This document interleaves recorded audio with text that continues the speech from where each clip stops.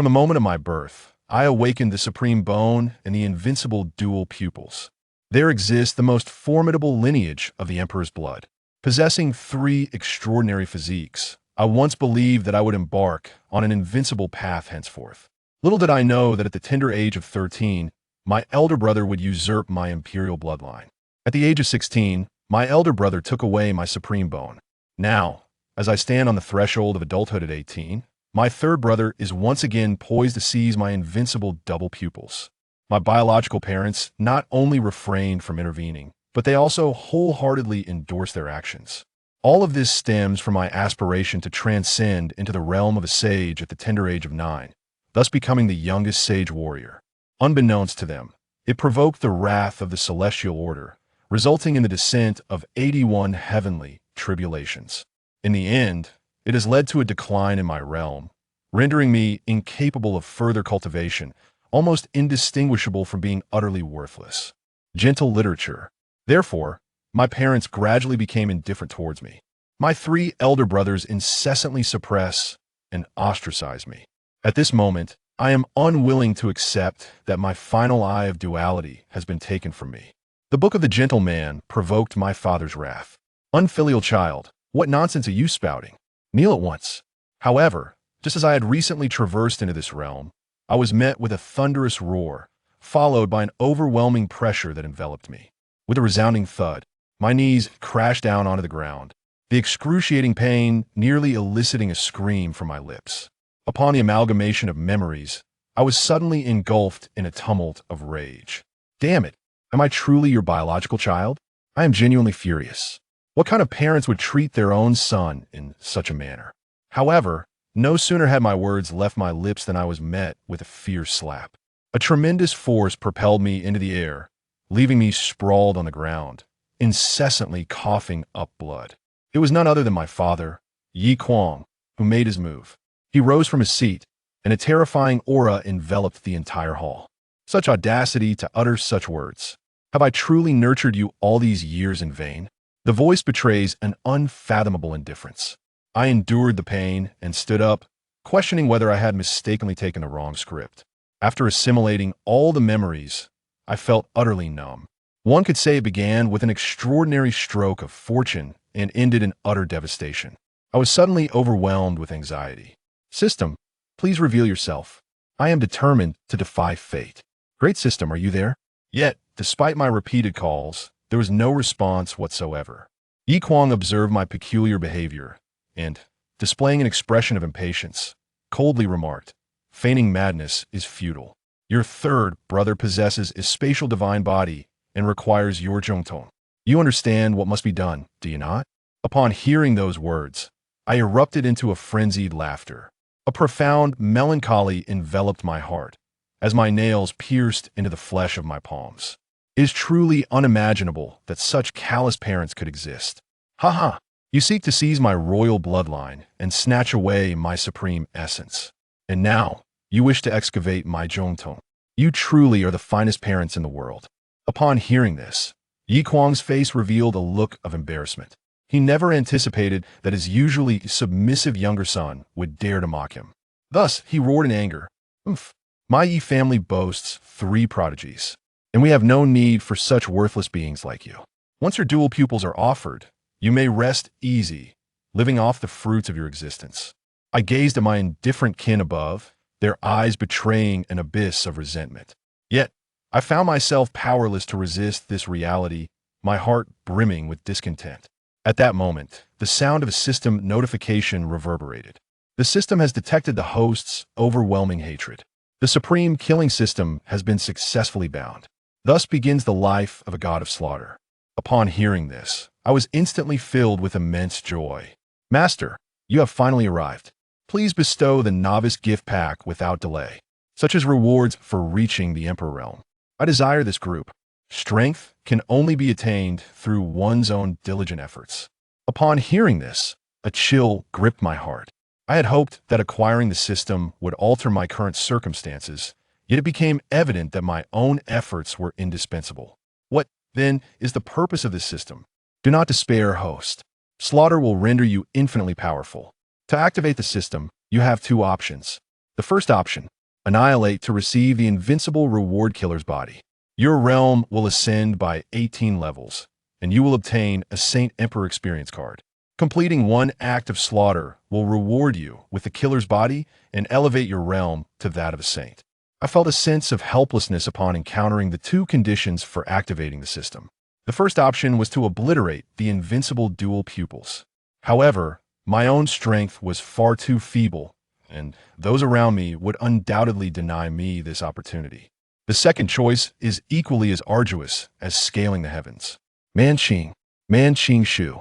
Even the weakest among those present possesses the strength of the tribulation crossing realm, while I, at this moment, am merely at the spirit sea realm. The notion of slaying my opponent is utterly unrealistic. Yet if it cannot be achieved, today I shall lose the invincible double pupils, and then I will truly become a shell of my former self. From that moment on, the opportunity to vanquish them will be utterly lost. It seems that no matter the effort, I cannot escape this predicament. It is indeed a source of profound despair. Mother Murong Shui observed my peculiar behavior, incessantly uttering incomprehensible phrases. She could not help but question whether my mental state had indeed faltered. After all, enduring a series of setbacks is a burden too heavy for anyone to bear. Upon contemplating this, she rose to offer some guidance to Chen. Since you can no longer pursue your cultivation, why not bestow the Zhongtong upon your third brother? In the future, as he commands respect in the realm of the human emperor, he will undoubtedly bring honor to our Yi family. Do not dwell too much on gains and losses. Furthermore, the Yi family shall protect you for a lifetime. Would it not be better for you to live peacefully as a young master? I turned to Murong Shui, and her tone, so matter-of-fact, instantly ignited a tempest of fury within me. I could scarcely fathom what manner of mother could utter such words. If I'm not mistaken, I must be the one you picked up. I cannot believe that there are parents in this world so heartless, sheltering themselves for a lifetime. I scolded with a pained expression. Upon hearing this, Brother Ye's fury ignited. His eyes blazed with a divine light, propelling me through the air. I crashed violently against the pillar of the great hall. To show disrespect to one's parents is truly reckless. If there is a next time, I shall personally render you powerless. I possess a spatial divine body that enables me to traverse the boundless void. Should it be complemented by the power of the Zhongtong, ascending to the status of an emperor would be well within reach. It would be an honor for you to bestow your Zhongtong upon me. Do you not realize? At this moment, Mu Rongshu spoke again. Chen, please do not be so willful. We all have your best interests at heart. You are all brothers, let not resentment take root in your hearts. Shall we? These seemingly caring words are laden with reproach. I am utterly disillusioned with this family. My eyes, devoid of emotion, gaze indifferently at my mother before me. The eldest brother seizes the imperial bloodline, while the second brother claims the supreme bone. Do you comprehend the anguish I have endured? The servants of a Yi family can freely humiliate me. Have any of you ever shown concern even once? Now, you seek to extract my dual pupils. Is it only when I have lost everything that I can be utterly forsaken? 3 consecutive questions, emerging from the depths of the soul, rendered Murong Shui momentarily speechless. Before her stood Yi Chen, a being who, regardless of circumstances, was a part of her very essence.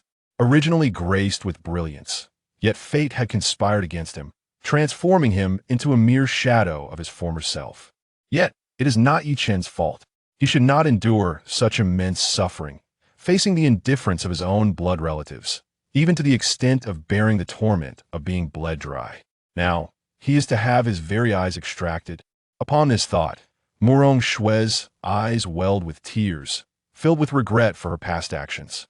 She reached out, intending to caress my head, saying, "Child, I have caused you suffering. No one shall take away your dual pupils today.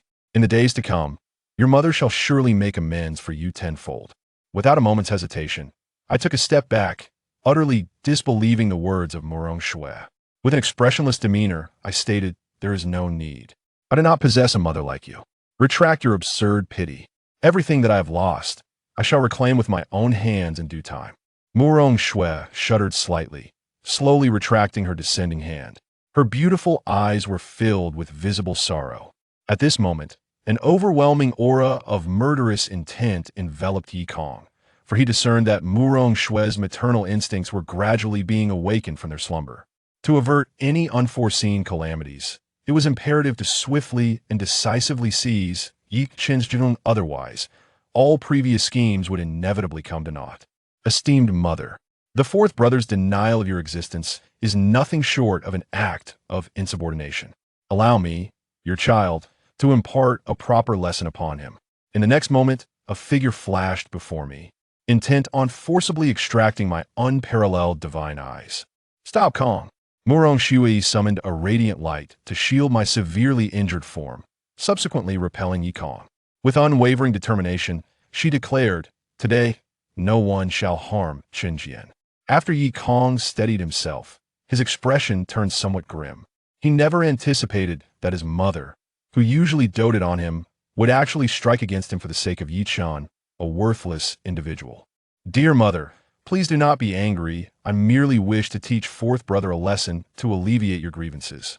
Murong Shui possesses the realm of a Saint King, and it is utterly impossible for her to forcibly seize Yi Chen's Junong. His gaze instinctively turned towards his father above.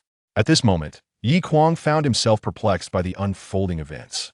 Murong Shui had unexpectedly taken it upon herself to protect Yi Chen, placing him in a most uncomfortable position.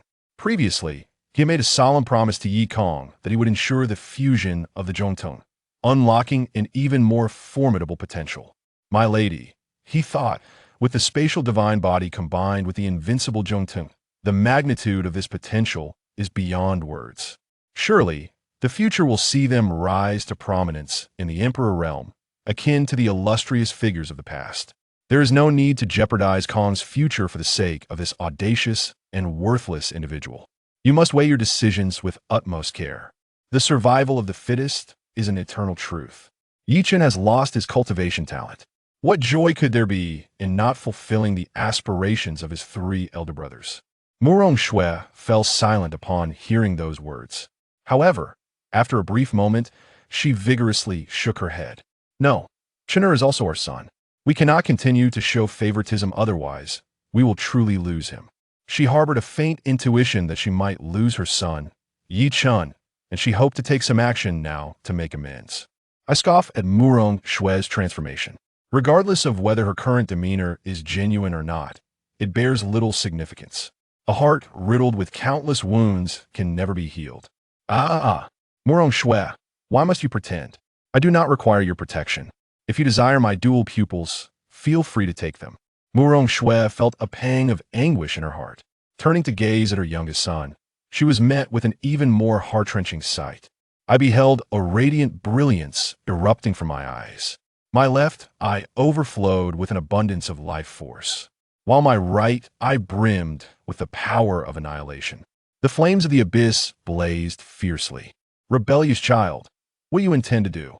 Yi Kuang felt an unsettling sensation and, with a fierce roar, emanated a terrifying aura that forced Murong Shui before him to retreat. Murong Shui, unwilling to be outdone, unleashed a torrent of sword intent and engaged in a fierce battle with Yi Kuang. Madam, please refrain from acting impulsively. Yi Kuang's expression was exceedingly grim. In an effort to prevent a tragic conflict between husband and wife, he could only retreat continuously, striving to soothe Murong Shui's turbulent emotions, while simultaneously channeling his power to safeguard the Grand Hall. For otherwise, the entire structure would surely collapse, and such a spectacle would undoubtedly provide amusement to onlookers. Taste it. I have ruined my own eyes, yet I shall not offer them to you. I laughed maniacally, seizing a fleeting opportunity to forcibly extract my own eyes, resolutely casting them into the infernal flames before me. The power of the dual pupils is formidable. One must tread lightly. To achieve destruction, one can only rely on the inherent strength of the dual pupils. When I activate the system, I shall leverage the experience card of the Saint Emperor's cultivation to directly retaliate against the Yi family. Everything I once lost, I shall surely reclaim with my own hands. Damn it! How could you wish to annihilate the Eye of Rebirth? Yi Kong was instantly filled with urgency, promptly invoking powerful arcane techniques, suddenly unleashing a myriad of divine lights. endeavoring to breach the defenses set by Murong Shui. Unfortunately, the disparity between the two parties is immense. Murong Shui, at the level of the Holy King, wields divine light that is remarkably potent, even when conjured effortlessly. Yi Kuang's eyes erupted with a terrifying fury. What a rebellious child! He would rather see the dual pupils destroyed than grant anything to his brother. Such a ruthless heart. Naturally, he could not allow the dual pupils to meet their demise so easily. A divine blade materialized in my grasp, and instantly, a terrifying aura surged skyward. With a resounding boom, the opulent hall was shattered in an instant. An overwhelming force violently propelled Murong Shui away. Following this, a colossal hand obliterated the divine light surrounding me. The guards and servants of the Yi family were utterly taken aback. Heavens, what has transpired? Even the palace has collapsed. It seems to be the doing of the fourth young master, that ineffectual one. It appears he has lost his dual pupils. What a lamentable fate indeed. There is no way out. Who could have anticipated that the third young master possesses a divine body of space? Should he acquire the Zhongtong, he would undoubtedly become an even more formidable force. The fate of the fourth young master has long been sealed. At that moment, Yi Kong swiftly plunged into the ethereal flames, retrieving the Zhongtong. After a meticulous examination, he could not help but breathe a sigh of relief.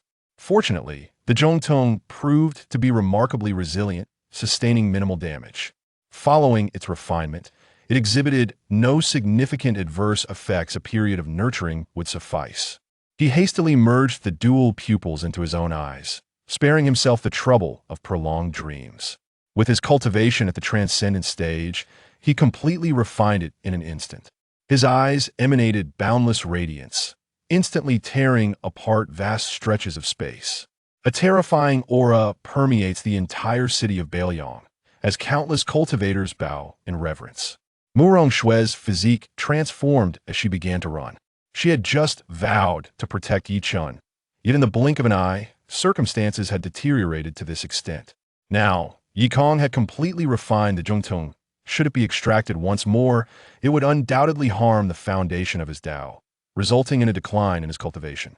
Both the palm and the back of the hand are flesh. She was at a loss on how to confront the situation. In an instant, her composure shattered, and she spat out a mouthful of blood. Her breath became erratic, hinting at a descent into madness. Upon witnessing the scene, Yi Kuang was taken aback. He swiftly moved to Murong Shui's side, channeling his energy into her to stabilize the rampant spiritual power within her. "My lady, please remain calm.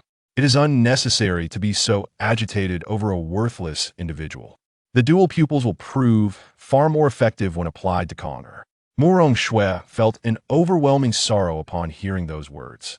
She finally comprehended the boundless resentment reflected in Yi Chen's gaze directed towards her and the others. With a father who showed no affection and a mother who offered no love, coupled with 3 elder brothers who stripped him of everything he held dear, who could endure such torment? As these thoughts engulfed her, Murong Shui's heart ached even more profoundly. Suddenly, she coughed up a mouthful of blood and then succumbed to unconsciousness. Yi Kuang, fearing unforeseen circumstances, hurriedly took Murong Shui away in search of a place to tend to her injuries. Otherwise, any lingering repercussions would be undesirable. At this moment, I find myself helplessly seated upon the ground, blood continuously streaming from my eyes after losing my dual pupils. I struggle to perceive my surroundings through the remnants of my consciousness. Even more dire is the relentless decline of my cultivation, which only ceases upon reaching the 3rd level of body refinement. My mental faculties have nearly been entirely obliterated, rendering me a pitiable blind soul. Alas, I have once again met with failure. My voice betrays a sense of desolation. I had initially envisioned transforming a bicycle into a motorcycle through sheer determination. Regrettably, I underestimated the prowess of Yi Kuang and his companions, which ultimately thwarted my attempts to annihilate the destructive power of my dual pupils. At present, the only remaining option to activate the system is to carry out a killing. However, given the current circumstances, committing such an act proves to be quite challenging. After all, one cannot expect others to willingly extend their necks for their own demise. At this moment, After Yi Kong had briefly acquainted himself with the abilities of the double pupils, he cast an indignant gaze upon me. His mother, who usually showered him with affection, was willing to sever ties with his father and turn against him, in a desperate attempt to thwart their efforts to unearth Yi Chen's double pupils. The reckless actions of his adversary, particularly the intent to obliterate the double pupils, still instilled in him a lingering sense of trepidation. At this moment, he yearned to eliminate Yi Chen before him to alleviate the resentment that plagued his heart. However, fratricide is a grave taboo, regardless of the circumstances, and the repercussions of such an act would be far-reaching. Thus, he was compelled to forcibly restrain the tumult within his soul. Yet, to let Yi Chen go unscathed left him with an insatiable discontent. After pondering for an extended period, he finally devised a solution that would satisfy both parties. Subsequently, he spoke with great conviction. His mother, incensed, nearly spat blood in anger. "Today, I shall render you powerless, so that you may learn a valuable lesson and avoid future calamities." No sooner had he spoken than Yi Kong unleashed a few bursts of spiritual energy. This surge of spiritual energy ruthlessly annihilated my dantian and meridians, rendering me utterly incapacitated. After completing all these tasks, he summoned several servants from the Yi family, then revealed a smile imbued with significance as he instructed, "Take good care of your young master from now on, for he has unfortunately become a shadow of his former self. Lead him below to rest properly." Now, Yi Chen has become a mere shell of his former self. In the future, his standing within the Yi family will likely be inferior even to that of a dog. There is no absolute necessity for his demise. Perhaps living on would be far more excruciating than the release of death. Rest assured, young master, my subordinates will undoubtedly take good care of the fourth young master. Several attendants immediately understood and patted their chests in assurance.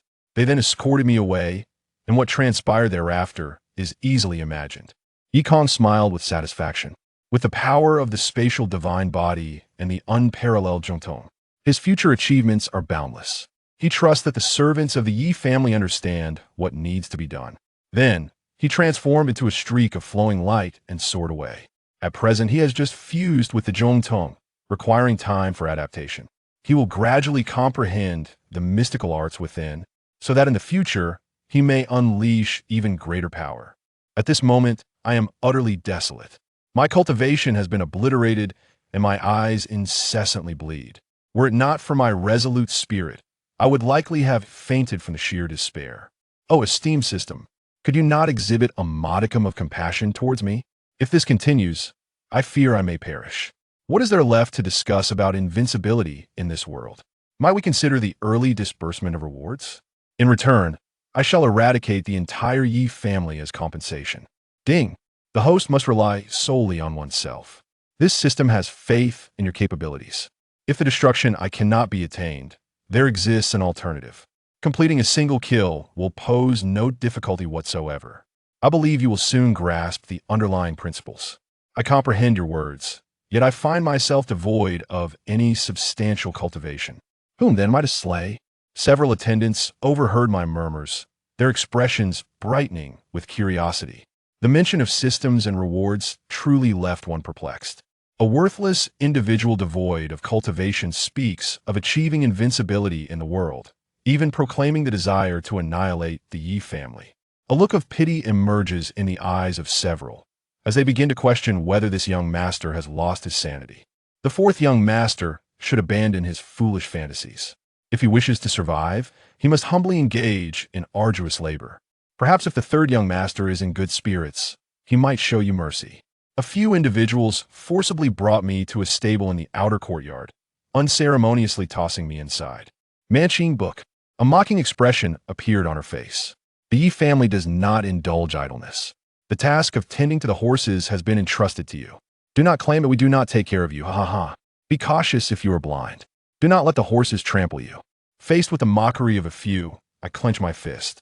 The tiger, having fallen to the plains, is bullied by dogs. The dragon, roaming the shallow waters, is toyed with by shrimps. I cannot restrain myself from striking the ground with a fist. Congratulations to the host for vanquishing an ant, thus completing the assassination task. The supreme killing system has been successfully activated, granting the following rewards. 1. The body of the killing god. The more damage inflicted or sustained, the stronger the amplification of power. This body possesses formidable self-healing abilities, with the capacity for blood rebirth upon reaching full mastery. 2. A saintly cultivation experience card. This card allows the host to temporarily elevate their cultivation to the saint realm for a duration of 3 hours. At that moment, I seamlessly merged with the body of the god of killing. Instantly, my shattered meridians and dantian were entirely restored, and my cultivation level ascended by 10 ranks. I now stood at the second level of the spiritual sea realm. Such a remarkable transformation left me momentarily stunned, unable to grasp the enormity of it all. Crushing an ant was tantamount to completing a kill. No wonder the system claimed there was no difficulty involved. It was indeed as simple as that. Haha! With the system at my command, the world is mine to conquer. Chapter 4. The Cycle of Celestial and Demonic Eyes. The servants exchanged glances. Bewildered by Yi Chen's erratic behavior, he was now laughing maniacally, clearly indicating a disturbance in his mental state. Meanwhile, a crowd of onlookers gathered, murmuring their discontent and lamenting the fall of once prominent talents to such a pitiful fate. Poor child, they mused. It seems he cannot bear the weight of his misfortunes and has lost his sanity. Without his dual pupils and cultivation, anyone can bully him. His future is bleak. Moreover, the third young master had commanded them to keep a close watch on the fourth young master, adding a sinister twist to their idle amusement. Before his powers were stripped away, Yi Chen might have stood a chance against them, but now he was like a fish on the chopping block, ready for slaughter. Host, Yi Chen. Cultivation, second layer of spirit sea. Physique, slaughter divine body, blood-soaked rebirth. The more bloodshed or damage endured, the greater the enhancement of strength. With formidable self-healing capabilities, at its peak, can achieve rebirth through blood. Bloodline, none. Techniques, none. Weapons, none. Divine abilities, none. Items, Saint Experience Card 1. Gazing at his attribute panel, Yi Chen's laughter grew more unrestrained. With the Saint Experience card in hand, he had no reason to hold back. Just then, a few stable boys approached. Fourth young master, feigning madness serves no purpose. Since you are here, you might as well work diligently, or do not blame us for being unkind. They, who typically bore the brunt of menial tasks within the Yi family, had amassed considerable resentment, now ready to unleash it upon the useless young master before them. You insolent wretches, how dare you? Yi Chen rose abruptly, a terrifying murderous aura emanating from him. Even without his sight, his presence remained formidable. Yet, the stable boys showed no concern, mocking him instead. A blind man, stripped of his powers, still dares to claim the title of Yi family's young master. If you misbehave, we shall teach you a proper lesson.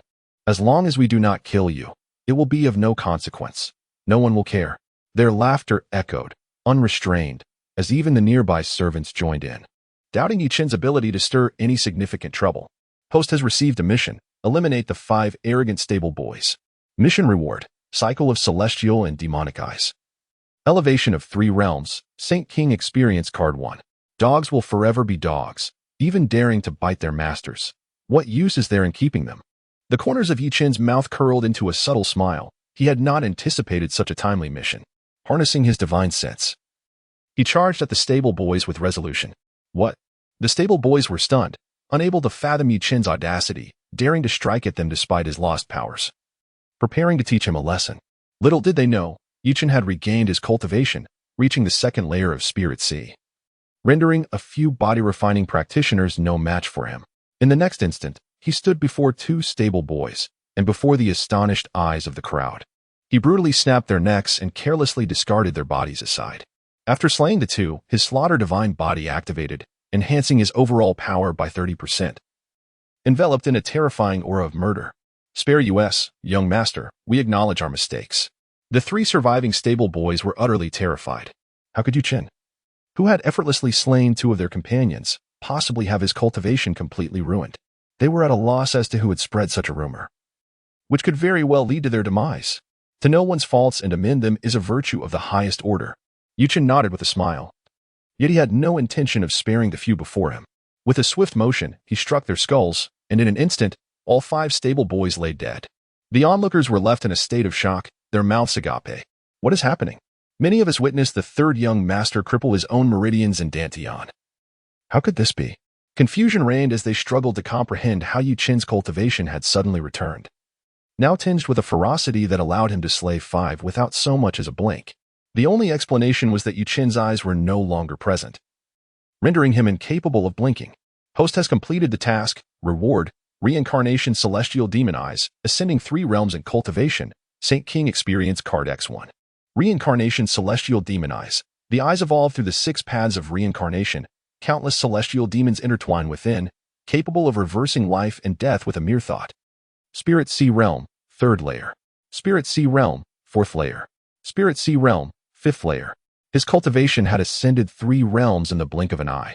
And with the enhancement of the killing divine body, his overall power had surged 2 to 3-fold, instilling him with confidence even against those in the condensation realm. Reincarnation Celestial Demon Eyes integrated successfully.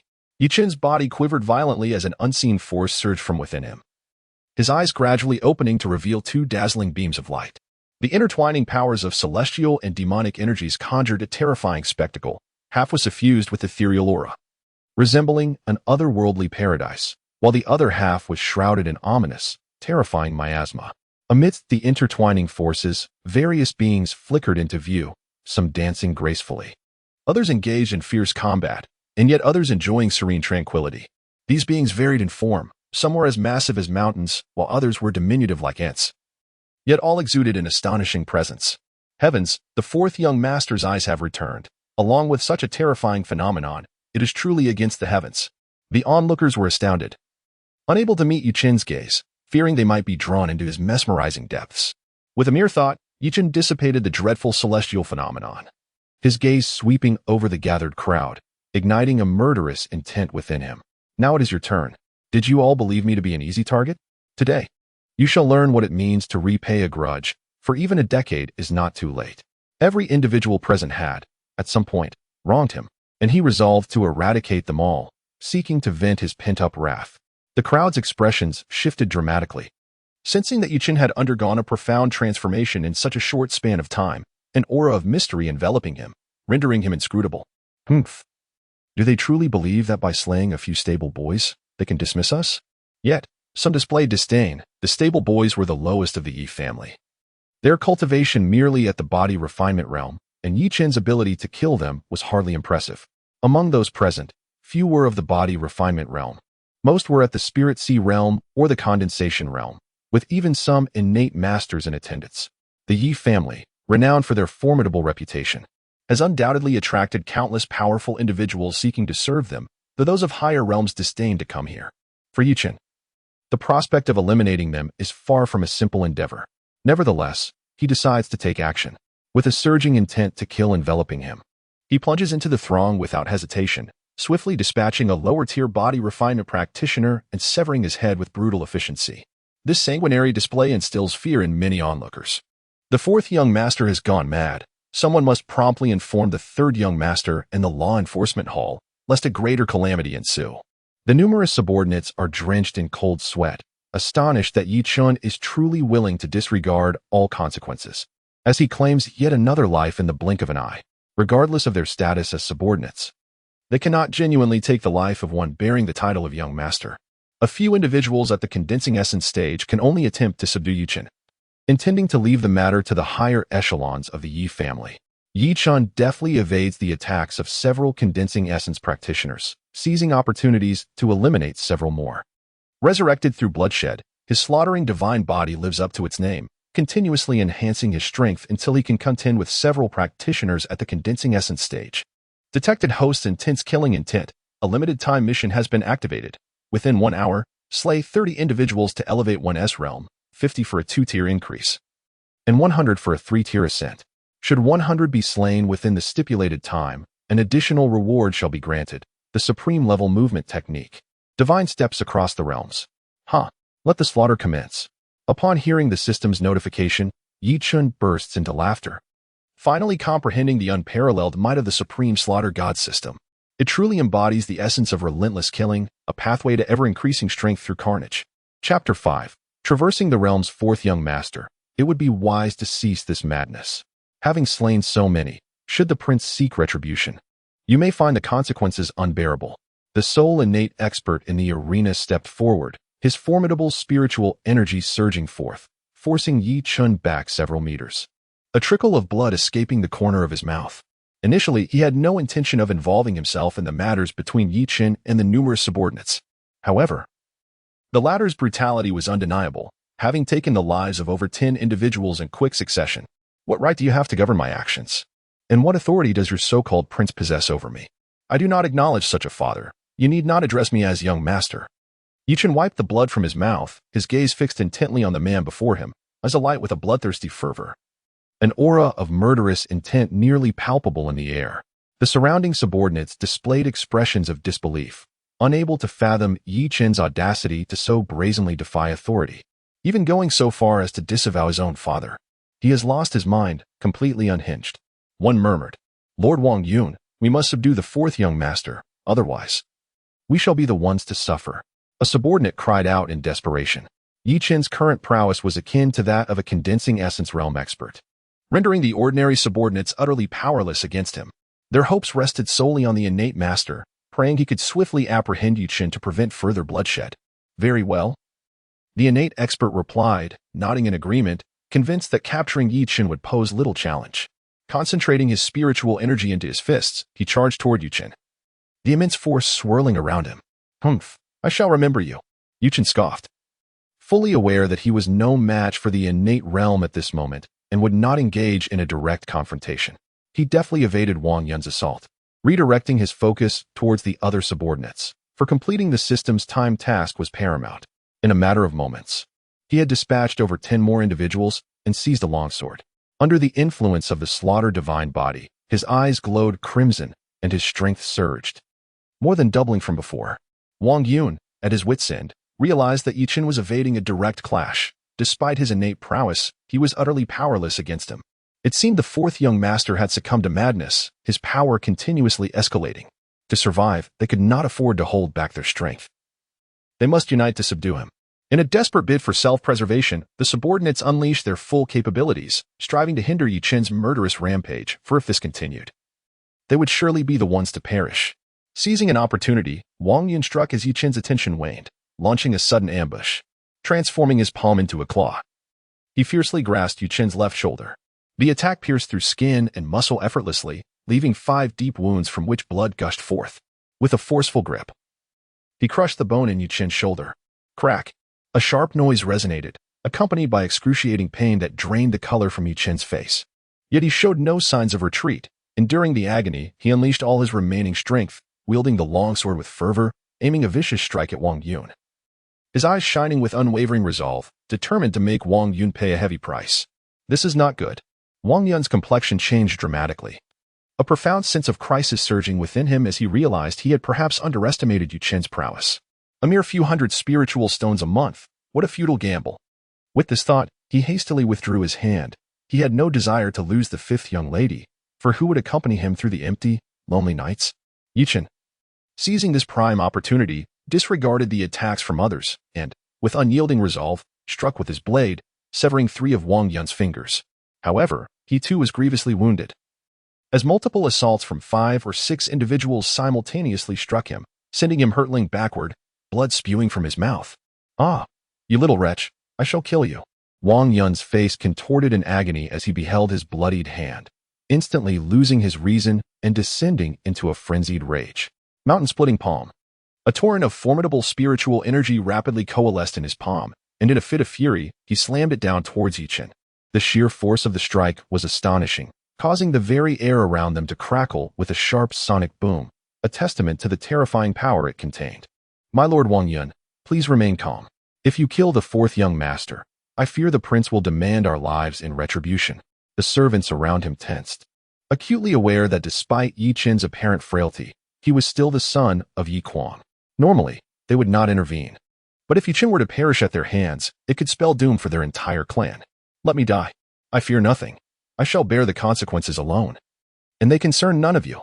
Blinded by rage, Wang Yun disregarded the pleas of those around him, resolutely intent on slaying Yi Chen. Yi Chen did not flinch or evade. His eyes glinted with a bloodthirsty gleam as he met Wang Yun's full-force palm head-on, feeling as though his very insides were shattering. Blood spraying onto his adversary's face. Oh heavens, this is madness. If the fourth young master dies, our fates will be dire.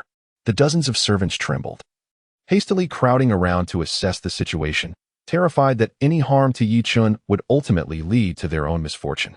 As they drew closer, they immediately noticed something amiss, a small blade tip protruding from Wang Yun's back, blood trickling down slowly, almost imperceptibly. Haha, a mere innate realm warrior. And yet he meets his end at my hands. At that moment, Yi Chun burst into laughter, delivering a powerful kick to Wang Yun, who had just withstood his reckless assault. Seizing the opportunity, he plunged his long blade into Wang Yun's heart. It was a case of wounding the enemy 1,000 times while inflicting 800 wounds upon oneself. Fortunately, he had dispatched Wang Yun, the innate realm master, rendering the remaining foes utterly insignificant. My goodness, Lord Wang Yun is dead. The crowd was engulfed in shock, the timid among them even losing control of their bladders, their minds blank with disbelief. How could a formidable innate realm cultivator perish at the hands of a mere waste? Some shook their heads frantically, unwilling to accept the reality before them, finding it utterly inconceivable. Waste, my foot. Run, now. Yi Chen had slain an innate realm master, and yet some still dared to label him as worthless, truly a testament to their ignorance. If they did not flee now, when would they? The throng of servants swiftly scattered, for none wished to meet their demise. Kill, kill, kill. The consecutive blows and relentless slaughter significantly awakened the bloodthirsty essence within, filling the heart with a terrifying desire for carnage, while the mind was somewhat affected.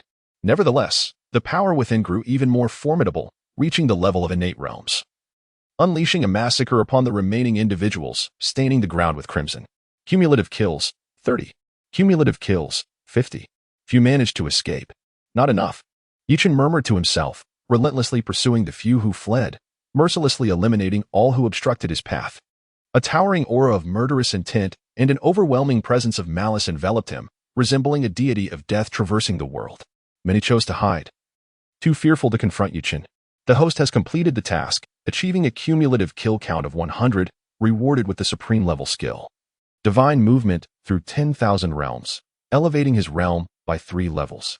Divine movement through 10,000 realms, a secret technique created by supreme beings, initially harnessing the power of wind and thunder, capable of unparalleled speed. In later stages, it utilizes spatial forces, making traversing through realms effortless. 6th layer of spiritual sea realm. 7th layer of spiritual sea realm.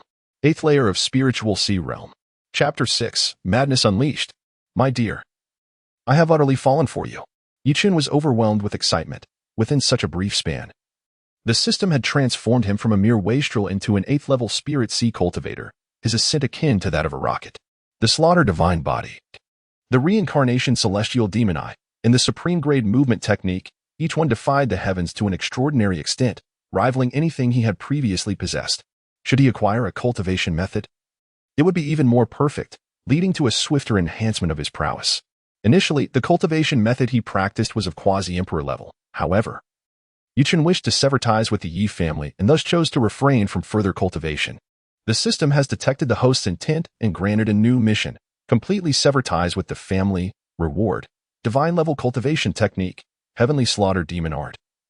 Increase in realm by 3 levels, 1 holy emperor experience card. Limited time mission acquired. For every 3 members of the Yi family eliminated, receive 1 solidifying essence pill. The system is truly remarkable. A smile graced Yi Chen's lips. It seemed that whatever he desired manifested before him. He had already intended to create chaos within the Yi family, to slay Yukong and reclaim his precious eye. To his surprise, the system was exceedingly considerate, promptly assigning him a mission along with generous rewards. Simply splendid. Yi Chen, have you lost your mind? You have slain over 100 members of the Yi family. Do you comprehend the consequences?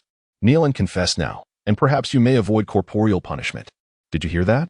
At that moment, hundreds surrounded Yi Chen, all members of the law enforcement hall, most of them lacking in talent and possessing mediocre cultivation, along with some recruited cultivators. They typically maintained the family stability and managed countless individuals within and beyond the family estate. Now, witnessing Yi Chen's unhinged behavior nearly caused them to faint from fury. Such conduct was a blatant affront to the authority of the law enforcement hall, intolerable by any standard. Had it been Yi Chen's 3 elder brothers, the law enforcement hall would have certainly refrained from excessive reprimand. Yet, the former was merely a useless waste, thus treated differently. As long as they did not kill him, They were prepared to relish the torment they would inflict upon Yi Chen. Pathetic fools, Yi Chen scoffed, brandishing his blade and charging forward, swiftly claiming two heads in the blink of an eye. The assailants were merely ordinary members of the law enforcement hall.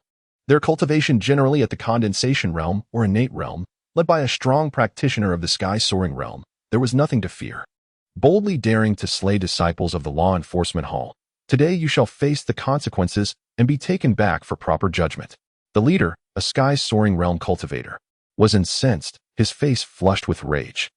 He had never anticipated that Yi Chen would be so audacious as to kill two disciples of the condensation realm right off the bat, utterly disregarding his authority. The aura of the sky-soaring realm erupted from him as he soared into the air, conjuring several palm strikes aimed at Yi Chen. Yi Chen squinted, aware that his current strength could handle those of the innate realm without much difficulty. However, there remained a considerable gap between him and the sky-soaring realm cultivator. He decisively invoked a secret technique from the realm of divine movement, wind shadow. Harnessing the elemental power of wind, his speed multiplied several times, weaving through the ranks of law enforcement disciples and harvesting their lives with relentless efficiency. Demon, help, curse him. Let us work together to incapacitate Yi Chen.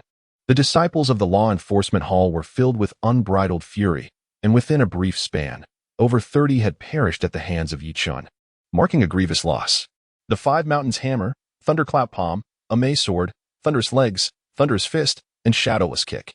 The remaining disciples, no longer holding back, launched a concerted assault on Yi Chen, unleashing a myriad of formidable techniques, their spiritual energies resonating tumultuously.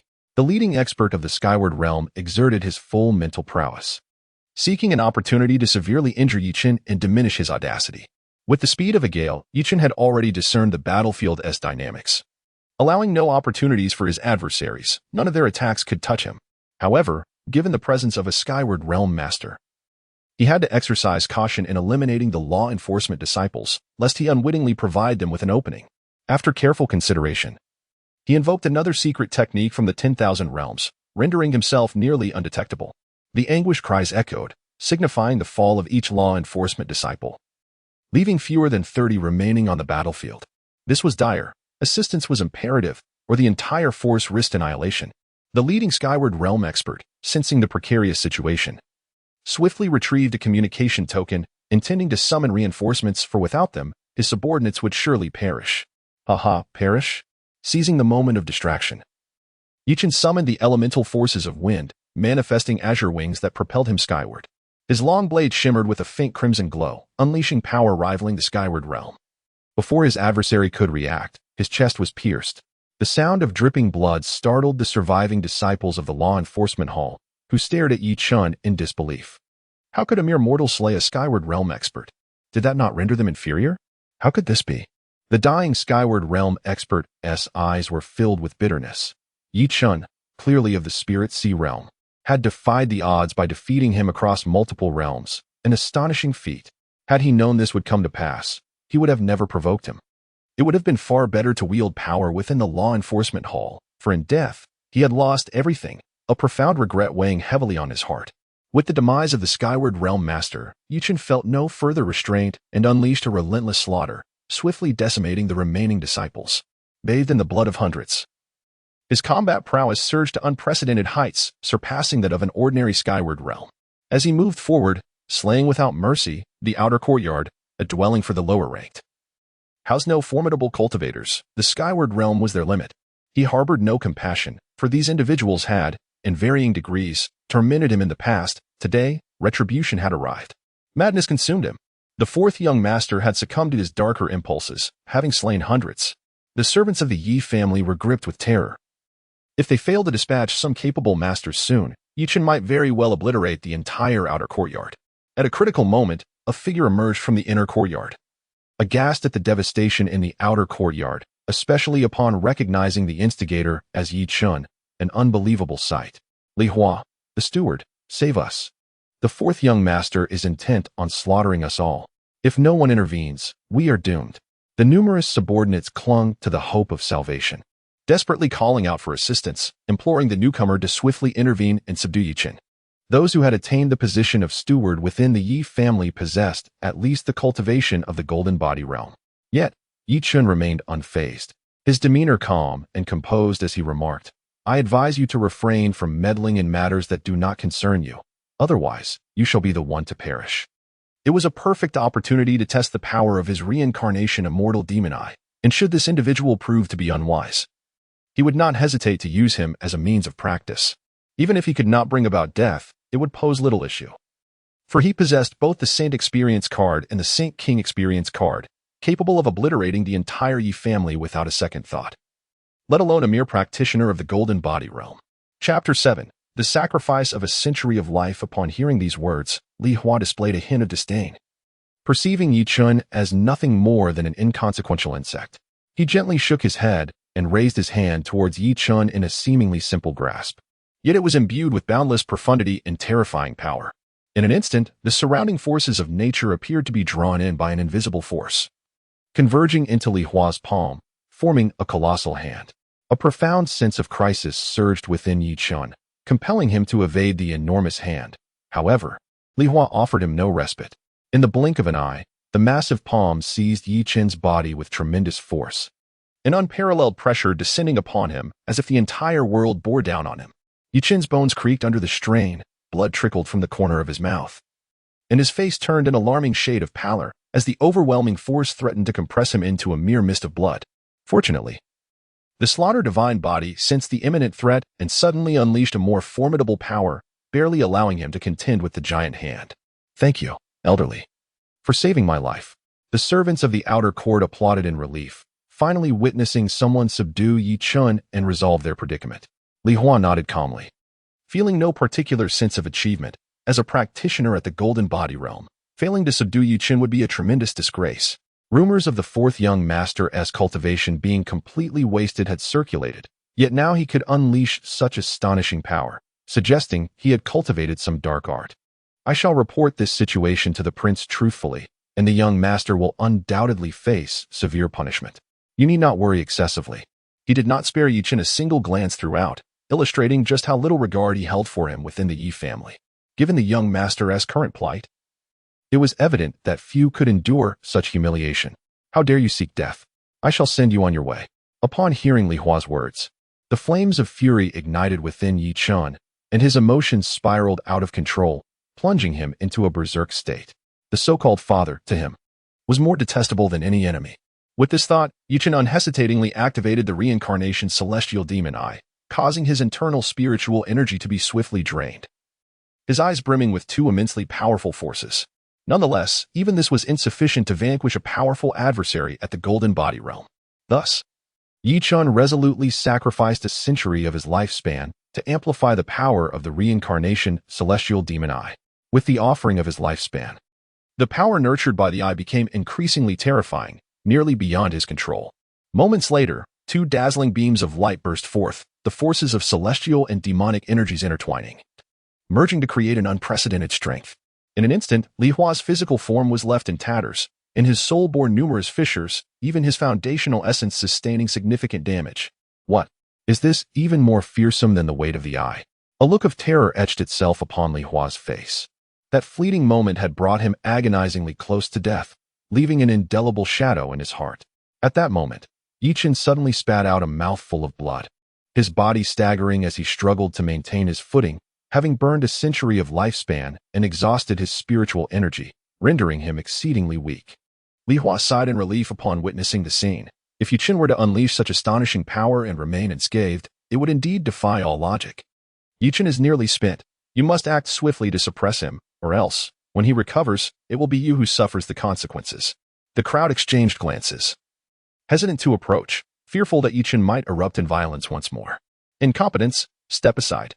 Li Hua, nearly speechless with rage, strained against his injuries and slowly advanced toward Yi Chen, intending to seal the latter's cultivation to prevent any further mishaps. "Cough, cough, it seems this is my limit," Yi Chen lamented, realizing that the Golden Body Realm cultivators were even more formidable than he had anticipated. Despite sacrificing a century of his lifespan to activate the reincarnation celestial demon eye, he had failed to vanquish his opponent. It appeared that he had no choice but to unveil his final trump card. Host consumes the Saint Experience card, randomly obtaining the cultivation of a fourth-order saint for a duration of 3 hours. Boom. A terrifying aura of sanctity shattered the heavens, and under this immense pressure, Li Hua of the Golden Body realm was obliterated, leaving not even a trace behind. Spare us, fourth young master. We realize our mistakes. The subordinates trembled in fear, utterly unprepared for the revelation of Yi Chen's saint-level prowess, which had been concealed so profoundly. With such strength, how could he feign weakness and endure their oppression? It was a pure manipulation of human emotions. Yi Chen seized the opportunity, darting into the sky and with a mere wave of his hand, annihilated the external courtyard of the Yi family, along with over 1,000 subordinates within it. The cries of anguish and pleas for mercy echoed endlessly. With none escaping the calamity, beneath the saint, all were but ants, and the scene was vividly illustrated. The tremendous commotion alerted the entire North Liang city, drawing countless curious gazes and inciting animated discussions. Could it be that the Yi family has produced a new saint? It was plausible, given the family's profound heritage.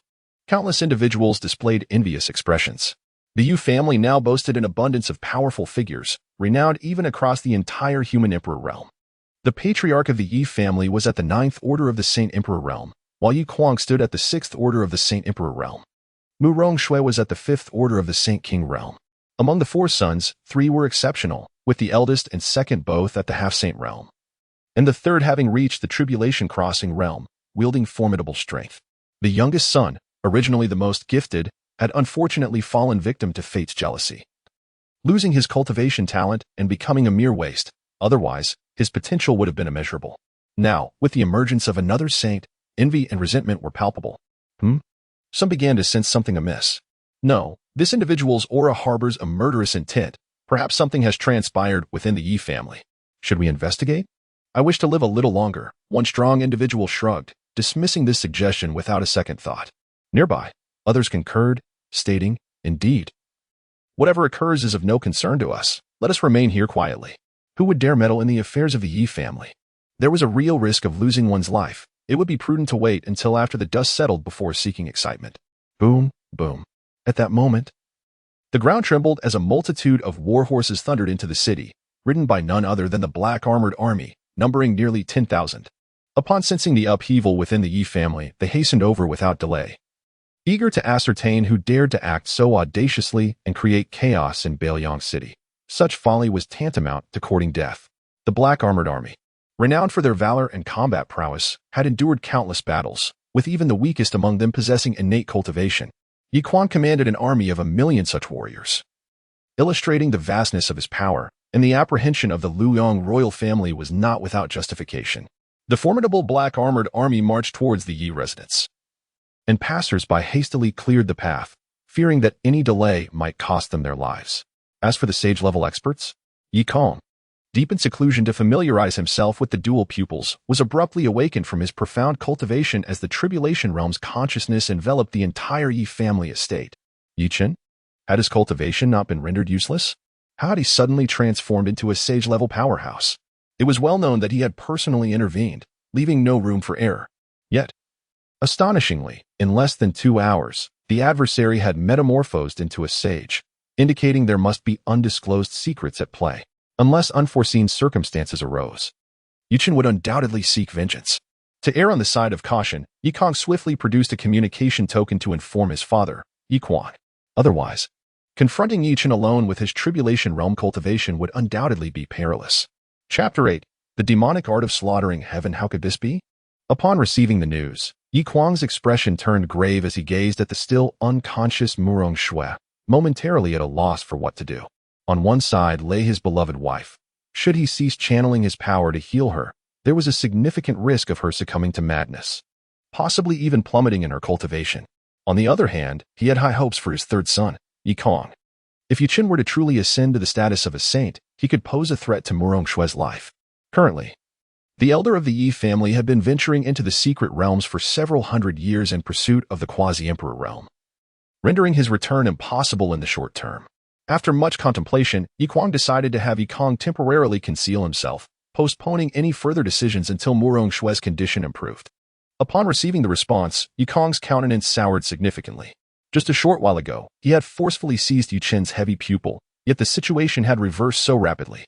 However, prioritizing his own safety, he employed various spatial secret techniques to obscure his figure, utilizing the heavy pupil to mask his entire presence. Yi Kong's previous location was instantly rendered empty, leaving no trace behind, confident that even a saint would be unable to detect him. Has he vanished? At this moment, Yi Chen furrowed his brow slightly, having just sensed Yi Kong's faint aura, now inexplicably absent.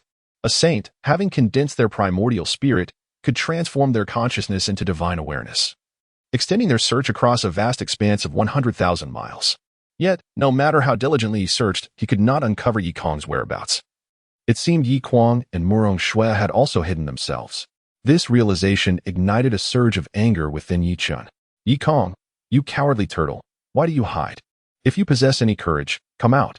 You have seized my heavy pupil. Today, you shall pay a heavy price for your actions.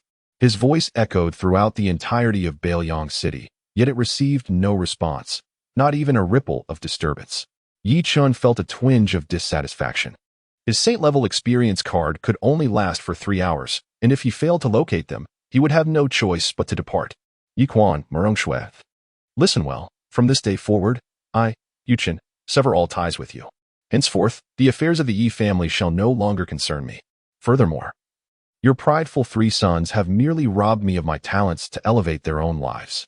All that I have lost shall eventually be reclaimed by my own hand. The suffering I have endured will be repaid to them 100-fold and 1,000-fold.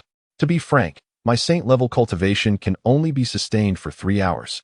Should you fail to show yourselves, I shall take my leave. In the future, the opportunity to eliminate me will not be as favorable. Ha ha. His laughter was laced with an endless sorrow, a frenzied outpouring of his pent-up dissatisfaction, as the lingering obsessions of his original self gradually dissipated. Host has completed the task of severing ties with the family. Reward: divine level technique, demonic art of slaughtering heaven, elevating cultivation level by 3 tiers, Saint Emperor experience card 1. Time task completed. A total of 1,500 adversaries slain. Reward: solidifying essence pill 500. Demonic art of slaughtering heaven. Cultivate through slaying. The cycle of killing knows no bounds, allowing for the plundering of a foe's cultivation and lifespan. Solidifying essence pill enhances spiritual power, stabilizes the foundation of one's path. Effective below the fragmented void realm. 9th layer of spirit sea realm. 1st layer of condensing yuan realm. 2nd layer of condensing yuan realm. Yi Chen presently possesses the cultivation of a saint, yet the elevation of his realm does not evoke any profound sensations. However, the experience card of the Saint Emperor is an entirely different matter. With this object in his possession, it might even be feasible to annihilate the Yi family. Today, without a doubt, Yi Kong must meet his demise. Not even the mightiest deity could save him. Furthermore, the divine technique, the sky-slaying demonic art, piques Yi Chen's curiosity regarding how it can usurp an enemy's cultivation and lifespan. He is determined to experiment with it shortly. Unbeknownst to him, his recent utterances have stirred a tempest in Bailiang City. It seems that Yi Chen, the 4th son of the king of Bailiang, is at the center of this commotion. Rumors suggest he possesses an extraordinary talent, yet the heavenly path does not permit such beings to exist, and thus unleashed 81 thunder tribulations to obliterate him. With a bloodline of the emperor, a supreme sword bone, and an invincible heavy pupil, 3 unparalleled physiques. Unfortunately, all have been utilized to elevate others. It is no wonder he chose to rebel against the Yi family. Anyone would find it intolerable. From his words, it appears he has encountered some fortuitous event. Otherwise, such a significant uproar would be inexplicable. Countless individuals engage in fervent discussion, piecing together the narrative. It is indeed Yi Chen, the 4th son of the Yi family, who has inexplicably attained a brief period of saint-level cultivation. Perhaps out of guilt, the king and queen of Bailiang dare not show themselves, allowing Yi Chen to vent his emotions unchecked. More astonishingly, Yi Chen has declared his intention to sever ties with the Yi family. Now the entirety of Bailiang City is aware, and it is believed that soon, this news will spread throughout the emperor's realm, inevitably inciting great commotion. The headlines in the emperor's realm will undoubtedly proclaim, the 4th son of the Bailiang Yi family faces endless injustice, gains heavenly methods, temporarily elevates cultivation to the saint level, and creates chaos within the family. In a reckless act, he severs family ties, truly a man of fortitude. Once this matter becomes public, the Bailiang Yi family will become the subject of ridicule. Many are curious how the king of Bailiang, Yi Kuang, plans to address this situation. Unfilial son, I shall ensure your demise. In a concealed space, Yi Kuang trembles with rage, The events of the day have utterly humiliated him, and he wishes nothing more than to strangle Yichen. Chinner, do not leave. At that moment, Morong Shui murmurs, a tear escaping the corner of her eye. Yi Quan, disregarding everything else, hastens to assist her in regulating her internal energy. Fortunately, everything begins to progress favorably. Morong Shui's aura stabilizes, averting the peril of falling into madness. Soon, she will no longer require his guidance, and at that time, he will undoubtedly go forth to eliminate Yichen, this rebellious son, to spare himself further embarrassment. Meanwhile, Yichen diligently searches for Yi Kong's whereabouts, yet finds no trace. He decides to shift his focus to others. With a mere wave of his hand, he summons dozens of individuals, swiftly dispatching them with a breath. Under the might of his formidable divine sense, he can distinctly perceive the cultivation and life essence of the deceased transforming into countless imperceptible threads, rapidly dissipating in the air. By employing the sky-slaying demonic art, he can absorb a portion of these threads, refining their energy to replenish his depleting lifespan and spiritual power. The surplus energy will enhance his cultivation, temper his physique, and extend his lifespan. Ah, so it is. Truly, a divine technique. Yichen erupted into a hearty laugh, for the Lu Tian demon technique was indeed extraordinary. If this continued, he could attain boundless longevity while effortlessly breaking through realms. Yi Quan and the others, if you do not reveal yourselves soon, I shall be compelled to annihilate all in my path. Are you truly willing to witness your subordinates and kin meet a tragic end? Those of the sage realm possess the ability to create independent spaces. Discovering one is no simple task. Thus I can only resort to provocation to draw you out. No sooner had he spoken than he swept up hundreds of individuals, crushing them into a mist of blood before the terrified gazes of others, ravenously seizing the dissipating vitality and cultivation. His realm ascended to the third level of the condensation realm, and his lifespan extended by over a millennium, a truly exhilarating experience. Chapter 9. The ultimate move. The surviving members of the Yi family trembled in fear, gathering in the ancestral hall, prepared to wield the formations within to resist Yi Chen. Yi Chen, this is the Yi family's ancestral hall. Do not act recklessly. Betraying one's master and annihilating one's ancestors is an affront that cannot be tolerated by heaven and earth. The crowd prayed fervently for Yi Kuang and others to emerge quickly. For otherwise, the Yi family would face annihilation. Haha, I have severed all ties with the Yi family. What concern is it of mine to betray my master and destroy my ancestors? Yi Chen laughed heartily, feeling no sense of belonging to the Yi family. The ancestral hall held no power over him. As for the so-called intolerability of heaven and earth, it was but a jest. At the age of 9, when he was brimming with ambition, the heavenly tribulations descended upon him, 81 bolts of thunder that shattered his foundation, altering the course of his life. By all accounts, heaven had long since found him intolerable. Since that was the case, it was better to carve out a path of blood. He lifted his gaze to the heavens. What does it matter if heaven cannot tolerate me? One day, I shall defy the heavens. No one shall dictate my fate. The Yi family members gasped in shock. Curse be you, Yi Chen, you madman. You have fallen into the path of darkness. When your father returns, we shall ensure he cleanses the family. A madman who dared to betray his master and defy the heavenly way was beyond redemption. Haha, one must be mad to ascend. Slaying gods and vanquishing demons leads to immortality. Yi Chen laughed maniacally, his eyes gleaming with determination. What did it matter if he walked the path of darkness? What he sought was freedom, a life lived on his own terms. With a thunderous roar, Yi Chen unleashed his full power, launching an assault on the Yi family's ancestral hall. The earth trembled, and numerous structures collapsed into ruins. If you wish to survive, pour all your strength into the formation, and hold back this madman Yi Chen until the family head and others arrive. The surviving Yi family members and recruited cultivators numbered nearly 1,000, now unreservedly channeling their spiritual energy to maintain the formation's operation. The formation, laid down by a saint emperor, was formidable as long as there was sufficient energy. Even a saint could not easily breach it. They believed they could withstand Yi Chen's onslaught. Let us see how long you can endure. Yi Chen scoffed, his disdain evident. With the experience card of a saint's cultivation, his spiritual energy was infinitely renewable. Once depleted, it could be instantly restored, akin to having boundless reserves. Moreover, he possessed the reincarnation celestial demonic eye, a powerful weapon he could not afford to waste. Integrate the celestial and demonic forces charge. All the spiritual energy surged into his eyes, unleashing a torrent of celestial and demonic light that converged upon the formation of the ancestral hall. With a single strike, over 1,000 individuals were met with backlash, spewing blood as their vitality plummeted. unable to maintain their peak combat prowess. Everyone, muster your strength. Even if it costs us our lifespan, we must hold firm, otherwise. If the formation shatters, we will surely meet our doom. Weigh the gravity of the situation wisely. The most powerful among them, a semi-saint, endeavored to calm the crowd, urging them to persist in maintaining the formation's operation. Indeed, such a powerful attack cannot be unleashed by Chen repeatedly. Do not give up. Within the ancestral hall, an atmosphere of mutual suspicion enveloped the gathered individuals, for none wished to meet their demise at the hands of Chen.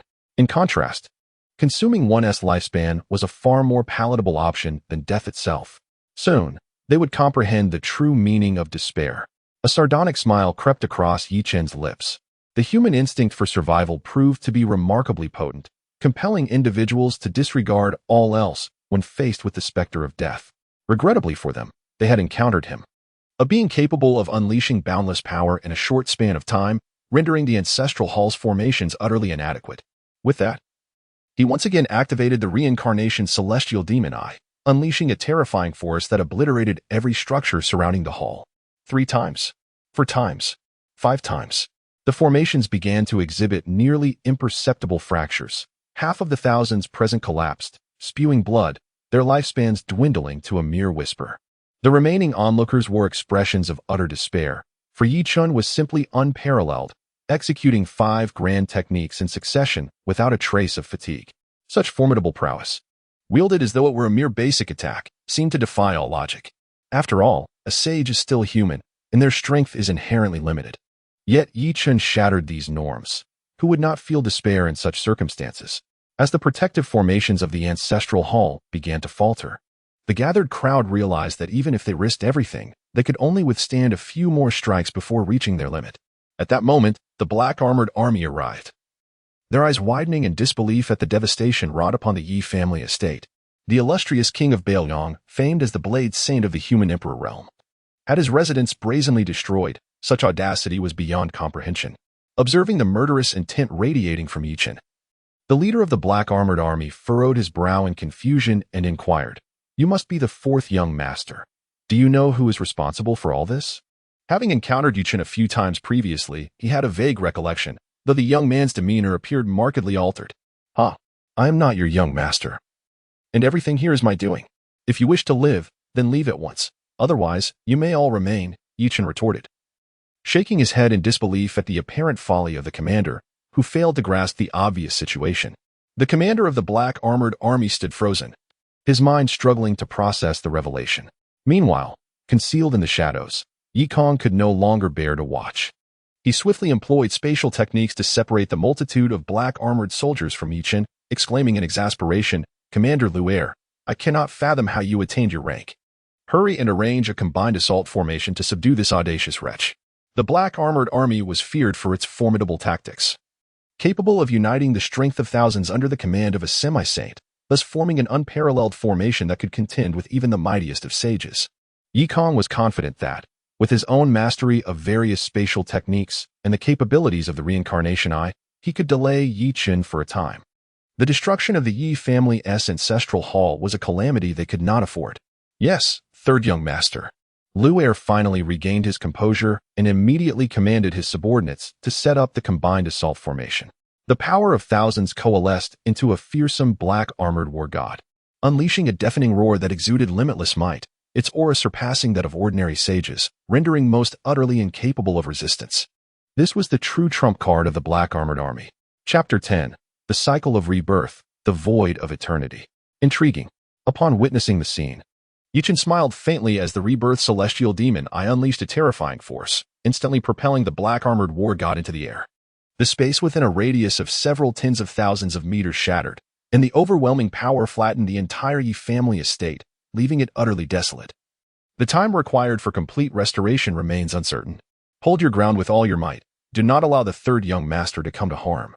Otherwise, we will have no explanation for the prince. The black-armored army, fiercely loyal, burned their lifespans and employed a combined formation to withstand the residual force of the rebirth celestial demon eye. The black-armored war god steadied himself and flew back, wielding a massive divine hammer, seizing the opportunity to strike at Chen as the space around them continued to collapse. akin to a cataclysmic disaster.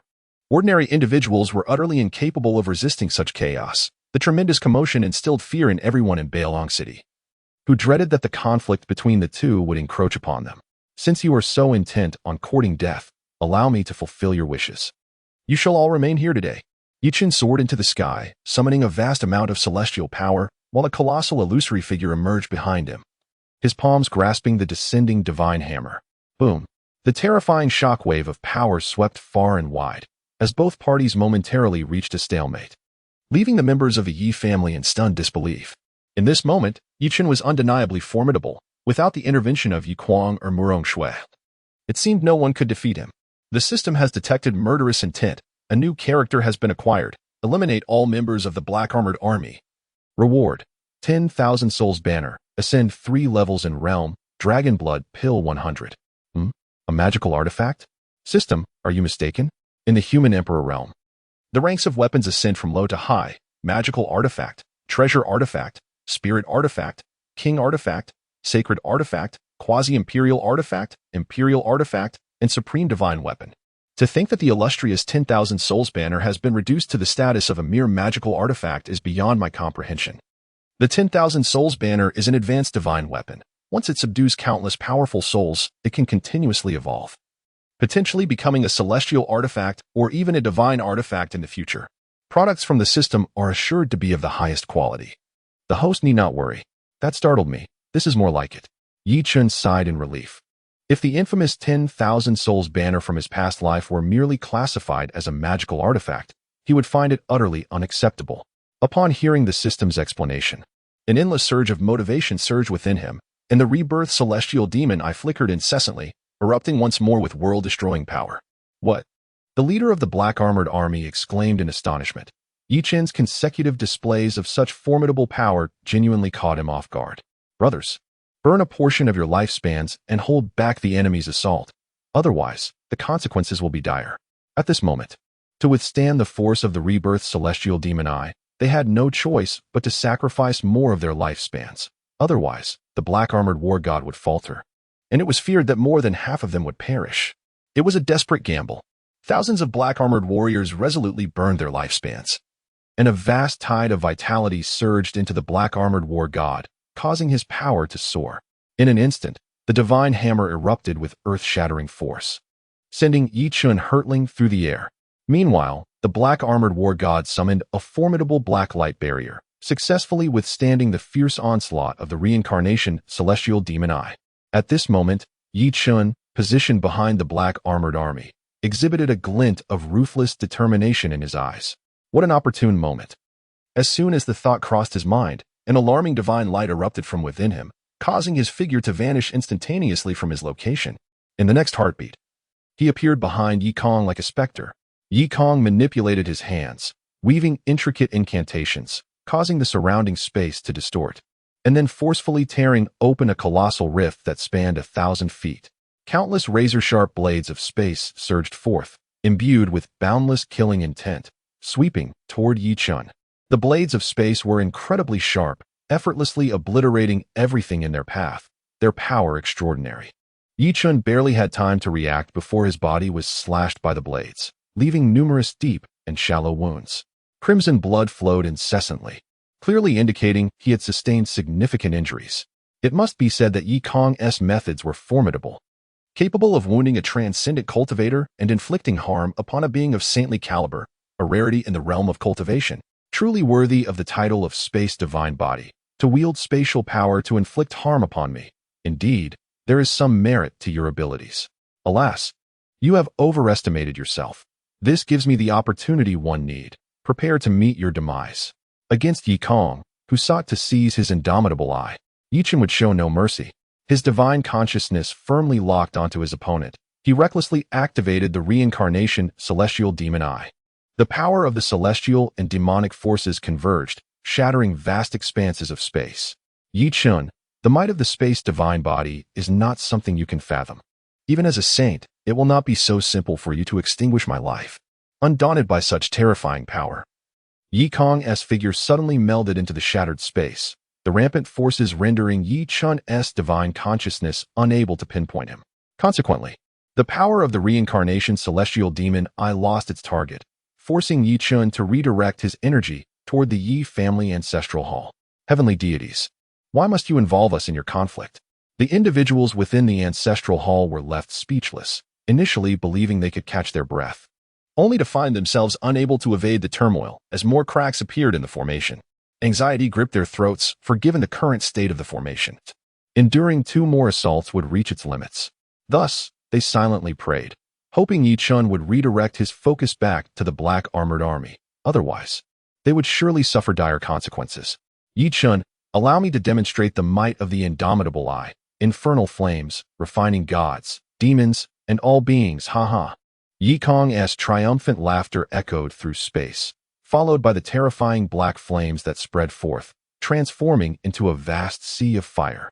The indomitable Eye possessed various dreadful abilities, and the infernal flames were among them, capable of inflicting damage upon saints when channeled through a transcendent cultivator's prowess. Simultaneously, the black-armored war god descended, wielding a colossal hammer with great force, severing all avenues of retreat for Yi Chun, compelling him to endure the dual onslaught. Do not rejoice too soon. Yi Chun scoffed coldly, believing that such tactics could suppress him was nothing short of delusional. Today, they would witness the true power of the reincarnation celestial demon Eye, as he uttered cryptic incantations, esoteric and profound, akin to celestial hymns. As the incantation was uttered, the spiritual energy within surged forth like a tidal wave, flooding unreservedly into his eyes. Simultaneously, a millennium of lifespan was sacrificed to activate the reincarnation Eye of celestial and demonic forces. The 6 paths of reincarnation, an eternal void. In an instant, Yi Chun's eyes erupted with a dazzling brilliance, unleashing an overwhelming power of celestial and demonic might. The atmosphere shifted dramatically, thunder roared, and lightning flashed. As countless phantoms of deities and demons manifested in the sky, some howling in ferocity, others gazing with cold indifference, instilling a chilling sense of dread. Following this, a colossal gray grinding will slowly materialized, emanating an aura that was both timeless and ancient. It seemed to have existed since the dawn of creation, bearing witness to the vicissitudes of countless epochs. Chapter 11. The banner of 10,000 souls. The citizens of Bailiang City were engulfed in terror, their gazes fixed upon the colossal millstone looming ominously in the sky, fearing its descent would obliterate their entire city. My goodness, how dreadful! The power on display seemed to rival that of a Saint King. If the king of Bailiang did not intervene, it appeared that the Yi family was doomed. As anticipated, the gray millstone in the heavens began to rotate, unleashing a terrifying cycle of power that instantly extinguished the fires of the underworld. The black-armored war god roared defiantly, unleashing all his might as his divine hammer radiated a horrifying black light, striving to break free from the grip of this cycle. Yet, all efforts proved futile. Attempting to flee? There was no escape. Prepare to perish. Yi Chun maintained an air of calm, commanding the gray millstone to emit a beam of divine light, which in the blink of an eye annihilated the black-armored war god, causing most of the black-armored army to suffer a backlash, collapsing to the ground, blood spewing forth. Surrounding the millstone, the phantoms of deities and demons roared as they charged towards the black-armored army, unleashing a ruthless massacre. Severed limbs and dismembered bodies flew, and blood stained the earth. Each phantom possessed formidable strength and masterful combat skills, reminiscent of demons from the depths of hell, mercilessly reaping the lives of the black-armored soldiers amidst the cacophony of screams and pleas for mercy. Yi Chun stood high in the sky, unaffected by the chaos unfolding before him, as if it bore no relevance to him. In the span of a mere breath, the entire black-armored army had fallen, including their semi-holy leader, transforming the Yi family estate into a veritable hellscape. The gray millstone in the sky gradually dissipated, and the phantoms of deities and demons faded into the ether, yet the terrifying power was indelibly etched in the minds of all. The unending slaughter ignited a ferocity within Yi Chun's demonic body, his vital energies surging and strength amplifying. However, having utilized a saint-level experience card, he could not directly perceive the extent of his power enhancement. Host, do not dawdle. Operate the heavenly slaughter demon technique with all your might to seize more cultivation and lifespan. The essence of all beings derives from the heavens and the earth, and upon death, it swiftly returns to the cosmos. The miraculous aspect of the heavenly slaughter demon technique lies in its ability to contest with the heavens for this power, enhancing one's cultivation and lifespan, truly defying the natural order. Chen fervently employed the heavenly slaughter demon technique, beginning to siphon the cultivation and lifespan of the deceased. Condensation realm 4th layer. Condensation realm 5th layer. Condensation realm 6th layer. Lifespan increased by 30,000 years. Host has completed the task of annihilating the entire black armored army. Reward: the banner of 10,000 souls, a 3-tier elevation in realm, and 100 dragon blood pills. Banner of 10,000 souls, an advanced magical artifact. Initially a low-grade item, the more souls it absorbs, the higher its rank. Dragon blood pill, crafted from the essence of divine dragon blood combined with various rare heavenly and earthly treasures, it can cleanse the marrow and strengthen the physical body. Spiritual Sea Realm 7th layer. Spiritual Sea Realm 8th layer. Spiritual Sea Realm 9th layer. Host: the souls of the black armored army have not yet completely dissipated. Swiftly utilize the banner of 10,000 souls to collect them, lest they be wasted. Damn, I almost forgot. Chen slapped his forehead. Summoning the freshly acquired banner of 10,000 souls into the air, channeling saint-level power to expand it dramatically to a height of 10,000 meters. The fallen black armored souls predominantly exist in a state of unconsciousness, uncontrollably drawn into the banner of a myriad of souls. A few of these souls, however, possess considerable strength, retaining fragments of their instincts and powers from their former lives, and they struggle incessantly, yearning to break free from their bindings. In life, they were no match for you. How could they hope to contend with you in death? Come forth, all of you. Chen bellowed, amplifying the power of the banner. All struggles proved futile. The banner of myriad souls has advanced to a mid-grade magical artifact. The banner of myriad souls has advanced to a high-grade magical artifact. The banner of myriad souls has advanced to a low-grade precious artifact, absorbing over 10,000 souls, including those of semi-holy strength. The banner ascended to the status of a low-grade kingly artifact, its might multiplying exponentially. Aha! Truly, the supreme slaughter system is formidable. Today, I shall sweep through the entire Yi family. Chen, brandishing the banner, erupted into maniacal laughter, his pupils morphing into a blood-red hue. As if a sea of blood was manifesting, echoing with the wails of countless beings. A terrifying murderous intent surged to the heavens, felt by all in the Northern Liang city, instilling an involuntary chill in their hearts. A renowned holy being, penetrating the past with his consciousness, glimpsed Chen's figure and, after a moment of consideration, sighed, "How terrifying. Chen, the 4th son, seemingly born for slaughter. The imperial realm shall undoubtedly be tumultuous in the days to come." Meanwhile, those within the ancestral hall of the Yi family trembled uncontrollably, fearing they would be next, feeling utterly helpless. What kind of monstrous fortune has Chen acquired to become so fearsome so suddenly, hidden in the depths of space? Yikong's face bore an expression of disbelief, struggling to comprehend how the incapacitated Chen had suddenly risen, wielding such formidable power. The thought sent a shiver down his spine. He had seized the invincible eyes from the other. If all goes as anticipated, Chen's next target would undoubtedly be him. And to survive, he must remain well hidden, never revealing his whereabouts again.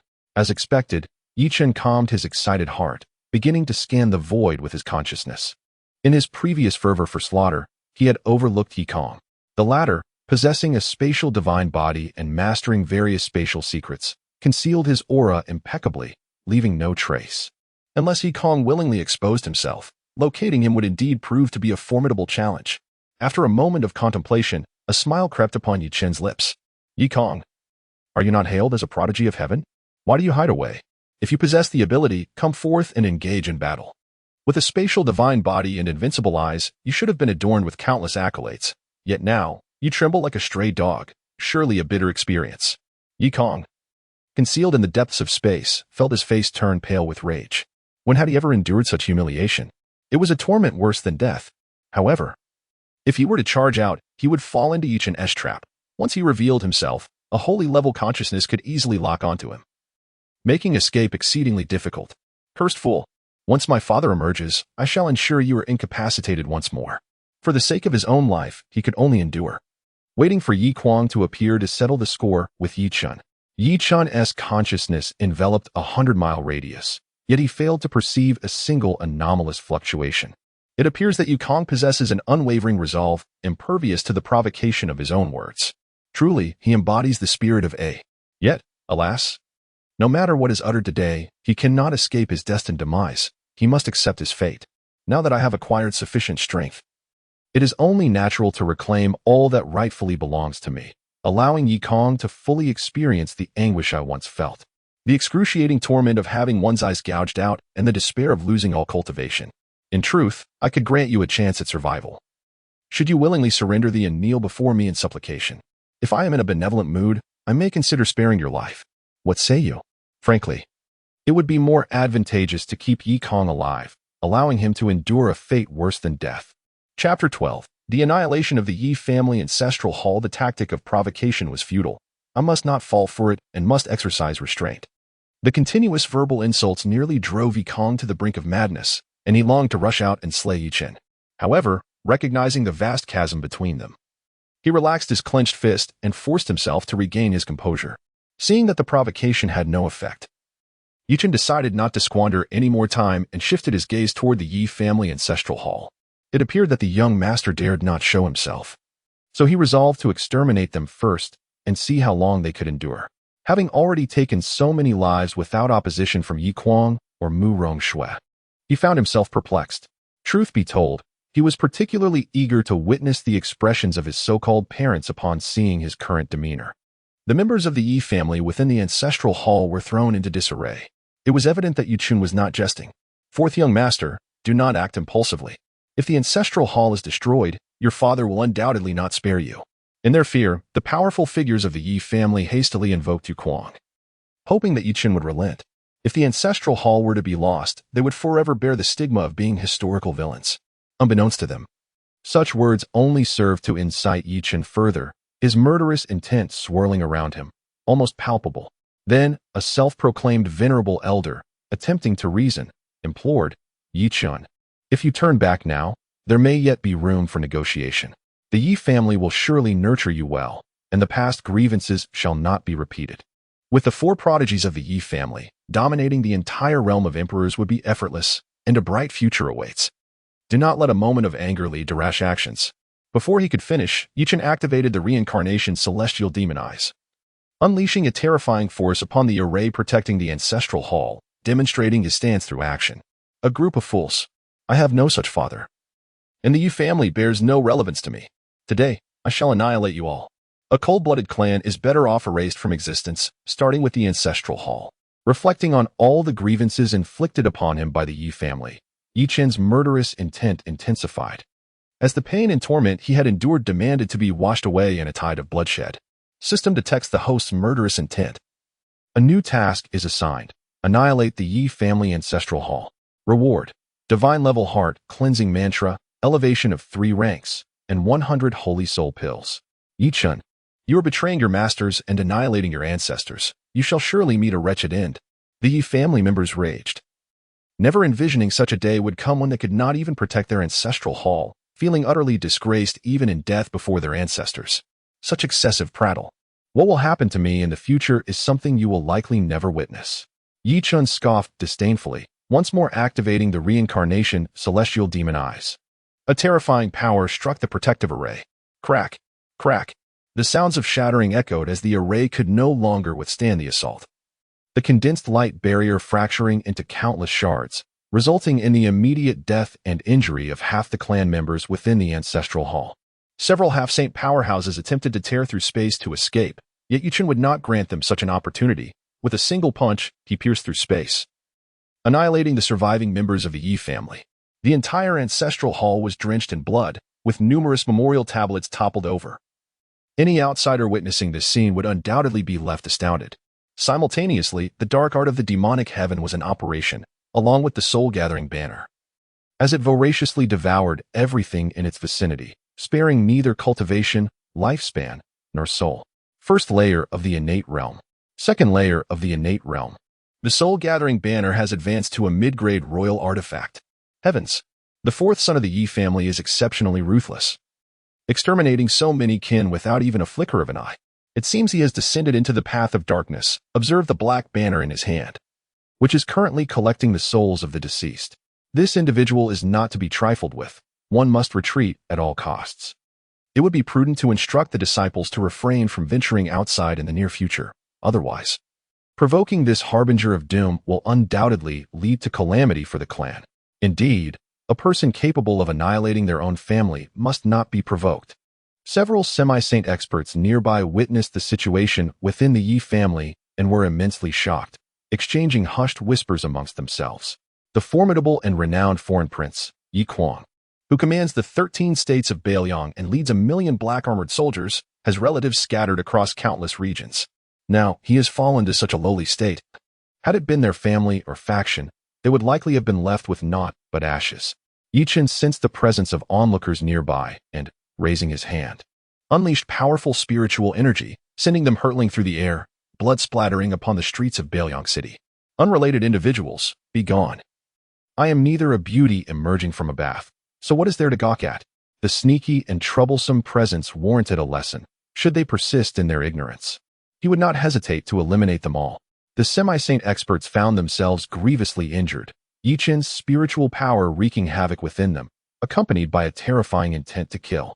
If they did not expel this force in a timely manner, their very lives would be at stake.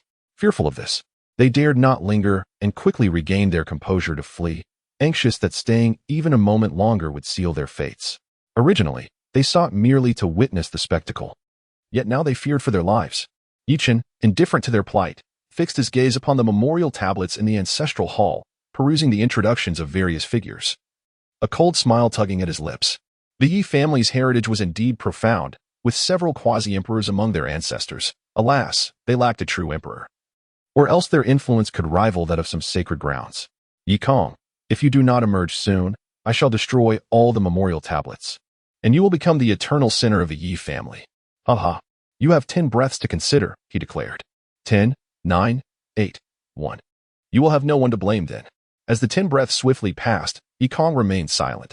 Chen, unperturbed by such trivialities, raised his hand and began to shatter the countless spiritual tablets within the ancestral hall, eager to see how much longer this fellow could endure. Yi Kuang, witnessing this scene, could no longer contain the fury within him. Infusing a surge of spiritual energy into Murong Shui, he charged forth. In a flash, he appeared before Chen, bellowing, "Unfilial son, dare you defy your master and destroy the ancestral hall of the Yi family? Today, I shall cleanse the house."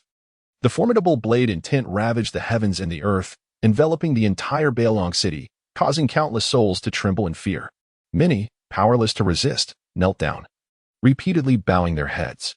Such is the might of a holy emperor. With a mere flick of the finger, an entire city could be obliterated without a trace of doubt. Do not address me with such insolence. Who do you think you are? The sight of you repulses me. I have no father like you. Furthermore, I have severed all ties with you. I am no longer a member of the Yi family. The notions of betraying my teachers or annihilating my ancestors are utterly non-existent. Chen displayed a look of disdain, genuinely wishing to dissociate himself from the Yi family entirely. With a mere gesture, he shattered all ancestral tablets, leaving no room for mercy, eager to see what Yi Kuang could possibly do to him. The host has completed the task of annihilating the Yi family ancestral hall. Rewards include the divine-level secret technique, Tranquil Heart Spell, elevating the realm by 3 levels, and 100 holy soul pills. Tranquil Heart Spell, with a heart as clear as ice, undisturbed by the collapse of the heavens, unwavering amidst the myriad changes, the spirit remains serene and calm. Activating the power of the slaughtered divine body may affect one's mentality. However, the Tranquil Heart Spell allows the host to maintain a thread of clarity, preventing complete descent into madness. Holy Soul Pill stabilizes the divine soul, enhancing the power of the spirit. Innate Realm, 3rd level. Innate Realm, 4th level. Innate Realm, 5th level. Commander, you have prepared everything splendidly, leaving me without a single worry. Upon receiving the task rewards, Chen's face brightened with joy. Clearly evident that these techniques, divine weapons, secret arts, and elixirs were all tailored specifically for him. Chapter 13, The Ever-Changing Shadow Unfilial Son. Today no one can save you. Yi Kuang bellowed, his body trembling with rage, his eyes ignited with fiery wrath. The entire Yi family of Bailiang City had perished, their ancestral hall utterly obliterated. In a shocking display before him, all the ancestral tablets were shattered, and it was none other than his own son who had committed this act. Should word of this treachery spread, he would be left in utter disgrace, the subject of mockery from countless factions. Consumed by this thought, Yi Kuang could no longer contain his fury and summoned forth his life's weapon, a resplendent white divine blade. The blade exuded an overwhelming aura, imbued with unfathomable power. causing the very fabric of space around it to tremble violently under its might. With a swift motion, a 1,000-foot arc of blade energy cleaved through the air, descending upon Yi Chen with astonishing speed, splitting the space before him in two, a testament to its formidable strength. Quite the vicious strike. Yi Chen's lips curled into a cold smile. Yi Kuang had clearly resolved to leave him no path to survival, as if he craved to eliminate him at once. Faced with such a terrifying onslaught, Yi Chen had no choice but to evade its lethal edge. The disparity between them was vast, not easily bridged. Employing the secret technique of the ever-changing shadow from the divine movement of 10,000 worlds, Yi Chen channeled his spiritual energy to conjure countless clones, swiftly vanishing into the shattering space to conceal himself. He intended to evade the attack in this manner, waiting for the opportune moment to reemerge. Otherwise, even with the experience card of a holy emperor, he might not stand a chance against Yi Kuang. Such trivial skills are futile against absolute power. Prepare to meet your end. Yi Kuang's divine sense instantaneously locked onto Yi Chen's true form, and the 1,000-foot blade energy swept through, annihilating vast swathes of space and obliterating dozens of clones into mere ashes. Damn it, holy emperor-level power is indeed terrifying. Little did he know, Yi Chen remained unscathed. The ever-changing shadow technique allowed him to shift seamlessly between his true self and his clones, otherwise, he would have surely suffered grave injuries. In the depths of the fracturing space, he hid within the tempest of spatial turbulence, eluding Yi Kuang's divine sense, rendering himself undetectable. Is he dead? Yi Kuang's expression darkened with confusion. Logically, such a strike should have severely wounded a saint-level expert, yet it lacked the final blow to ensure a kill.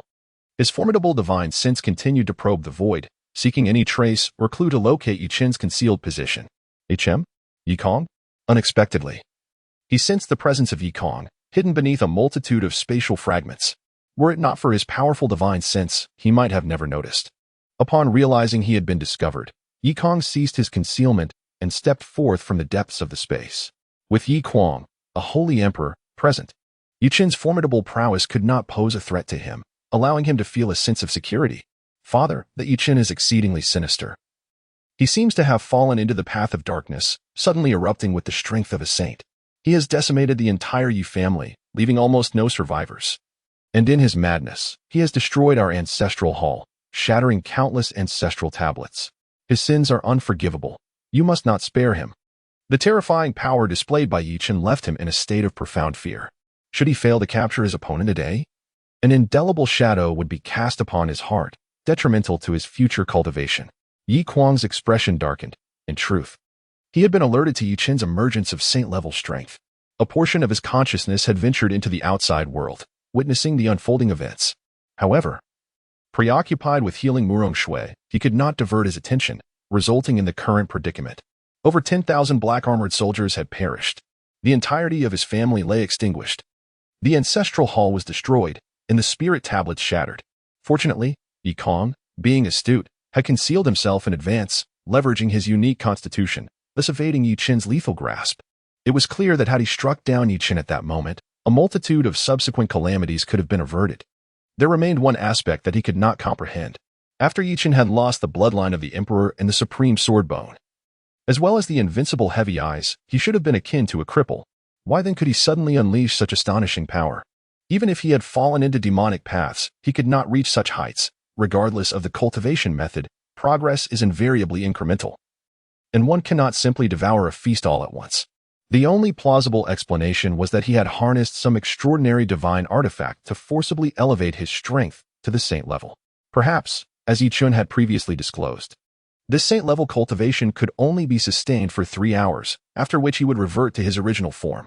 Noticing Yi Kuang's complex expression, Yi Chen could not help but inquire, "Father, what troubles you?" The paramount concern at present was to capture Yi Chen, should he escape.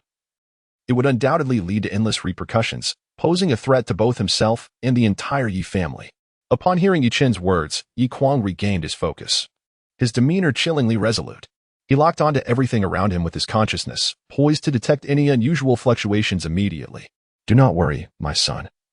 My perception envelopes the entirety of Bailong City. No whisper of disturbance can elude my awareness.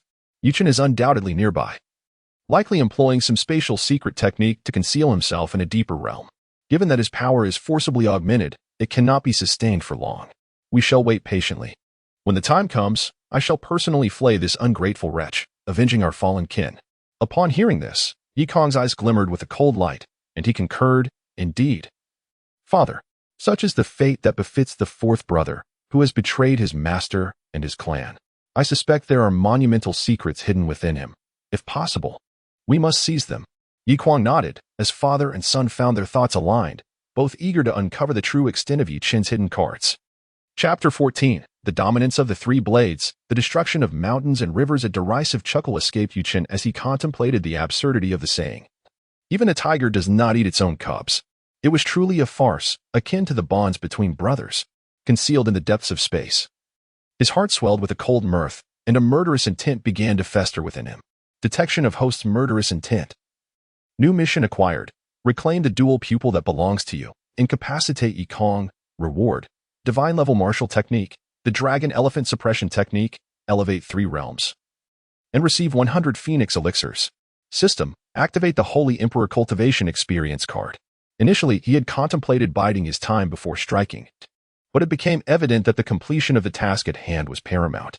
Without a moment's hesitation, he summoned forth his most formidable trump card. The sole drawback lay in the Holy Emperor experience card, which conferred cultivation randomly. It could yield the 1st or the 9th level of the Holy Emperor realm. Everything hinged upon fortune. May the luck of the heavens be upon him. Host consumes the Holy Emperor experience card, randomly acquiring the 2nd level of Holy Emperor cultivation. Maintained for 3 hours, with unlimited use of spiritual energy. Fortune had indeed turned against him. Yi Chen shrugged helplessly, far removed from his expectations. Just moments ago, he had envisioned attaining the 9th level of Holy Emperor cultivation and simultaneously dealing with the old rogue Yi Kwang, thus alleviating his frustrations. Now, it seemed that plan was in jeopardy, as Yi Kwang wielded the 6th level of Holy Emperor cultivation, possessed the indestructible holy body, and had comprehended the laws of the blade, his strength formidable beyond measure. In stark contrast, Yi Chen's 2nd level of Holy Emperor cultivation, forcibly elevated by the system, was merely a fade of power devoid of any true loss. The disparity in strength between him and Yi Quan was nothing short of staggering. The only advantage he possessed was boundless spiritual energy and the reincarnation immortal demon eye. This might allow him to contend on somewhat equal footing.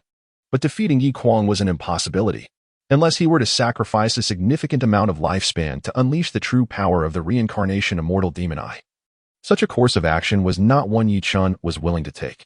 Lifespan accumulated over time could be a lifesaver in critical moments, and thus, he preferred to conserve it. Having familiarized himself with the power within, Yi Chen executed another secret technique from the divine movement of 10,000 realms, void concealment.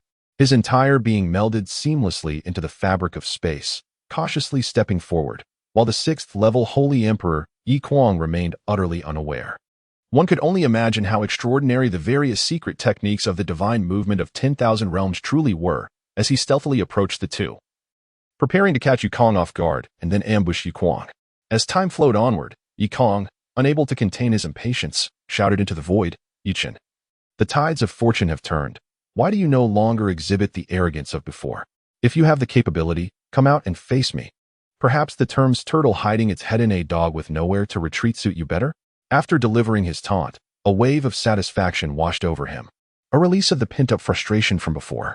If he could provoke Yi Chen into revealing his position, all the better.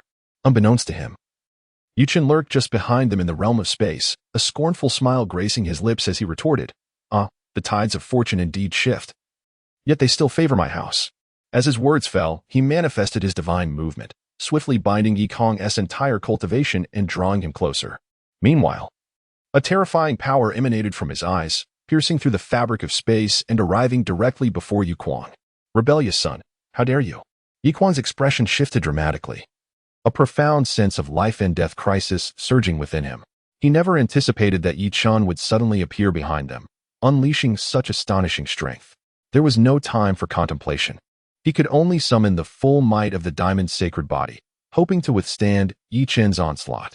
Radiating a blinding light, Yi Kwang exuded an overwhelming sacred majesty.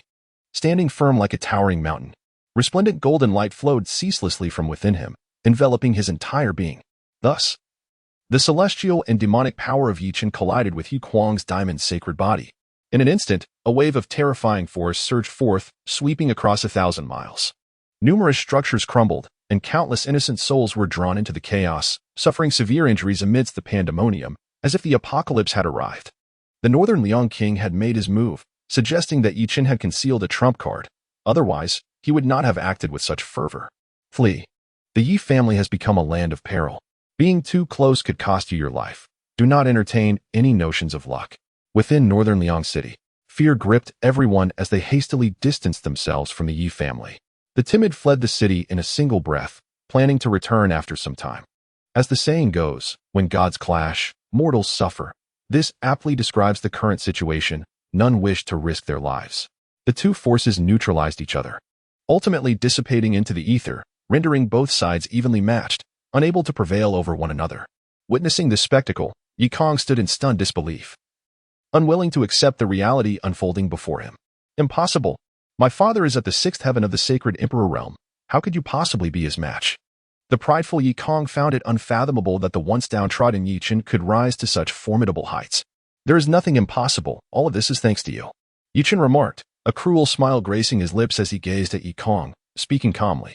You have stolen my precious eyes and rendered me powerless. Today, I shall repay you in kind.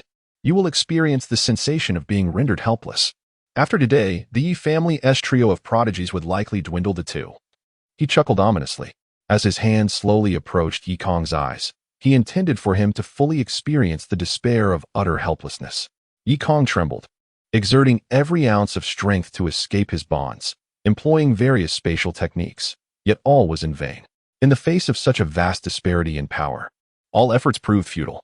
Father, save me. Having witnessed Yu Chen's ruthlessness, he understood that this individual would not hesitate to slay even his kin. How could he possibly spare him? The mere thought of becoming powerless was unbearable. He could only place his hope in Yi Kuang. Rebellious son, cease this at once. Yi Kuang bellowed, heavenly blade of supremacy. The sound resounded like a thunderclap, causing the surrounding air to tremble in its wake. The divine blade in his hand was enveloped in the power of the laws, shimmering with an enigmatic light. It seemed as though the blade had fused with him, becoming an integral part of his being. Yi Kuang inhaled deeply, channeling all his strength into his arm. His muscles tensed, veins bulging, and his gaze exuded a resolute determination. With a sweeping motion, he wielded the divine blade, executing the first stance of the dominance of the heavens, the annihilation of mountains and rivers. A colossal wave of blade energy erupted from the divine blade, roaring forth like a mighty dragon towards Yu Chen. The blade energy stretched for miles, its width spanning hundreds of meters, exuding an unparalleled might. Wherever it passed, the very fabric of space shattered, and the void contorted, as if threatening to rend the world asunder. This ferocious power instilled a chilling dread, sweeping forward like a torrent, rendering everything around into nothingness. Chapter 15. The Wheel of Reincarnation. Had it truly begun?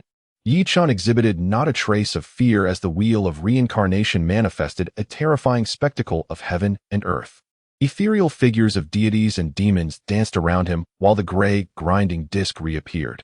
Now, possessing the cultivation of a second-level Saint Emperor, he could wield the Wheel of Reincarnation without sacrificing his lifespan, and its might had amplified 100-fold compared to before. The entire city of Bailiang fell into an eerie silence. Countless individuals dared not even draw a breath.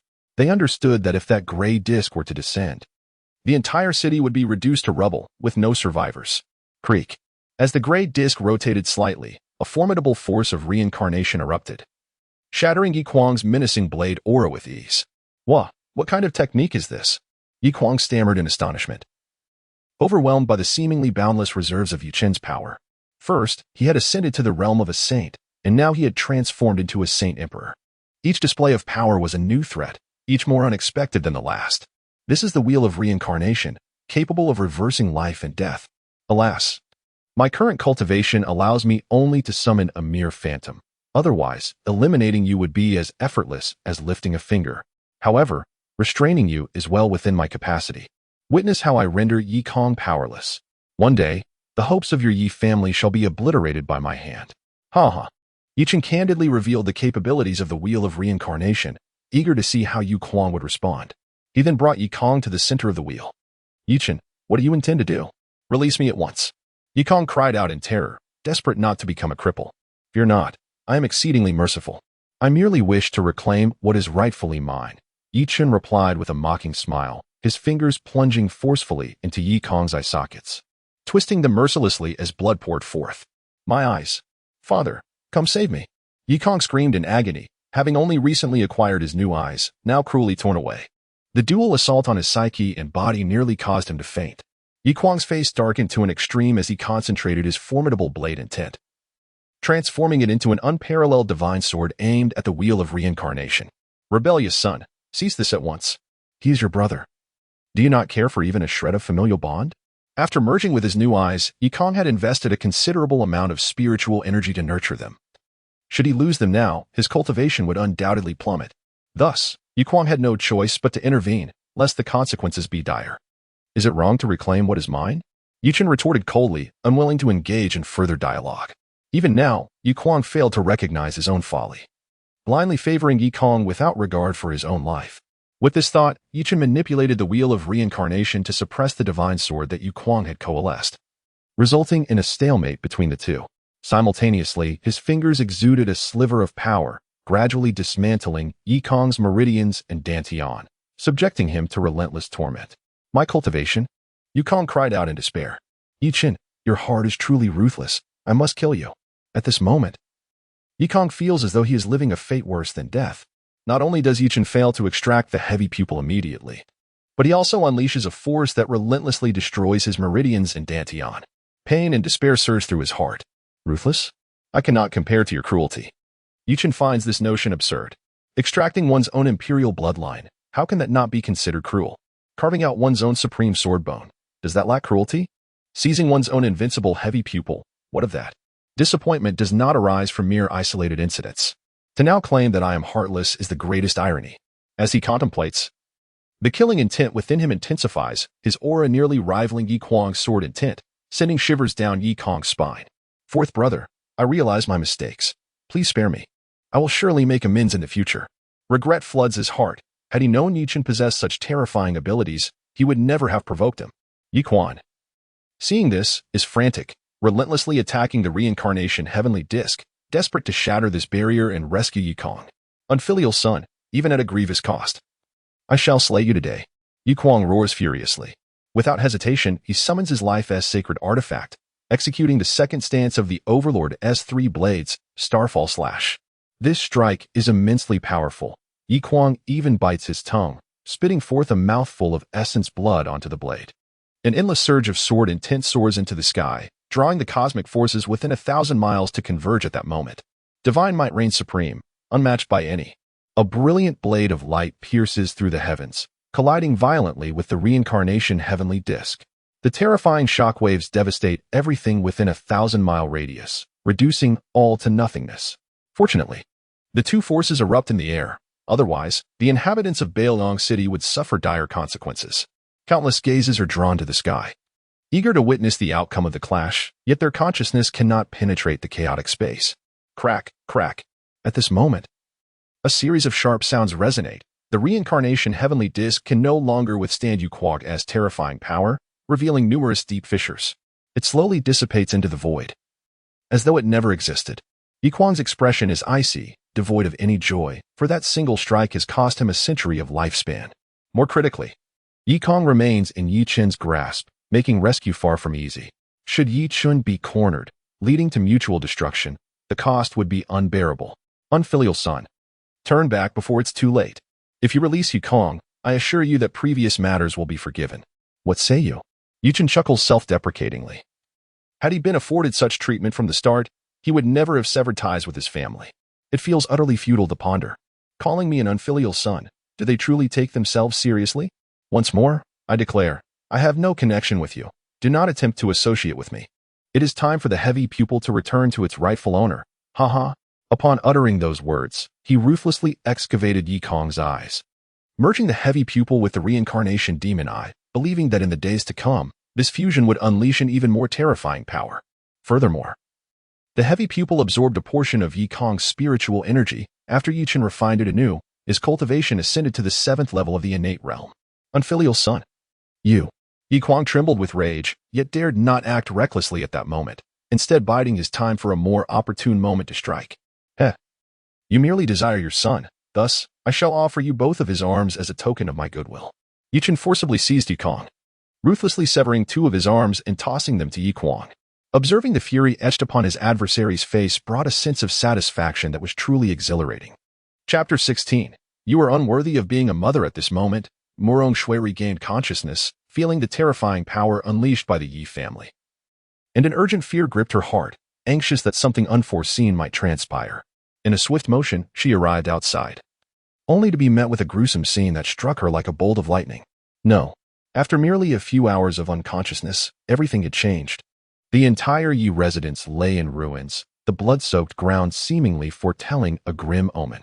What she found most unbearable was the sight of brothers turning upon each other. She witnessed Yi Chen mercilessly gouging out Yikong's eyes and tearing off both arms. As a mother, how could she bear to witness such brutality? Tears streamed down her face uncontrollably. Chinner, he's your brother. Why would you do this? Losing his eyes and severing his arms, the recovery might be possible in the future. It would undoubtedly hinder his cultivation.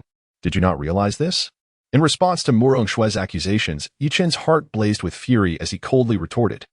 When Yikong seized my eyes, where were you to voice such concerns? When he crippled my meridians and dantian, where were you then? You professed to protect me. But did you truly?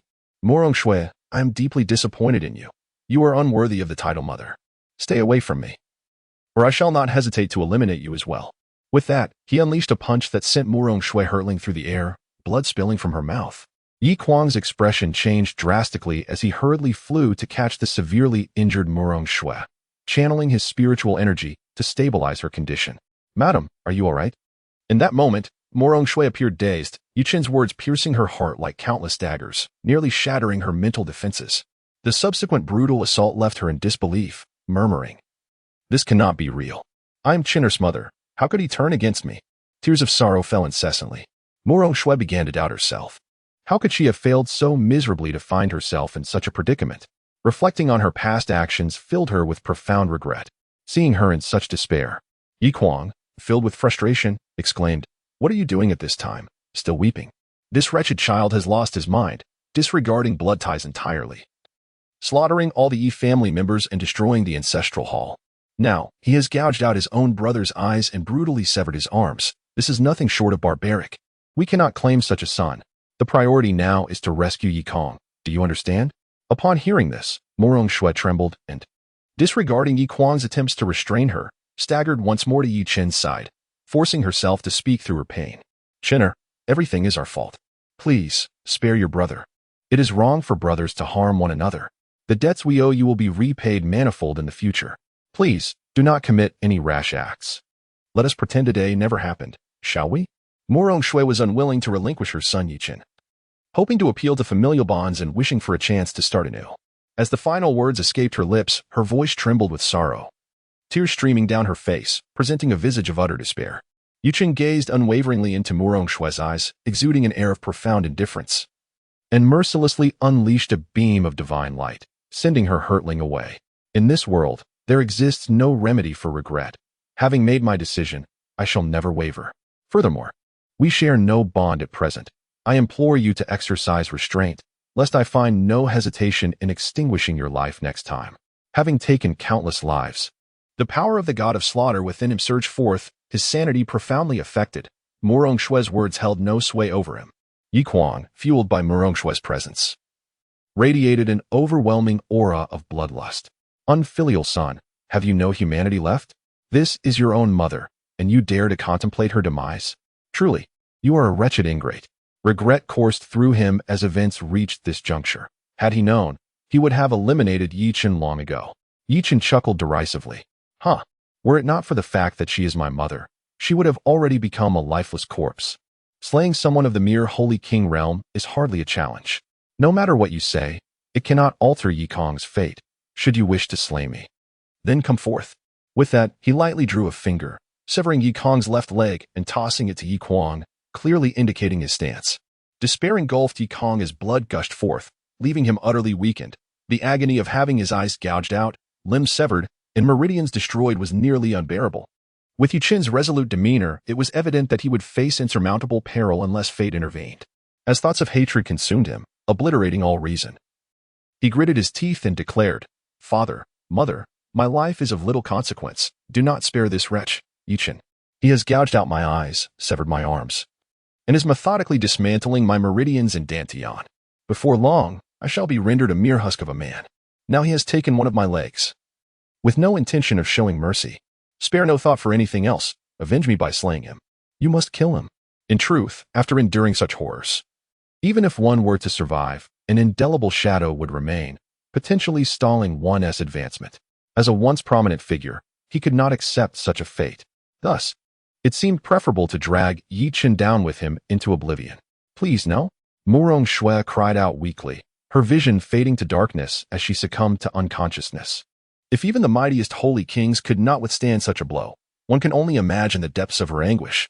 Yikwang, in resignation, lifted Murong Shui into his arms, creating a temporary sanctuary to secure her within, before turning his gaze towards Chen. Confronted by that icy stare, his heart swelled with a tumult of sorrow and fury. It was unimaginable that he, the esteemed king of Baoyang, had been reduced to such a state.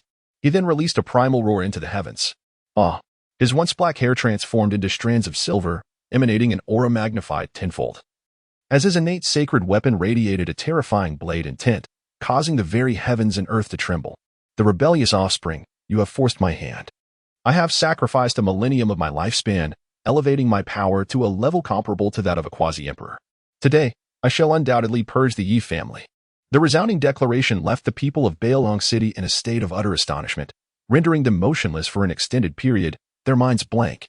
It is important to note that those at the sacred emperor realm possess a lifespan of 30,000 years. Yikwang has burned one-third of his life force, illustrating the extent to which he has been cornered. Some powerful individuals suddenly recollected something and immediately cried out in alarm. This is dire. The unfolding events may surpass our comprehension. For the sake of our lives, it would be prudent to flee Baoyang City at once. Otherwise, should any force descend indiscriminately, we might find ourselves in grave peril, with the entire city at risk of being reduced to rubble. Instantly, the whole of Baoyang City descended into panic, as its inhabitants rushed to escape, fearing that a moment's delay could lead to their demise. Chapter 17. Sacrificing Lifespan. Millions of divine demons illusions. With a hearty laugh, Chen was taken aback by Yikwang's reckless audacity, burning away his lifespan of 10,000 years in a single stroke. To eliminate him, Yikwang would resort to any means necessary. Truly, a fitting father. Yet, little did he realize that taking his life would not be so simple. Chen's own lifespan was equally formidable, and he too could ignite his essence. With this thought, he decided against wasting any more time. He raised his hand and severed Yikwang's right leg, effortlessly taking down the third limb as well. His palm descended upon Yikwang's head, and with terrifying spiritual power, he shattered the very fabric of space, obliterating meridians and dantian alike, before casting the remnants to Yikwang. Look at your precious son. I suspect it won't be long before the other two meet the same fate. Haha. A heartless act indeed. Yikwang had been reduced to a mere shell of his former self, and any hope of recovery was nearly impossible. Chen intended for him to endure an eternity of suffering. Task completed. Reclaimed the dual pupils, crippled Yikwang's cultivation. Reward. Divine level technique, dragon elephant suppression technique.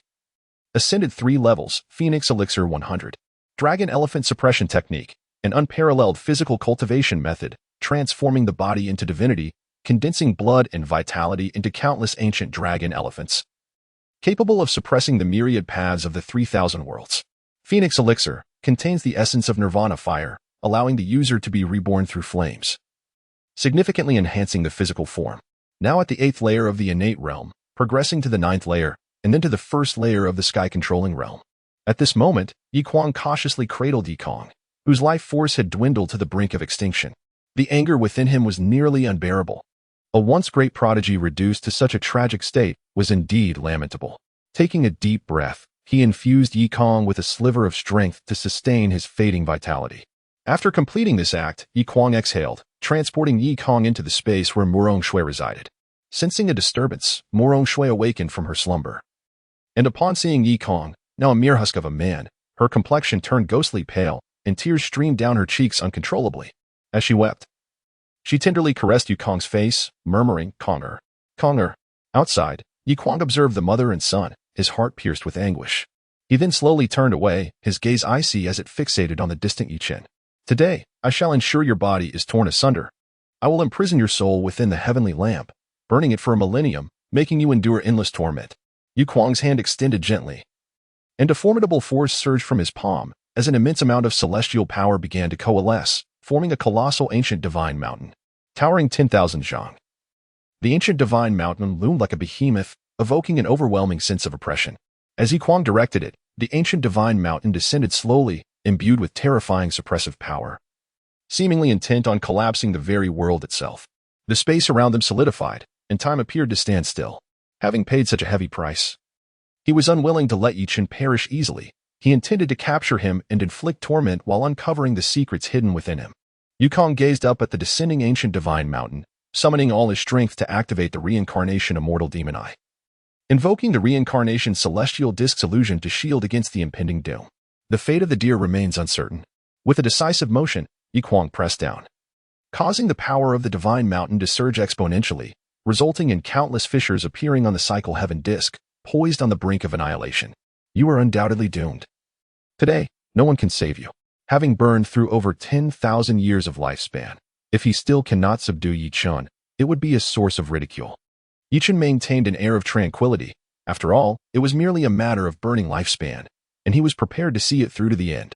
Today, he was determined to deliver a resounding slap in the face to Yu Kuang, imparting a profound lesson. The flames of life blazed fiercely around him, and in the blink of an eye, he had sacrificed a full 20,000 years of his lifespan. That immense vitality surged forth like a torrential river, flowing unceasingly into the cycle heaven disk. In an instant, all the fissures were mended, and the cycle heaven disk regained its brilliance, becoming extraordinarily solid, radiating a heart-stirring power of reincarnation. Soon after, countless phantoms of gods and demons erupted from the cycle heaven disk, brandishing their claws with boundless majesty and might, relentlessly crashing against the ancient divine mountain. Each collision produced thunderous roars, as if the entire world quaked in response. The terrifying force transmitted visibly in waves, extending far into the distance. Boom, boom, boom. The resounding blasts echoed continuously. Even the indomitable ancient divine mountain could not withstand the onslaught of the phantoms. Moments later, it began to shake violently and ultimately shattered into countless fragments amidst the terrifying explosions. These fragments fell like meteors, scattering in all directions. Many of them struck the city of Beiliang, causing a multitude of buildings to collapse and leaving the ground riddled with bottomless pits. Those unable to escape were buried beneath the ruins, meeting a tragic end. The city of Beiliang, which had stood for millennia, was thus transformed in an instant into a scene of utter devastation. Cursed be it, how many more tricks do you possess? Yu Kuang's countenance darkened ominously, as if it could drip with water. He had initially believed that by burning through tens of thousands of years of his lifespan, he could forcibly elevate his power to the quasi-emperor level and easily suppress Chen. However, to his astonishment, Chen had also ignited his lifespan, seemingly surpassing his own efforts.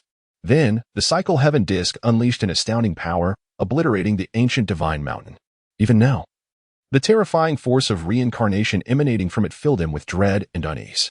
What was worse, countless phantoms of gods and demons surged forth like a tidal wave, each brimming with formidable strength. In response, Yu Kuang had no choice but to exert himself fully, not daring to slacken his efforts.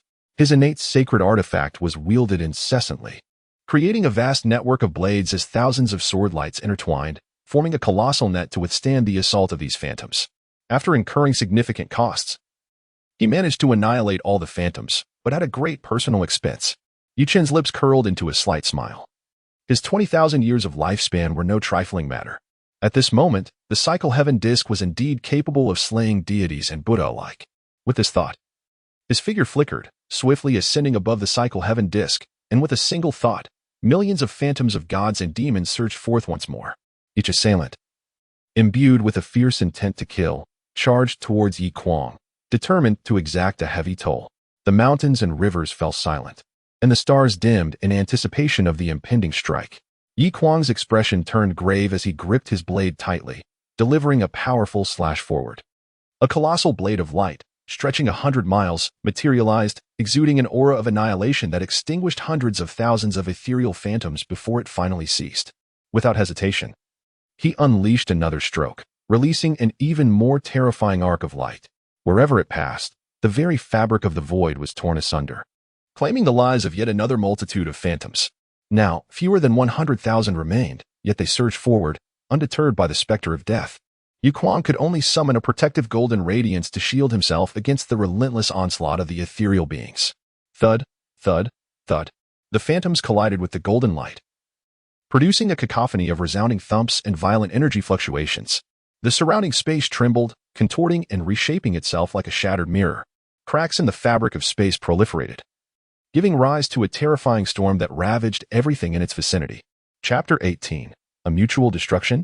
After a moment of stalemate, Yuquan could no longer contain his impatience. The strength he wielded was derived from the burning of his lifespan, a cost he could not afford to sustain. To conclude the battle swiftly, he resolved to extinguish the remaining phantoms of gods and demons, and then seize the opportunity to eliminate Chen. With this determination, he fully unleashed the power of his diamond saint body, radiating a brilliant golden light that transformed him into a figure of pure gold, his hardness rivaling that of a sacred artifact. He then dispelled his protective golden aura, disregarding all attacks as he charged towards the phantoms of gods and demons like a war god, his innate sacred weapon exerting relentless force, swiftly vanquishing the remaining apparitions. How intriguing! The phantoms collided against Yuquan, producing a sound reminiscent of metal clashing, akin to a divine technique he had witnessed in a previous life. He had not anticipated encountering it here.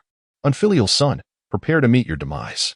Yuquan surged through the void, intent on catching Chen off guard for a lethal strike, thereby avoiding the terrifying reincarnation heavenly disc. Little did he know, Chen was already prepared.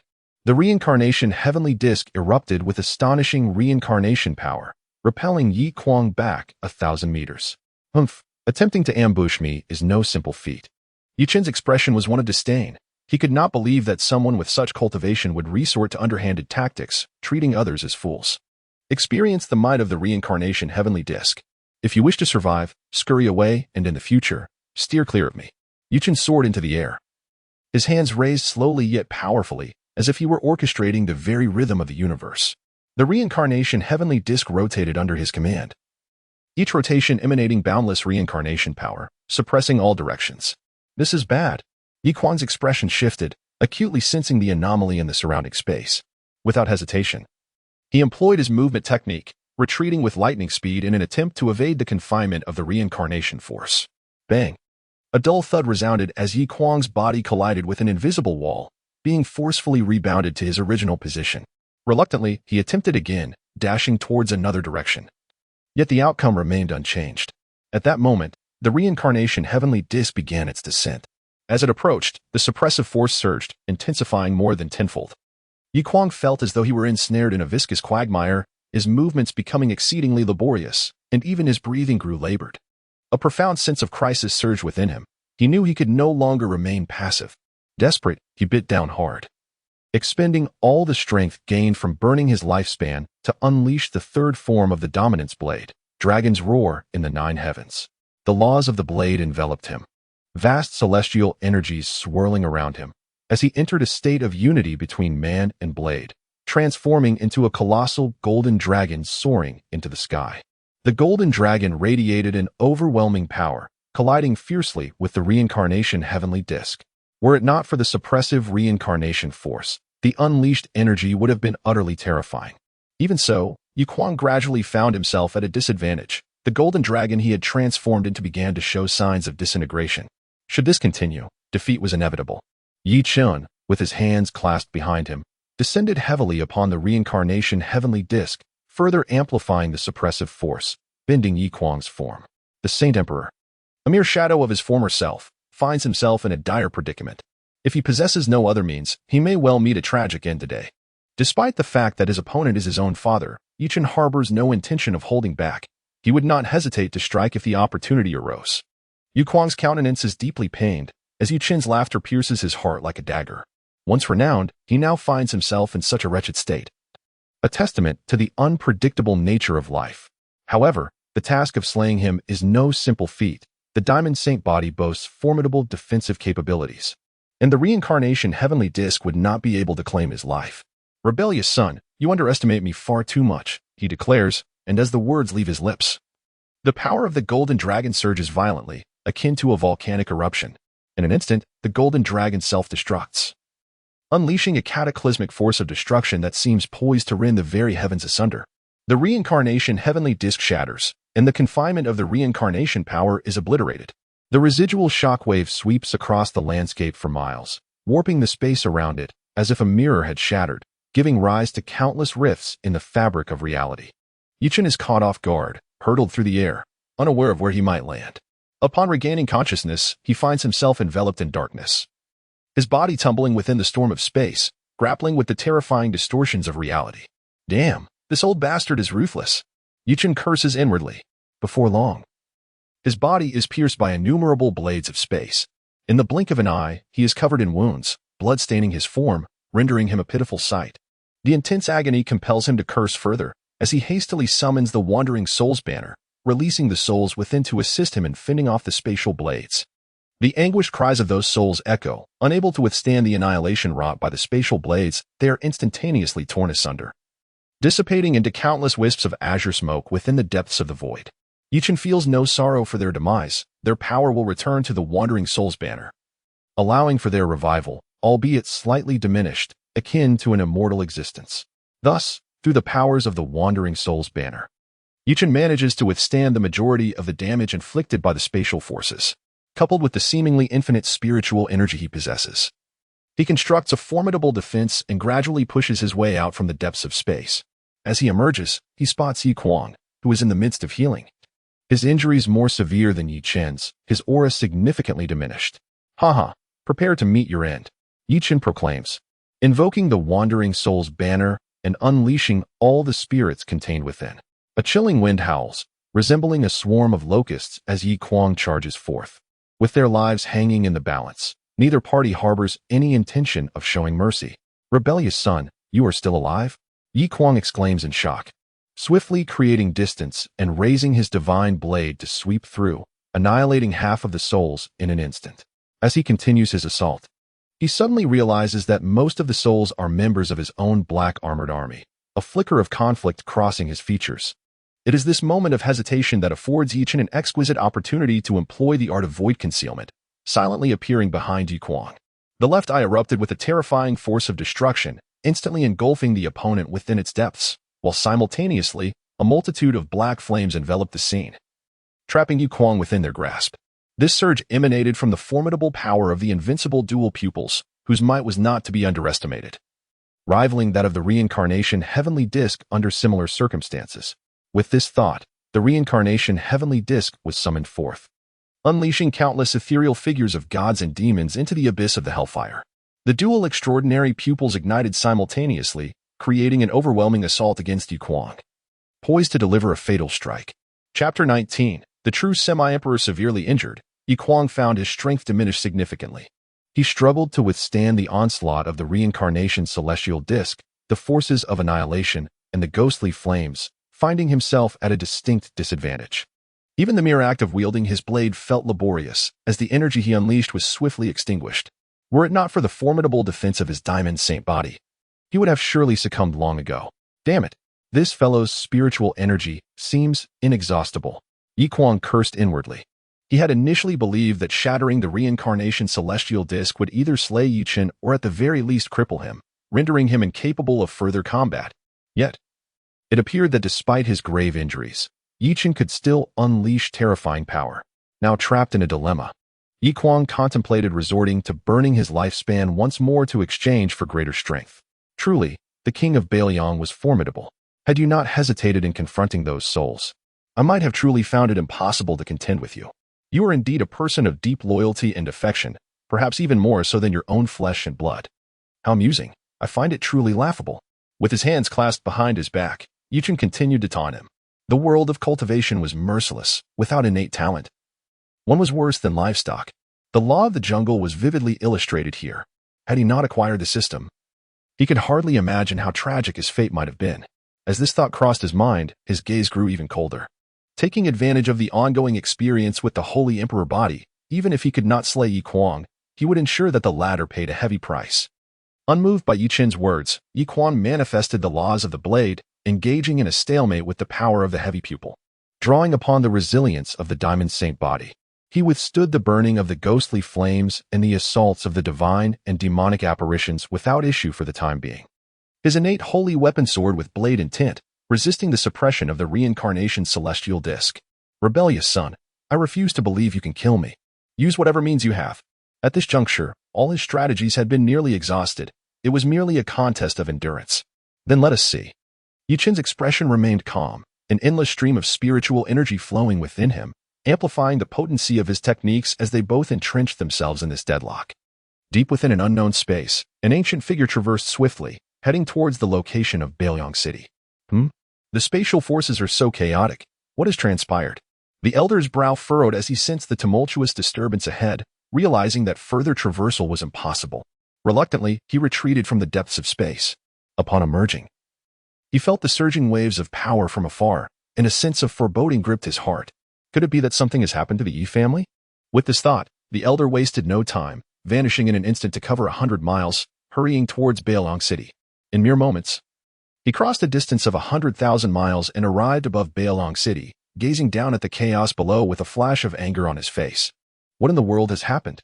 As he swept his divine sense across the area, he quickly pinpointed the source of the power, one of which felt strikingly familiar. He hastened to the sky to investigate the situation at hand. The host, a formidable quasi-emperor, is approaching, currently. You are no match for him, and must leave this place promptly. Chen was taken aback, and upon scanning with his consciousness, he indeed discerned a powerful figure swiftly nearing, emanating a terrifying aura, which must be the quasi-emperor spoken of by the system. Without a moment's hesitation, he tore through the fabric of space and slipped inside, as his current cultivation was far from sufficient to contend with a true quasi-emperor. Thus, he resolutely chose to flee. There exists a secret technique known as spatial leap in the realm of traversing worlds, capable of crossing boundless distances. Chen harnessed a vast amount of spatial energy to execute this technique, hoping to expedite his departure from this location and avoid a direct confrontation with the quasi-emperor. Stay here. An ancient voice echoed from afar, as a mysterious force immobilized the space surrounding Chen, preventing his escape. A saint-level expert battles using the power of laws. Whereas a quasi-emperor can fully master these laws, the chasm between them is evident. The adversary possesses the strength of a quasi-emperor at the 4th level. He is not someone your father could match by merely burning his lifespan for power. The host must exercise caution and absolutely avoid perishing here. A quasi-emperor, how terrifying indeed. Chen lamented, realizing that even burning 20,000 years of lifespan to summon the reincarnation celestial disk would be futile against such an opponent. It seemed that fleeing was the only option. Father, come save me. Yi Kuang's expression brightened as he recognized the identity of the approaching figure. It was none other than the esteemed elder of the Yi family, Yi Tianha. 2 centuries prior, he had reached the 9th level of the sacred emperor realm, embarking on a journey to seek opportunities to break through to quasi-emperor. It appeared he had indeed succeeded. In an instant, Yi Tianha shattered the space, and upon witnessing his son's dire state, he waved his hand to obliterate the reincarnation celestial disk, extinguishing the flames of the underworld and annihilating even the destructive force emitted from the heavy pupils. Once freed, Yi Kuang hurriedly bowed in gratitude. Thank you, father. Your return is most timely. Otherwise, I would have been in grave danger. This wretch is ruthless and merciless, having slaughtered tens of thousands of the black armored army, annihilated the entirety of the Yi clan, and reduced Yu Kong to a mere pawn, wasting his entire cultivation. I implore you, father, swiftly vanquish this foe and avenge our family's grievances. At this, his eyes turned crimson, and a surge of murderous intent reached its zenith, wishing to eliminate Chen immediately. What? Yi Tianha's expression shifted. He recalled that before embarking on his journey, Yi Kong had exhibited remarkable talent and possessed a spatial divine body. Had he matured smoothly, he would undoubtedly become a dominant figure. Who could have anticipated such a turn of events? The thought nearly drove him to madness. The overwhelming pressure of the quasi-emperor erupted without reserve, descending upon Chen as he coldly inquired, Boy, what is your true identity? Confess honestly, and perhaps your death will be more merciful. In an era devoid of imperial experts, the quasi-emperor stands as the pinnacle of the human realm. Regardless of Chen's background, he would pay a grievous price to avenge the fallen of the Yi family.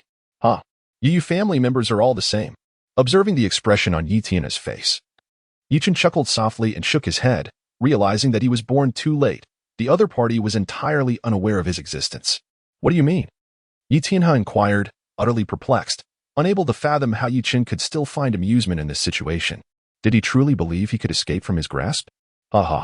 Chen's laughter grew more audacious as he pointed at Yi Kuang, tauntingly remarking, No one understands my identity better than your son. Yi Kuang. You might want to inquire with him. Chapter 20. Silver-haired Yi Tian's expression was one of confusion. How had the matter escalated to involve his son? This left him utterly perplexed. Yi Kuang, elucidate the situation to me. Yi Kuang hesitated, finding it difficult to articulate the issue. After all, the instigator was none other than his own son, his beloved grandson. The explanation felt daunting. After much contemplation, he could only muster the courage to say, "Father, the matter is rather intricate. I shall clarify it for you shortly. At present, our foremost priority is to apprehend this boy. Should he manage to escape, he would undoubtedly become the greatest threat to the Yi family in the future. Chen was ruthless in his actions. If he were to flee today, he would surely seek vengeance on my other two sons, and the consequences would be unimaginable. Haha, I shall not play with you any longer. I believe we shall meet again soon," Chen remarked, a chilling smile gracing his lips. In an instant, he resolutely ignited 99% of his lifespan. His lustrous black hair transformed into strands of silver white, enveloped in an aura of twilight, as if he were approaching death. However, his formidable vitality continuously metamorphosed into unparalleled power, surging through him like a tidal wave, ultimately allowing him to break free from his restraints with all his might. This is bad. Yi Tian's countenance shifted dramatically. He had not anticipated Yi Chen's unwavering resolve to burn his own lifespan without hesitation, abruptly elevating his strength to a level comparable to that of a quasi-emperor. Faced with such a ruthless individual, Yi Tian had dared not afford the slightest laxity. He quickly formed hand seals, and the surrounding space began to collapse, morphing into a colossal black hole, attempting to obstruct Yi Chen's escape. Yi Chen, his silver hair dancing wildly in the wind, fully activated the reincarnation Immortal Demon Eye, unleashing a power that could shake the heavens and weep for the spirits. Two brilliant beams of divine light instantaneously pierced through the enormous black hole. Simultaneously, he summoned the reincarnation heavenly disk, from which millions of divine and demonic phantoms poured forth, resolutely blocking Yi Tian's advance. Then, Yi Chen executed a spatial leap, his presence vanishing without a trace in the blink of an eye, as if he had never existed at all. Yi Tian's expression darkened profoundly, an infinite radiance coalescing upon his fists. In the next moment, the million divine and demonic phantoms disintegrated into nothingness, dissipating into the void. The reincarnation heavenly disk began to show numerous cracks, evidently unable to withstand the full force of Yi Tian's strike. A terrifying consciousness emanated forth, seeking to pursue Yi Chen based on the residual aura, yet alas, it yielded no discoveries. What a decisive fellow. If he survives, he will undoubtedly become a grave concern for the Yi family in the days to come. The silver hair and the aura of twilight were clear indicators of Yi Chen's ferocity. He had nearly burned through his entire lifespan in a desperate bid for survival. Yi Kuang found it hard to believe. Just moments prior, Yi Chen had burned a substantial portion of his lifespan and had inflicted severe injuries upon himself. Now, he had once again ignited his lifespan to enhance his strength, escaping from the grasp of a true quasi-emperor, which was nothing short of miraculous. Father, it seems the adversary's next targets will likely be Yi Feng and Yi Yun. What shall we do? Yi Kuang was deeply concerned for the safety of his elder and younger sons. Although both were at the semi-saint level, they were evidently no match for Yi Chen, who possessed the strength of a saint emperor. Yi Tianhe waved his hand, seeking to soothe Yi Chen's agitation. There is no need for excessive worry. That individual's cultivation level is merely at the void realm. It is likely that he has employed some forbidden technique to artificially elevate his power to a level comparable to ours. Presently, his lifespan is nearly extinguished, and he should not be able to stir up much trouble in the future. As a quasi-emperor, he had already discerned the subtle clues surrounding Yi Chen, though he had refrained from articulating his thoughts earlier. After a moment's contemplation, he added, however, this young man is unlikely to perish so easily. It seems he utilized a spatial leap technique, and it remains uncertain where he has been transported. As long as he is not a true saint emperor, we need not be overly concerned. Upon hearing these words, Yi Kuang exhaled in relief, his inner turmoil alleviated significantly. Moreover, Yi Feng and Yi Yun had both joined various sacred grounds, each fortified with powerful guardians. Yi Chen was not a genuine saint emperor and posed no immediate threat to them. Nevertheless, to err on the side of caution, Yi Kuang took out a communication token to relay orders to his million-strong black-armored army and the scattered members of the Yi family. He commanded them to pursue Yi Chen at all costs, hoping to eliminate the threat while he was still vulnerable. The black-armored army and the Yi family members, as long as Yi Chen remained within the borders of the Liang dynasty, would surely have no place to hide. After executing these orders, Yi Kuang suddenly recalled a matter of greater importance, the nearly lifeless Yi Kong, whose condition remained unknown. Ah, esteemed father. Please go check on Kong and see if there is any remedy. As a quasi-emperor, Yi Tianhe might possess a means to restore Yi Kong to his former self, regardless of the price. With a delicate gesture, Yi Kuang opened a portal to reveal the figures of Murong Shui and Yi Kong. Mother, please allow me to perish. I can bear no more. At this moment, Yi Kong was engulfed in despair, his limbs severed, his meridians and dantian shattered, rendering his once proud spatial divine body utterly ruined. The dual blows to his psyche and body shattered his will, blood seeping from his hollow eye sockets like tears of despair, evoking a chilling sensation. Murong Shui was reduced to tears, appearing distraught. Nevertheless, she continued to comfort Yi Kong. My dear, you must not give up, no matter the cost. I will ensure your restoration. Please, trust me. As her words lingered in the air, she noticed Yi Tianhe and Yi Kuang outside.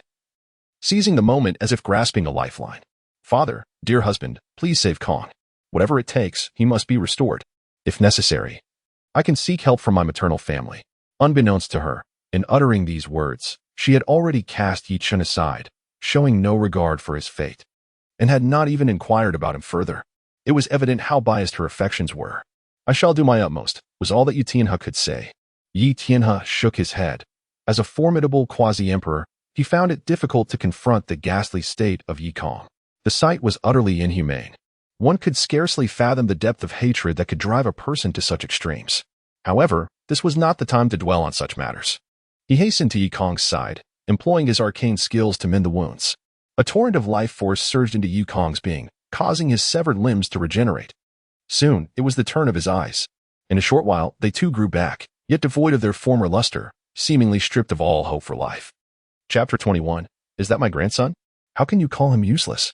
Yi Kuang felt an overwhelming sense of sorrow upon witnessing his son in such a state. He gently consoled, Konger, you must gather your strength. Your grandfather has now ascended to the status of a quasi-emperor, and he can undoubtedly restore you to your former self. Experiencing a few setbacks in life is not necessarily a misfortune. Your future stretches long ahead, and you must not allow yourself to fall into despair. Reflect on the suffering you endured today. Do you not yearn to avenge yourself? The path of cultivation is merciless, and to reach the pinnacle, one's resolve must be unwavering. The most pressing matter at hand is to help Yi Kong regain his confidence. Otherwise, even if he recovers, significant progress may elude him in the future. The first two statements left Yi Kong unmoved, yet it was the final remark that stirred him, his gaze beginning to harden. With clenched fists, an overwhelming fury reignited his spirit as he declared vehemently, Yi Chen, I will ensure you meet a fate worse than death. That day will inevitably come. Murong Shui trembled slightly. Though she intended to offer words of comfort, the hatred radiating from Yi Kong's eyes compelled her to swallow her words. Fearing she might provoke him further, tears began to flow unbidden, and she lamented her perceived failure as a mother. Had she shown more concern for Yi Chen, perhaps this tragic situation could have been avoided. How harmonious it would have been for brothers to coexist peacefully. Yet, it was too late for such reflections. With the current circumstances, Yi Chen could never return to the Yi family.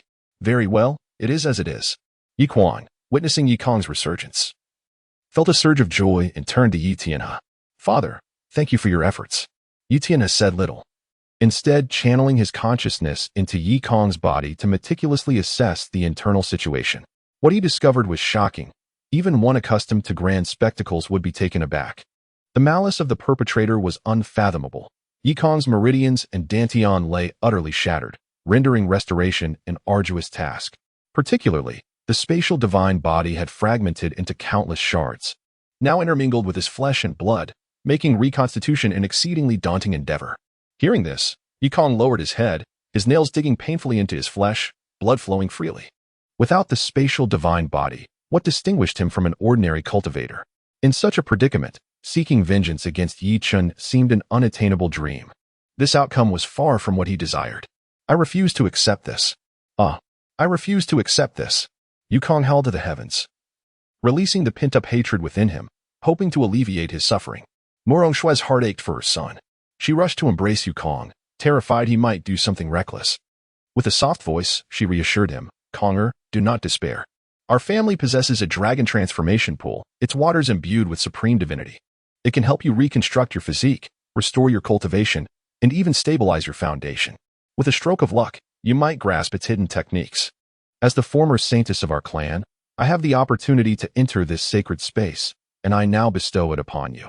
Do not lose heart, all shall pass. In truth, she had initially intended to enter the pool herself to enhance her chances of breaking through to the Saint Emperor realm. Regrettably, such events have unfolded, and I must bestow the opportunity upon Yi Kong to assist him in regaining his former glory. Upon hearing this, Yi Kong's heart ignited with hope. Thank you, esteemed mother. I shall not disappoint you. He understood that as long as he could restore his spatial divine body and cultivation, an abundance of possibilities awaited him. He was determined not to continue his descent into despair. The transformation pool of the Murong clan indeed possessed miraculous effects, thus the dilemma would soon be resolved. Let me first assist Conger in mending his meridians and Dantian. Yi Tianhe was certainly aware of the illustrious reputation of the transformation pool. It was a supreme artifact, coveted by countless formidable beings. Legend has it that tens of thousands of years ago, a powerful emperor from the Murong clan obtained it from beyond the realms and subsequently placed it within the family for the use of distinguished descendants. Now, with Murong Shui relinquishing this opportunity, it seemed plausible that the restoration of Yi Kong's spatial divine body would proceed without hindrance, alleviating any lingering concerns. Thank you for your efforts, grandfather. I am profoundly grateful for your assistance in restoring my meridians and Dantian. Yi Kong turned and knelt down. Yi Tianhe helped him to his feet and, with a grave expression, remarked, "It is of no consequence. However, the process will be excruciating, and you must endure it, lest all efforts be in vain. With your meridians and Dantian in such a shattered state, meticulous reconstruction is required, and any error is unacceptable. Rest assured, grandfather, I am capable," Yi Chen replied with unwavering determination. Yi Tianhe nodded, retrieving a plethora of rare materials: starfall heart, Sangyan bone, earth heart spirit milk, heavenly spirit, and more, each one exceedingly precious. Utilizing formidable power, he extracted their essence and infused it into Yi Kong's body, cautiously piecing together the fragmented meridians and Dantian. Murong Shui and Yi Kuang stood vigil, ready to protect against any unforeseen calamity. At that moment, Yi Kong's divine body trembled incessantly, his visage contorted in agony, as if he were enduring unimaginable suffering. Were it not for the boundless hatred he harbored for Yi Chun, he might not have withstood the ordeal. Fortunately, all proceeded smoothly. After 3 days, the shattered meridians and Dantian were finally reassembled, and now a period of nurturing was all that was required. Murong Shui, unwilling to delay a moment longer, hoped for her son's swift recovery and immediately took Yi Kong to the Murong clan. Once they departed, Yi Tianhe turned his gaze toward Yi Kuang, calmly inquiring, "Now, may I learn about the origins of that young man?" Having detected something unusual from their previous conversations, he had suppressed his curiosity for the sake of Yi Kong. Now that they had both left, he felt unencumbered. Well, Yi Kuang's complexion fluctuated between shades of pale and flushed, unsure of how to articulate the truth. After a prolonged silence, he finally disclosed Yu Chen's identity. "What? He is my grandson?" Yi Tianhe was utterly taken aback, struggling to comprehend the revelation. How could this be? His own grandson disregarded familial ties, annihilated the entire Yi clan, gravely injured his parents, and incapacitated his elder brother? The narrative was not only ludicrous but exceedingly insane.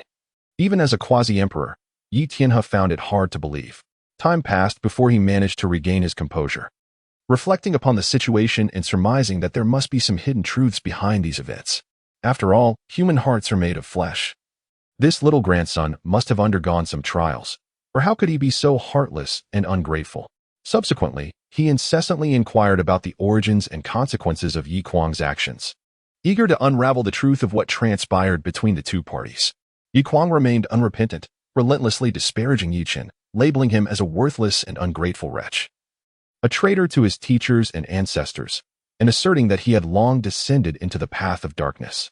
Little did he know that Yi Tianhe, seasoned with age and wisdom, could surmise the events from mere fragments of conversation, igniting a fury within him. How could you, a formidable sovereign, utter such words? Regardless of the means Yi Chen employed, he undeniably unleashed power comparable to that of a quasi-emperor. Can you truly call him worthless? Such accusations of ingratitude and treachery are merely the result of your own coercion. I am profoundly disappointed in you. Yi Tianhe trembled with rage, chastising Yi Kuang before him, his spittle nearly drowning the foolish boy, a promising talent driven to rebel against his family. If he truly possessed the ability, he would relish the chance to strike Yi Kuang down with a single blow. How could I have sired such a son? It is truly a waste. Yi Kuang bowed his head, terrified to even utter a sound, for the man before him was none other than his father. Chapter 22. The Swamp of 10,000 Poisons. Yi Tianjiao ran for quite a while, cursing until exhaustion forced him to cease. At this juncture, words were futile. He could only hope for future opportunities to rectify the situation. The immediate priority was to rebuild the Yi family. It was impossible to remain in the devastated Bailiang city, and thus he had to venture elsewhere. In a place bordering the Luong dynasty and the Tang dynasty, Yi Chen lay in a mire, nursing his wounds. 3 days prior, he had employed a space-jumping technique, inadvertently plummeting into a perilous realm known as the Swamp of 10,000 Poisons. This treacherous place was teeming with toxic entities, each imbued with lethal venom. Legend spoke of formidable poisons rivaling the strength of sages, though their veracity remained uncertain. Yi Chen had initially intended to slay a number of these venomous creatures to replenish his depleting lifespan and simultaneously enhance his cultivation. However, the time limit on his Saint Emperor cultivation experience card had lapsed, causing his realm to revert to the first level of the Skyward Realm, and the amplification from his killing body gradually dissipated. Consequently, he could no longer contain his prior injuries. A terrifying backlash nearly propelled him into the heavens, rendering him immobile and submerging him in the swamp. During this time, numerous toxic creatures passed by, occasionally taking bites. Fortunately, being at the periphery of the Swamp of 10,000 Poisons, these creatures were not overly powerful. Even so, he accumulated a significant amount of toxins within, necessitating 3 arduous days to regain a modicum of mobility. Curse those wretched beings for daring to bite me. I shall exterminate you all. Yi Chen grunted as he struggled to crawl out of the mire, his appearance utterly disheveled. His tattered clothing was caked in mud, and his hair clung wetly to his scalp, rendering him akin to a refugee who had just endured a catastrophe, even more pitiable than a beggar. To avert further mishaps, Yi Chen dared not linger, quickly seeking a secure and concealed spot to mend his injuries. He retrieved several solidifying essence pills and placed them in his mouth, feeling the immense energy surge within him. After several hours of effort, his injuries had significantly healed, and his spirits lifted considerably. As night fell, the atmosphere in the Swamp of 10,000 Poisons grew increasingly eerie and foreboding. The surrounding toxic creatures seemed to sense Yi Chen's presence, converging towards him.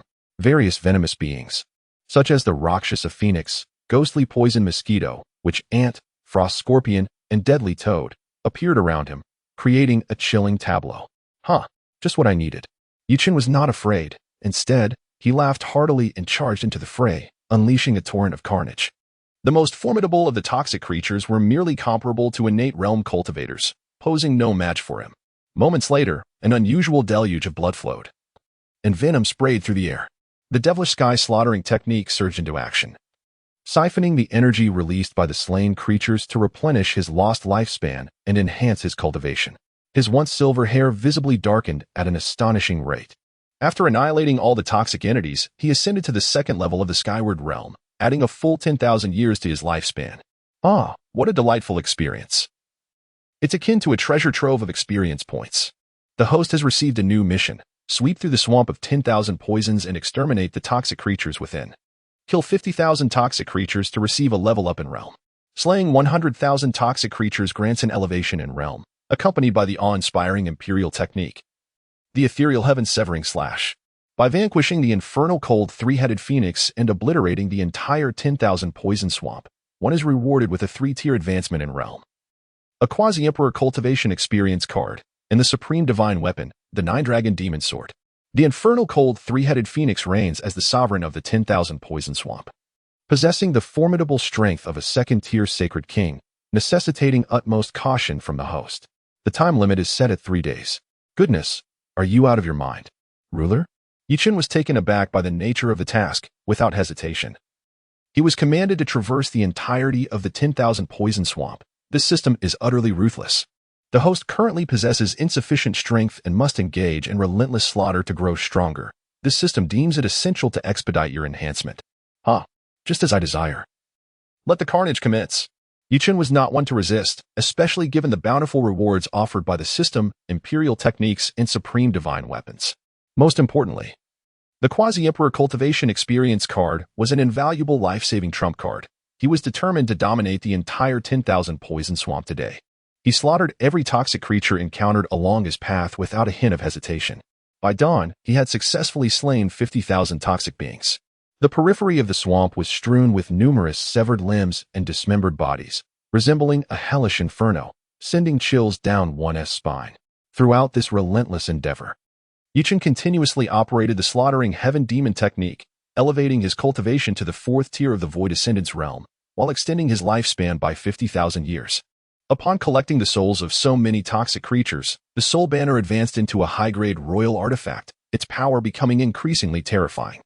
The host has slain 50,000 toxic beings, realm elevation granted, now reaching the 5th tier of the Void Ascendant's realm.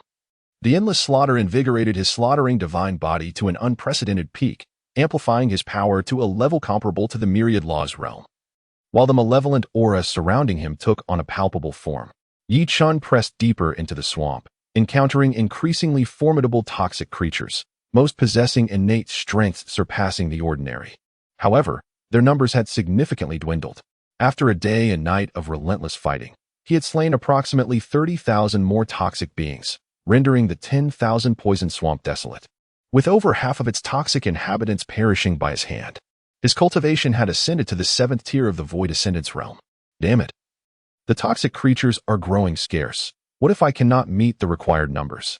Chen found himself concerned. Though the toxic beings were not particularly intelligent, they were not foolish either. Witnessing his frenzied slaughter, many had taken to hiding. The search became increasingly troublesome, and he even encountered several toxic beings on par with the fragmentation void realm, whose poisonous gas could corrode space itself, causing him considerable trouble. After careful contemplation, in order to avoid wasting time, Chen promptly utilized the Sacred King Cultivation Experience card. The host has activated the Sacred King Cultivation Experience card, randomly acquiring the strength of a 7th-tier Sacred King for a duration of 3 hours. The toxic creatures, once brimming with ferocity, instantly began to tremble in fear, gazing at Chen with terror, retreating in a desperate attempt to escape. Huh? Think you can flee? Not a chance. Chen summoned the Soul Banner, unleashing countless souls that, under the formidable enhancement of his spiritual power, became exceedingly fearsome, swiftly annihilating hundreds of toxic creatures before scattering to hunt down those that had hidden away, significantly increasing his efficiency. Chen unleashed his entire consciousness in a fervent quest to locate the elusive Ming on three-headed phoenix, an entity possessing the formidable strength of a Saint King. He believed that success would soon be within his grasp. However, events unfolded contrary to his expectations. After several searches, he still could not find the phoenix, which left him utterly astonished. How could he complete his mission without the target in sight? Had it perhaps concealed itself in advance? The poisonous swamp spanned over 100,000 miles. It was implausible that he should excavate to such depths. This situation was exceedingly vexing. System, could you offer a hint? Chen felt a surge of urgency, aware that his Saint King prowess would only endure for 3 hours.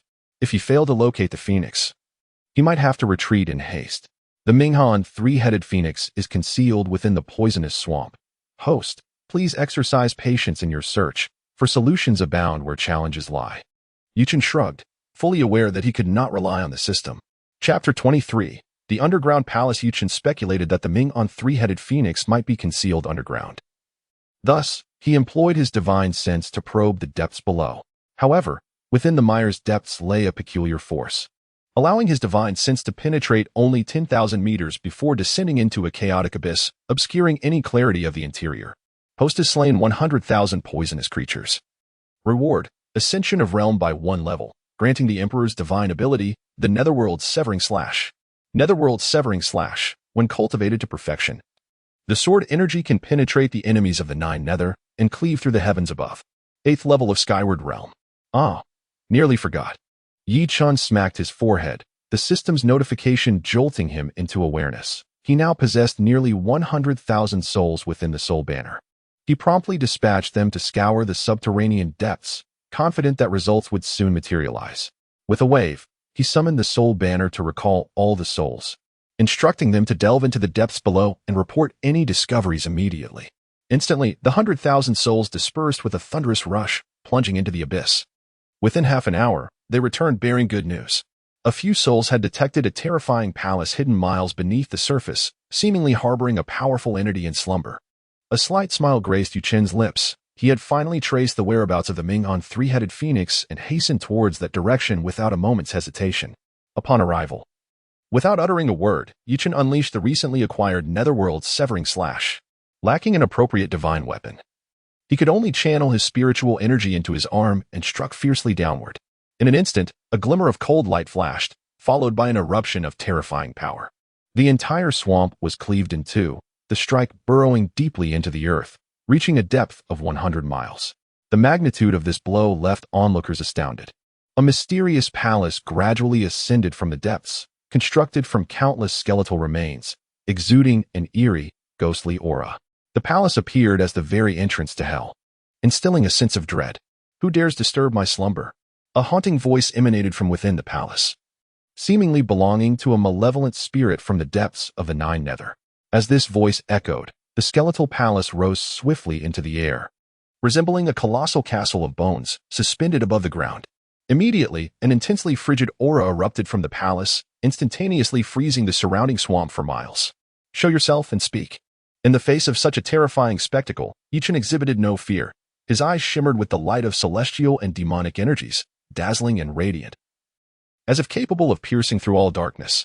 With a fierce wave of his hand, immense power surged forth, crashing directly into the skeletal palace, accompanied by a resounding boom. The palace crumbled, countless bone fragments scattering in all directions. The bone shards rained down like a tempest, whistling through the air with a sharp gust. Half of the experience card for the Supreme Saint Emperor had elapsed. He needed to swiftly eliminate the threat, or the task would remain incomplete. As the bone fragments fell away, a figure of a woman emerged, enveloped in an aura of demonic energy, her eyes fixed on Chen, revealing a chilling intensity. It turns out to be a creature of the demonic clan, which explains its deep concealment, causing me to expend such great effort in my search. Chen was momentarily taken aback. He had initially assumed that the Minghan three-headed phoenix was merely a formidable poison creature, unaware that it was, in fact, a powerful being of the demon race. For Chen, eliminating poisonous creatures was not particularly challenging, as they were primarily mindless beasts acting on instinct. No matter how formidable a poison creature might be, it would lack significant intelligence. In contrast, the demon race was entirely different. Their cultivation methods bore similarities to those of the human race, and they were inherently capable of speech. Once a demon reached the innate realm, they could condense a demon core and transform into a human form. They possessed not only the formidable physicality of fierce beasts but also longevity and intellect akin to that of humans. This unique talent endowed the demon race with a considerable advantage on the path of cultivation, rendering them exceptionally fortunate. Chen did not dare to underestimate the situation. He fully activated the Reincarnation Celestial Demon Eye, summoning the Reincarnation Celestial Plate to suppress the Wanda Swamp, as countless ethereal shadows of divine demons sealed off all directions. The Minghan three-headed phoenix's expression shifted dramatically, sensing a profound threat, and immediately displayed a serious demeanor. We hold no grievances. Why must you strike against me? If possible, she would naturally prefer to avoid conflict with Chen, fearing that it would attract even more powerful beings, leading to an undesirable outcome. There are no grievances. I simply wish to eliminate you. Chen's gaze was cold, his unique eyes suddenly swirling, emanating a torrent of nether fire, infused with an aura of terrifying destruction, which instantly engulfed the Minghan three-headed phoenix. The nether fire blazed fiercely, enveloping the phoenix and preventing any chance of escape. Countless divine demon shadows surged forward, wielding various divine artifacts, each strike imbued with astonishing power. Simultaneously, the Reincarnation Celestial Plate began to rotate slowly, emitting a deep rumbling sound. A more horrific suppressive force erupted from the plate, sweeping through like a tsunami, as if intent on collapsing the very fabric of the world. Under this overwhelming suppressive force, the surrounding space began to warp and twist, and time itself seemed to slow. The Minghan three-headed phoenix felt unprecedented pressure, struggling to break free from the restraints of the nether fire, but to no avail. Damn it, why? Curse it. The Minghan three-headed phoenix was utterly panicked, unable to fathom why Chen had suddenly launched such a fierce assault, unleashing several terrifying abilities at once. Without a moment's hesitation, it manifested its true form, transforming into a colossal three-headed black phoenix, enveloped in an aura of netherlight. Attempting to withstand the suppressive force of the Reincarnation Celestial Plate and the encroaching nether fire. However, Chen's onslaught was too ferocious, and the Minghan three-headed phoenix soon found itself at a disadvantage. In this dire moment, it had no choice but to expel its inner core. Summoning a robust wave of demonic energy that formed a protective barrier, barely resisting the assault of the divine demon shadows. Upon witnessing this, Chen could not help but furrow his brow. He had initially believed that his offensive would effortlessly slay the Ming on three-headed phoenix, but he was taken aback to discover that this creature possessed such an array of defenses, managing to withstand his lethal assault. Compared to the cultivators of the same rank, the infernal frost three-headed phoenix undoubtedly possesses far greater strength. Fortunately, I am equipped with an array of formidable techniques. Otherwise, it would truly be uncertain whether I could subdue my opponent. With this thought in mind, Chen held nothing back, channeling all of his internal spiritual energy into his arm to execute the emperor-level divine ability, the abyssal celestial slashing strike. Its might surpassed that of the previous technique by several folds, as the terrifying sword aura surged across thousands of miles, striking fiercely upon the demon core of the infernal frost three-headed phoenix. A resounding explosion echoed as a profound gash appeared upon the surface of the demon core, its radiance flickering erratically. The ethereal figures of gods and demons broke through the defenses, inflicting severe damage upon the infernal frost three-headed phoenix. Consequently, it could no longer withstand the suppression of the reincarnation heavenly disk. Its corporeal form began to crack, spilling forth a copious amount of blood. Chapter 24. The Self-Destruction of the Frost-Fire Three-Headed Phoenix. The Frost-Fire Three-Headed Phoenix, unwilling to succumb to its seal, let out a thunderous roar that reverberated throughout the heavens and the earth. Exuding a frenzied aura, it resolutely ignited its own essence, akin to a cultivator sacrificing their lifespan. It forcibly elevated its power to a level comparable to the ninth layer of the Saint King realm. All three heads simultaneously opened their mouths, unleashing a torrent of icy breath. The phantoms of gods and demons encountered this chilling breath, transforming into lifelike ice sculptures that plummeted into the marsh. The nether fire was similarly affected, its flames gradually weakening and retreating under the oppressive cold.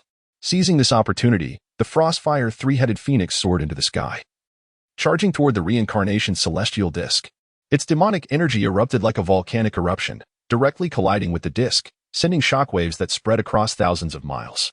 Wherever it passed, the very fabric of space fractured, creating vast expanses of impenetrable void. Crack, crack. Under the onslaught of this formidable force, the reincarnation's celestial disk began to fissure, the cracks rapidly spreading until it was ultimately shattered. The Frostfire three-headed phoenix fixed its gaze on Chen, its voice icy as it declared, "Damn human. I shall surely kill you." The blood it had burned in this encounter was not something that could be easily restored, and the cost it had paid was staggering. It truly yearned to devour the human before it whole. Chen displayed no fear, his figure flashing as he charged forward, engaging the Frostfire three-headed phoenix in a fierce battle. The aftermath of their clash shattered the space around them, causing the ground to sink and mountains and trees to collapse. The tremendous commotion attracting numerous passing cultivators. What has transpired in the Marsh of 10,000 Poisons? My heavens, what terrifying power! Let us hasten to observe. Many were astonished, with some daring souls flying closer to discern the unfolding events. Perhaps it is best to retreat. Such dreadful power could obliterate one entirely. Some cultivators remained cautious, fearful of drawing the ire of the raging forces. In the Marsh of 10,000 Poisons, Chen displayed immense prowess. Relying on the boundless spirit energy, he forced the Frostfire three-headed phoenix into retreat, firmly gaining the upper hand. Haha, you cannot withstand for long. Surrender to your demise. The power gained through burning his essence was unsustainable, and Chen believed the phoenix could not endure much longer, at which point it would be at his mercy. It will not be so easy to kill me. The Frostfire three-headed phoenix naturally refused to relinquish its resistance, unleashing a flurry of feathers from its wings, akin to divine weapons. Chen's eyes glimmered with a dreadful force of annihilation, extinguishing the oncoming feathers. The Battle of St. King Caliber was extraordinarily intense, soon laying waste to the entire Marsh of 10,000 Poisons. The sunken mire was completely submerged, forming a vast pit, while surrounding peaks crumbled, enveloped in swirling dust. The once dreaded Marsh of 10,000 Poisons thus vanished, burying a portion of those who had come to spectate. Frightened, the onlookers hastily fled, no longer daring to approach this place. At this moment, the three-headed phoenix of the underworld, consumed by anxiety, felt its forcibly enhanced power beginning to wane. Realizing that persisting in this manner could lead to its demise, it unleashed an endless stream of frigid breath, solidifying into a formidable ice wall. Subsequently, it turned and tore through space, diving into the void, fleeing desperately into the distance. Damn it, if I let you escape, I might as well end my own life. Chen cursed silently. To ensure a more secure outcome, he instantaneously burned a millennium of his lifespan, elevating his strength to the level of a Saint Emperor. And with a single punch, shattered the immense ice wall in pursuit of the three-headed phoenix. Within the depths of space, the forces were chaotic, fortunately. The dual pupils allowed him to pierce through illusions, firmly locking onto his target. Otherwise, it would have been entirely possible for the creature to slip away. He then employed the technique of void shadow, utilizing the power of space to conceal his presence, swiftly closing in on the three-headed phoenix. Finally, he thought, I have managed to evade that human. The phoenix, having fled for a considerable time, paused, convinced that Chen would not catch up to it. It transformed into human form, intending to first recuperate its injuries, for encountering other powerful beings could prove perilous. Is that so? At that moment, Chen materialized unexpectedly. The reincarnation celestial demon eyes emitting two beams of power that bound the three-headed phoenix, rendering it immobile. How was this possible? Despair etched across the phoenix's face. It had never anticipated that even after navigating the depths of space, it would still be unable to elude Chen's pursuit. With its entire power sealed, further escape was clearly impossible, leaving it filled with resentment. After cultivating for thousands of years to attain its current realm, it was unwilling to simply perish. Thus it pitifully pleaded for mercy. Friend, I am willing to become your steed, serving you diligently in the future. I hope you can spare my life. In that moment, this was its only chance at survival. Believing that a mount of Saint King caliber would be hard for anyone to refuse, Chen stroked his nose, surveying the three-headed phoenix from head to toe. Its appearance and figure were indeed commendable, yet when compared to a supreme divine weapon, it fell significantly short. The choice was clear and required no deliberation, undoubtedly. The latter was the preferable option. He shook his head and replied, an intriguing proposition, but regrettably, I have little interest in human-beast hybrids. I do not wish to ride you. As his words fell, his eyes erupted with the flames of the underworld, all surging into the body of the three-headed phoenix. The three-headed phoenix shrieked in agony, soon transforming into its original form. The underworld flames piercing through flesh and blood. Damn human, even in death, I will make you pay a heavy price. The phoenix ignited all its essence blood, its feathers bristling fiercely, reaching a level comparable to a Saint Emperor. A fierce glint emerged in its eyes as it detonated its demon core, intending to take Chen down with it. Boom. Accompanied by a thunderous sound, cataclysmic power erupted. Damn, I was careless. Chen thought to himself, sensing the imminent danger. He hastily executed the technique of spatial leap to escape, but alas, it was too late. The force of the explosion surged toward him. Chen spat out blood, sustaining severe injuries. Fortunately, at the critical moment, he managed to teleport away from the scene. Otherwise, the outcome would have been far more tragic. Chapter 25, The Immutable Divine Power, the indestructible golden body upon vanquishing the infernal three-headed phoenix and obliterating the 10,000 poison marsh. The host was generously rewarded with a 3-tier elevation in realm, an experience card for quasi-emperor cultivation, and the supreme divine weapon, the 9-dragon demon sword. The 9-dragon demon sword, a weapon of unparalleled might forged from the essence of its creator's supreme demonic bone, was further infused with the essence of 9 emperor-level dragon clans, containing an immense and formidable demonic nature. In the 9th layer of the sovereign sky realm, in the 1st and 2nd layers of the divine power realm, Chen found himself unable to revel in his triumph. The explosive aftermath of the infernal three-headed phoenix's self-detonation had disrupted his spatial leap technique. He was utterly unaware of his new location and soon encountered a terrifying spatial storm, where his life hung by a thread. With every ounce of his strength, he tore through the fabric of space to escape, only to find that the time on his Saint Emperor experience card had elapsed, leading to a backlash from his injuries. Caught off guard, Chen plummeted from the heavens, fortuitously landing in a frigid pool, which mitigated the impact significantly. Otherwise, his injuries would have worsened considerably. Reflecting on his predicament, he felt a profound sense of regret. To put it bluntly, his current misfortune was entirely self-inflicted. Had he swiftly dispatched the infernal three-headed phoenix at the outset, denying it the opportunity to explode, he would not have faced such tribulations. The phrase "the villain perishes due to excessive verbosity" seemed particularly apt in this context. Alas, he had suffered greatly. Firstly, he failed to seize the longevity and cultivation from the infernal three-headed phoenix, which could have significantly bolstered his realm and extended his lifespan. Secondly, he could not capture the soul of the phoenix, which would undoubtedly have advanced into a sacred artifact. Thankfully, the rewards bestowed by the system were substantial. Otherwise, he would have been inconsolable. With little time to dwell on his misfortunes, Chen resolved to heal beneath the water, uncertain of his surroundings. Venturing out recklessly could lead to perilous encounters with formidable adversaries. He hastily consumed several Gu-Yuan pills, and 3 days swiftly passed. Not only did his internal injuries heal completely, but he also ascended to the 3rd layer of the golden body realm. His strength burgeoned. And even without the enhancement of the killing divine body, he could effortlessly dispatch adversaries of the same tier, with no difficulty in engaging those above his rank. With a moment of respite, Chen began to cultivate the dragon elephant suppressing heaven technique, a method dedicated to the enhancement of the physical body, requiring a gradual and methodical approach to breakthroughs. The dragon elephant suppressing heaven technique comprises 10 layers, with exceedingly stringent requirements. One must possess a formidable physique and a robust vitality. Chen barely met the threshold for cultivation. The first step involved continuously condensing his vitality into an ancient dragon elephant. One ancient dragon elephant symbolized a titanic force of 100,000 pounds. To condense 10 ancient dragon elephants would grant him 1,000,000 pounds of divine strength, making it evident how monumental the challenge of surpassing the first layer was. It is worth noting that 1,000,000 pounds of divine strength could rival a golden body realm expert, capable of causing the earth to crack with a stomp and shattering a small hill with ease. With a tranquil mind, he activated the dragon elephant suppressing heaven technique, causing his internal vitality to surge as he followed the prescribed pathways, continuously refining his physical form.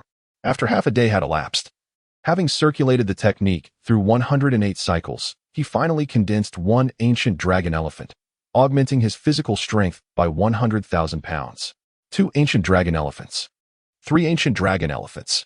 10 ancient dragon elephants.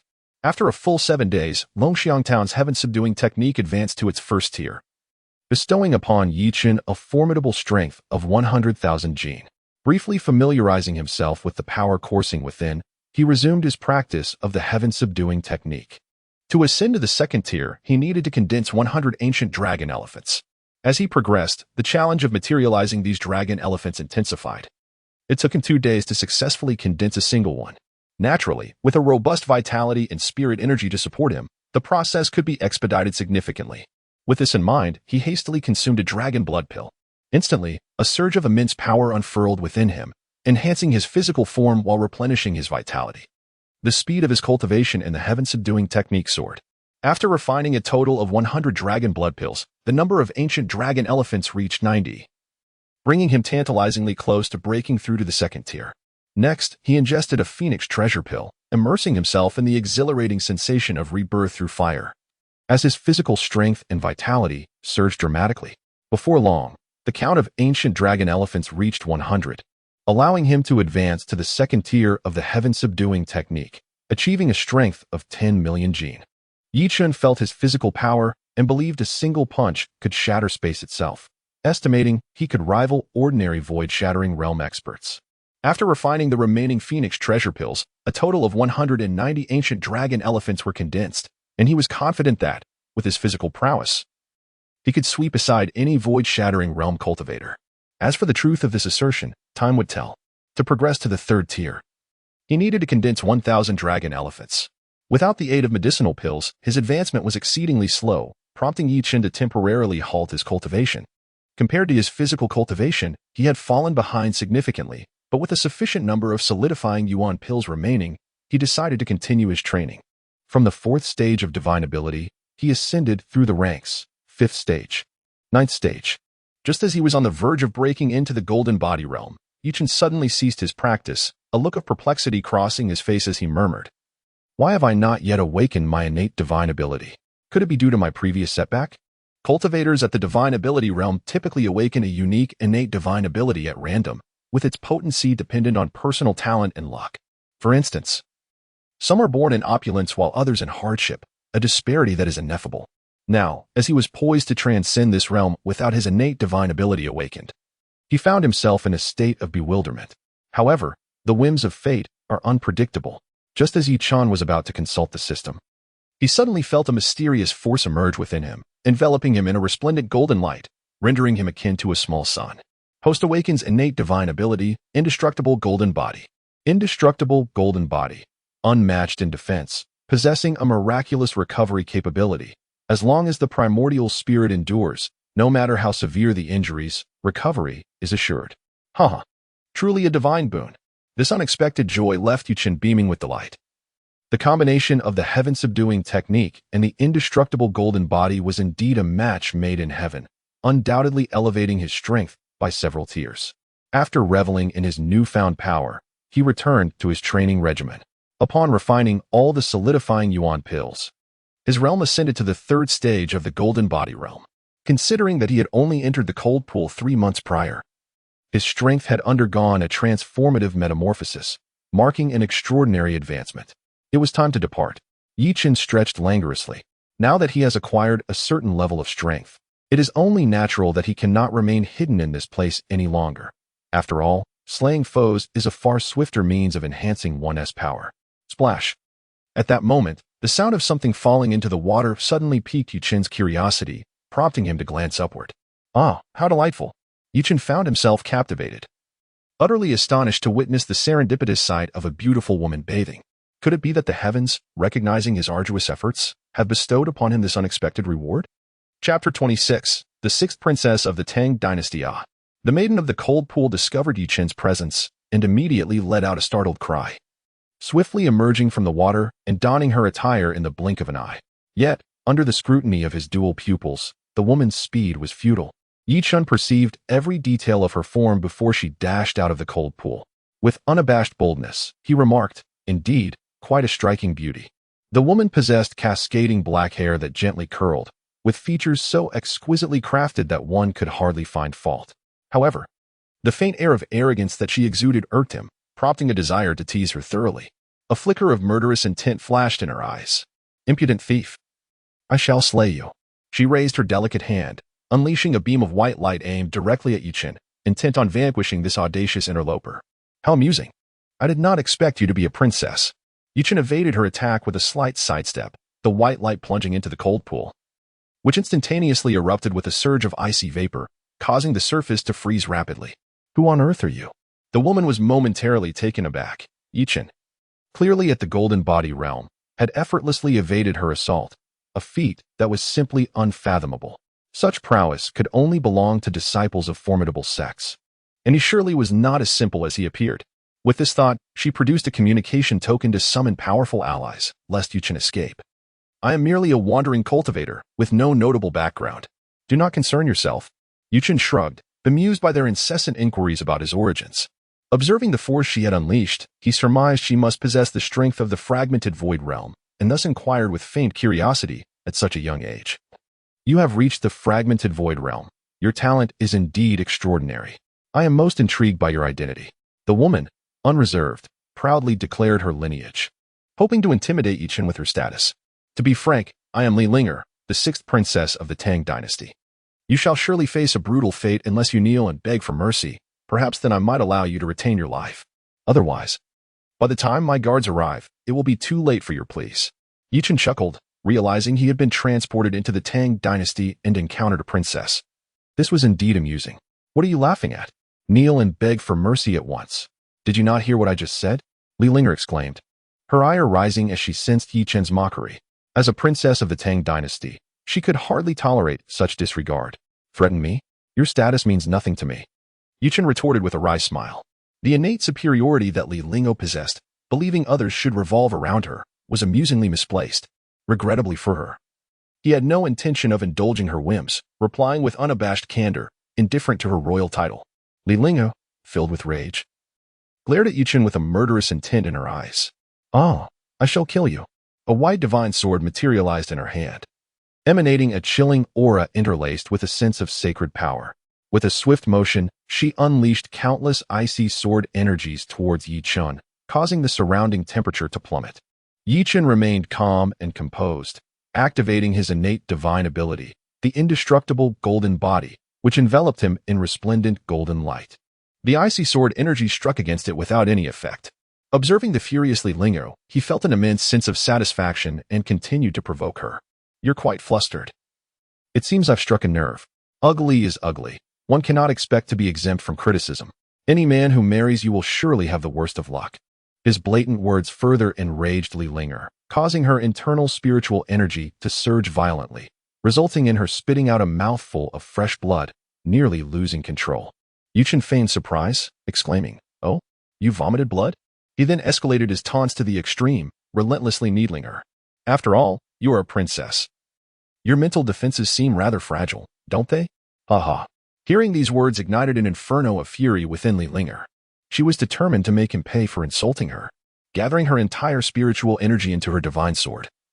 She gradually froze the surrounding space and declared with a chilling intent, "Rogue, taste the might of my innate divine ability, ice crystal formless." In an instant, she soared forward, leaving behind multiple afterimages as she aimed a lethal strike at Chen's head, showing no mercy. "Little girl, you are still no match for me." Chen extended 2 fingers effortlessly, catching the incoming divine sword, then delivered a powerful punch to Li Linger's abdomen, causing blood to spurt forth. Her expression changed drastically. As she hadn't anticipated Chen's physical strength to be so formidable, a single blow had severely injured her. Realizing that a few more hits could cost her life, she released her grip on the divine sword and hastily retreated. However, Chen quickly closed the distance, gripping her shoulders with both hands, his immense force pinning her down, rendering her immobile. "Since you've come, why not stay and keep me company?" Ha. Li Lingo, in a state of panic, feared that Chen might act inappropriately and hastily threatened, "Ah, rogue, let me go, or I will have my father annihilate your entire clan. It won't matter if you flee to the ends of the earth." Regretting her impulsive actions, she thought about her purity and how she could face others if lost. "I am a princess of the Great Tang dynasty. How dare you treat me this way?" Having been born into nobility, she had never faced such humiliation before, and tears began to flow unbidden, giving her a pitiable appearance. Chen, unmoved by her plight, gripped her chin, revealing a knowing smile. "Your so-called background holds no power over me. Do not overestimate your significance. What if you were a princess? Today, I shall impart a valuable lesson, revealing to you the treacherous nature of the human heart." Chapter 27. "You have gone astray, my child. Let go of me, you scoundrel." Li Linger struggled fiercely, a colossal phantom of an ice phoenix emerging behind her. With a sudden burst of power, she broke free from Chen's grasp, attempting to flee into the distance. However, Chen would not let her escape so easily. In an instant, he appeared above the magnificent ice phoenix, his fist imbued with nearly 20 million pounds of divine strength crashing down. The ice phoenix let out a mournful cry, dissipating into the ether as if it had never existed. Li Linger continued to struggle in vain, but Chen offered her no opportunity for reprieve. His hands bore down on her with the weight of a mountain, holding her firmly in place. "Help! I'm truly terrified," Li Lingo cried out in desperation. At that moment, a figure bearing a divine sword appeared in her mind, an elegant face, steadfast eyes, and an aura of boundless sword intent enveloping him. Her eyes brightened as if grasping at a lifeline, and she hurriedly addressed Chen. "My fiancé is Yi Yun, the holy son of the heavenly sword sacred land. If you dare to lay a finger on me, he will not spare you." As one of the sovereigns of the eastern region, the heavenly sword sacred land boasted countless formidable beings and profound resources, with powerful formations laid by great emperors and several quasi-emperors stationed there. It was clear that few would wish to offend the heavenly sword sacred land, unless they were truly seeking their own demise. Upon hearing her words, Chen paused, a playful smile gracing his lips as he murmured to himself, "Ah, Yi Yun's fiancé, this revelation indeed takes me by surprise." He was all too familiar with that name. It belonged to his brother, who had once forcefully extracted his supreme sword bone. Now, he had become the holy son of the heavenly sword sacred land, a testament to the capriciousness of fate. With this thought, Chen's eyes turned icy, an aura of cold-blooded killing intent radiating from him, enveloping Li Linger entirely. This was the first time she had encountered such terrifying malice, rendering her mute with fear, as she dreaded that Chen might take her life. Chen's expression darkened, nearly losing control of his murderous intent. The agony of having his bones scraped was a pain he could never forget. Yet, the fact that Yun had ascended to the status of Holy Son made it exceedingly difficult for him to exact vengeance. The foundations of the sacred land were immensely robust. Even with his quasi-emperor prowess, he doubted he could contend with them. Rumors spoke of great emperors residing within some sacred lands, and Yi Chun was not foolish enough to recklessly confront them, lest he gamble away his own life. As Li Lingo, being Yi Yun's fiancé, was undeniably an enemy in his eyes, he harbored a strong desire to eliminate her to vent his frustrations. The system has detected the host's murderous intent and has issued a task. Take revenge on Yi Yun by toppling Li Linger. Reward: increase in realm by 1 level. 100 Dragon Tiger Elixirs. You have gone astray, my child. Yi Chen was momentarily taken aback by the system's announcement, astonished by its creativity in devising such a task. Does the host dare to refuse? Yi Chen scoffed at the implication. Does the system underestimate me? Preposterous. He was a man who feared nothing. Whether for the sake of fulfilling the task or avenging Yi Yun, this matter must be seen through. He is certainly not a conventional individual, after all. Good men do not live long, while calamities endure for a millennium. Why not embrace the role of a grand villain? Ha ha. This thought made Yu Chen burst into laughter, his gaze towards Li Linga filled with sympathy. It could only be said that her fate was unfortunate, for she had the misfortune of encountering him. Li Linga felt a shiver run down her spine. Yu Chen's gaze was utterly terrifying, as if he intended to devour her, sending chills down her very being. Her delicate form began to tremble uncontrollably. The only hope for survival lay in the arrival of the powerful allies by her side. Lest her fate turn exceedingly grim, this was a woman's sixth sense. Do you have a grudge against my fiancé? Observing Yi Chen's intense reaction upon mentioning that fellow, Li Linga surmised that there must be some enmity between them. She wished to prolong the conversation with this topic. Perhaps one day you will come to know. But for now, we must focus on the matter at hand, haha. Yi Chen was disinclined to explain much to this woman. He was eager to complete the task assigned by the system. In both his past and present lives, he had been in this position, and such a splendid opportunity could not be missed. Was it not entirely normal to be impatient? Boldly, release our princess. At that critical moment, two elderly women suddenly appeared, one unleashing her prowess against Yi Chen, while the other sought to rescue Li Linga. How dare you disturb my affairs? Yi Chen was furious. The bullets were already chambered, and here came two old hags causing trouble. To not eliminate them would be an affront to himself.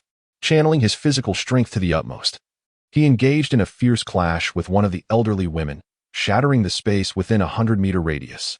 He was violently repelled several dozen meters, a trickle of blood escaping from the corner of his mouth. Just as the other elderly woman was about to rescue Li Linga, Yi Chen's figure flickered, whisking her away. Otherwise, how could he fulfill his task? Brat, hand over the princess, and perhaps we may spare your life. The two elderly women were utterly astonished. Both were of transcendent caliber, and yet, together they could not subdue a mere body of golden stature. It would be hard for anyone to believe if they were to recount this tale.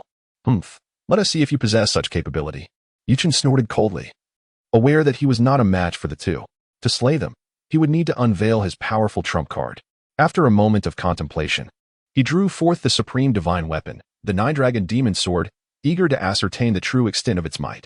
As the Nine-Dragon Demon Sword emerged, a vast aura of demonic energy surged forth, shrouding the entire valley in darkness. Within this gloom, the sound of dragon roars resonated, nearly suffocating all who stood within. Truly remarkable, Yi Chen remarked with satisfaction. He had not even summoned his spiritual power to wield the Nine-Dragon Demon Sword, yet it unleashed such formidable strength. Truly, it lived up to its title as a supreme divine weapon. Chapter 28. The Forbidden Divine Powers. What a terrifying artifact of the demonic path. The two elder women displayed expressions of shock, their hearts enveloped in a profound sense of life and death crisis, bracing themselves with utmost vigilance. Elder ladies, please save me. Li Linga exclaimed in utter despair. She had initially believed that with the arrival of her strong allies, subduing Yi Chen would be a straightforward endeavor. But it appeared she had underestimated the situation drastically. They are hardly capable of protecting themselves. How could they possibly assist you? You might as well remain here quietly. Yi Chen scoffed, his mind firmly locking onto one of the elder women. With a swift motion, he wielded the Nine Dragons' demonic sword, unleashing a dark, demonic light that instantaneously pierced through the fabric of space, arriving before his target. Damn it, the Xianling shield.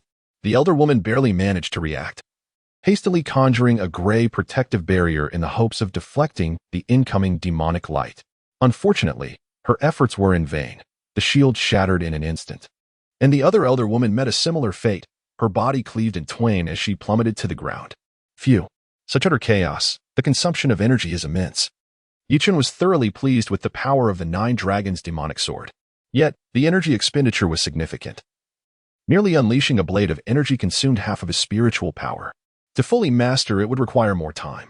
The remaining elder woman trembled, astonished by this unforeseen outcome. Her companion, whose cultivation was nearly on par with her own, had been dispatched in an instant, realizing that charging forward would likely lead her to the same demise. She retreated a few steps, her voice laced with threat. Esteemed one, the individual in your grasp is the sixth princess of our Tang dynasty, deeply cherished by His Majesty. Moreover, the princess is betrothed to the holy son of the heavenly sword sacred land, with their wedding set to occur in 3 months. Should anything happen to her now, you will face relentless pursuit from both formidable factions. Yi Chen's eyes glinted coldly with murderous intent as he expended the remainder of his spiritual power to deliver another stroke. The horrific demonic light severing her head from her shoulders. If it were merely Yi Yun, he might have faced a slower demise, but our enmity is irreconcilable. With the operation of the killing heaven demonic technique, he absorbed the dissipating power of the two women, elevating his cultivation to the 5th level of the golden body realm. Sheathing the 9 dragons' demonic sword, he slowly approached Li Linger, leading her into the icy pond. Yi Yun, the debt you owe me will one day be repaid. Starting with your betrothed today. A sleepless night ensued. Host completes revenge against Yi Yun. Reward, level up, 100 Dragon Tiger Elixirs. Dragon Tiger Elixir enhances cultivation, bolsters vitality, fortifies the physical body. The 2nd level of the 10,000 methods realm. After emerging from the icy pond, Li Linger's face was etched with frost, her eyes filled with boundless resentment as she fixed her gaze upon Yi Chen. She loathed the man who had robbed her of her purity, feeling utterly unprepared to face her fiancé, Yi Yun, after such an occurrence. The shame of this incident weighed heavily upon her.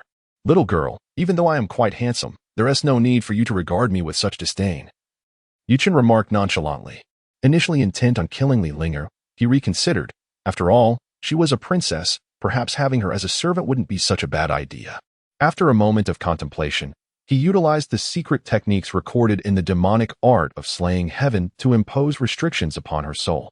With an icy demeanor, he declared, Your Highness, from this day forth, you shall be my captive. Behave yourself, or the consequences shall be dire. With a mere thought, the restrictions activated, causing her to writhe in agony on the ground, a lesson in defiance against his will. Were Yi Yun to witness his beloved transformed into such a prisoner, it would undoubtedly be quite the spectacle. With this thought, Yi Chen erupted into a maniacal laugh, his cold, murderous intent soaring to the heavens. This was merely the beginning. The suffering and torment he once endured must be repaid 100-fold, 1,000-fold. Detecting the host's murderous intent, a new mission has been assigned. Reclaim your supreme sword bone. Reward, ascend 3 realms and receive a card for Emperor-level cultivation experience, along with the forbidden divine technique. The slashing heaven sword art. What a delightful surprise, an Emperor-level cultivation experience card. How exhilarating. A forbidden divine technique? The existing god-level martial arts are already extraordinarily powerful. I can only imagine what this forbidden technique entails. Yi Chen brimmed with anticipation. However, patience is a virtue. To reclaim his supreme sword bone, he must wait until 3 months hence, when Yi Yun marries Li Linger. At that time, he would blend into the festivities and, seizing the moment of unpreparedness, reclaim his supreme sword bone with relative ease. Chapter 29. Refining the blood of the phoenix. Li Linger lay on the ground for quite some time before finally rising to her feet, her delicate form trembling incessantly as she gazed at Yi Chen with eyes filled with terror. Demon, you are a demon. To her, Yi Chen was a living embodiment of malevolence, akin to a messenger from the depths of hell, instilling a profound sense of dread. Yi Chen cast a sidelong glance at her and said nonchalantly, If you are not afraid of death, you may fight to the bitter end. I do not mind granting you that opportunity. Upon hearing this, Li Linger fell silent. If given the choice, she would naturally prefer not to perish so easily. Resigning herself to accept her fate, Yi Chen displayed a slight smile. Despite her noble status and haughty demeanor, she was, in fact, quite fearful of death. Otherwise, she would surely have fought him with all her might. After a moment, Li Linger mustered her courage and spoke. What is it that you truly desire? You cannot possibly intend to hold me captive indefinitely. If I do not return for an extended period, my royal father will undoubtedly send someone to search for me. My father is a holy emperor, and there are quasi-emperors within the royal family. You must consider the ramifications of your actions. If you are willing to let me go, I promise to offer you a wealth of rare treasures. Her intent was clear. She hoped Yi Chen would either spare her or take her back to the Tang dynasty. This way, she could seek out a powerful being of saint level or above, which might enable her to lift the constraints on her soul and escape Yi Chen's control. Yi Chen saw through Li Linger's ulterior motives at a glance. He cupped her chin with his hand and said indifferently, Little girl, you lack the qualifications to negotiate with me. Do you truly believe I am unaware of your schemes? The Tang dynasty and the heavenly sword sacred land cannot intimidate me. Should you provoke my ire? Chen did not finish his sentence, allowing Li Lingo to grasp the gravity of her situation. He then activated the restrictions, administering a profound lesson. Ah! Li Linger screamed in agony, clutching her head as if countless needles were piercing her mind. Chen felt no compassion whatsoever. Now that she was his prisoner, how could she still contemplate threatening him? Did she think he was without temper? Were it not for her remaining usefulness, she would have already met a harsher fate. I was wrong. I will never dare again. Please, spare me. Li Linger's face turned pale. Her mental defenses completely shattered as she wept and begged for mercy, no longer daring to entertain any ulterior thoughts. Little girl, those who recognize the times are truly wise. Should you threaten me again, you shall bear the consequences. Chen's expression was frigid, confident that these repeated lessons would render Li Lingo obedient for a time. He originally intended to escort her directly to the Tang dynasty, but unexpectedly, the cold pond behind them began to change. The waters began to bubble violently, turning a deep crimson, resembling a terrifying pool of blood. What is happening? Li Linger looked at the transformation of the cold pond, her face etched with confusion. She had visited this place on numerous occasions, yet had never witnessed such an occurrence. Master, what is the situation? Chen, too, was unaware of what was transpiring and could only inquire within his mind to the system. There is hidden phoenix blood beneath the cold pond, which has erupted due to the weakening of the pond's power. The host has received a new task to refine the phoenix's essence hidden beneath the cold pond, with rewards including a divine treasure, the Yin-Yang blood sea, and an elevation of 3 realms, along with 100 true demon blood pills. Ah, fortune is indeed irresistible. Chen laughed heartily. The phoenix possesses the ability of rebirth through nirvana, and refining its essence promises immense benefits. Whether it be purifying the impurities of the flesh or enhancing one's cultivation, the effects are remarkably significant. More importantly, the task's rewards are extraordinarily lucrative. Observing Chen's excitement, Li Linga felt somewhat perplexed and cautiously inquired, "What lies within the cold pond that brings you such joy?" Do not ask what should not be asked. Simply wait for me by the shore and refrain from considering escape. The consequences could be dire. Chen, disinterested in answering Zhao Qinling's question, plunged into the cold pond without hesitation, commencing the refinement of the phoenix's essence. The tumultuous energy continuously tempered his body, purging internal impurities and unearthing his latent potential, while simultaneously advancing his cultivation. Chapter 30. The Sea of Yin and Yang blood in a mere fortnight. I ascended to the 7th layer of the realm. Within a month, I achieved the 9th layer of the 10,000 laws realm. After 49 days, my cultivation soared directly to the 1st layer of the heavenly origin realm, my physical form adorned with a faint divine radiance. Host has completed the task of refining phoenix blood, rewarding the Sea of Yin and Yang blood, increasing cultivation by 3 levels, and granting the true demon blood pill. Sea of Yin and Yang blood, forged from the amalgamation of countless divine and demonic bloodlines. It harbors boundless vitality and the ability to absorb the lifeblood of other beings. True demon blood pill. Upon ingestion, the user's vitality becomes ferocious, leading to a substantial surge in strength for 1 hour, free from any boundary limitations and devoid of side effects. Heavenly Origin Realm, 2nd layer. Heavenly Origin Realm, 3rd layer. Heavenly Origin Realm, 4th layer. I, Chen, could scarcely contain my excitement upon acquiring the divine treasure, the Sea of Yin and Yang blood. As my consciousness delved into it, I discovered an overwhelming surge of blood energy. After recognizing it as my own, it surged into my body, perpetually emanating a rich vitality, prompting the dragon-elephant suppression technique to operate autonomously, fortifying my physique incessantly. Haha, this is truly extraordinary. I laughed heartily, realizing that with the Sea of Yin and Yang blood, my dragon-elephant suppression technique would undoubtedly advance by leaps and bounds. Attaining the physical sanctity would be a trifling matter, while becoming an emperor of the flesh would soon be within my grasp. At that point, sweeping through the entire human emperor realm would be a mere formality. Li Linger, witnessing my transformation during this brief period, was profoundly astonished. Ascending from the golden body realm to the heavenly origin realm in such a short time was indeed monstrous. It seemed that someone was nearby. I must investigate. The disappearance of the 6th princess left no room for suspicion. Anyone deemed a suspect could not be overlooked. We must locate her promptly, or else the wrath of His Majesty would be unbearable for any of us. At that moment, I detected several voices approaching. A subtle smile graced my lips, surmising they were searching for Li Linger. I casually remarked, "Little girl, do you require my guidance on what to do next?" Li Linger instinctively stepped back, fearful of reliving her previous ordeal, which she found utterly unbearable. Yet, with her life precariously in my grasp, she could only murmur, "Is there something you wish to command?" A chilling smile appeared on my face, a menacing aura enveloping me as I replied nonchalantly, "Nothing much, just that your people from the Great Tang have come seeking you. And I shall accompany you back. I cannot miss your wedding day. Yiyun, it has been a long time." The surrounding malevolence made Li Lingo tremble in fear. She cautiously inquired, "What enmity do you share with Yiyun?" Given my demeanor, it was evident that our feud was no trivial matter. Otherwise, such animosity would not be manifested. "Do not inquire into matters that do not concern you. In due time, you shall learn the truth. As your dynasty's formidable warriors approach, you shall escort me back, awaiting Yiyun to claim his bride. I intend to ensure that Yiyun pays a heavy price under the gaze of all. Should you behave well during this time, I may naturally lift the restrictions on your soul. Do not resort to futile tactics. The constraints on your spirit are beyond even the mightiest of emperors to dissolve. Should I perish, so shall you. Do not doubt. You may test this if you wish. With Li Lingo as my hostage, I harbor no fear of the Great Tang's formidable warriors, unless they are willing to disregard her life entirely." Indeed, Li Lingo naturally refrained from speaking further and promptly acquiesced. Under the eaves, one must bow their head. As for Yi Chen's assertion that even the most formidable emperor-level practitioners could not unravel the restrictions within her soul, she harbored a degree of skepticism.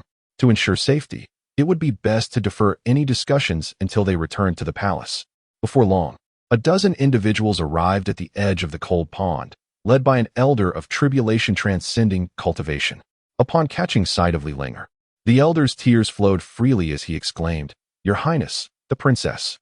At last, I have found you.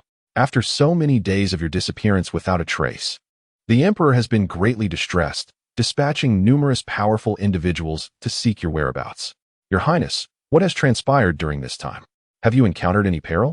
Simultaneously, he sent messages to those nearby to prevent any further mishaps involving Li Linger. Li Lingo pondered deeply, her mind racing to formulate a response, during which she instinctively cast a glance at Yi Chen. The elder, sensing something amiss, immediately hardened his gaze, the overwhelming aura of his tribulation transcending power enveloping Yi Chen. "You there, did you abduct our princess? Speak the truth, or face the annihilation of your entire lineage. A mere heavenly origin realm wretch like you is hardly worth my consideration. Should you prove obstinate, your demise would be inconsequential." Chapter 31. The semi-holy powerhouse. Upon hearing those words, Yi Chen narrowed his eyes, and the previously dissipated killing intent surged forth once more as he coldly remarked, "Old fool. Do you truly believe that you can annihilate my entire clan? You overestimate yourself." The Nine Dragons' demon sword appeared in his grasp, and with a swift motion, he severed the elder's arm, causing blood to spurt forth. "Should you dare to speak insolently again, I shall take your life." The crowd trembled at the sight. They had not anticipated Yi Chen's formidable strength. Merely at the fourth layer of the heavenly origin realm, he was capable of inflicting severe injuries on someone 2 realms above him. Truly astonishing. "Ah, everyone attack. Kill this brat." The elder, having lost an arm, howled in agony, nearly losing his sanity as he commanded the dozen or so companions to surround Yi Chen. Li Linger, realizing the situation was spiraling out of control, hastily intervened to prevent her companions from acting. She admonished, "Step back. This young master is my savior. You must not show any disrespect. Otherwise, I, the princess, shall not show mercy." She was acutely aware of Yi Chen's terrifying prowess. The actions of those before her were tantamount to courting death. Should they provoke him further, she would likely endure more suffering. "Understood," the subordinates replied in unison, quickly retreating, breathing a collective sigh of relief. It was evident to all that Yi Chen's strength was overwhelming, and none wished to meet their demise. However, the elder, having lost his arm, was clearly unwilling to relent and attempted to utter more words. Li Lingo, her fury palpable, cut him off, stating coldly, "There is no however. Do you dare defy my orders, sir?" Recent events had already left her in a foul mood, and this fool was foolishly marching toward his own doom. The elder trembled at her words, uncertain of the cause for her anger, and quickly knelt, pleading for mercy. "I acknowledge my fault. I beseech the princess for forgiveness." "Humph." Yi Chen scoffed disdainfully as he sheathed the Nine Dragons' demon sword. It was impossible for him to remain inconspicuous. If those before him were foolish enough to provoke him, he would grant them their wish. With the supreme divine weapon in hand, he was nearly invincible beneath the holy rank, These individuals were utterly incapable of standing against him. Suddenly, a middle-aged man clad in crimson armor soared into view, exuding a dense aura of malevolence, unmistakably a veteran of countless battles. Upon seeing Li Ling unharmed, he exhaled a sigh of relief. "Your Highness, I am so glad you are safe. I was truly worried sick." Li Ling was the most favored princess, possessing the Ice Phoenix divine body, with exceptional talent that endeared her to the emperor. Moreover, she was betrothed to the holy son of the heavenly sword sacred land. As the wedding day approached, her sudden disappearance had caused great distress among her kin. Had any misfortune befallen her, the consequences would have been unimaginable. "Commander Wang, your presence is sufficient. I am unscathed," Li Ling replied softly, aware that the man before her was a semi-holy powerhouse, and as a princess, she ought to extend him a degree of respect. Wang Li nodded, casting a somber glance at the elder who had lost his arm. His expression darkened as he suppressed his fury and inquired, "Who possesses the audacity to harm my subordinate?" As the divine presence swept across the surroundings, no trace of formidable opponents was detected, save for Chen, a mere figure of the heavenly origin realm, whom he chose to disregard entirely. The one-armed elder stuttered, lowering his head in trepidation, fearful of offending Li Ling, knowing well the consequences that would follow. "Speak plainly. This commander will advocate on your behalf." "What is there to fear?" Wang Li bellowed in anger. Chen shook his head, a smile gracing his lips as he replied, "No need to inquire further. It was indeed my doing. Whatever the consequences, I shall bear them." He regarded the half-saint with indifference, unperturbed by the threat. "For injuring my subordinate, prepare to pay with your life." Upon hearing this, Wang Li's gaze sharpened, striding toward Chen, eager to ascertain what means a mere heavenly origin realm individual possessed to sever the arm of a tribulation realm powerhouse. The aura of the half-saint erupted, enveloping the cave in a stifling tension, as though battle was imminent. "Commander Wang Li, please, do not act rashly," Li Ling interjected, stepping protectively in front of Chen. Internally, she lamented Chen's audacity. How could he disregard even a half-saint? Was his power truly of such magnitude? He was indeed a man of unfathomable depth. She was determined to prevent a clash between the two. "Why does the princess shield this outsider?" Wang Li questioned, perplexed. Li Ling felt utterly helpless, uncertain of how to elucidate the situation. After a moment's contemplation, she concocted a tale. During her travels, she had been besieged by unknown assailants, and 2 of her attendants had perished in a valiant attempt to protect her. By fortune, she had escaped with grave injuries, only to be rescued by Chen at the brink of death, and thus had been recuperating ever since. "Commander Wang Li, for the sake of this princess, please do not pursue this matter with the young master any further." Upon hearing her plea, Wang Li's demeanor softened, his imposing aura dissipating as he clasped his hands in respect toward Chen. "I am profoundly grateful to you, young master, for saving the princess's life." In light of Li Ling's safety, the loss of his subordinate's arm seemed trivial, and he resolved not to press the issue any longer. Chapter 32. The king's wrath. Chen had initially intended to take action, but unexpectedly, Wang Li suddenly relented, leaving him in a state of indecision. Nevertheless, he thought it prudent to temporarily spare this fellow, especially since he would soon return with Li Ling, and overstepping might be inappropriate. "I am weary. Please take me back," the princess commanded. Wang Li, not daring to delay, promptly organized the personnel outside the cave and prepared the carriage, respectfully inviting Li Ling aboard, a testament to her esteemed status. "Come, let us return together," she beckoned, wary of any further mischief from Chen. Wang Li's eyes sparkled with intensity as he solemnly advised, "Your Highness, you must not, given your noble status. Being in the company of another man will undoubtedly attract unfounded gossip." Li Ling was on the verge of an imminent marriage to the holy son of the heavenly sword sacred land. Thus, it was indeed inappropriate for her to be alone with another man. Should any malicious individuals learn of this, they would surely exploit the situation, potentially leading to grievous misunderstandings. "This gentleman is my savior. There is no cause for concern." "Commander Wang, your words are unnecessary. Simply escort us back," she replied, waving her hand with an air of calm that concealed her thoughts. Wang Li hesitated, yet upon seeing Li Ling's resolute demeanor, he stepped aside, allowing Chen to board the princess's carriage. "Ah, now this is more like it," Chen thought, feeling no need for courtesy as he stepped aboard with unhurried grace. He couldn't help but wonder how these people would react upon discovering that he had shared the same bed as their princess, a sly smile creeping onto his lips at the thought. Once inside the carriage, Chen's eyes sparkled with wonder, finally grasping the essence of opulence. The interior was replete with every conceivable luxury, resembling a diminutive palace adorned with shimmering artifacts and treasures. At its center lay a small spirit-gathering array, constantly absorbing the ethereal energies of heaven and earth. Surrounding it were formidable defensive formations capable of withstanding even the mightiest of saints. 18 powerful figures from the fragmented void realm bore the carriage aloft, ensuring a smooth journey, a display of grandeur that was unparalleled. As time passed, the gathering crowd swelled, amassing tens of thousands within a mere half-day, all of whom were formidable cultivators seeking news of Li Linger's safety. Upon hearing of her well-being, they hastened to escort her back to the palace. Chen sensed a powerful presence lurking in the void, likely a saintly figure covertly safeguarding Li Linger's security, underscoring the great importance the great Tang dynasty placed upon their princess. Indeed, as a princess of a dynasty, such treatment is beyond the reach of ordinary individuals. Chen mused in admiration. Regrettably, even such a personage had ultimately become his subordinate. Li Linger remained silent, eager to return to her domain and seek a means to lift the binding curse from her soul, desperate to rid herself of this dreadful demon. How mundane. Chen noticed that Li Linger remained silent, so he decided to immerse himself in cultivation, striving to achieve a breakthrough to the fragmented void realm as swiftly as possible. 3 days elapsed in the blink of an eye, and the group arrived at the imperial city.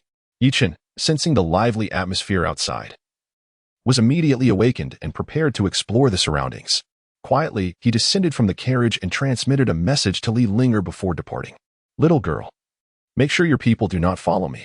If they do, no matter how far apart we are, I will ensure you meet a fate worse than death. Moreover, this imperial city is your domain, so you must protect me well. Otherwise, should any troubles arise, do not blame me. Ha. By the time Li Linger processed his words, Chen had already vanished into the crowd. She was momentarily taken aback. Was he truly so confident?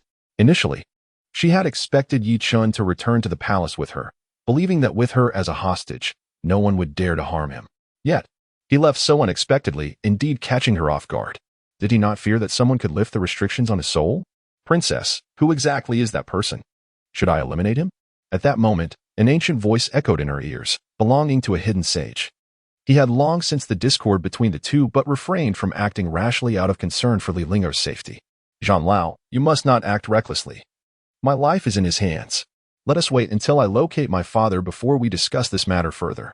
Li Linger hurriedly interjected, fearful that she might provoke Chen and thus destroy her previous forbearance.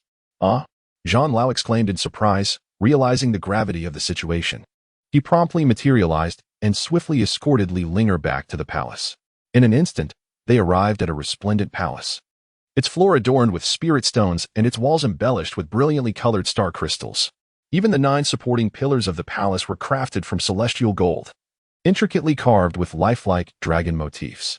Upon the dragon throne sat the emperor of the great Tang, Li Qingfeng, exuding an aura of quiet authority.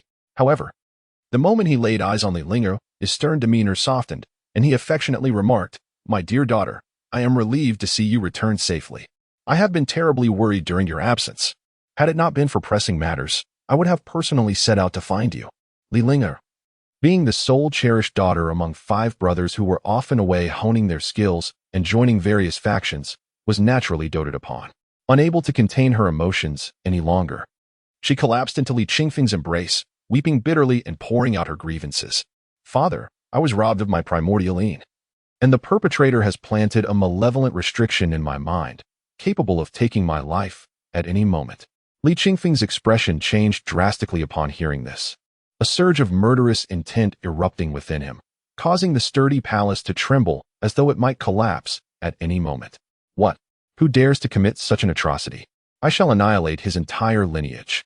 He could hardly fathom that someone would be so audacious as to treat his daughter in such a manner, treating her as if she were mere decoration.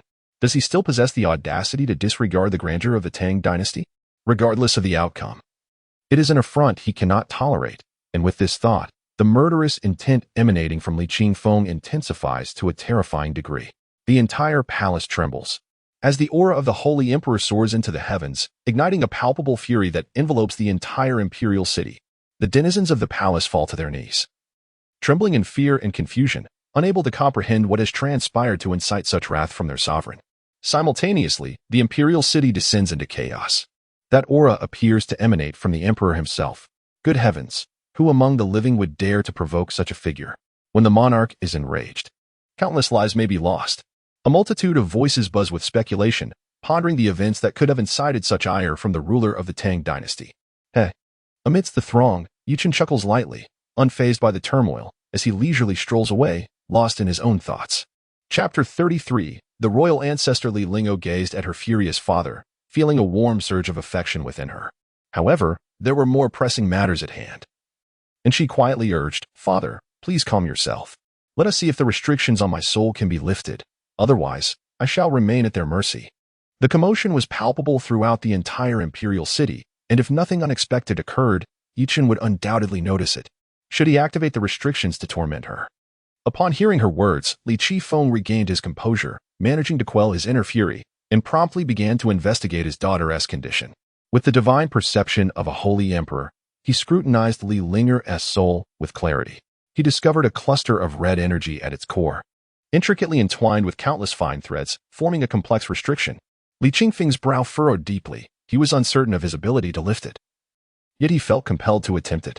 He cautiously directed his divine consciousness into Li Linger's soul, meticulously withdrawing the extending threads, fully aware of the need for utmost diligence. One thread, two threads, thousands of threads later.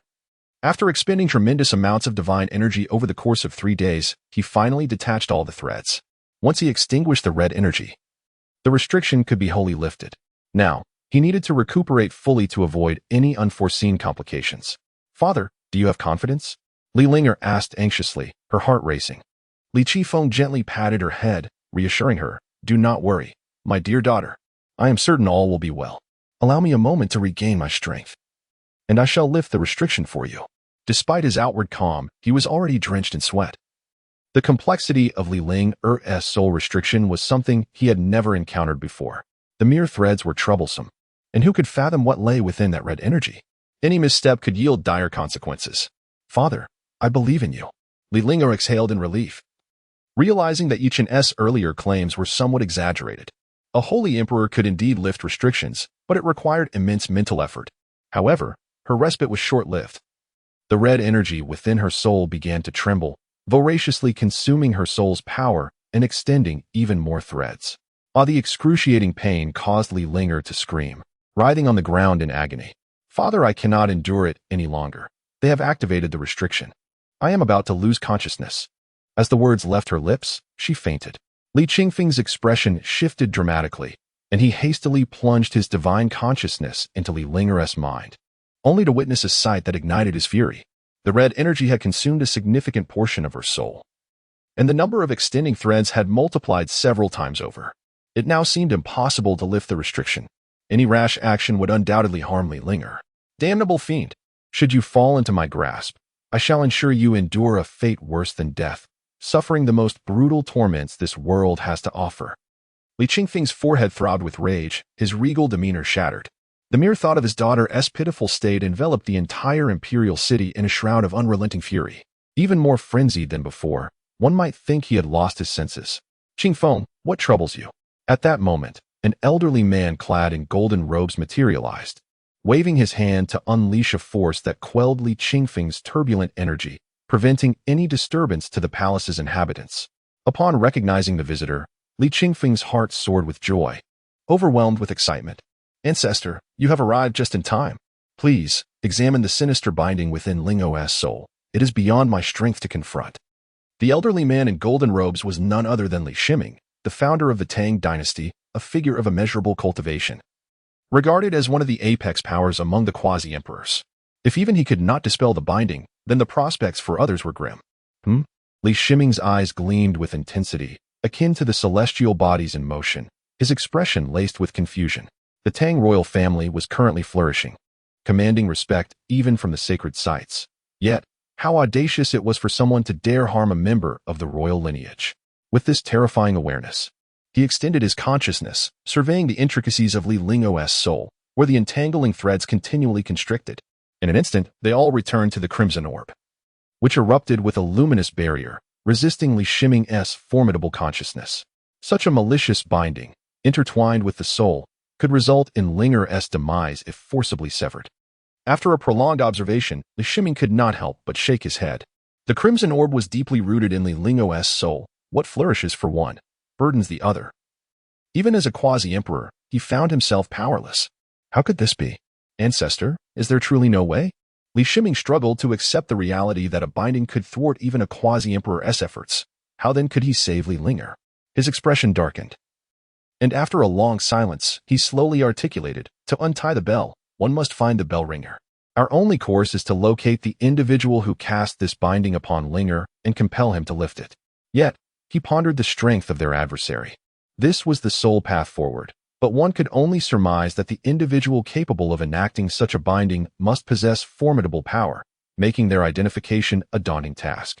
Wait, Li Qingfeng felt momentarily dazed, regretting that he had yet to inquire about the enemy's origins and appearance.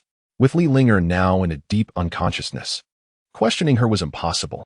Your Majesty, Ancestor the Elder Zhan, who had been standing behind them, stepped forward with a look of trepidation, speaking cautiously.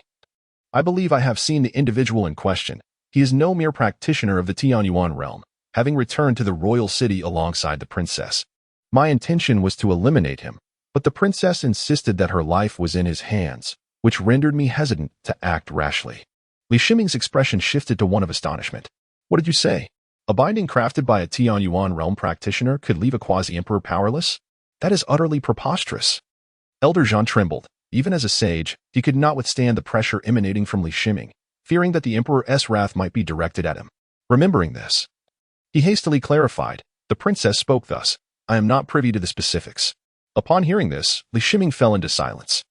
If the restriction set by Li Lingo was indeed orchestrated by a being of the celestial origin realm, it would be truly terrifying. Such an individual, once matured, could potentially sweep across the entirety of the human sovereign realm. Chapter 34. The might of 300 dragon elephants. Li Qingfeng was unconcerned with the intricacies of the matter at hand. Now that he was aware that the individual resided within the imperial city, he was determined to unearth them, even if it meant digging 3 feet into the ground. He could not fathom how a mere figure of the heavenly origin realm could stir any significant trouble within the royal capital. Zhan Lao, render an illustration of this person's visage. I shall dispatch 200,000 imperial guards to assist you. We must locate him without fail. However, I must stress one point. Do not harm him, for my daughter's life hangs in the balance. Do you understand? Upon concluding his directive, he cast forth a golden token, a symbol of authority to mobilize the guards. The old servant comprehended. Zhan Lao accepted the token and immediately set his plans into motion.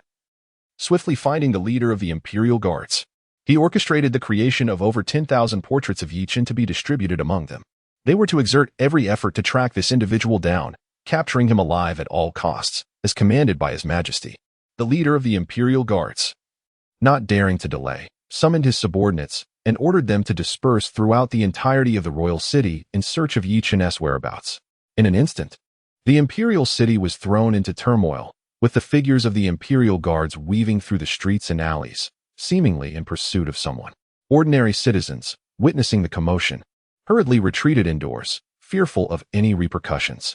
What had incited the emperor's wrath and prompted the mobilization of such a considerable force? Many were left to speculate, eager to uncover the truth, yet they found themselves unable to glean any useful information. Little did they know, Chen was nestled in a corner of the imperial city, comfortably engrossed in his cultivation, entirely oblivious to the events unfolding outside. After half a month of dedicated training, he had ascended to the 7th level of the heavenly origin realm. The dragon elephant suppression technique, bolstered by the yin-yang blood sea, had made remarkable progress, allowing him to summon 300 ancient dragon elephants. Chen surmised that with the might of his physical form, vanquishing an ordinary transcendence realm expert would not pose a challenge. Yet, the true test awaited practical application. Knock, knock, knock. At that moment, an urgent rapping echoed from the door. Open the door. We are the Imperial Guards, under His Majesty's orders to search for a serious criminal. Those who do not cooperate shall face dire consequences. A cold smile crept across Chen's lips. He was fully aware that they were there for him. Not long ago, he had sensed the disturbance caused by his own restrictions and had promptly employed secret techniques to discern the unfolding events through Li Linger. First, Li Linger had succumbed to a backlash and fallen unconscious. Then came the emergence of the royal ancestors, followed by Li Qingfeng dispatching 200,000 imperial guards under Zhang Lao's command to apprehend him throughout the city. Initially, Yi Chun had no intention of involving himself. But with them knocking at his door, it would be remiss not to respond. Bang! The imperial guards, growing impatient, forcibly shattered the door and surged inside to conduct their search. A dozen guards encircled him, their suspicions aroused by his reluctance to open the door. "Are you hiding something nefarious?" the leader remarked, having barely glimpsed Yi Chun's features, illustrating the brazen nature of the guards' actions. Had this been an ordinary citizen, they might have refrained from speaking out of turn. Alas, today was not their fortunate day, as they had unwittingly provoked Yu Chen. "Oh, what business is it of yours what I do? Does your family reside by the sea? Why such intrusive concern?" Yi Chen's words, akin to a rapid-fire barrage, left several members of the Imperial Guard at a loss for a retort. The leader, a burly man with a fearsome scar across his dark visage, trembled with rage as he spat, "You insolent brat, you seek death." Having become part of the Imperial Guard, they were accustomed to being treated with utmost respect, making it intolerable for them to endure Yi Chen's provocation. With muscles tensed, he unleashed a powerful punch that wreaked havoc upon the furnishings of the room. "Bravo, boss. Teach this brat a lesson." It was indeed rare to encounter someone who had honed their physical prowess to such a formidable level. Yi Chen was slightly taken aback. This man had evidently invested considerable effort to cultivate his physical strength to a realm akin to the myriad laws. However, overcoming such strength was no trivial feat. The burly man reveled in his might, a smug expression adorning his face, believing Yi Chen had enough sense to back down. Yet, with the arrow drawn, he could not retract his fist. "Brat, I'll grant you some credit for your awareness, but daring to insult the Imperial Guard warrants a thorough lesson today. Otherwise, how would we maintain our reputation? If you can withstand my punch without perishing, I shall let you off this time." Yu Chen shook his head. Finding the naivete of these individuals amusing, they were clearly seeking him out yet failed to recognize him, which was rather laughable. Slowly extending a finger, he sent the burly man flying amidst the astonished gazes of the onlookers. With a resounding crash, he was hurled into the wall, leaving a sizable hole and landing heavily on the street, drawing a crowd of curious passers-by. Is that the Imperial Guard? Who dares provoke them? Do they wish to court death? It was the first time they witnessed the Imperial Guard in such disarray, and they were eager to discover the identity of the assailant. Whispers and murmurs filled the air, with onlookers pointing at the fallen burly man, their tones laced with schadenfreude. His face darkened further upon hearing their comments, feeling humiliated, and he unleashed his fury upon the surrounding crowd. "Get lost. The Imperial Guard is conducting business. Common folk should steer clear, or I'll have you all apprehended." Little did he know, as his words fell, his comrades began to tumble from above, crashing onto the street with a grim finality. A few met their end instantly, their bodies shattered, brains splattering, blood pooling on the ground. Yi Chen leaped down, mercilessly crushing one man's skull, the scream echoing for miles. "Ha! What Imperial Guard? Just a bunch of rabble thinking they can bully me. They truly know not their own mortality." No sooner had he spoken than he approached two more guards, slicing his hand gently, and their heads parted ways without them having a moment to react. System detects the host rising intent to kill, granting a new mission. Divided into 3 stages. Eliminate 10,000 Imperial Guards. Reward, 1 level increase. Eliminate 30,000 Imperial Guards. Reward, 2 level increases. Eliminate 100,000 guards. Reward, 3 level increases, and the celestial technique prisoner of the great wilderness. Ah, the system truly delivers. Yi Chun exclaimed in admiration, even resorting to celestial techniques as a reward, indicating that a massacre was imminent. A cruel smile crept across his face at this thought. Meanwhile, the burly man with the dark complexion remained foolishly frozen in place until Yi Chun approached him slowly, which jolted him back to reality, prompting him to flee desperately into the distance. However, escape was futile.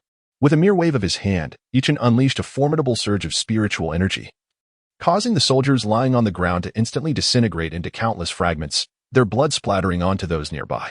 He then pursued the dark-faced man, swiftly appearing behind him and lightly touching his back, resulting in an instantaneous explosion of his body. Within him resided 300 ancient dragon elephants, equating to 30 million pounds of divine power. Even a small mountain would crumble effortlessly under Yi Chen's might, rendering the burly man utterly incapable of withstanding such force. Chapter 35. Escape? Do you believe you are worthy? The gruesome methods employed startled the onlookers, and several powerful beings at the tribulation stage gazed intently at Yi Chen, To slay the Imperial Guards in broad daylight was nothing short of a slap in the face to the royal family. It was indeed the first time someone dared to do such a thing. My goodness, who is this young man? The royal family would surely not let this go unpunished. Many, indifferent to the conflict, hastily distanced themselves from this place of turmoil, fearful of becoming entangled in the ensuing chaos. After all, none could predict what might occur next. Chen disregarded the murmurs of the crowd, activating both the demonic sky art and the yin-yang blood sea, absorbing the dissipated energy and blood of the slain guards. Even the smallest mosquito is still meat. He understood the principle of accumulating small gains into substantial ones, and he would not let this opportunity go to waste. A practitioner of the dark arts? Does he not fear attracting the ire of numerous factions? The onlookers displayed expressions of realization, speculating that Chen's conflict with the Imperial Guard stemmed from being discovered while practicing his blood-devouring demonic techniques. Otherwise, such an encounter would have been improbable. Everyone knew that practitioners of the dark arts advanced swiftly, relying on cruelty or other nefarious means, forging deep enmities with countless factions. It was well understood that wherever dark practitioners appeared, forces would readily organize to hunt them down. Thus, the Imperial Guard's actions against practitioners of the dark arts were entirely justified. However, most dark practitioners who ventured out alone tended to remain discreet. Those as audacious as Chen were indeed a rarity. He chuckled softly. What did it matter if he was a practitioner of the dark arts? As long as he acted in accordance with his own heart, that was sufficient. With an air of nonchalance, he departed from the scene, as if nothing had ever transpired. Unbeknownst to him, the black-faced man had relayed the news before his demise. And within moments, thousands of Imperial Guards surrounded Chen. Boy, having slain the Imperial Guards, where do you think you can escape to? Surrender quietly, and perhaps your death will be a little less painful. The words came from a powerful being at the tribulation stage, a prominent figure even among the Imperial Guards. Holding a position of considerable authority, the onlookers retreated in droves. None wished to embroil themselves with the Imperial Guards. And even a semi-saint among them smiled and gestured in warning. Escape? Do you truly believe you are deserving of that? Chen turned to face the tribulation stage expert, his body radiating a flickering golden light, an intimidating defense that left others in awe, prepared to strike at any moment. It was the perfect opportunity to test his physical prowess and see if he could overcome a tribulation stage expert. The individual before him was undoubtedly the ideal subject for such an experiment. That's him. Quickly informed the generals. We are no match for him. We must not underestimate the situation. At this critical juncture, a one-armed elder flew in, hastily warning the surrounding guards. Despite Chen's cultivation being at the celestial origin stage, he wielded a formidable demonic sword that could sever an arm with a single strike. Even 1,000 Imperial Guards might not suffice to withstand his wrath. Upon hearing this, the surrounding Imperial Guards hurriedly produced images to compare. Realizing that the Chen before them was indeed the one they had been desperately searching for over the past several days, one by one, they were filled with fervor, believing that if they could seize their opponent, they would undoubtedly earn the favor of His Majesty. As for the warning from the one-armed elder, it was completely disregarded. A mere boy, is there truly any reason for you to be so fearful? If you dare not act, then allow me to handle this. Just refrain from claiming my merits afterwards. The first crossing tribulation realm expert displayed an expression of disdain, unable to fathom what fear a mere celestial realm individual could instill. Boy, surrender without resistance. This individual extended his palm, summoning the surrounding forces of nature, transforming them into a golden hand that reached out towards Chen. He began to fantasize about the rewards he would receive for capturing the person coveted by His Majesty. A crossing tribulation realm expert. Chen, however, showed no signs of hesitation, utilizing the strength of his physical body to shatter the golden hand with force, charging relentlessly towards the crossing tribulation realm expert. Not good. The expert's expression changed dramatically as he sensed an overwhelming crisis of life and death. Desperately gathering his spiritual energy to form a protective barrier in an attempt to withstand Chen's assault. Bang. Crack. Boom. Unfortunately, he had underestimated Chen's prowess. His gathered defenses proved nearly ineffective, disintegrating upon impact. The man was sent flying, crashing through numerous structures before finally coming to a halt, inadvertently causing misfortune to many innocent bystanders. Cough, cough. How could this be? The crossing tribulation realm expert wiped the blood from the corner of his mouth, enduring the pain as he crawled out from the rubble, appearing utterly disheveled, his gaze shifting between anger and despair as he stared at Chen. It was truly unfathomable that a celestial realm cultivator's physical body could possess such extraordinary strength, rivaling that of a crossing tribulation realm expert. How terrifying it would be if one day he were to achieve the status of a saint in physical form. Hurry! Set up a combined formation to delay the enemy. The one-armed elder commanded the Imperial Guards present to form a formation, preparing to confront Chen under his leadership while awaiting reinforcements from more powerful guards. I fear you may not have that opportunity. Chen replied with a cold laugh, instantly plunging into the ranks of over 1,000 Imperial Guards, beginning to wreak havoc. Within mere minutes, he had slain hundreds of them. The slaughtering divine body surged into a frenzy, continuously amplifying his strength, including that of his own physical prowess, making the act of killing feel increasingly effortless. I spared you last time, yet you remain so obstinate. Allow me to send you to your final rest. Chen stealthily approached the one-armed elder from behind, seizing the chance before he could react to rip away the elder's remaining arm. Oh, save me.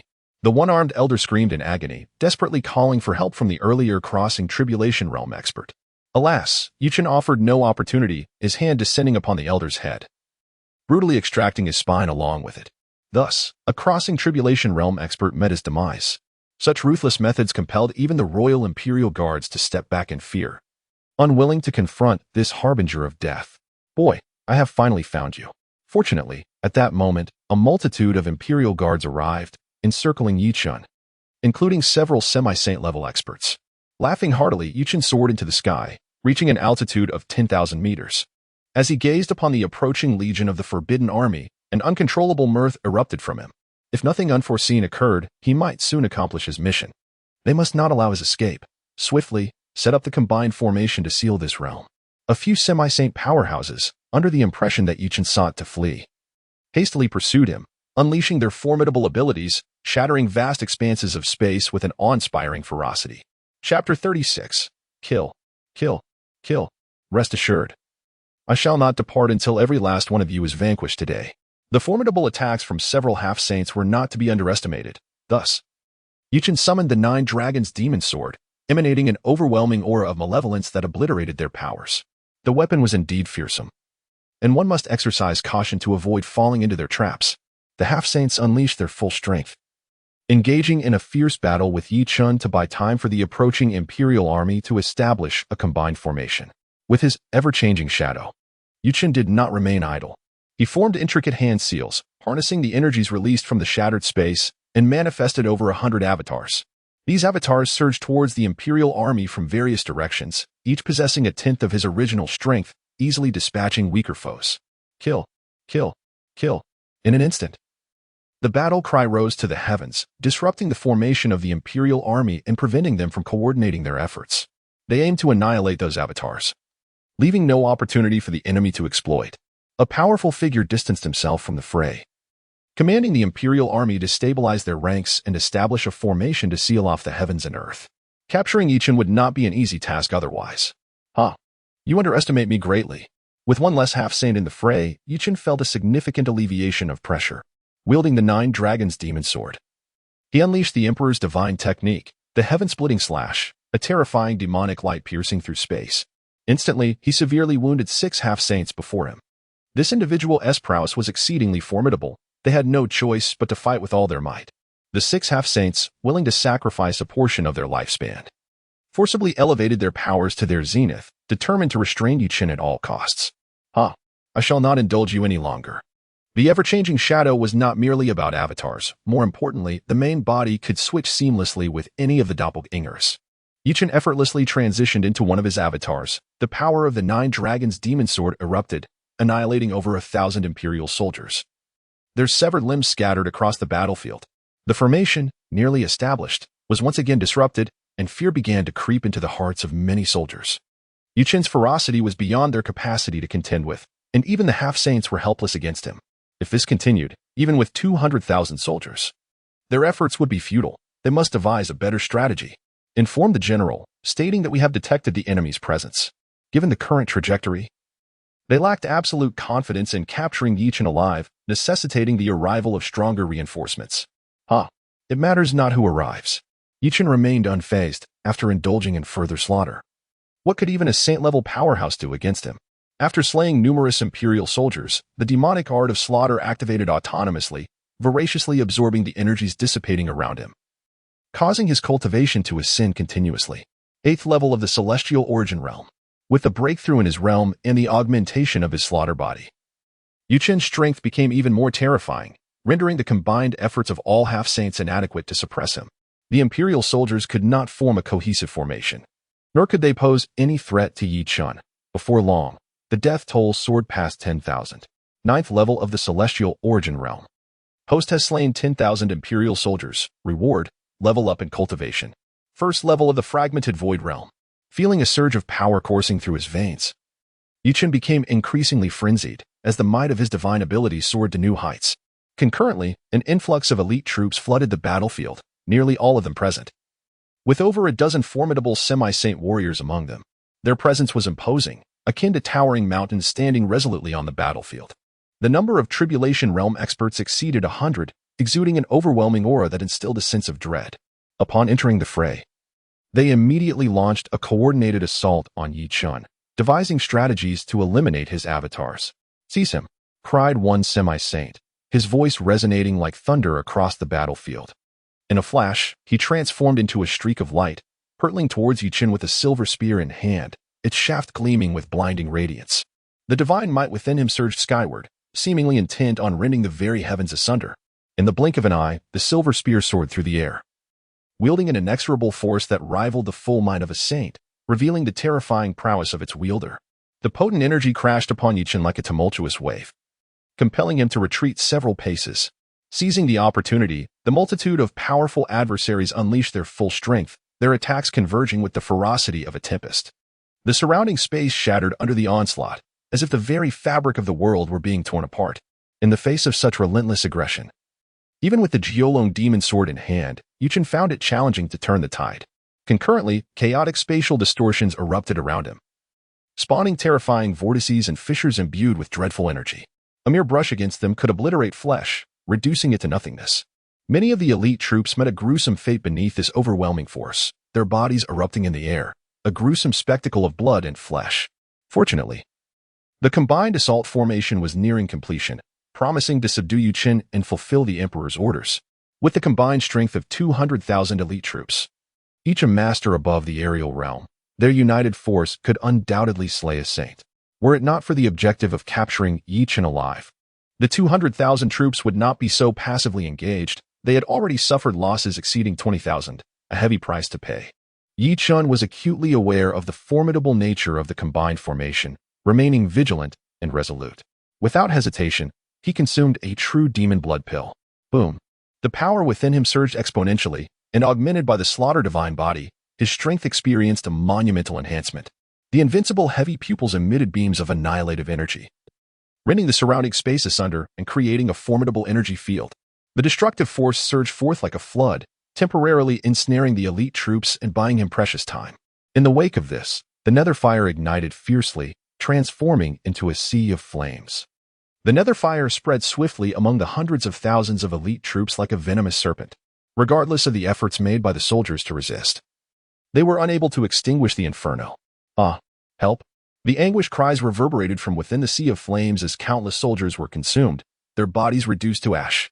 Yet despite suffering such grave losses, the Imperial Guards gritted their teeth and resolutely resisted, determined to suppress Yi Chen and deny him even the slightest opportunity for resurgence. In the realm of fragmented void, Yi Chen unknowingly ascended another level. Host has slain 30,000 Royal Imperial Guards. Reward, realm increased by 2 levels. Now, he stood at the 3rd level of fragmented void. As a dozen formidable beings sensed the precarious situation and recognized Yi Chen's escalating power, they understood that they could not allow this development to continue. Thus, they united with over 100 transcendents and invoked a powerful divine ability known as the 8 Dragon Sealing Magic.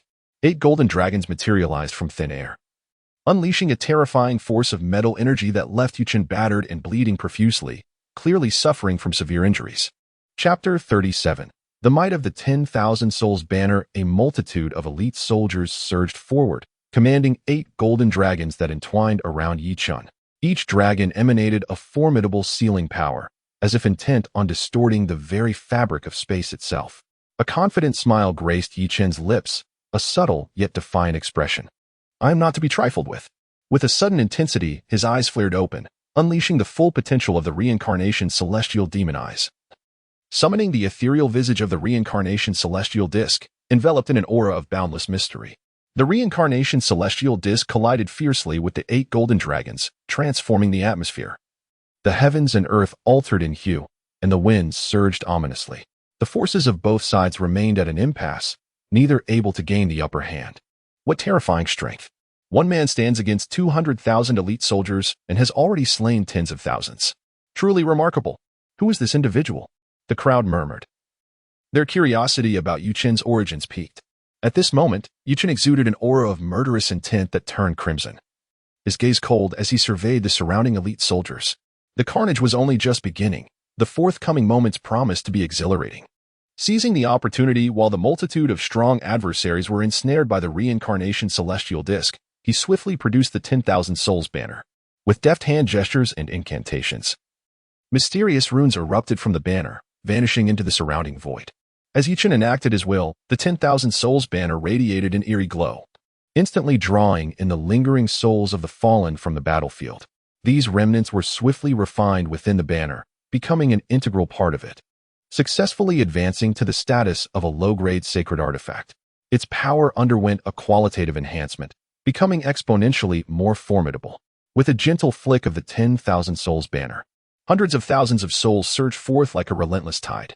They danced and spiraled through the air, coalescing into a nightmarish purgatory, where countless ominous energy swirled, sending chills down the spines of all who beheld it. The souls, akin to phantoms, effortlessly infiltrated the bodies of the royal elite soldiers, ravenously devouring their flesh and eroding their spiritual essence and souls. The strength of the royal elite soldiers waned significantly. Their bodies withered, their spiritual energy dissipated, and their souls sustained grave injuries. Without formidable power, expelling these souls from their bodies proved nearly impossible, subjecting them to immense torment and a tragic demise. Within less than half an hour, anguished cries began to emanate from the ranks of the royal elite soldiers, clearly unable to withstand the bloodthirsty onslaught of the souls summoned by the banner. One by one, the elite soldiers fell, their screams ringing out incessantly. Even some of the more powerful elite soldiers found their efforts to vanquish the souls futile. The deceased souls would invariably be reborn within the 10,000 souls banner, albeit slightly weakened, yet still capable of continuing the fight. Moreover, they required time to recuperate before returning to their original strength, embodying a peculiar form of undying existence. Not long after, the previously fallen souls surged forth once more, accompanied by the ethereal flames of the underworld, inflicting severe damage upon the royal elite soldiers. Witnessing the horrifying scene before them, the onlookers were left in shock, fearing that the souls might turn their attention toward them. Heavens, what a terrifying divine weapon! The souls within seem inexhaustible. In a brief moment, tens of thousands of elite soldiers fell, their corpses accumulating like mountains beneath. Yu Chen's relentless onslaught instilled terror in the hearts of countless adversaries. With his cultivation reaching the 4th and 5th realms of the fragmented void, the demonic art of slaughtering heaven surged violently, amplifying both his prowess and lifespan. The enhancement of his slaughtering divine body reached astonishing heights. Should he be willing to pay any price, Yu Chen harbored confidence in confronting even a saint-level powerhouse. The semi-saint and tribulation realm experts surrounding him had all sustained severe injuries, teetering on the brink of collapse. Meanwhile, within the palace, Zhang Lao received urgent news from the elite forces and dared not exhibit any negligence. He swiftly notified Li Qifeng, "Your Majesty, we have located the individual. But the situation is somewhat troublesome. The elite forces are embroiled in a fierce struggle with him. To prevent any unforeseen circumstances, I am prepared to intervene personally to ensure absolute success." Deep down, however, he felt a profound sense of unease. It was rather humiliating that 200,000 elite soldiers had failed to subdue a mere heavenly origin realm individual. Li Qifeng was taken aback, unable to fathom how difficult it was to capture someone of the heavenly origin realm, a revelation that surpassed his expectations. His gaze fell upon the unconsciously lingerer, and his expression darkened, his tone turning frigid as he declared, "I shall take action myself to discern the true identity of this fellow." With the impending wedding to Yi Yun, should we fail to lift the constraints, it would be untenable. Just then, Li Linger awakened, overhearing their conversation. Fear was unmistakable in her eyes. "Father, he is ruthless. If pressed too hard, I fear I may truly perish." The restrictions on her soul were formidable. The last encounter had nearly cost her half her life, and another such confrontation could yield dire consequences. Do not fret, my daughter. I shall handle the ensuing matters. I refuse to believe this fellow is truly unafraid of death. Li Qifeng, observing the frail Li Linger, clenched his fists tightly. Resolute in his determination to help her lift the constraints on her soul. Whether through coercion or temptation, he was willing to pay any price. After offering her some words of comfort, he departed the palace alongside Zhang Lao. The two moved with remarkable speed, swiftly traversing over half of the imperial city to reach the location of the elite forces. How could this be? Li Qifeng gazed upon the sea of corpses, his pupils contracting in shock. The scene was utterly harrowing, resembling a hell on earth. Yi Chen, oblivious to their arrival, continued his relentless assault, unleashing a plethora of formidable techniques that forced the royal elite forces into retreat. Bodies fell by the dozens, with casualties among the 200,000 elite soldiers nearing half. Boom. Witnessing this harrowing sight, Li Qifeng unleashed an overwhelming aura. The souls within the 10,000 souls banner recoiled like startled birds. With a mere wave of his hand, he extinguished the infernal fire and shattered the reincarnation's celestial plate. As several formidable techniques were countered, Yichen suffered a severe backlash, spewing forth a substantial amount of blood and staggering midair. The surviving imperial guards bowed in reverence, acknowledging his majesty. Observing the situation, those semi-saint warriors and tribulation realm cultivators ceased their attacks and retreated. Lo and behold, his majesty has personally intervened. Truly, as a holy emperor, a single exchange has gravely wounded that wretched star. The crowd below stirred with excitement. No one could have anticipated that the emperor of the Great Tang would take matters into his own hands. It was utterly astonishing. The outcome was inevitable. This thought resonated within the hearts of all present. Li Qifeng disregarded the murmurs of the onlookers and advanced step by step. The aura of a holy emperor bore down upon the space like an ancient divine mountain, shattering vast expanses as it pressed toward Yi Chen. You audacious brat. No one can save you today, regardless of who they are. If you surrender, perhaps I could grant you a swifter demise. The man before him not only tarnished his daughter's purity and enacted a cruel seal upon her, but also slaughtered numerous imperial guards under his command. Contemplating this, his murderous intent and fury surged to a boiling point, nearly overwhelming him with the urge to unleash his wrath. Chapter 38. The Great Wilderness Prisoner. The oppressive aura of the sovereign level caused the golden light enveloping Yi Chen to dim slightly, compelling his body to involuntarily bend. Nevertheless, his expression remained composed as he spoke with an air of nonchalance. The fate of your daughter lies within my grasp. Should you dare to take another step forward, her demise is assured. Feel free to test my words. I presume you have all witnessed the restrictions I have placed. If you possess the capability to lift them, such elaborate exertions would be unnecessary. With Li Linger as my hostage, what is there to fear? Upon hearing this, Li Qifeng was consumed by rage, his fury intertwining with an intent to kill that altered the very colors of the heavens. Many were so overwhelmed by his wrath that they fell to their knees, unable to withstand the tempest of his anger. You insolent wretch, I will not tolerate any threats, he declared. I present you with a choice. Release my daughter's restrictions and you may secure your own survival. Otherwise, you shall remain here forever. The surviving imperial guards exchanged glances, bewildered. The audacity of this individual to harm the princess, seemingly embedding a dreadful restriction upon her, was astonishing. It was no wonder the emperor had dispatched 200,000 troops. They finally grasped the gravity of the situation, their hearts filled with trepidation. I, too, refuse to be intimidated. Yi Chen retorted, his voice icy. I offer you a choice. Vanish from my sight within 10 breaths, or your daughter's fate is sealed. A sardonic smile crept across his face. If his adversary truly cared not for Li Linger's life, he would have acted against him long ago, without wasting words. Li Qifeng's countenance oscillated between rage and despair, initially intending to coerce Yi Chen into submission and lift the restrictions upon Li Linger's soul. It was now evident that such tactics would not prevail. The weight of his daughter's peril pressed heavily upon him, and through gritted teeth, he uttered, Young man, there is always room for negotiation. If you agree to lift my daughter's restrictions, I shall grant any request you desire. Heavenly treasures, divine weapons. The Great Tang dynasty possesses them all. Speak your wish. I would even swear an oath upon the heavens to ensure I will not trouble you afterward. What do you say? Seeing that a hard approach was futile, he resorted to persuasion, convinced that his offered terms would be irresistible. Begone, Yi Chen interrupted, showing no mercy as he commanded the man to leave in front of the assembled crowd.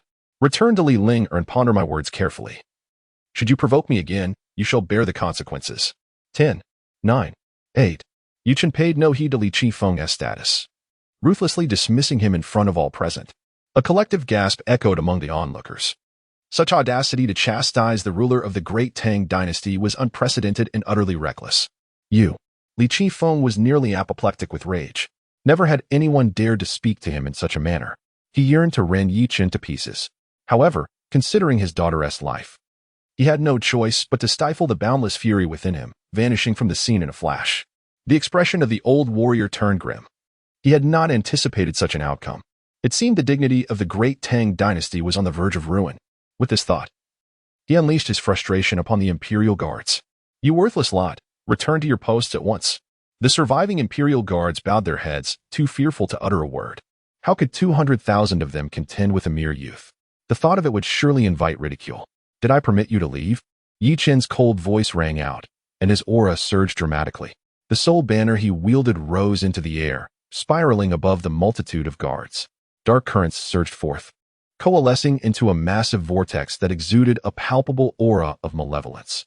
In the next moment, a multitude of tormented souls erupted from within, their faces twisted in anguish, radiating intense resentment and murderous intent.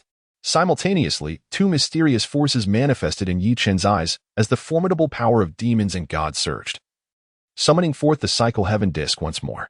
Its might was even greater than before. The mere aura it emanated suffocating. Hundreds of thousands of spectral figures of deities and demons emerged, brandishing various weapons as they roared towards the remaining guards, joining forces with the souls from the soul banner to create an overwhelming force of annihilation. In an instant, the air was filled with the cacophony of battle cries and anguished screams, resonating throughout the realm. The guards, gripped by terror, realized they were utterly incapable of withstanding the onslaught of the hundreds of thousands of spectral figures and souls. In mere moments, 50 to 60,000 guards fell into pools of blood, their bodies raining down like drops of rain. Host has slain 100,000 imperial guards.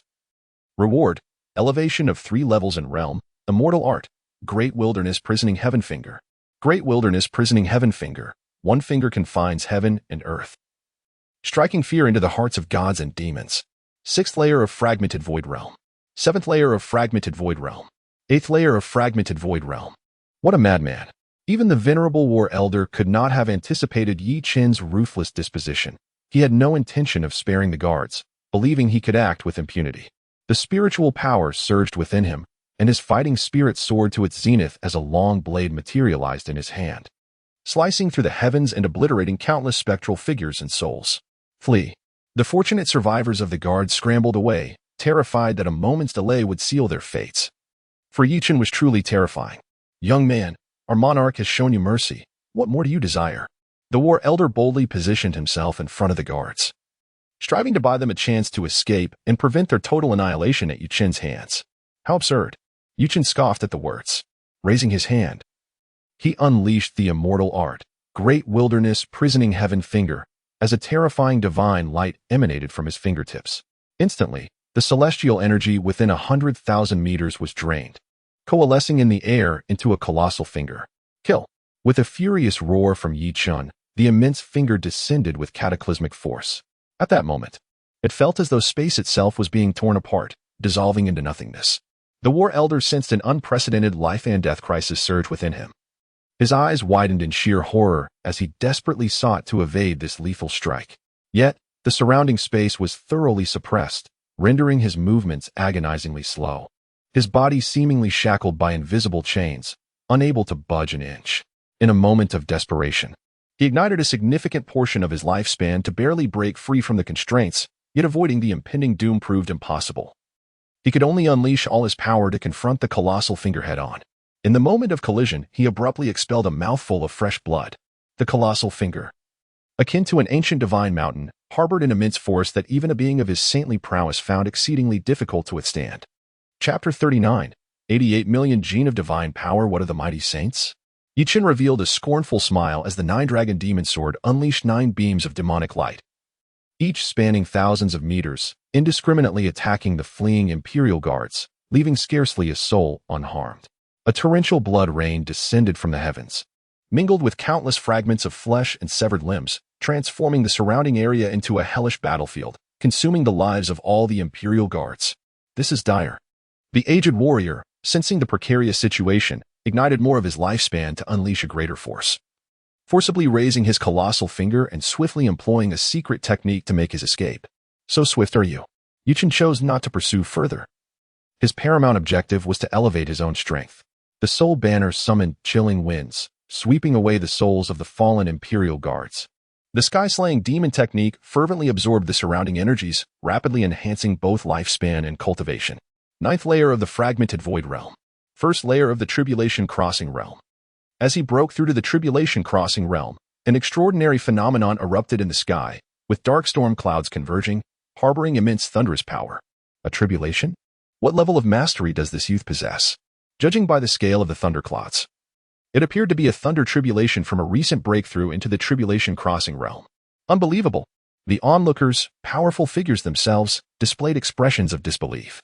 To annihilate 200,000 Imperial guards and repel a saintly powerhouse with such terrifying strength, yet only recently attained the tribulation crossing realm? Were it not witnessed with their own eyes, few would dare to believe it. This individual must have employed some extraordinary means to forcibly elevate his power. Otherwise, such feats would be inconceivable. Regardless of the methods employed, they signify that this individual is not to be trifled with. One must avoid provoking him at all costs. They instructed their kin to remain indoors, for encountering this harbinger of doom would spell certain demise. Boom. At that moment, the thunderclouds had amassed sufficient power, unleashing a formidable purple lightning bolt imbued with devastating destructive force, striking Chen directly. This was the tribulation that one must endure upon entering the tribulation crossing realm. With each minor breakthrough, an additional tribulation would manifest, each exceedingly fearsome. Ordinary cultivators must approach such tribulations with utmost caution, for a moment's inattention could lead to their demise. Yet Chen's physical form was extraordinarily robust. The lightning struck him, producing merely a wisp of blue smoke, without even singeing his skin. Chen couldn't help but shake his head. This tribulation was hardly a bother, scarcely registering as a sensation. Boring. Oh heavens, are you merely tickling me? The thunderclouds seemed to comprehend Chen's words, and in an instant, the power of the lightning grew more ferocious, aiming to unleash an even more formidable tribulation. Alas, it still could not descend, for all things in the world must abide by the celestial laws. Even the tribulation was not exempt. In the first layer of the tribulation crossing realm, only one bolt of tribulation could manifest. The gathering thunderclouds, seemingly sentient, reluctantly dissipated. Second layer of the tribulation crossing realm.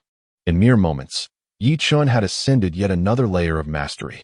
The recently dispersed thunderclouds were formed, their tumultuous power surging as they unleashed two powerful bolts of lightning, intent on bringing Chen to his end. Bang bang. However, it proved futile against Chen. Two bolts of lightning struck his body, producing the sound of metal clashing. Too weak. Chen scoffed. In the next instant, he surged into the heart of the storm. The Nine Dragons' demon sword erupted with a vast array of demonic light, tearing through the thunderclouds, and the sky promptly returned to serenity. Abnormal. Those witnessing this scene were rendered speechless, their minds collectively echoing the same thought. While others faced the tribulation of thunder, Chen annihilated the storm at its source. Truly defying the heavens, he ascended through several realms in quick succession, feeling immensely satisfied. Yet, he did not depart. Instead, he activated the Yin-Yang Blood Sea, manifesting it above his head, ravenously absorbing the blood shed by the 200,000 elite troops. Cascading torrents of blood transformed into rivers, flowing into the Yin-Yang Blood Sea, converting into incomparably pure blood essence that surged back into Chen's body. The dragon elephant suppression technique began to operate uncontrollably, its speed magnified 100-fold, 1,000-fold. Ancient dragon elephants rapidly coalesced. 303, 315, 400, 500, 600, 700. Only upon reaching 888 did the speed gradually diminish, returning to its previous state. Astonishing. If he could condense another 100 or so, he would attain a fleshly body akin to a saint. This sudden transformation left Chen bewildered. His physique underwent a monumental change. Endowed with 8,880,000 pounds of divine power, nearly capable of overwhelming any semi-saint powerhouse. Thus, when he encountered that fellow, Yiyun, he might very well defeat him solely through physical prowess, reclaiming his supreme sword bone and relishing in the humiliation of his opponent. The mere thought of it brought him immense satisfaction. At that moment, A disturbance in the nearby space heralded the arrival of an elderly man clad in golden robes. The ancestral figure of the royal family, who inquired with a puzzled expression to surpass several realms and defeat saint-level powerhouses, with vital essence surging like an ocean. In such an extraordinary physical strength, how can your cultivation progress so rapidly? What exactly is your identity? Had I not witnessed it with my own eyes? I could scarcely imagine that a junior could possess such extraordinary capabilities. The myriad of techniques, soul banner, reincarnation celestial disc, nether fire, and others, were all terrifically potent. Moreover, that demon sword even sent a shiver through him, despite his standing as a quasi-emperor. It was truly unfathomable how one individual could wield so many formidable means. Particularly, Chen's method of cultivation had eluded his scrutiny for quite some time. Should this trend continue, it might very well necessitate a renaming of the human emperor realm. Yet, the Tang dynasty royal family had made an enemy of him. Should Chen rise to prominence, they would likely be the first to suffer misfortune. The thought of this elicited an involuntary surge of murderous intent. The aura of a quasi-emperor was unleashed, and Chen staggered back a few steps under its weight, illustrating just how formidable the royal ancestor truly was. The visitor is a quasi-emperor at the 9th level, possessing a golden dragon body, perilously close to breaking through to the emperor realm. Danger level, 5 stars. The host must proceed with caution to avoid falling into the opponent's grasp. Chen's expression revealed a hint of astonishment. No wonder the imperial family of the Tang dynasty commanded such formidable renown, their foundation far surpassing that of the Liang dynasty. It was evident that a terrifyingly powerful figure was stationed here. However, attempting to intimidate him was futile. At worst, he would resort to utilizing a quasi-emperor's experience card. At that moment, the outcome of the confrontation remained uncertain. Should the elder wish to eliminate him, he was free to act. Yet, one must ponder the consequences, for he could assure that the entire imperial city would be reduced to ruins. Such was his audacity. Even a quasi-emperor would lose face in such a scenario. If a conflict were to ensue, he would fight to the bitter end, for he possessed ample confidence. Upon uttering these words, countless individuals were struck with fear. Chen's demeanor did not suggest exaggeration. Should a clash truly erupt, it was likely that the first to suffer misfortune would be the likes of them. Heaven forbid. May a confrontation be avoided. Many began to fervently pray. Chapter 40. The day of the grand wedding, do you dare to threaten me? The royal ancestor's power surged, his gaze fixated on Chen, perplexed by the audacity of such a junior. This is not a threat. I merely speak the truth, Chen replied with an air of nonchalance, his eyes meeting the ancestor's with a provocative glint. Well, how bold. The royal ancestor clapped his hands, refraining from any rash actions. After all, should Chen harbor any dreadful secret, the painstakingly built royal city could be obliterated in an instant. Chen maintained his composure, unaffected by the overwhelming aura of the quasi-emperor. Young one, today I shall not make things difficult for you. However, do not take things too far. With those parting words, the royal ancestor vanished into thin air, leaving no trace of his departure, not even for Chen to discern. Such is the terror of a quasi-emperor. Impressive. Following the departure of the royal ancestor, many powerful figures raised their thumbs in admiration for Chen. Few in the entire realm of the human emperor would dare to disregard a quasi-emperor, truly astonishing. Chen smiled, as if nothing had transpired, and returned to the royal city, where many were so frightened they fell to the ground, trembling in fear, truly terrified that this harbinger of death would slay them with a mere flick of his wrist. Chen had no time to concern himself with such reactions. He wandered in search of a place to settle and resumed his cultivation, striving to elevate his strength further. Within the palace, Li Linger, noticing the dark expression on Li Qingfeng's face, surmised the outcome of the situation. To alleviate her father's worries, she forced a smile and said, "Father, it is nothing serious. That individual is targeting Yi Yun. He has even stated that once their grievances are resolved, he will willingly lift the restrictions on my soul. During this time, we must not seek him out." At this juncture, she could only hope that Chen would honor his promise and spare her when the time came to depart. Otherwise, she would be condemned to live her life in the shadows. What? This fellow has a grudge against Yi Yun? As Li Qifeng learned of this, his complexion darkened further. Yi Yun, possessing the innate sword physique and supreme sword bone, could contend with saint-level warriors even at the 6th level of the half-saint realm, making his future ascendance to emperor status a certainty. The heavenly sword sacred ground would never allow any misfortune to befall him. Especially on the day of the grand wedding when many formidable warriors would be in attendance, the prospect of eliminating him was inconceivable. Thus, Chen would undoubtedly find himself in peril, placing Li Ling'er's life in grave jeopardy, a truly precarious predicament for him. Alas, it is the fault of my ineptitude as a father, Li Qifeng lamented, feeling utterly helpless as the sovereign of the great Tang dynasty, ruling over vast territories and millions of subjects, yet unable to safeguard his own daughter. Your Majesty, urgent news. At that moment, old Jean burst in, drenched in blood, delivering the grim tidings of the annihilation of the Imperial Guard, eager to see how Li Qingfeng would respond. This insolent wretch has gone too far. Li Qingfeng's countenance shifted dramatically upon hearing those words, his heart brimming with an overwhelming fury. The repeated humiliations he endured at the hands of a mere youth pushed him to the brink of collapse. Li Ling'er trembled. Acutely aware of Yi Chen's tyrannical and ruthless nature, yet she never anticipated it would manifest with such ferocity, slaughtering 200,000 Imperial Guards, each one surpassing the realm of Sky Sovereign. What an unfathomable concept. She could scarcely bear to think of it. Father, I am so sorry. It is all my fault. If it weren't for my actions. Li Ling'er lowered her head, succumbing to tears. The catastrophic losses inflicted upon the Tang dynasty were entirely her doing. My dear daughter, this is not your fault. Please, take a moment to rest, Li Qingfeng urged, striving to suppress the raging fire within him while soothing his daughter's emotions, desperate to prevent her from spiraling into despair over this calamity. Your Majesty, what shall we do? Elder Jean inquired cautiously. If they allowed Yi Chen to act unchecked, the entire imperial city would surely descend into panic. For now, refrain from any actions. We shall address this matter after my daughter's wedding. I believe there is a resolution to be found, he declared. At this juncture, all they could do was proceed step by step, confronting challenges as they arose. As time slipped away, the day of Li Ling'er and Yi Yun's wedding arrived. The imperial city was adorned with lanterns and vibrant decorations, resonating with a cacophony of celebration, marking the union between the Tang dynasty and the heavenly sword's sacred land. The palace itself buzzed with extraordinary liveliness, as numerous powerful sects arrived to extend their congratulations.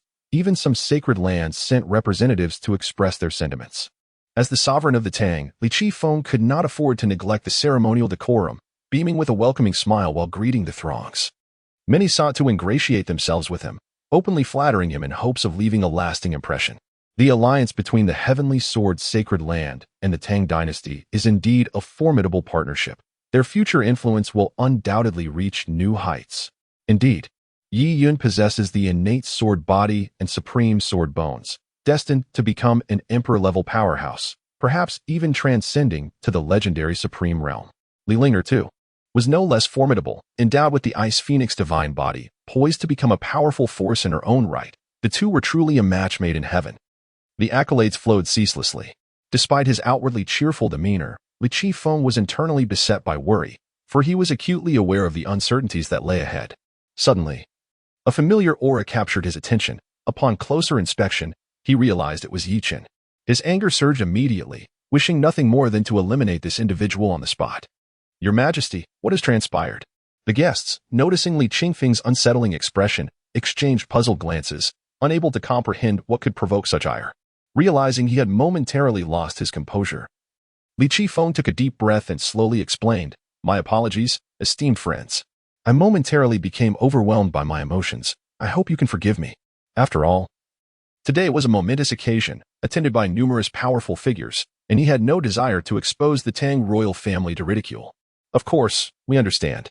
The surrounding guests, perceptive to the situation, refrained from probing further, even if they sensed that the matter was more complex than it appeared. Aha! In the midst of the crowd, Yi Chen let out a light chuckle, clearly dismissing Li Qingfeng, and proceeded deeper into the palace. Li Qingfeng furrowed his brows, exchanged pleasantries with several guests, and then departed from the scene. In the blink of an eye, he caught up, his face contorted with rage as he exclaimed, You insolent wretch! Do you not fear that I, as the emperor, would go to any lengths to eliminate you? There existed a profound enmity between the two. Yet Yi Chen brazenly disregarded it and entered the palace, displaying an audacity that knew no bounds. Did he truly believe the palace was his own abode? Chapter 41. The reincarnation of the demon god. My ears are about to develop calluses from all this listening. Is there no alternative word for here? What do I have to fear as a solitary individual? In the face of Li Qingfeng's threats, Yi Chen remained utterly indifferent. If he truly dared to disregard everything, why wait until now? He was not a mere child of 3, easily intimidated. Li Qifeng let out a cold snort. If mere glares could kill, Chen would have perished countless times over. What exactly do you intend to do, brat? Chen turned to face the furious Li Qifeng, a knowing smile gracing his lips. Let us see if I can make you a grandfather sooner than expected, haha. Just don't follow me, or else. With that, he transformed into a streak of light, racing towards Li Linger's residence, effortlessly sending any guards attempting to obstruct him flying. They were no match for him. Li Qifeng yearned to howl at the heavens but suppressed his frustration, mindful of the numerous guests outside. Realizing it was his daughter's wedding day, he hastened to pursue, determined to prevent Chen from succeeding. You stop right there, or do not blame me for being ruthless.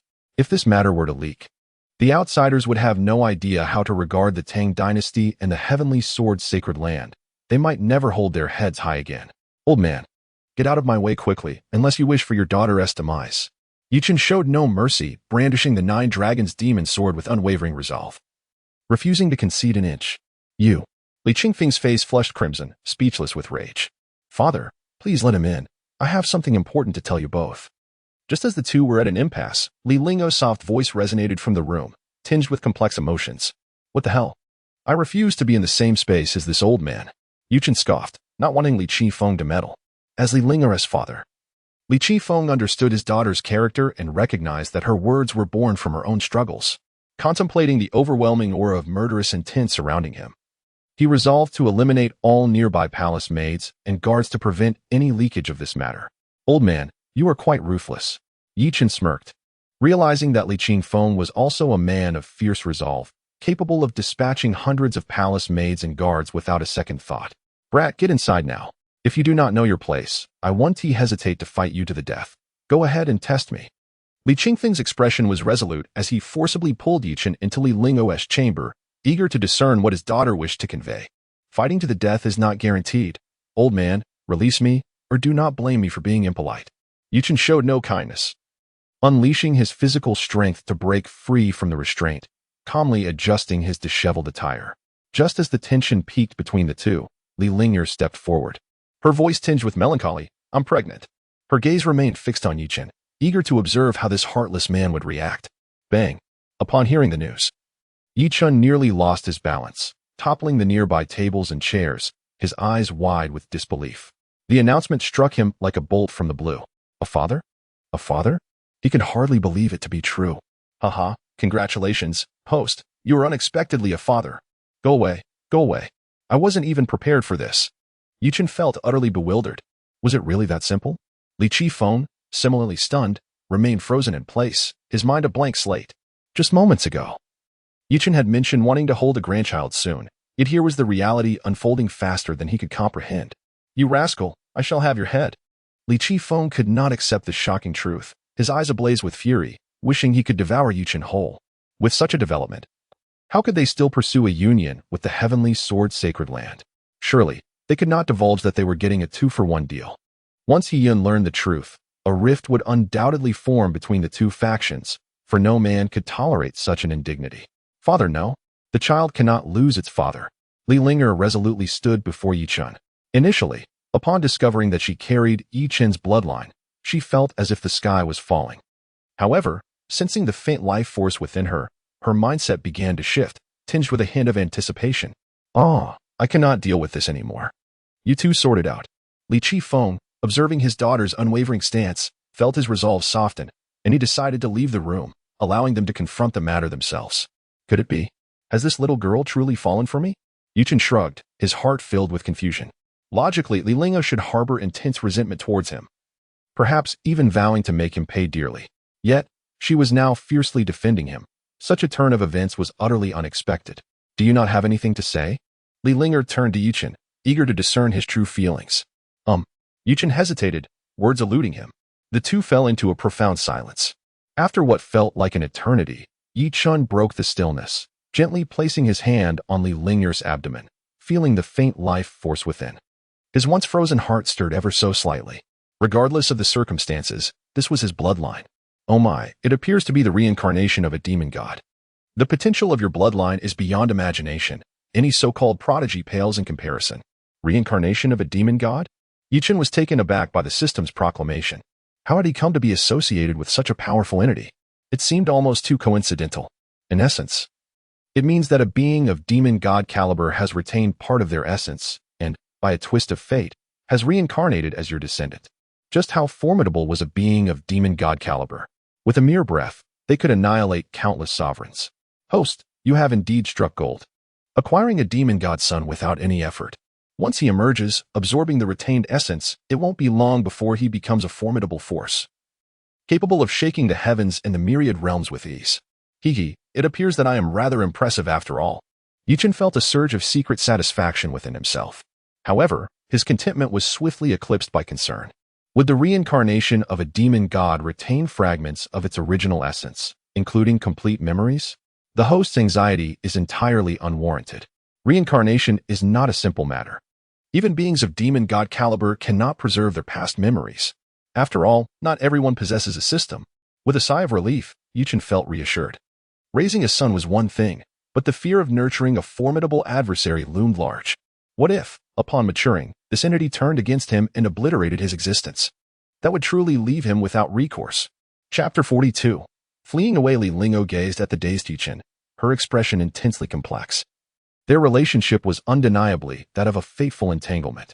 He had forcibly taken her innocence and subjected her to relentless torment on numerous occasions. Now, on the very day of his grand wedding to another, she found herself carrying his child. It left her uncertain about how to confront this man in the future. After a prolonged silence, she finally summoned her courage to inquire, "May I know your name?" After all, he was the father of her unborn child, and she felt it imperative to clarify this. Otherwise, how would she explain it later? Alas, women can be troublesome. Upon hearing her words, Chen returned to reality. Shrugging in resignation, it seemed he could no longer evade responsibility. Internally, he felt a surge of frustration. "My surname is Yi, and my given name is Chen." He hesitated, but ultimately revealed his name to Li Linger. "Yi?" Li Linger was momentarily taken aback, pondering the coincidence, and queried, "What is your connection to Yi Yun? Or what animosity exists between you?" Outside the room, Li Qifeng eavesdropped, equally curious about Yi Chen's identity, for knowing one's adversary is crucial for victory. Upon hearing Yi Yun's name, Yi Chen's demeanor turned icy, a hint of murderous intent unconsciously surfacing. "There is no need for you to inquire about that, my dear. In due time, you shall know. Today, before countless witnesses, I will deal with that scoundrel. You need not marry him. Instead, focus on nurturing our son. Ha ha ha." At that moment, a notification chimed in his mind. Ding! New task acquired. The system has detected that Li Linger, as a host, is too weak to successfully give birth to the reincarnation of the demon god. Assistance is required to stabilize her essence. Task rewards include a 3-tier elevation in realm, 1,000 chaos celestial origin pills, and 1,000 blood god pills. System, what is the situation? Just as he was reveling in his moment, the system's abrupt revelation doused his elation with cold water, leaving him exasperated. The reincarnation of the demon god is too formidable. It will continuously absorb the host's strength. Given Li Lingo's cultivation level, she cannot sustain this for long. To remedy this situation, external assistance is necessary, such as the supreme divine weapon, the 9-dragon demon sword, or drawing upon the essence of the yin-yang blood sea to nourish your bloodline offspring. Good grief, even before birth, it becomes a headache. Chen felt utterly speechless. The 9-dragon demon sword was one of his strongest trump cards. Without it, confronting Yi Yun would prove significantly more challenging. He found himself in turmoil, his expression fluctuating as he weighed the pros and cons of both options. Meanwhile, Li Linger also wore a complex expression, contemplating how they would coexist in the future. However, a woman's thoughts tend to be simpler, recognizing Yi Chen as the father of her child. She wished for no misfortune to befall him and gently advised, "You mustn't act impulsively. Today, many powerful beings are present at the heavenly sword's sacred ground. It would be impossible for you to kill Yi Yun. Moreover, Yi Yun is the son of the Northern Liang King of the Liang dynasty, a force that should not be underestimated, implying that many formidable beings are likely to accompany him. In contrast, Yi Chen stands alone, incapable of contending against such a powerful faction. Rest assured, I am well aware of my own limits. Just wait and see." Yi Chen had no desire to engage in this discourse with Li Linger. After a prolonged contemplation, he retrieved the 9 dragons demon sword, releasing a terrifying aura of demonic energy. This immediately attracted the attention of Li Qifeng outside the room, who hastily summoned his own powers to suppress the emanating demonic energy, preventing the guests within the palace from sensing any abnormalities. "What on earth are you intending to do?" Li Qifeng entered the room, fixating his gaze on Chen. Concerned for his daughter's safety, Chen shook his head and retorted, "Old man, why worry so much? Even if I am ruthless, I would never harm my own child." His eyes flickered with power as immense celestial and demonic forces surged forth, dispelling the seal within the 9 dragons' demon sword, and cautiously infusing it into Li Lingo to protect their unborn child. Soon after, the Sea of Yin and Yang materialized, and Chen expended a considerable cost to extract a significant amount of blood essence, refining it into a pearl the size of a thumb. This blood pearl entered Li Linger's forehead, thereby supporting the growth of the fetus while simultaneously bestowing substantial benefits upon her. "Humph, you do possess a bit of conscience." As a sacred emperor, Li Qifeng could sense the extraordinary nature of these 2 items. Either one could incite a storm of bloodshed if revealed. Chen's willingness to offer them to his daughter indicated a commendable disposition. Perhaps a future together was not entirely out of reach. Chen was disinclined to elaborate further, allowing them to think as they pleased. For the sake of the child. As long as they did not oppose him, everything could be negotiated. Host has completed the task. Reward, level raised by 3, 1,000 Chaos Celestial Origin Pills. 1,000 Heavenly Demon Blood God Pills. Chaos Celestial Origin Pill contains a trace of chaotic energy. Heavenly Demon Blood God Pill contains a drop of the Heavenly Demon's life essence, transitioning from the 3rd to the 4th, and then to the 5th level of the Tribulation Realm. Li Qifeng watched in utter bewilderment. Chen had seemingly accomplished nothing, yet in the blink of an eye, he ascended from the 2nd to the 5th level of the Tribulation Realm. The swiftness of this transformation was unfathomable. Were it not witnessed firsthand, one would scarcely believe it to be real. Incredible, Li Qifeng finally managed to utter after a considerable pause. Above the palace, thunderclouds gathered, creating a formidable spectacle that drew the attention of many powerful beings. What a nuisance! Chen grew somewhat impatient. The tribulation was always thunderous yet inconsequential, inflicting no harm upon him while insisting on striking him a few times. Contemplating this, he soared into the sky, crashing through the thunderclouds amidst the astonished gazes of onlookers, and swiftly returned to a distance. Remarkable! Truly remarkable! Some could not help but give a thumbs up. Many women, captivated, expressed their admiration, saying, "I adore such a man. He is simply domineering. Who is that person?" In a moment, the guests were abuzz with speculation, their curiosity regarding Chen's identity piqued. Yet, constrained by the confines of the imperial palace, they found it impractical to inquire further into such matters. Upon returning to his chamber, Chen disregarded the astonished expressions of Li Qifeng and his daughter, and retrieved the 2 types of elixirs awarded by the system. Harnessing the utmost power of celestial and demonic forces, he deftly refined the energy contained within, sealing it within Li Linger's body. Thus, these elixirs became inaccessible to anyone else, ultimately serving to better nurture the fetus within her womb. Having completed this task, Chen contemplated for a moment before casually lifting the restrictions placed upon Li Linger, for it seemed somewhat unreasonable to leave them intact. With a sly grin, he seized the opportunity to depart unnoticed while the father and daughter were preoccupied, ensuring that no unforeseen circumstances would arise. As for the child nestled in Li Linger's womb, he harbored no concerns, with the vast support of the Tang dynasty behind him. He was confident that all would be well.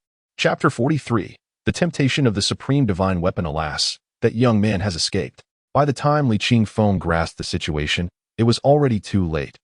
Chen had vanished without a trace, and even the divine consciousness of the Saint Emperor level could detect no fluctuations.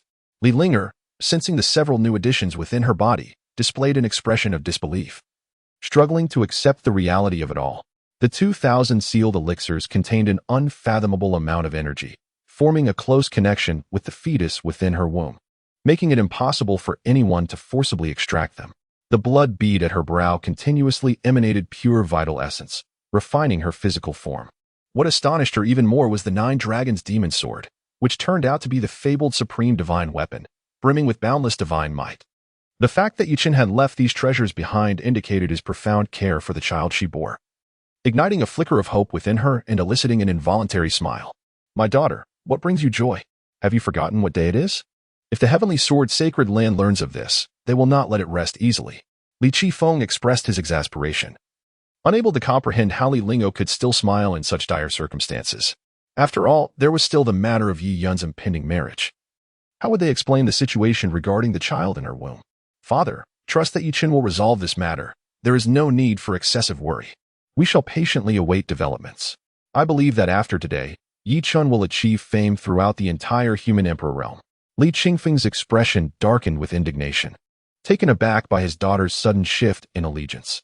I cannot believe he possesses such capabilities. Even if he is at the tribulation level, what can he do?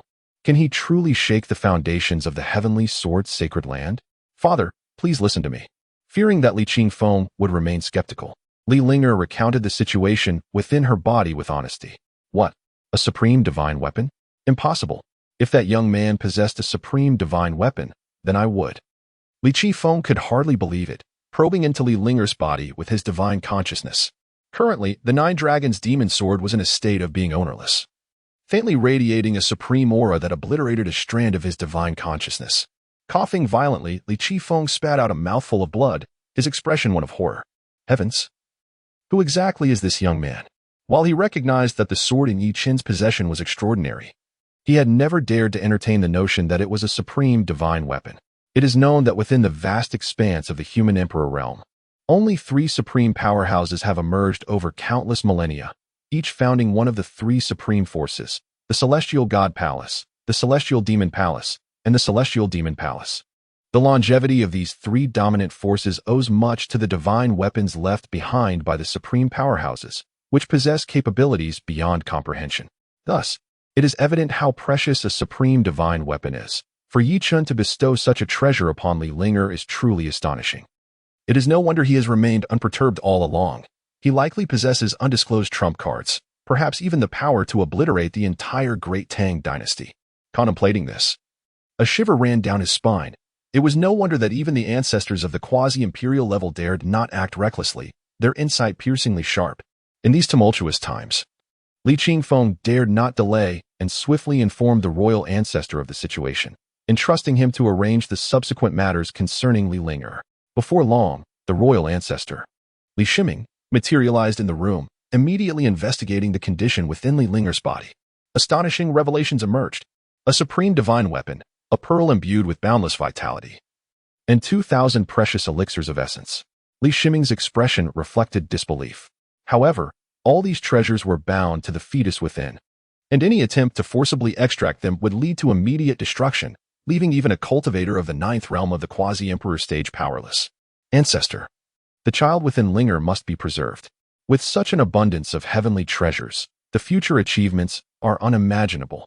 Moreover, there is the supreme divine weapon. The heavenly sword's sacred land will not be easily dealt with.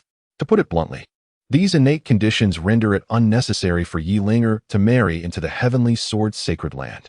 Once the child is born and nurtured with utmost care, it is certain to lead the Great Tang dynasty into an unprecedented era of prosperity, and perhaps even dominate the realm of emperors is not beyond the realm of possibility. The balance of pros and cons is exceedingly clear. This matter must be pondered thoroughly, as it pertains to the future trajectory of the Great Tang dynasty. We must explore if there is a way to achieve a harmonious resolution. Li Shiming fell into deep contemplation, uncertain of how to proceed. At this juncture, should they withdraw from the engagement, it would irreparably damage relations with the heavenly sword's sacred land. If handled poorly, it could ignite a direct conflict between the 2 great powers. Conversely, allowing Li Linger, heavily pregnant, to marry would likely yield a similarly grim outcome, presenting a profound headache. After a series of events, Li Linger had long since developed deep feelings for Yi Chen and naturally recoiled at the thought of marrying Yi Yun. Observing Li Shiming's predicament, she began to devise a plan. Yi Chen had previously stated that he intended to incapacitate Yi Yun today, which meant that a timely marriage between the 2 families was impossible. When the time came, the ancestor could surely conjure a suitable excuse, rendering the heavenly sword sacred land unable to object. Wouldn't you agree? Having spent considerable time with Yi Chen, she was well aware that he was a man of his word. Today, Yi Yun's desire to wed her was utterly unattainable. Li Shiming's eyes brightened at her words. If what Li Linger said were true, he could maneuver through the situation and withdraw from the engagement with the heavenly sword sacred land. Though this would likely result in unpleasantness for both parties, it was preferable to a complete rupture. Very well, we shall proceed as Linger suggests. That fellow possesses a supreme divine weapon, indicating profound backing and potentially powerful protectors. We need not worry. The consensus among them was reached. They would await Yi Chen's action. And if he could eliminate Yi Yun, it would be most fortuitous.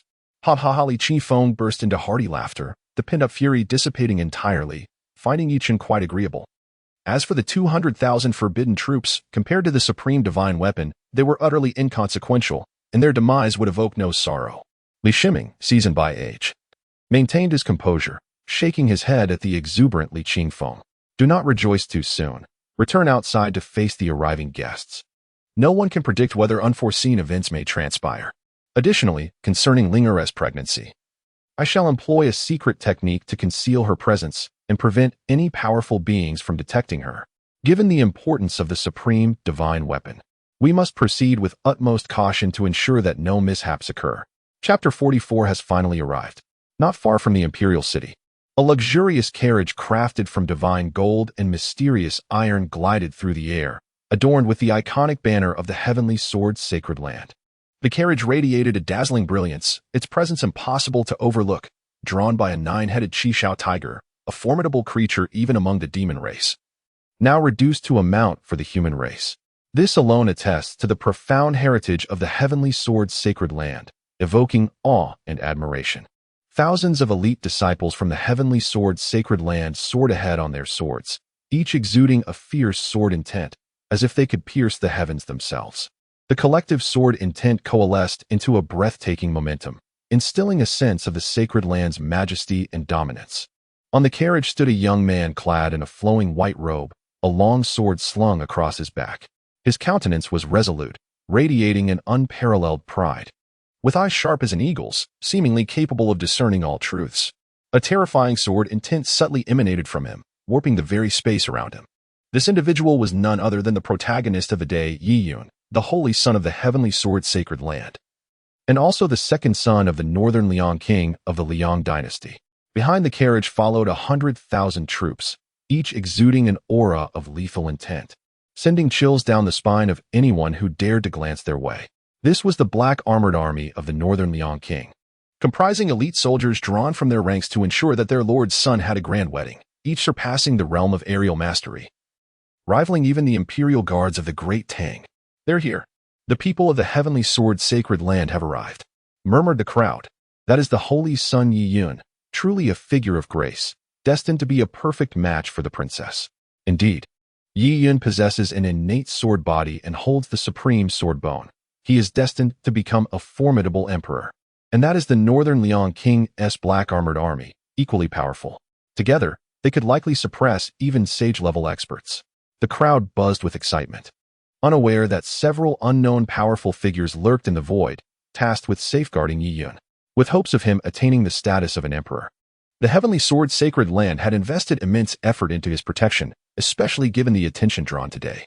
The potential threat posed by any unscrupulous elder, dispatching a sage-level expert, loomed over Yi Yun's safety. On the city wall, Yi Chen stood, gazing into the distance at the grand procession approaching for the wedding. A cold smile slowly crept across his lips. Finally, my dear second brother has arrived. As his words fell, a palpable wave of murderous intent began to rise from him, transforming into a tangible chill that enveloped the surrounding air. Those nearest to Yi Chen were suddenly engulfed by this icy aura, trembling in fear. What is the matter, little brother? One individual stammered, eyes wide with trepidation. Today is a momentous occasion for the Great Tang dynasty and the heavenly sword's sacred land. Please, do not act recklessly. Otherwise, it would surely invite a fatal calamity. Another individual hastily interjected, beads of sweat forming on his forehead. Indeed, one must refrain from acting impulsively. Any matter can await resolution until after today. Several voices echoed in agreement.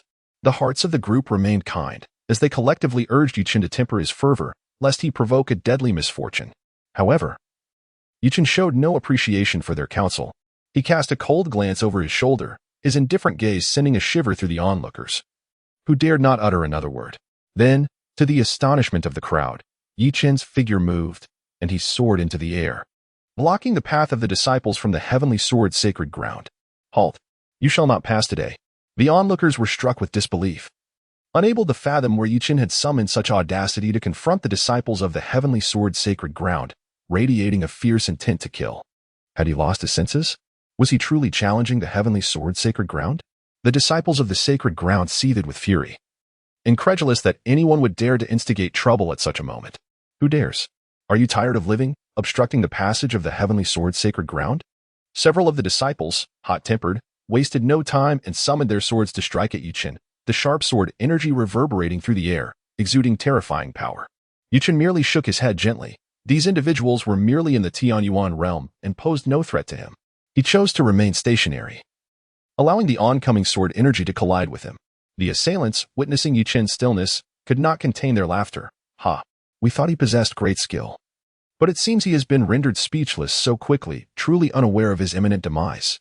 With cruel smiles, they anticipated the sight of his dismemberment, eager to demonstrate the might of the heavenly sword's sacred ground. Yet, instead of the anticipated carnage, only the sound of metal clashing resonated. As Chen stood unscathed amidst the void. Retreat. Quickly. The group recognized the severity of their miscalculation, understanding that they were no match for Chen, and hastily withdrew to regroup with their compatriots. But it was too late. Chen showed no mercy. With a flick of his fingers, he unleashed a few strands of spiritual energy, swiftly dispatching them, their bodies plummeting from the air. A disdainful smile graced his lips as he regarded the remaining disciples of the heavenly sword's sacred ground, icily declaring, "Those who wish to live, depart. My aim today is not with you. However, if you insist on being obstinate, I shall not hesitate to send you along your way."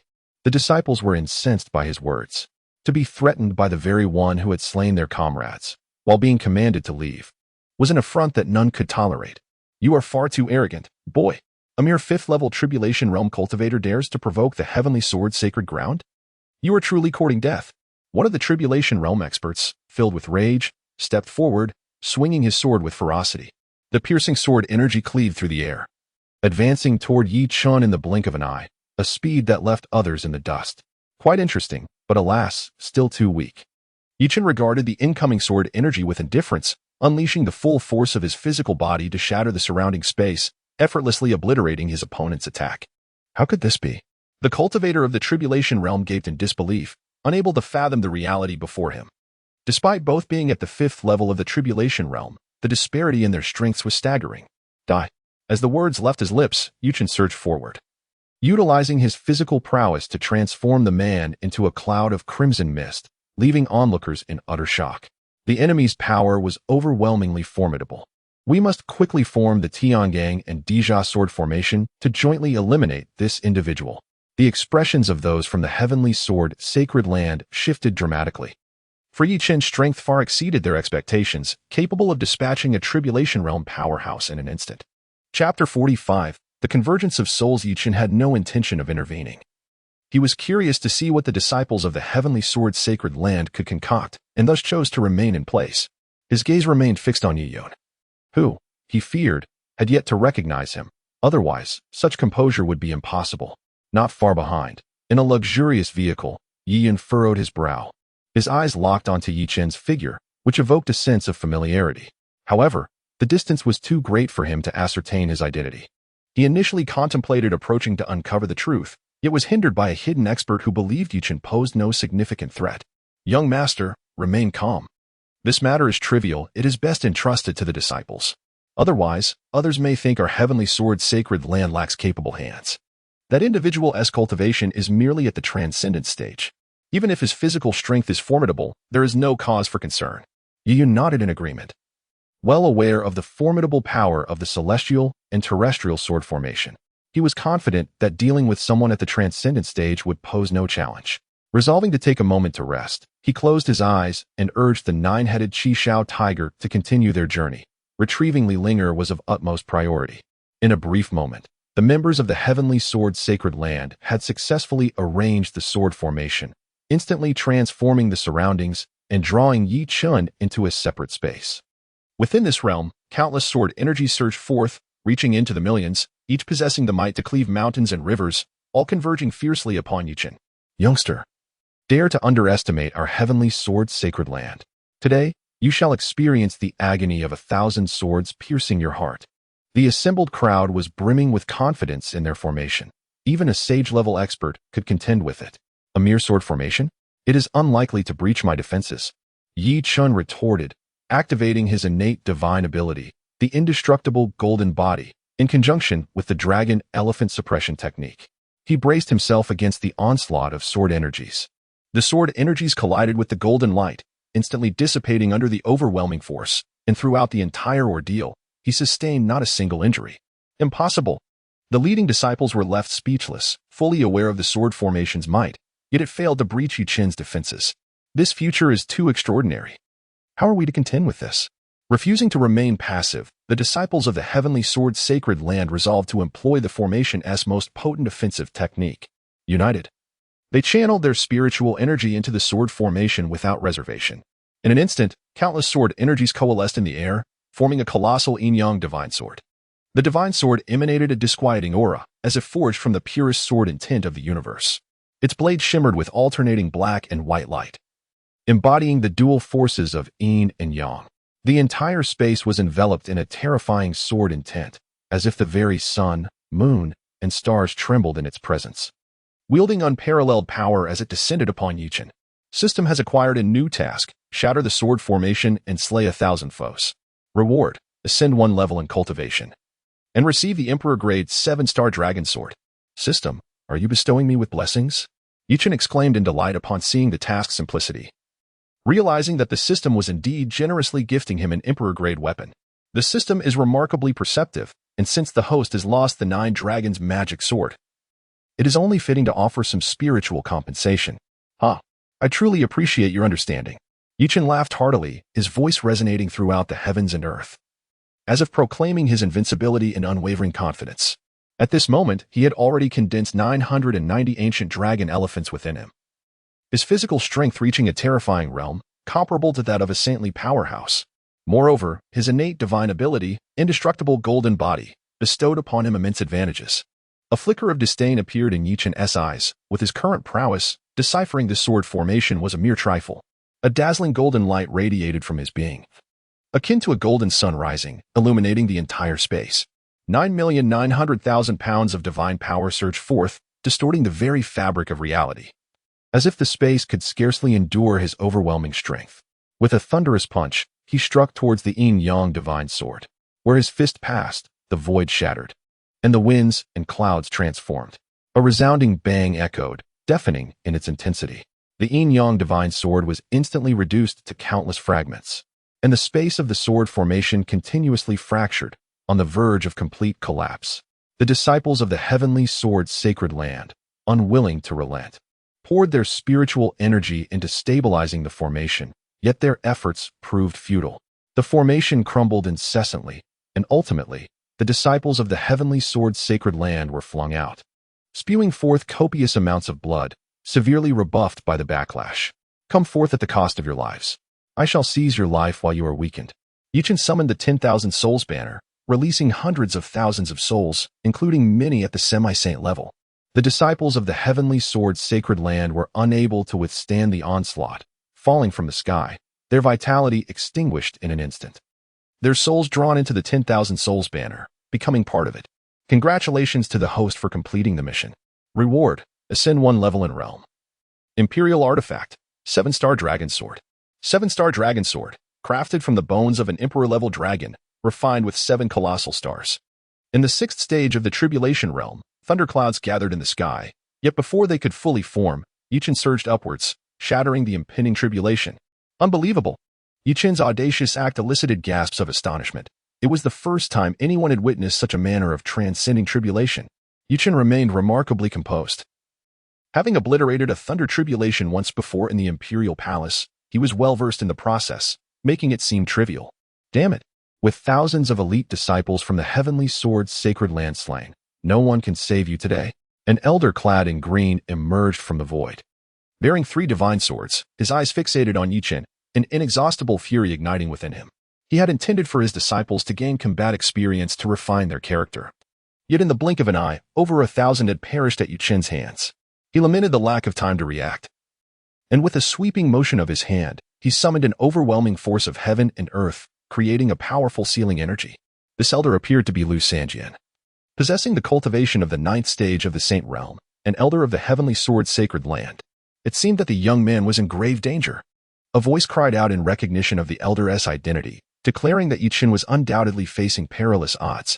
Merely a trifling skill. Chen summoned the banner of 10,000 souls, and countless spirits surged forth. The myriad souls began to coalesce. 3 of the most formidable spirits emerged, initiating the fusion of the surrounding souls. Their ethereal forms swiftly solidified, transforming into formidable entities. Each spirit possessed a power that transcended that of ordinary saints, unleashing terrifying forces of death that shattered Lu Sanjian's divine abilities, propelling them towards him with lethal intent. Such a dreadful display of power was truly alarming. Lu Sanjian dared not underestimate his adversary, engaging in a fierce battle with the three spirits. The surrounding space fractured incessantly, and the overwhelming shockwaves nearly blinded onlookers. Concerned for the innocent bystanders, and mindful of the implications for the great Tang dynasty, he endeavored to drag the three spirits away into the void. As both sides fought and retreated, neither could gain the upper hand, leaving those fortunate enough to witness this spectacle utterly enthralled. Chapter 46. A Brotherly Reunion. A surge of emotion as the wedding procession drew ever closer. Chen fell into a cold silence, a chilling resolve emanating from him. Yiyun, cease your retreat. Today, I have come solely for you. It is impossible for you to remain uninvolved. He paused, a hint of disappointment lacing his words. Surely, you haven't failed to recognize me after all this time? It was hardly surprising that Yiyun did not recognize him, for their encounter had been but a fleeting moment when they were merely 16, during the brutal act of extracting his supreme bone. The irony of their situation was not lost on Chen, as he pondered the cold-heartedness that seemed to pervade their family. Suddenly, Yiyun's eyes gleamed with a terrifying sword intent, dispelling all illusions as the true form of Chen came into view, causing an expression of shock to wash over his face. You are Chen? The unexpected meeting in this place was indeed a surprise. As the second son of the Yi family, he was well aware of the turmoil that had enveloped their lineage. Chen's eyes glinted with a menacing fury as he spoke in a frigid tone. I am truly honored that you remember me. How do you find your supreme sword bone? However, today it shall be returned to its rightful owner. With that, he surged forward, the agony of his previous torment igniting an insatiable thirst for vengeance within him, a classic case of brothers meeting with a fierce intensity. The onlookers, perplexed by the apparent familiarity between the two, speculated about their connection, their curiosity ignited like a roaring flame. This holy son does not comprehend your words. Yiyun's countenance darkened, for he would never admit to having usurped Chen's supreme sword bone. Such a confession would jeopardize his standing in the future. Ha. Whether you admit it or not matters not, Chen retorted, vanishing from sight in an instant. When he reappeared, he was already behind Yiyun, his fist crashing down like a meteor. The space within a 10,000-meter radius shattered instantaneously, the power contained within evoking sheer terror. A sword that ascends to the immortals. In the face of Chen's assault, Yiyun was taken aback but quickly regained his composure. His long sword, akin to a bolt of lightning, erupted from behind him, slashing forward with a fierce sword aura that seemed capable of severing all. The two forces collided with a resounding explosion that reverberated through the heavens. The aftermath of their clash sent ripples of energy cascading outward, distorting the very fabric of the surrounding space. Both combatants were forced to retreat a step. A stalemate reached between them. Yiyun's expression grew grave. Just half a year prior, he had received word that Chen was still at the Skyward Realm. How could he have ascended to the Transcendence Realm in such a brief time? It was utterly unfathomable. Unless he had cultivated some nefarious technique, such rapid advancement was inconceivable. Chen, you must have trained in some wicked art. Otherwise, how could your realm have risen so swiftly? This holy sun shall eradicate evil today. The longsword in hand danced gracefully, akin to a dragon emerging from the sea. Each swing exuded a fierce sword intent, weaving an immense net of sword energy in the air, ensnaring Chen within, forming an indomitable cage. What a valiant endeavor to eradicate evil. Yet, one fears that you lack the capability, ha ha ha. A hint of melancholy laced Chen's laughter, as he wished to cease any further banter with Yiyun. With a sudden jolt, the indestructible golden body within him was unleashed to its utmost potential, radiating a dazzling brilliance. Empowered by this golden body, Chen's strength surged tremendously. Each step shattered the void, causing the entire space to tremble. Ignoring the surrounding formidable sword intent, he forcefully broke through the confines and charged at Yiyun, leading to an explosive clash between the two. As Chen sustained injuries, his aura intensified, resembling a ferocious beast that instilled fear in all. Yiyun felt an unprecedented pressure, compelled to exert all his strength to barely withstand Chen's onslaught. However, as time passed, he found himself retreating continuously, sustaining significant injuries. Were it not for the multitude of onlookers, he would have long since summoned the hidden powerful beings in the void to eliminate Chen. Chen's heart swelled with delight as he mockingly declared, You? of such caliber, wished to eradicate evil? What a delusion! With no intention of holding back, his gaze flickered with a cold light as he flipped his hand, revealing the seven-star dragon sword. The divine blade shimmered with resplendent starlight, adorned with engravings of dragons along its body, while the hilt was embedded with 7 sparkling gems. Grasping the seven-star dragon sword, an overwhelming force erupted, causing the surrounding void to tremble slightly. Taking a deep breath, he channeled his inner spiritual power, continuously infusing it into the sword. Instantly, the blade began to tremble violently, emitting a series of crisp sounds, as if rejoicing. Simultaneously, the 7 gems on the hilt radiated brilliant light, resonating with the dragon engravings on the blade. Chen concentrated all his strength and swung the sword. In an instant, a radiant beam of sword light was unleashed, subtly accompanied by a deep dragon-esque roar, carrying unmatched might as it cleaved towards Yiyun. Where the sword light passed, the void shattered, chaos erupting. What an incredible strength! Yiyun was taken aback, the sword light imposing unprecedented pressure upon him. Without a moment's hesitation, he immediately unleashed his signature divine ability, 10,000 swords returning to the sect. In that moment, the longsword in Yiyun's hand seemed to be imbued with life, resonating with a chorus of sword cries. Subsequently, thousands of sword energies shot forth from the blade, accompanied by an overwhelming sword intent that distorted the very fabric of the void. Each sword energy harbored boundless power, swiftly engulfing the terrifying sword light, with both forces continuously counteracting each other, leaving neither side at an advantage. Second young master, we are here to assist you. The entire black-armored army received the command, preparing to set up a combined assault formation. 100,000 black-armored soldiers swiftly assembled, forming a formidable phalanx that conjured a terrifying black-armored war deity, exuding an aura of boundless might, its power nearly rivaling that of a holy sovereign. The commanding general cast a glance at Chen, his expression betraying an unusual intensity. As he bellowed, by the prince's decree, any encounter with Chen shall be met with immediate execution. In unison, the 100,000 black-armored soldiers responded, indeed. We shall spare no effort in slaying the scoundrel. With a sardonic smile, Chen retorted, Ah, so I am the scoundrel? And what of your prince? How utterly laughable! A chill crept across Chen's visage upon hearing their words. It is often said that even a tiger does not consume its own cubs. Yet the actions of Yi Kuang truly chilled his heart. Given such treachery, he could hardly be blamed for adopting a ruthless disposition. The thought of the 100,000 black-armored soldiers perishing here would undoubtedly cause Yi Kuang profound anguish for an extended period.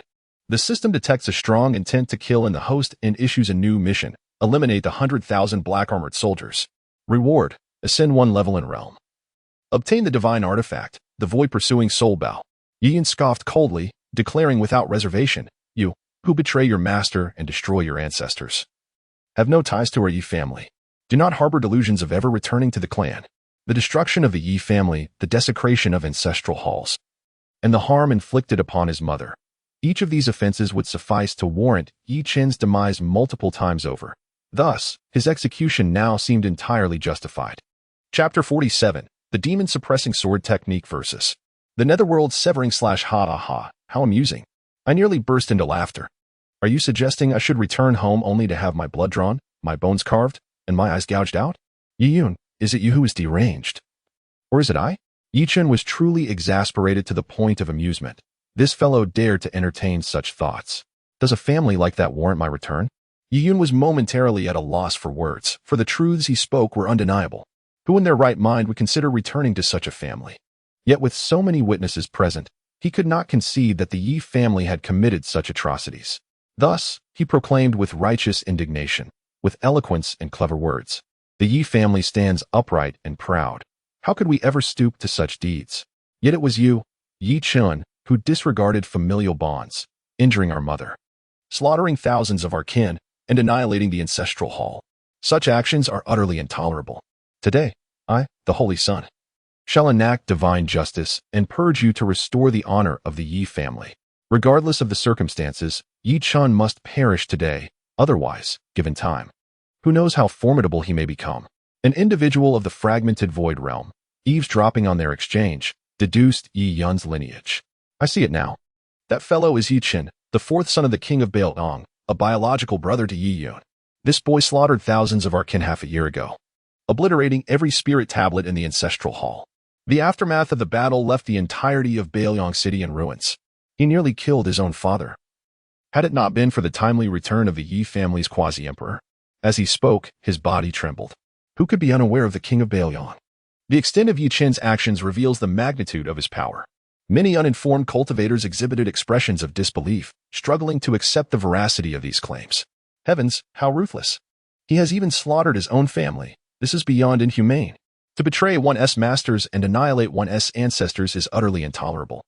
This boy has likely fallen into the path of darkness. Such a being should not exist in this world. Indeed, indeed. Holy Son, you must slay him. Some onlookers, reveling in the chaos, vociferously urged Yi Yun to unleash his might and kill Yi Chen. Seeking death, you are unworthy of living. Upon hearing their words, Yi Chen's murderous intent surged forth, his consciousness firmly locking onto them. The destructive power of his dual pupils erupted, instantly obliterating hundreds, reducing them to mere remnants and splattering blood upon countless others. Gasp! Countless individuals inhaled sharply, relieved they had not spoken ill of Yi Chen, for otherwise they would share the same grim fate as those unfortunate souls. This is what is known as calamity arising from careless words. To provoke a man who has annihilated his own family is akin to inviting disaster upon oneself. Yi Chen, you are merciless and unjust. You indeed deserve death. Your father's decision to expel you from the family was the correct choice. With a thunderous roar, Yi Chen's eyes gleamed with intense malice. He swiftly formed seals with his hands, invoking the emperor-level divine technique, the demon-suppressing sword technique. The divine sword levitated in the air, inscribed with intricate patterns, gradually forming a mysterious emblem. This emblem exuded an overwhelming pressure, as if capable of subduing all living beings, gathering the spiritual essence of heaven and earth from a radius of several hundred miles. As the enigmatic pattern absorbed a sufficient amount of the celestial and earthly energies, it suddenly radiated an ethereal light, its dazzling brilliance rendering one unable to open their eyes. Pressing down upon Yi Chen, Yi Chen's expression grew grave.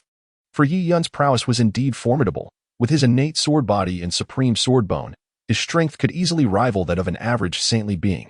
Under the suppression of the mysterious pattern, Yi Chen felt as if an immense divine mountain bore down upon him, rendering him immobile. Simultaneously, the luminescence emitted by the mysterious pattern enveloped everything around, creating a sealed space from which escape was impossible. However, Yi Chen would not resign himself to inaction. It was sheer folly for Yi Yun to think he could suppress him.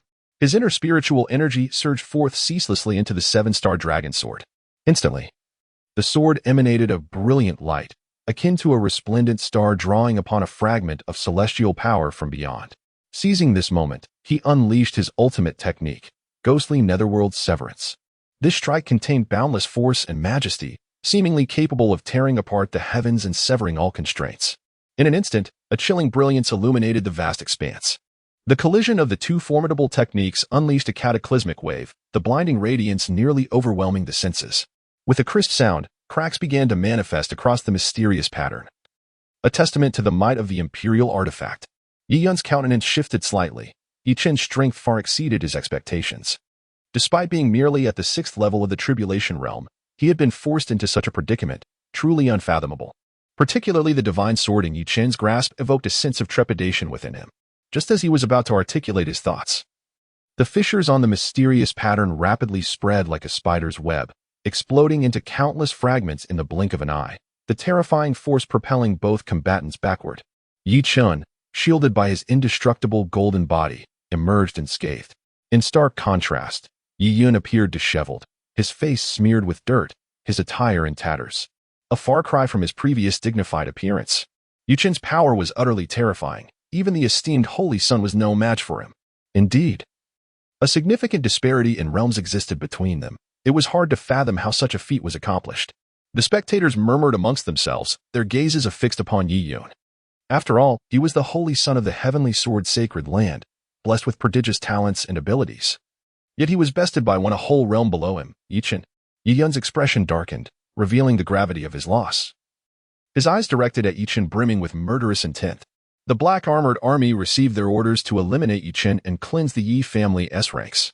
As you command, second young master. Initially, the black armored army had wished to witness who among the two would emerge victorious, but the outcome had taken them by surprise. As Yi Yun suffered a significant setback. Upon receiving their orders, they directed their full might to control the black armored war god in an assault against Yi Chen. With each movement, they unleashed overwhelming power, shattering countless spaces and sending Chen hurtling thousands of meters away, his golden radiance dimming slightly.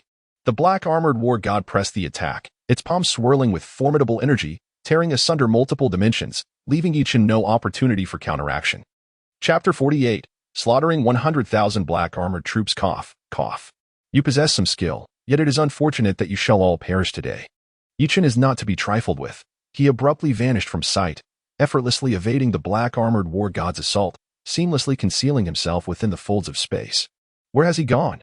The black armored war god instantly lost his target.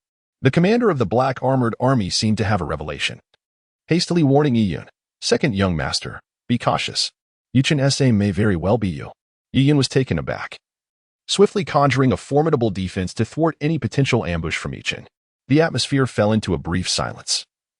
As no matter how fervently the others probed with their divine senses, they could not locate Chen.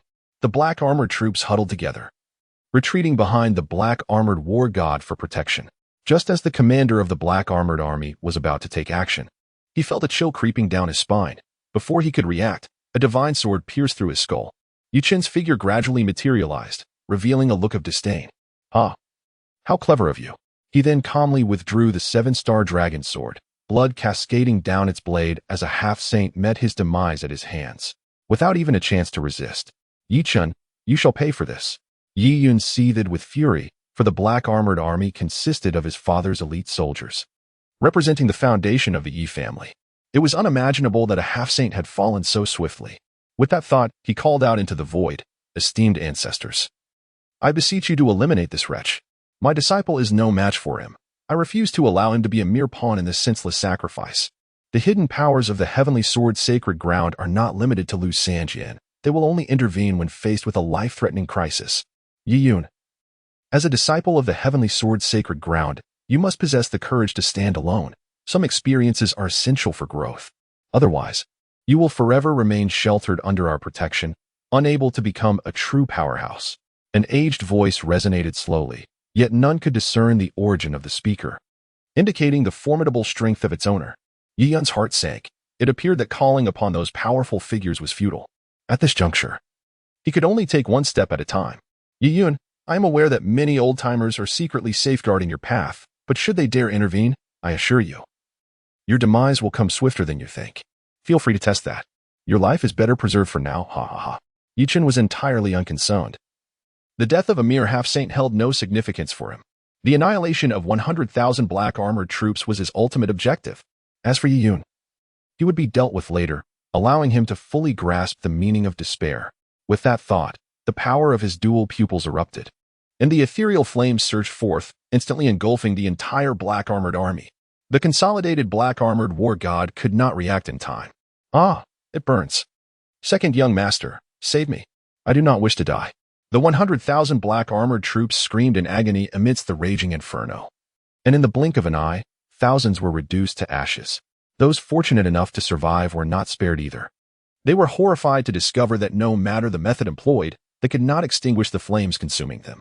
In the face of such dire circumstances, several semi-saint powerhouses within the black armored army resolved not to succumb passively.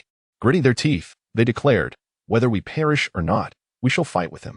Thus, these individuals took the lead in sacrificing their lifespans, channeling their strength into the body of the black armored war god. Witnessing this spectacle, the remaining soldiers of the black armored army swiftly followed suit. In a short span, a tremendous surge of life force continuously flowed into the black armored war god, causing his eyes to radiate with a dazzling brilliance. At that moment, the war god appeared as though he had been revitalized. Wielding his Fong Tianhua halberd with an aura capable of annihilating worlds, charging towards Chen with overwhelming might. The terrifying force descended like a mountain, shattering the fabric of space with a crisp sound of fragmentation. Struggling proved futile. It was time to accompany you on your journey to the afterlife. A cold smirk crept upon Chen's lips as he retrieved 3 true demon blood pills from his bosom, swallowing them without hesitation. As the pills settled within him, a colossal power unfurled, surging like a torrential flood, recklessly coursing through his divine body in meridians, dramatically elevating his strength. His skin flushed crimson, muscles bulging, veins protruding as if on the verge of bursting. Chen gritted his teeth, enduring the strain, forcibly advancing his physical prowess into the saint realm. While powerful laws of strength enveloped him, radiating a brilliant glow akin to the blazing sun. His realm also forcibly ascended to the semi-saint level. With the seven-star dragon sword in hand emanating a divine light, its blade subtly infused with imperial majesty. Alas, the imperial aura was far too faint for anyone to perceive, otherwise it would have drawn countless gazes. Gripping the hilt tightly, Chen swung with might, unleashing a terrifying sword chi that howled forth, aimed directly at the black-armored war god. Wherever the sword chi passed, space tore asunder like fragile paper, clashing violently with the war god's Feng Tianjiao halberd. Boom! Instantly, divine light illuminated the expanse, and the terrifying shockwave spread outward, claiming the lives of tens of thousands of elite soldiers, turning them to ash under the ethereal flames. When the blinding divine radiance faded, Chen stood unharmed in the void, gazing at the few survivors of the black-armored army. The black-armored army was but a mere shadow of its former self. With a flourish of his divine sword, 7 beams of light soared into the heavens, mercilessly crushing the remnants of the black-armored army. Without the support of the 100,000 soldiers, the previously coalesced black-armored war god began to dissipate slowly. Impossible! Impossible! Chen, what sorcery are you employing? Blood continued to trickle from the corner of Yi Yun's mouth, yet he remained unwilling to accept the reality before him. With the might of 100,000 elite soldiers, the assembled black-armored war god was nearly comparable to a 9th-layer saint, rivaling the earlier appearance of Lu Sanjian. Yi Chun had no desire to engage with this individual, fervently circulating his techniques to absorb the surrounding dissipating energy, though the ascent in realm became increasingly arduous. He barely reached the 7th layer of the tribulation realm. Suddenly, dark clouds gathered in the sky, and 7 bolts of violent thunder descended simultaneously, striking Yi Chun with ferocity. Bang! Bang! Bang! The crisp sounds of impact resonated, producing only a wisp of smoke without inflicting any substantial harm. The host has completed the task of slaying 100,000 armored soldiers, earning a reward of an elevation in realm and the divine artifact, the Void Soul Pursuing Bow. The Void Soul Pursuing Bow, it locks onto the essence of enemies and can traverse endless space to eliminate them. In the 8th layer of the tribulation realm, dark clouds of thunder gather in the sky. Such a trifling thunder tribulation dares to be audacious. This time, Yi Chun exhibited extraordinary dominance, striking the heavens with a single fist. Instantly, he shattered a space spanning hundreds of miles, devouring the still-forming thunder tribulation. The onlookers stood in stunned silence, murmuring to themselves, "Truly, a ruthless individual is indeed formidable. The method of transcending the tribulation is unlike any other, utterly terrifying." The thoughts of the crowd were largely uniform, and their gazes toward Yi Chun brimmed with fear. Chapter 49. Love is a radiant light, green to the point of distress. Deep within the palace, Li Shiming's consciousness traversed an endless distance, witnessing Yi Chun's performance firsthand, leaving him profoundly shaken. What a formidable young man! It is fortunate that I did not sever ties with him. Otherwise, the fate of the Tang dynasty would indeed be uncertain. Possessing such extraordinary abilities, he is undoubtedly more complex than he appears, concealing perhaps even more terrifying capabilities. After completing his actions, Yi Chun turned his gaze upon Yi Yun, exuding a terrifying murderous intent that enveloped his opponent. With an icy demeanor, he declared, as a dignified holy son, seizing my supreme sword bone, "I fear many remain oblivious to the truth. The agony of having my bone carved out is still vividly etched in my memory. Today, I shall make you pay back 100-fold. Laughter erupted from him, a cacophony of madness as he released the pent-up emotions within. The onlookers exchanged bewildered glances, taken aback by the hidden history between the two, which instantly stirred a significant uproar. No wonder Yi Chun rebelled against his family. He must have endured grave injustices. Indeed, were I in his position, I would likely act similarly. It seems the Yi family has brought this upon themselves. Every cause has its consequence." Many began to denounce Yi Yun, hurling insults like seizing your own brother's supreme sword bone. "You are worse than a beast," each more scathing than the last. "Yi Chun, cease your baseless accusations. This holy son possesses the supreme sword bone by birthright. It is far from what you claim."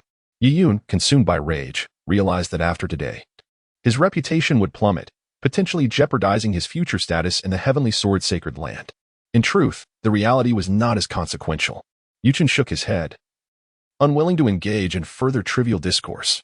The laws of power manifested, and the surrounding space instantly became unbearably heavy, firmly suppressing Yi Yun. "Ah, release me." Yi Yun bellowed defiantly, unwilling to submit. He ignited 3,000 years of his lifespan, summoning his innate divine ability, myriad swords returning to the origin. Countless sword lights erupted, shattering Yi Chun's suppression. Impressive, yet ultimately futile. Yi Chun scoffed inwardly, crossing the space with his corporeal form. He appeared before Yi Yun in the blink of an eye, delivering a punch that sent him staggering back a distance of 10,000 meters. Blood stained his white garments, and the divine sword in his grasp trembled violently, nearly slipping from his hold due to the severe injuries sustained. Yi Yun glanced upward into the void, realizing that the few guardians had yet to intervene, and muttered curses under his breath. Those old geezers are so obstinate. Must they wait until I am on the brink of death to act? The guardians were undoubtedly powerful, yet their rigidity was frustrating. They only appeared when he teetered on the edge of life and death. They justified it as tempering his resolve, insisting he should not rely too heavily on them, lest he lose sight of his true purpose. Though their intentions were noble, Yi Yun harbored a deep discontent. Just like now, it was evident to any discerning eye that he was no match for Yi Chen, yet they remained unwilling to lend a hand, forcing him to expend 3,000 years of his lifespan. The mere thought evokes a sense of profound helplessness. If the ancient figure behind you does not intervene soon, it seems you may meet your demise at my hands. Yi Yun, filled with perplexity, pondered the intentions of the formidable beings from the heavenly sword sacred land. How could Yi Yun maintain his composure even in such dire straits? Given the circumstances, he could hardly be blamed for his lack of courtesy. Yi Yun found himself at a loss for a rebuttal. After a moment's contemplation, he transformed into a streak of light, racing towards the imperial city. Esteemed father-in-law, there is a scoundrel here behaving outrageously. I implore you to subdue him. With the connection to Li Linger, he was confident that his future father-in-law would surely take actions. The power of a sacred emperor would undoubtedly be sufficient to crush Yi Chen. Love is a radiant light, green enough to leave you breathless. Yi Chen displayed a playful smile, contemplating the expression Yi Yun would wear upon learning that Li Linger was with child.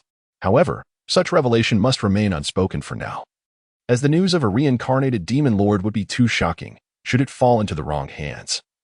Those with ill intent might stop at nothing to eliminate the unborn child. One must never underestimate the malevolence inherent in human nature. As Yi Yun approached within 1,000 miles of the imperial city, Yi Chen, having stealthily followed, seized one of his legs and hurled him backward. I refuse to accept this. Yi Yun roared, exerting every ounce of strength to resist. Nonetheless, he plunged into the earth, creating a deep pit several hundred meters below. Crawling out in a disheveled state, his white garments were now coated in dust, his appearance scarcely better than that of a beggar. Yi Yun felt on the brink of despair. Today was to be his wedding day, a moment of great joy, yet it had spiraled into such chaos. He had intended to continue his assault, but unexpectedly, the 10,000 souls banner shattered the space and returned. Upon closer inspection, the spirits within appeared significantly weakened. If nothing had gone awry, it must be that Lu Sanjian had slain the 3 great souls, allowing hundreds of thousands of spirits to return to the banner for recuperation. As anticipated, Lu Sanjian swiftly followed, his gaze greedily fixed upon the 10,000 souls banner in Yi Chen's hands. Brat, relinquish that sacred artifact to me, and perhaps the saint can spare your life. Experiencing the might of the 3 great souls firsthand revealed the true power of the 10,000 souls banner. A mere tribulation stage cultivator wielding it could contend with a sage. If it fell into his hands, its potential for devastation would be unfathomable. You wish to covet my 10,000 souls banner? Let me turn you into one of its members, old man. Yi Chen's eyes narrowed.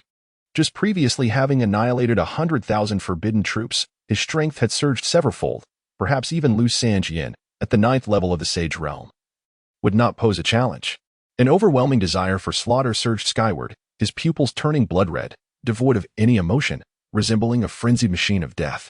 In that instant, Yi Chen elevated his power to its zenith. The 7-star dragon sword in his grasp erupted with a terrifying aura, its blade shimmering with radiant brilliance.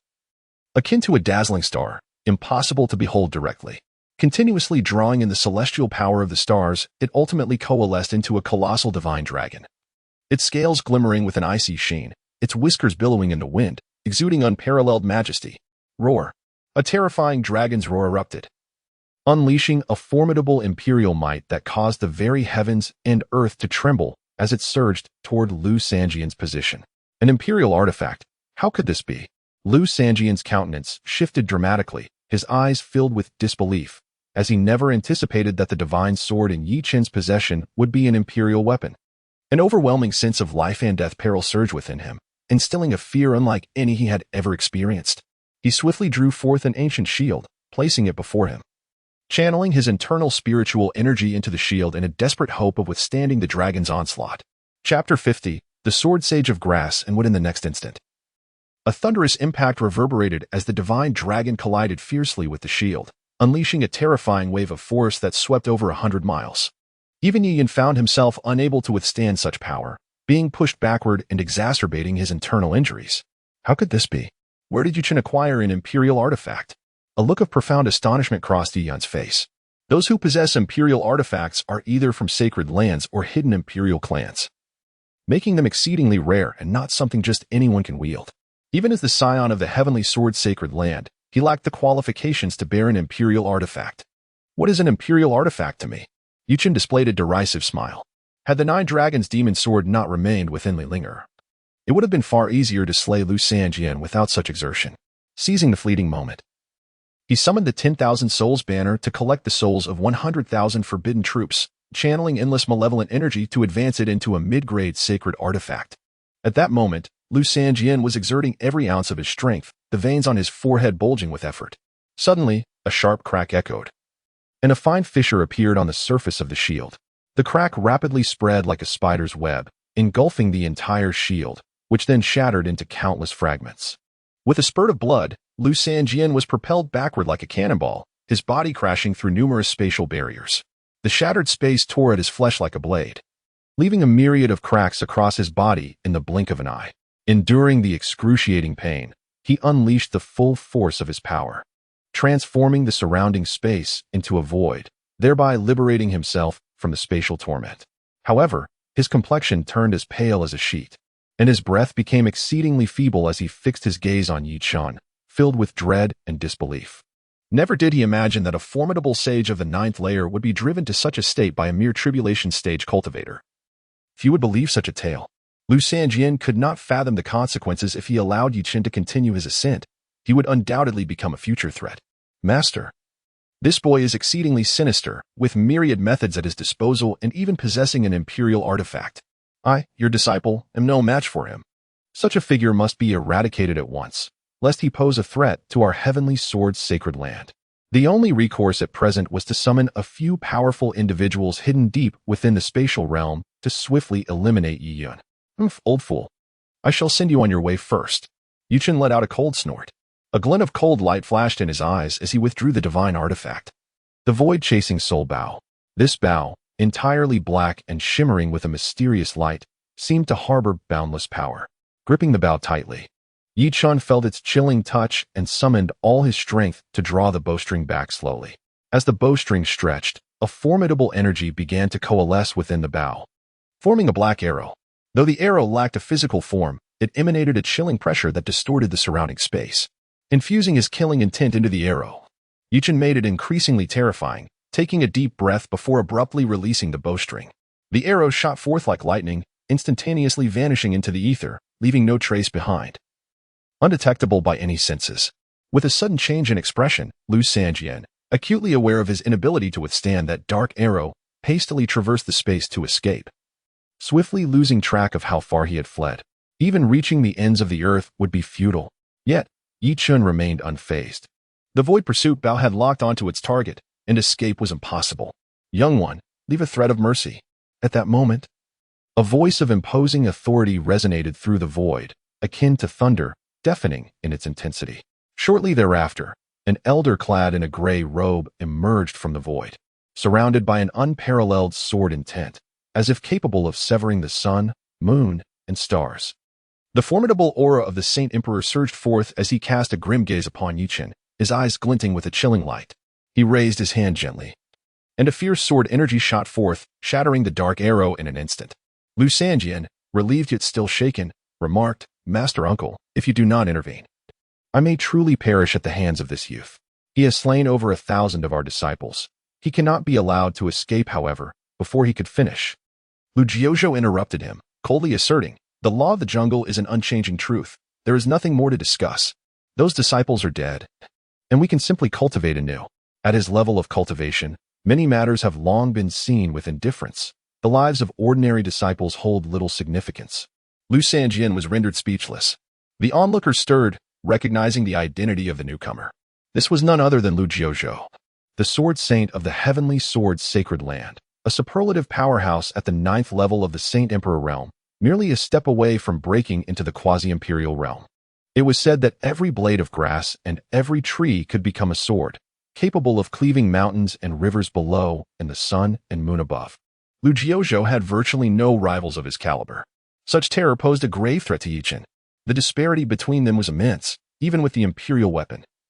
Without sufficient strength, Yi Chen could not unleash its full potential and was no match for Lu Jiuzhou. The crowd murmured in sympathy for Yi Chen. Was such a prodigious talent destined to perish here? In the distance, Yi Chen also let out a sigh of relief. His backing had finally made a move. Otherwise, he would have remained on edge, fearing that Yi Chen might sever him with a single strike. With this thought, he hurriedly flew to Lu Jiuzhou's side. Elder Ancestor, today is my wedding day. I implore you to swiftly eliminate this youth, lest it delay the ceremony. As he spoke, his gaze darted back and forth, unconsciously lingering on the 7-star dragon sword in Yi Chen's grasp, fantasizing about the grandeur of possessing an imperial weapon. Humph. How I conduct my affairs is not for you to dictate. Lu Jiuzhou's expression turned icy. Although Yi Yun's talent was limitless, given his current cultivation, he was far from worthy of commanding him. Were it not for the multitude of witnesses, he would have certainly taken the opportunity to teach him a lesson. Disciple acknowledges his mistake. I beseech the elder ancestor for forgiveness. Upon hearing this, Yi Yun trembled slightly, instantly realizing his error. No matter the circumstances, he remained a junior and should not have addressed Lu Jiuzhou in such a manner. Moreover, the latter's talent and strength were exceedingly formidable, and his reputation for being notoriously domineering suggested that provoking him would lead to dire consequences. Observing Yi Yun's corrected demeanor, Lu Jiuzhou nodded gently before his gaze shifted to Yi Chen. He spoke in a calm yet authoritative tone. I present you with 2 choices. Surrender the imperial artifact, and I shall spare your life, or face death. You have 3 breaths to contemplate your decision. While he was indifferent to the fate of his disciples, the imperial artifact held a different significance. Should he possess it, his power would undoubtedly ascend to unprecedented heights. Chapter 51. The 9th layer of the semi-emperor realm. I choose the 3rd option, which is to let you perish. Yi Chen revealed a disdainful smile. Having just learned about this individual's circumstances from the passerby, he would no longer boast and decided to lay all cards on the table. System, activate the Semi-Emperor Realm Experience card. Host consumes the Semi-Emperor Realm Experience card, randomly acquiring the 9th layer of the Semi-Emperor Realm. Yi Chen felt an overwhelming and terrifying energy surging within him, erupting like a volcano, instantly elevating his cultivation to the 9th layer of the Semi-Emperor Realm. Boom. With a resounding crash, his entire aura erupted violently. The oppressive force of the 9th layer of the Semi-Emperor Realm akin to divine might, rendering those nearby breathless. Opposite him, Lu Jiuzhou, despite being a formidable figure at the 9th layer of the Holy Emperor Realm, was compelled to muster all his strength to withstand this powerful presence. The formidable aura spread like ripples, swiftly enveloping a significant portion of the imperial city. Countless cultivators felt this dreadful aura, trembling uncontrollably. Some of lesser strength even knelt to the ground, unable to rise. At last, the system has delivered, as long as no emperor-level being emerges. With my cultivation at the 9th layer of the Semi-Emperor Realm, might I not roam unfettered? Ha! Yi Chen laughed heartily. Suddenly, a cry of alarm echoed through the void. It was the Semi-Emperor expert from the Heavenly Sword Holy Land, who, without hesitation, teleported beside Lu Jiuzhou and the others.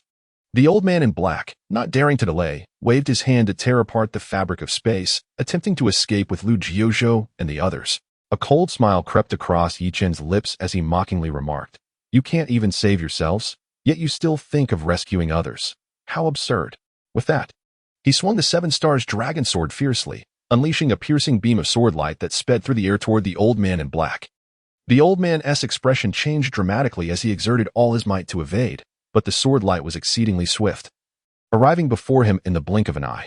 With a sickening sound, the old man let out a wretched scream as one of his arms was severed by the sword light, blood gushing forth. The Semi-Emperor expert from the Heavenly Sword Holy Land turned pale, staring in disbelief at his severed arm, his heart filled with shock and dread. He had never anticipated that in just one encounter, he would suffer such grievous injury. Moreover, what method had Yi Chen employed to forcibly elevate himself to the 9th layer of the Semi-Emperor Realm? It was utterly beyond reason. Fellow cultivator, please remain calm. Yi Chen interrupted the other's words directly. Remain calm, my foot. Today, you shall all die. What further words need to be wasted? Within his eyes surged an infinite power of celestial and demonic origins, as if he had transformed into the sovereign of immortals and demons, commanding the cycle of life and death in this world. With a mere thought, he summoned a colossal reincarnation celestial disk, which was on the verge of materialization, far surpassing the strength of his previous summoning. The reincarnation celestial disk hovered in the air, radiating an extraordinary light, encapsulating boundless mysteries, even warping the very fabric of time and space. The power of reincarnation permeated the air, as millions of ethereal figures of gods and demons manifested within the reincarnation celestial disk, their forms wavering like apparitions from another realm. Each spectral entity exuded a terrifying pressure, rendering the atmosphere stifling, transforming this world into an ancient battleground. Li Shiming's eyes widened in horror at the celestial disk above, the force it radiated instilling a profound sense of threat within him. Such formidable means were truly beyond imagination. He finally comprehended why Yi Chun dared to utter words of annihilating the entire imperial city.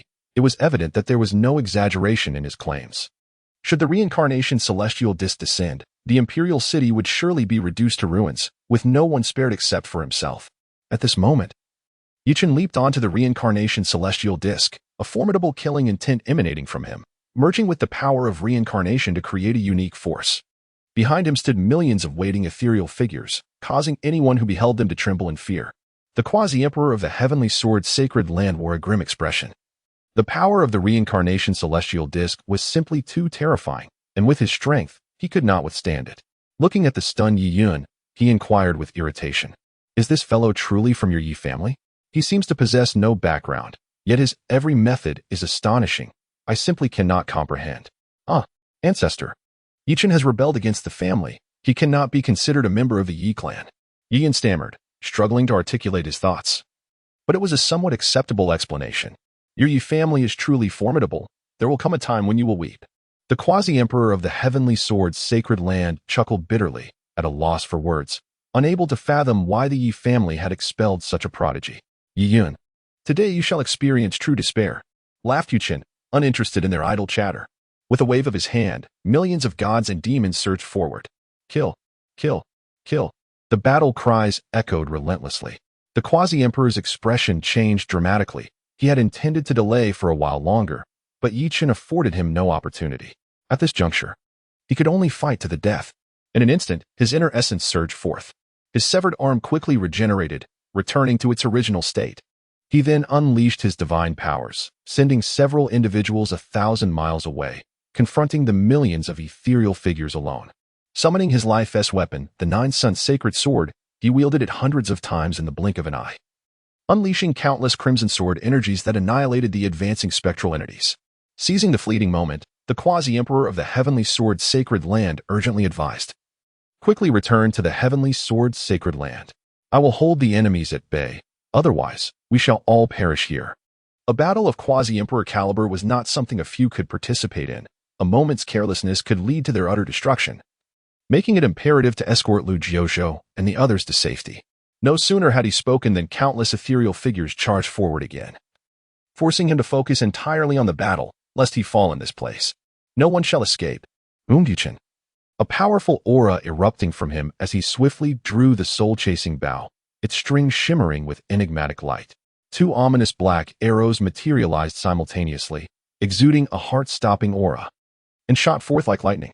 Lu Jiuzhou and Lu Sanjian were caught completely off guard, their heads pierced by the arrows, unleashing a terrifying force of destruction. In an instant, their bodies were shattered into fragments, blood and flesh swirling through the air, and even their primordial spirits were not spared, obliterated without mercy. Should you dare to move even a step, death is assured. Yi Chen stood proudly in the void, wielding the void pursuit bow, his gaze icy and indifferent, his consciousness firmly locking onto the fleeing Yi Yun. Chapter 52. Despair of Yi Yun. Yi Yun's face turned ashen, fear gripping him as he trembled uncontrollably, paralyzed by terror. If even a powerful being at the 9th level of the sacred emperor realm could not escape a swift demise, what hope did he have? Whatever you are, hand it over, Yi Chen commanded, pulling Yi Yun before him with an effortless motion. His gaze was frigid, suffused with an unmistakable intent to kill. Do you recall how you treated me back then? Vivid, harrowing memories surged forth in Yi Chen's mind, recalling the torment he had endured at Yi Yun's hands. His limbs had been pierced by divine weapons, pinned to the ground, each moment a testament to unbearable suffering. This torment had persisted for 3 excruciating days. Blood staining the earth, culminating in Yi Yun's cruel extraction of his supreme bone. As these memories crashed over him like a relentless tide, Yi Chen's murderous intent intensified. No matter the circumstances, Yi Yun was destined to perish today. Desperate to cling to life, Yi Yun hastily threatened. I advise you against recklessness, or the heavenly sword's sacred ground will not let you off lightly. You are not the sole possessor of the imperial artifact. Believing that Yi Chen's formidable power was merely a byproduct of the imperial artifact, he dared not challenge the heavenly sword's sacred ground. The heavenly sword's sacred ground? What is that trifling entity to warrant my attention? Yi Chen retorted, a derisive smile playing on his lips as he regarded the visibly terrified Yi Yun. Once he reclaimed the supreme sword bone and fulfilled his mission, he would obtain an experience card for the Emperor's cultivation. At that time, what fear would he have of an Emperor-level powerhouse? Annihilating the heavenly sword's sacred ground would not be beyond his reach. As his words hung in the air, Yi Chen's eyes glimmered with an icy radiance, akin to 2 resplendent stars fixed upon Yi Yun, filled with lethal intent. Today marks your demise. His voice was cold and merciless, resonating like a demon from the depths of hell, sending chills down the spine. Boom.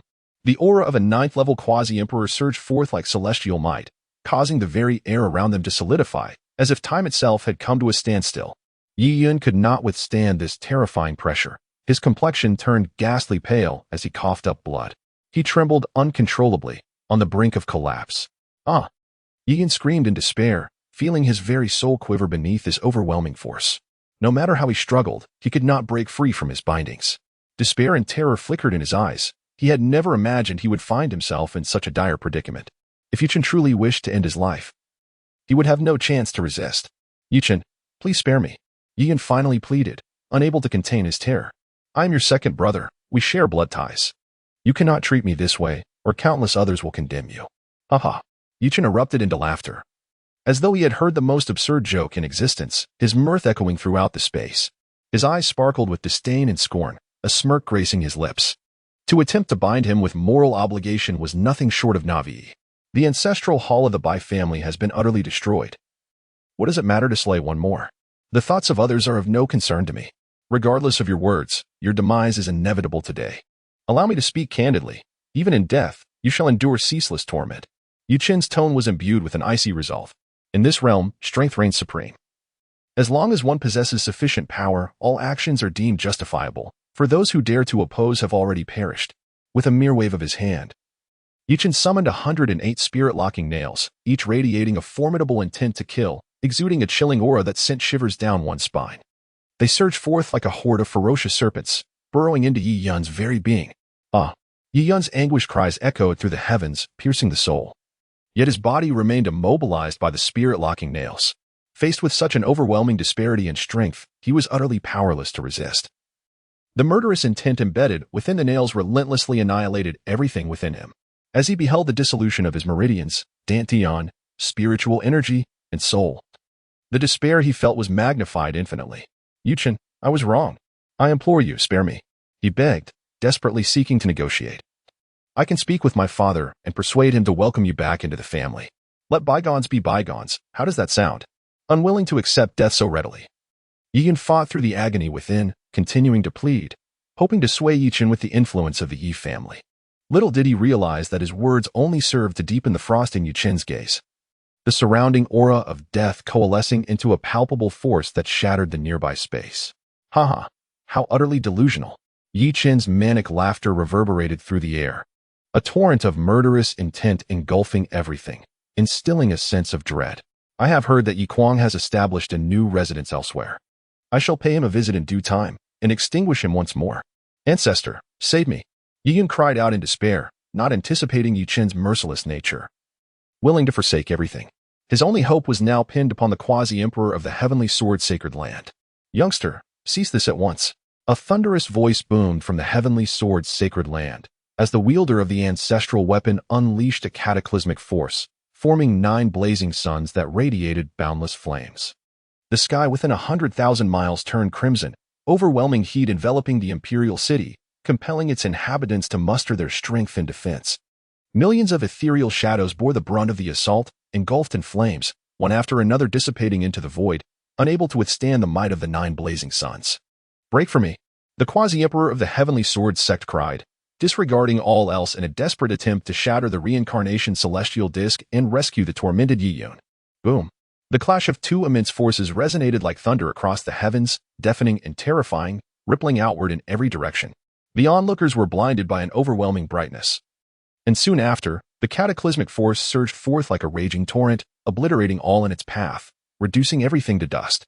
The very fabric of space seemed to shatter into countless fragments, plunging into chaos, instilling profound dread among the multitude. The sheer magnitude of this terrifying power left countless witnesses trembling in fear. Madness! The quasi-emperor actually self-destructed his divine weapon, someone exclaimed in terror. Others, still trembling with fear, patted their chests in relief, remarking how fortunate it was that such overwhelming power did not erupt within the imperial city. Otherwise, the consequences would be truly unimaginable. Chen is exceedingly extraordinary. One cannot fathom the thoughts of the Northern Liang King for expelling such a prodigy from his family. It is likely that from today onwards, he will weep inconsolably in the restroom. Some murmured to themselves, filled with perplexity.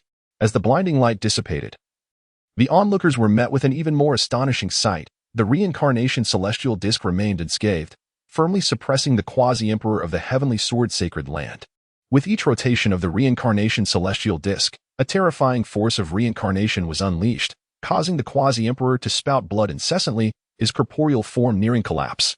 Chapter 53. The sanctification of the flesh. The power of the quasi-emperor is but a fleeting shadow.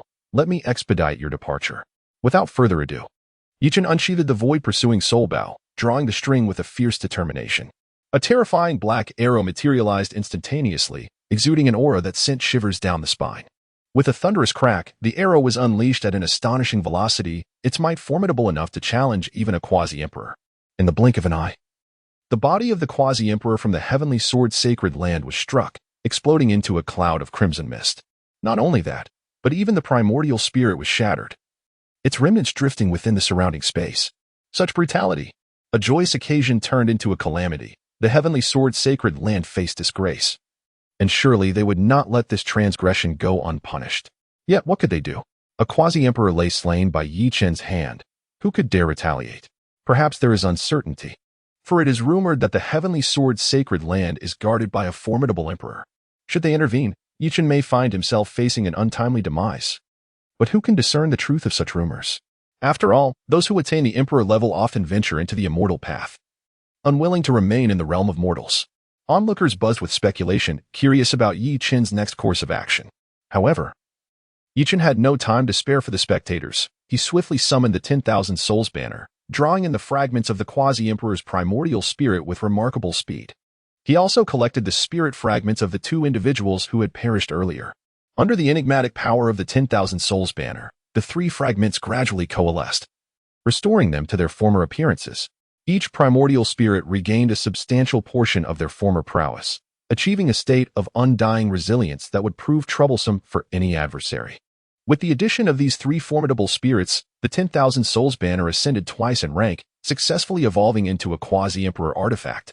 At this moment, the malevolent energy coursing through the banner became increasingly terrifying, as if it could devour all existence within the world. Simultaneously, the demonic art of slaughtering heaven and the yin-yang blood sea within Chen surged into a frenzied operation. In the blink of an eye, his cultivation soared to the 9th level of the tribulation crossing realm. Now, the skies were thick with ominous thunderclouds, their might magnified several-fold compared to before. The ferocious power of the thunder coursed through the atmosphere, instilling a profound sense of dread. The tribulation seemed to have learned from its prior encounter. Recognizing that threatening Chen was no simple feat thus, it fused the 9 tribulations into one. Boom! At that moment, a deafening roar erupted, and the power of the tribulation surged exponentially, descending with terrifying celestial might. A mere parlor trick, Chen smirked disdainfully, effortlessly drawing back the void-pursuing soul bow. In an instant, a black arrow coalesced, effortlessly shattering the power of the tribulation, obliterating even the thunderclouds above. Yet, this was far from the conclusion. Not long after, Chen achieved another breakthrough, ascending to the 1st level of the semi-holy realm, summoning forth even more thunderclouds that heralded a cataclysmic phenomenon. Before the tribulation even descended, the overwhelming force of devastation could be felt, This was the second nine heavens tribulation that one must traverse to break through to the semi-holy realm, its potency far surpassing that of the tribulations faced in the tribulation crossing realm. A resounding roar echoed as terrifying bolts of thunder descended, shattering the very fabric of space. A testament to their formidable power. It seemed endless. Chen wore an expression of impatience. With a wave of his hands, he manipulated the reincarnation celestial disk to confront the relentless deluge of lightning tribulations. When the tribulations collided with the disk, a deafening sound erupted, and the descending thunder dissipated instantaneously, having no effect whatsoever. The reincarnation celestial disk surged forward, effortlessly obliterating the accumulating power of the tribulations, the entire process appearing remarkably effortless, especially considering he was currently at the 9th level of the quasi-emperor realm. The onlookers widened their eyes, incredulity washing over them as they secretly marveled. What sort of monster is this? Unbelievable, someone could not help but whisper in awe. The thunder tribulation is a perilous endeavor. Practitioners typically prepare extensively, and even then, the risks are immense. How could Chen navigate it so effortlessly? To forcibly elevate one's cultivation to the quasi-emperor level and break through several realms within a single day, what was the secret behind this? He must be concealing an astonishing secret. Perhaps having cultivated some formidable arcane power. Witnessing Chen's prowess, the crowd felt a mix of shock and envy, yearning to trade places with him. The first level of the semi-saint realm was commendable. Chen sensed the power coursing within him, estimating that even without relying on his physical strength and the 7 stars dragon sword, he could contend with powerful saints. Next, he aimed to challenge the 3rd layer of the dragon elephant suppression technique, gathering the strength of 1,000 dragon elephants to achieve the true embodiment of a saintly physique. Previously, he had forcibly elevated his physical strength to the saint level using the 9 whips divine pill, but he had not genuinely broken through to possess such formidable power. At this moment, the yin-yang blood sea consumed the blood of 3 formidable beings from the heavenly sword sacred land, swirling violently within him. In a mere moment, the number of ancient dragon elephants he had gathered reached 996, 999, 1,000. The ancient dragon elephants seemed to have reached their limit, merging into all his acupoints, and the color of his blood gradually transformed into gold. His physical strength soared to an astonishing 100 million pounds, triggering a qualitative change and reaching the realm of a saintly body, birthing his own laws of strength. He could not fathom how many times his power had increased. With a single punch, he could shatter space within a radius of 10,000 meters. And with his physical prowess, he could undoubtedly sweep aside a multitude of saintly experts. Ha ha, this sensation is utterly delightful, Chen exclaimed joyfully, only gradually calming down after some time. Please, just kill me. At that moment, Yun's weak voice reached him. The 108 soul-locking nails had tortured him to the brink of death. His eyes had lost their luster, devoid of the will to live. Heh, you wish to die so easily? Do you not recall how you tormented me back then? Allow me to help you remember, Chen sneered coldly, refusing to let Yun perish so easily, for that would be too lenient. With this thought, he activated his heavy eye, channeling the power of creation from his right eye to continuously heal Yun's injuries, and in an instant, Yun transformed into a vibrant figure. Yun was filled with bewilderment. Uncertain of Chen's intentions, one might wonder if he intended to release himself. Just as this thought crossed his mind, an excruciating pain surged through his body, saturating him entirely, causing him to writhe uncontrollably. Ah, the demon. He finally comprehended Chen's true purpose. The restoration of his injuries was merely a prelude to relentless torment, and the mere thought of it sent tremors coursing through his body. Chapter 54. The Sword Technique of Heaven's Severance Humph. I am a demon, what about you? Chen uttered coldly as he pierced through Yun's chest, revealing the skeletal structure within. Among the bones lay a small sword-shaped relic, emanating an imposing sword aura. This was his supreme sword bone, imbued with boundless sword intent, subtly exuding the potential to shatter the heavens. Regrettably, Yun had failed to unleash the full power of the supreme sword bone. Had he managed to do so, his strength would have ascended at least 1 or 2 tiers. With a gentle flick of his finger, Chen awakened the supreme sword bone, which immediately stirred with excitement, as if it had found its rightful master, eagerly returning to his body. Clang! As the supreme sword bone re-entered, a formidable sword intent erupted from within Chen, manifesting as an invisible sword chi that surged towards the heavens. The potency of this sword intent was so intense that it approached the threshold of sword path laws. Clearly, Yun had invested considerable effort into nurturing the supreme sword bone, but now, it would serve Chen. After a period of cultivation, he could refine the supreme sword bone into a divine weapon, achieving a state of unity between man and sword. The host has completed the task of reclaiming the supreme bone, rewarding an elevation of 3 realms, a card for experiencing the cultivation of an emperor, and the forbidden divine technique, sword technique of heaven's severance. Sword technique of heaven's severance. All 3,000 paths can serve as a sword, severing humans, demons, immortals, and countless beings. Slaying across the heavens to harness the power of annihilation, crafting a forbidden magic sword capable of extinguishing all life. Capable of cleaving the supreme heavenly path. Half-Saint Realm, 2nd layer. Half-Saint Realm, 3rd layer. Half-Saint Realm, 4th layer. In a blink, he had transcended 3 realms, leaving the onlookers in utter astonishment, unable to comprehend the nature of Yi Chen's extraordinary prowess. What manner of demonic cultivation was this? Such effects were simply beyond reason. Yet, none dared to inquire, lest they invite their own demise. What on earth is this power of annihilation? Yi Chen pondered, perplexed. The introductory description of the sword technique of heaven's severance was easily understood, as it allowed one to command the power of 3,000 paths, unleashing remarkable might. However, the so-called power of annihilation remained an enigma. All living beings are nurtured by the heavens and earth, containing a trace of unique power. In their moment of demise, they form the power of annihilation. Upon absorbing the power of annihilation, the sword technique of heaven's severance will gradually manifest into a forbidden magic sword. Endowed with unfathomable power, the supreme sword bone within the host can serve as the sword embryo. Once the magic sword is successfully forged, it will surely astound the heavens and move the spirits. Products from the system are guaranteed to be of the highest quality. The host can rest assured. Truly, it is a forbidden divine technique. How formidable! Yi Chen felt exhilarated as he glanced at the onlookers, contemplating using them as initial subjects for experimentation to discern the nature of this power of annihilation. Heaven forbid, would he turn against us? We have no grievances or enmity with him. It would be unreasonable. Perhaps it is best to keep our distance. Many felt unnerved under Yi Chen's gaze, cold sweat trickling down their foreheads. To be silenced while merely observing would be sheer misfortune. The crowd cautiously retreated, heads bowed in silence, fearful of drawing the attention of this harbinger of death. The young master is indeed a benevolent individual. Why should you all be so frightened? Yi Chen observed the reactions of the crowd and shrugged helplessly. He was not one to indiscriminately kill. Was it truly necessary to react this way?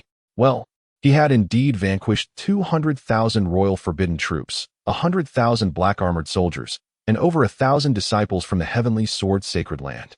He had even eliminated formidable quasi-emperors. Is this what one would call benevolence? Not even a ghost would believe it. As these thoughts crossed their minds, fear gripped the hearts of the onlookers, leaving them in a dilemma, genuinely afraid that Yi Yun might come charging at them, resulting in no one surviving the encounter. A few astute individuals, quick to react, hurriedly began to flatter Yi Yun, exclaiming, "Your Excellency, your might is unparalleled. We, the insignificant, dare not approach too closely. Indeed, indeed. We beseech your understanding, Your Excellency." Countless individuals nodded fervently, terrified of displeasing Yi Chen in any way.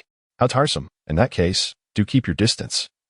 Yi Chen waved his hand impatiently, signaling for them to retreat further, so as not to mar his good mood. At that moment, Yi Yun hovered in the void, his chest wound gushing with blood, appearing exceedingly feeble on the brink of collapse. His eyes brimmed with boundless resentment as he bitterly declared, "Yi Chen, you have stolen my supreme sword bone.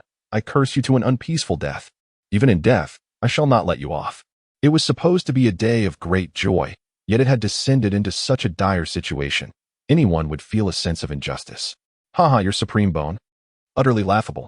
Even in death, you shall not have the opportunity to seek vengeance upon me." Yi Chen scoffed, finding it absurd that Yi Yun, who had taken his supreme bone, now twisted the narrative. He truly could not fathom the audacity. Clearly, the torment he had endured was insufficient, thus. It was time for him to experience further tortures and see how long he could remain defiant. In an instant, Yi Chen restored Yi Yun's injuries, employing a myriad of methods, the sounds of his torment echoing in the ears of countless witnesses. Subjected to innumerable tortures, Yi Yun was utterly broken, crying out, "Yi Chen, I beg you, grant me a swift end." At that moment, all he desired was to die quickly, to escape this endless agony. "Haha, my dear second brother, dying is not so simple." Yi Chen laughed heartily, yet the hatred within him remained only partially released. He yearned to continue tormenting this wretch. Detected the host's hatred. A new task has been assigned. Extract Yi Yun's soul, preserve his consciousness, and consign him to the soul-devouring banner for eternal torment. Reward: ascend 1 level in realm. 100 heavenly fate concentration pills. Haha, my dear overlord, this task pleases me immensely. Chen laughed maniacally, finding that the task aligned perfectly with his intentions.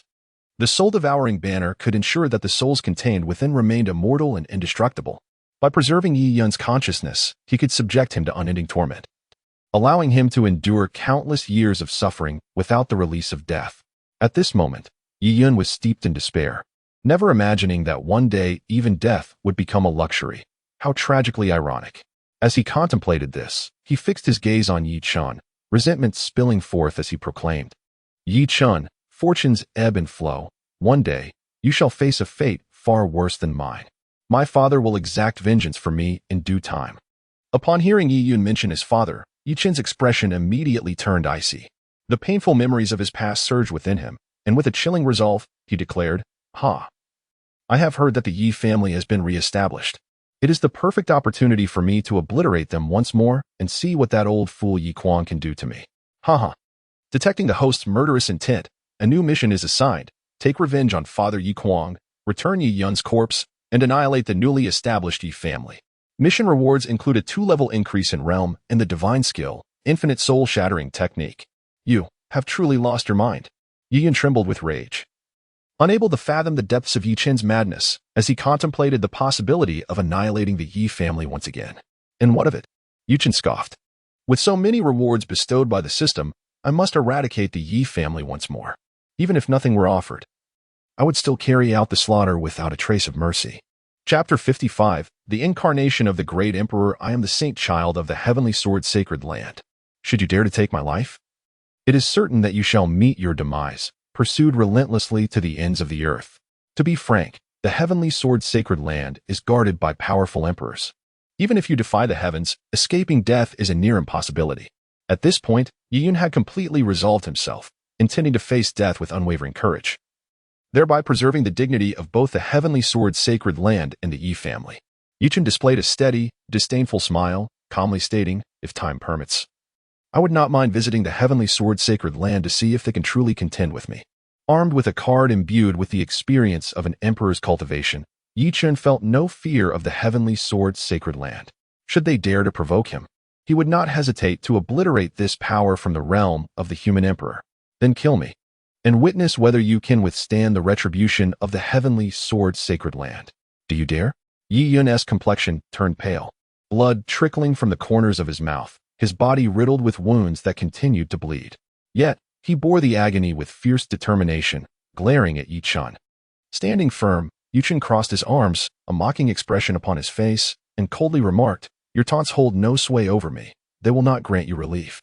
With that, he conjured a black banner, adorned with intricate runes, emanating an eerie aura, the quasi-emperor artifact known as the 10,000 Souls Banner. Yi Chen cast forth the banner, which instantly expanded to a size of several thousand meters. The runes upon it flickered, unleashing a torrent of malevolent energy, forming a chilling current. It was as if the gates of hell had been flung open, revealing countless souls that flickered in and out of existence, their wails resonating with despair. Soon after, a beam of black light descended from the 10,000 Souls Banner, enveloping Yi Yun entirely and sealing his consciousness. What do you intend to do? Yi Yun gasped, feeling his spirit slipping from his control, as if it were on the verge of escaping his body. Nothing much. Merely extracting your soul and imprisoning it within my 10,000 Souls Banner, where you shall eternally endure the torment of 1,000 souls gnawing at your heart. With this divine weapon of mine, you will neither die nor perish. Even in your desire for death, you shall find none. Yi Chen sneered cruelly. He then manipulated the black light to forcibly extract Yi Yun's soul, subsequently collecting the latter's corpse for future use. Yi Chen, I will not allow you to succeed. Yi Yun's spirit struggled desperately, attempting to break free from the binding black light, but the disparity in their powers was insurmountable, rendering him incapable of any resistance. In fear of the horrors of the 10,000 Souls Banner, he ignited his own spirit, flames of his essence spreading outward, preferring self-destruction to being consumed within. You have no say in this. Yi Chen scoffed, extinguishing the flames of Yi Yun's spirit with a wave of his hand. rendering the latter's desperate plans futile. I refuse to accept this. The echoes of Yi Yun's despair reverberated through the air, laden with boundless resentment. At that critical moment, a powerful emperor's might erupted from within Yi Yun's soul, a formidable sword intent piercing through the heavens, shattering the 10,000 souls banner's power. In an instant, a hazy figure materialized, akin to a deity emerging from the mist of antiquity, radiating a mysterious and potent aura that shielded Yi Yun's weakened soul. In the imperial city, the cultivators collectively inhaled sharply, their gazes fixed upon the indistinct figure before them, their bodies trembling slightly. A formidable emperor? No. It appeared to be an incarnation of an emperor. Even as an incarnation, it possessed power comparable to that of an emperor, making it exceedingly difficult for Yi Chen to extricate himself unscathed. No one anticipated such a swift turn of events. Evidently, the rumors of the heavenly sword's sacred land being guarded by a powerful emperor were indeed true, and they had left behind a means within Yi Yun's body, presumably to preserve his life at a critical moment. It was likely that Yi Yun himself was unaware of this, or else he would have employed it against Yu Chen long ago, thus avoiding such a tragic fate. At this moment, the emperor's incarnation emanated an overwhelming imperial might, distorting the very fabric of space, its divine aura illuminating the ages. Its gaze was as cold as ice, seemingly piercing through the illusions and transience of the world. In the next instant, its eyes erupted with terrifying divine light, directed at Yu Chen. The space was instantaneously rent asunder, transforming into a realm of nothingness, a testament to the immense power contained within. Caution, host. The opponent is an incarnation conjured by an emperor, possessing strength akin to that of a first-tier emperor. Do not underestimate it. A mere incarnation could be so formidable. This was utterly astounding. Yi Chen inwardly cursed, having believed that his 9th-level quasi-emperor cultivation was sufficiently powerful. Yet, confronted with this emperor's incarnation, he felt a profound sense of helplessness. As the attack of the emperor's incarnation drew closer, the oppressive force intensified, threatening to crush him utterly. Should he fail to withstand it, he would undoubtedly suffer unimaginable devastation. Taking a deep breath, Yi Chen summoned all his strength to activate his indestructible golden body. Radiant gold light erupting from him, dazzling like a resplendent sun. A thunderous boom resonated, causing the very heavens and earth to tremble. The vast expanse shattered in an instant, dissolving into chaotic nothingness. The golden light surrounding Yi Chen disintegrated, and he was propelled backward, akin to a cannonball, deep into the fractured space. Fortunately, he sustained minimal injury. Silently relieved as he quickly regained his composure, raising his hand to retrieve his myriad soul banner to avoid further damage in the ensuing battle. Surveying the surrounding shattered space left him profoundly astonished, realizing the vast chasm between the 9th level of quasi-emperor and an actual emperor. Merely an incarnation exerted tremendous pressure upon him, and managing to cope with it would not be so simple. More critically, Yi Yun's soul was in the hands of the adversary. He needed to devise a way to reclaim it, or else he could not fulfill his mission. I am the Sword Emperor of Divine Wind. Who are you? Why do you seek to slay my disciples?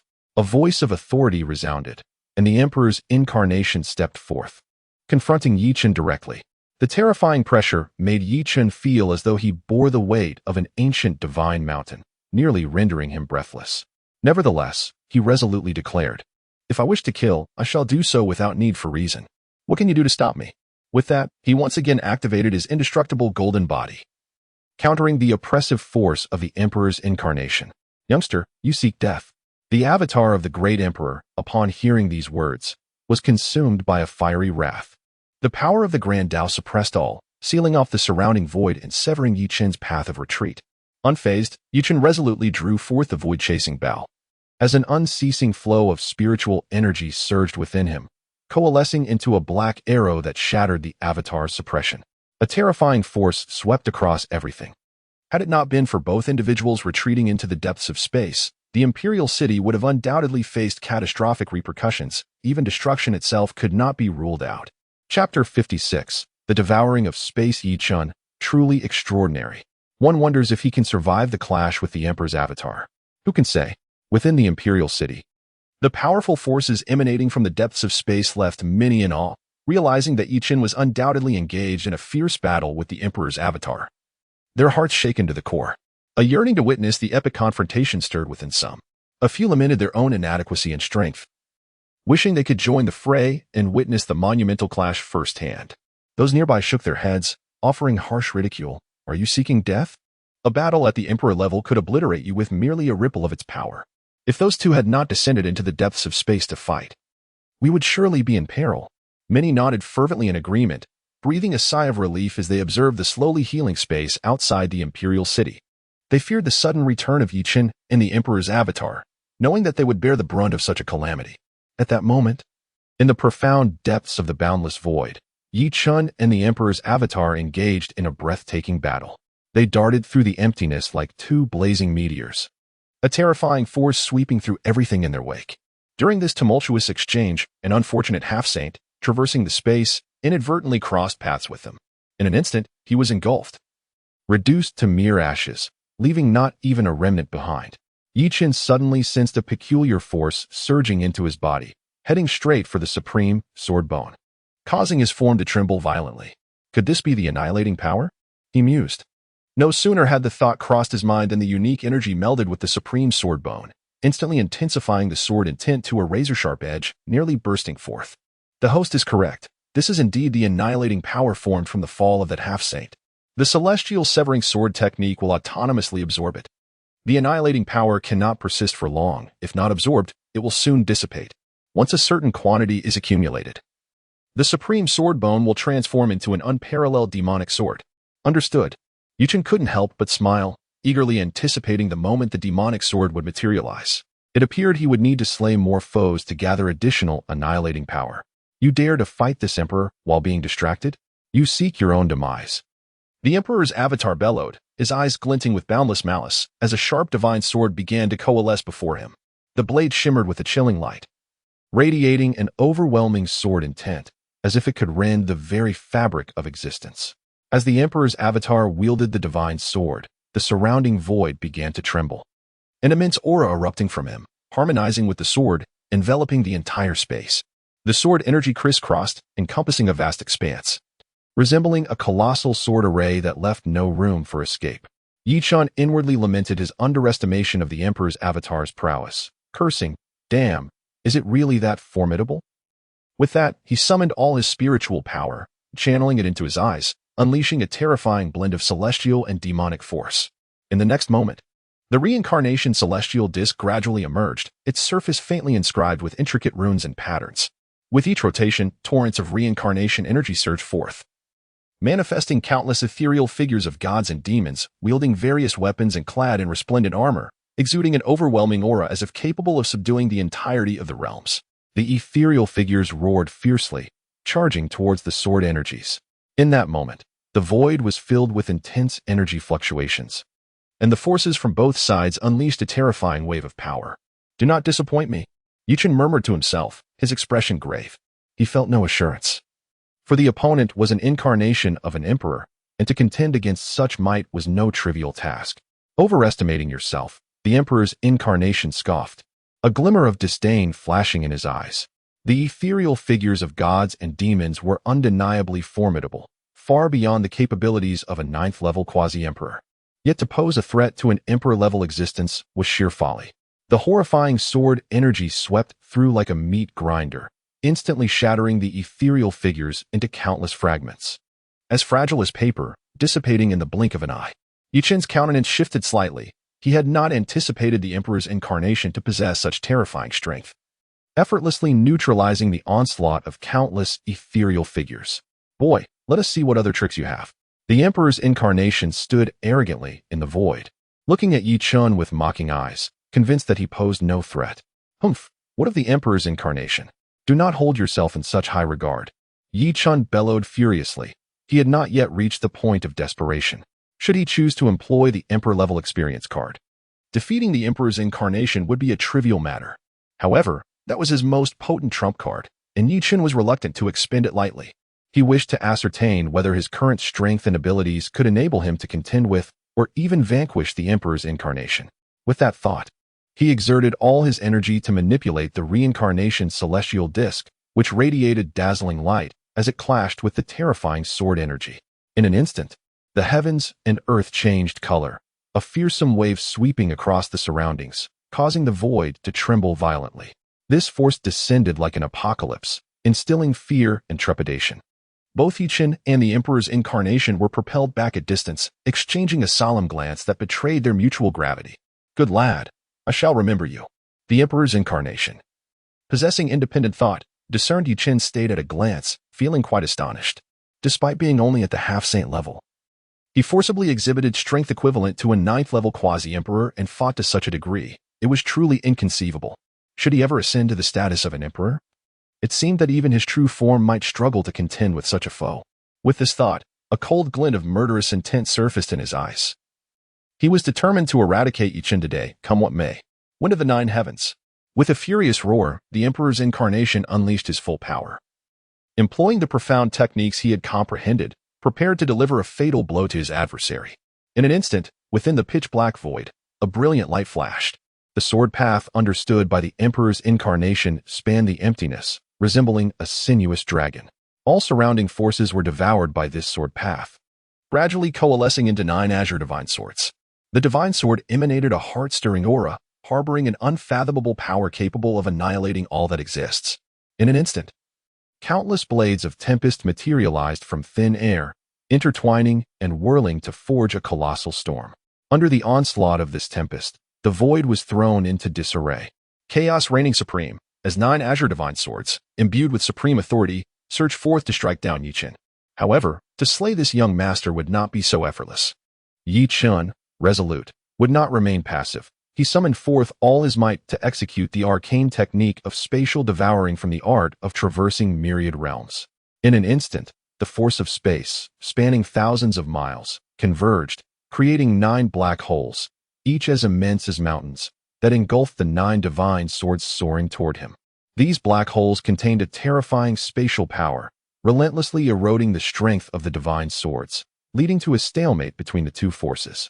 Chapter 57. The Emperor's incarnation self-destructs. The Emperor's incarnation bore an expression of utter shock, for the spatial techniques wielded by Yi Chen were astonishingly formidable. He could distinctly perceive the power of the 9 divine swords waning relentlessly. Realizing that if this continued, the swords would inevitably dissipate, he made a swift decision to detonate the power contained within them. Boom! A cacophony of deafening explosions erupted, and the terrifying waves of energy tore through the surrounding void. Both combatants were violently hurled away, expelled from the abyss and into the vastness of the external firmament. The Emperor's incarnation dimmed noticeably, a testament to the considerable energy expended, and his strength was evidently diminished. Simultaneously, Yi Chen's innate divine ability, the indestructible golden body, was shattered amidst the chaos, leaving his physical form marred with numerous ghastly wounds from which blood gushed forth like a torrent. Nevertheless, their battle raged on without pause. In the celestial expanse, they engaged in a fierce clash, each collision unleashing colossal energy waves that rippled outward, echoing far and wide. Fortunately, their confrontation took place high in the heavens, a considerable distance from the ground. Otherwise, countless beings would have been plunged into panic. "Brat, surrender now, and I shall grant you a swift death," the Emperor's incarnation proclaimed, raising his hand to conjure a howling tempest of sword winds that transformed into a torrential rain of blades, hurtling toward Yi Chen in a dense barrage that left no room for evasion. Such fanciful thoughts. "Today, I shall surely cleave you asunder," Yi Chen replied with a cold smirk, channeling all his strength into his indestructible golden body, enduring the onslaught of the myriad blades. He then created a clone to divert the Emperor's attention, while his true self employed the technique of void concealment, vanishing into the emptiness. Seizing the opportunity, he unexpectedly reclaimed Yi Yun's soul, swiftly sending it into the soul banner for refinement, thereby averting further complications. Host has successfully extracted Yi Yun's soul, preserving its consciousness within the soul banner, enduring eternal torment. Task reward: ascend 1 realm, 100 destiny concentration pills. Destiny concentration pill enhances soul power. 5th level of the semi-holy realm. Damn it! The Emperor's incarnation cursed furiously, his heart brimming with rage. He had never anticipated that a mere junior would outsmart him so thoroughly. The safety of his disciples had been compromised. If word of this spread, what face would he have left? With this troubling thought, his expression turned icy, and in an instant, he appeared before Yi Chen, his eyes ablaze with fury as he reached out to seize the soul banner and rescue the trapped Yi Yun. Who fears whom when it comes to speed? Yi Chen's voice exuded unshakable confidence, and he too vanished from sight, merging with the surrounding void. The Emperor's grasp fell empty, and his brow furrowed in frustration. He extended his senses desperately, attempting to locate Yi Chen, but to no avail.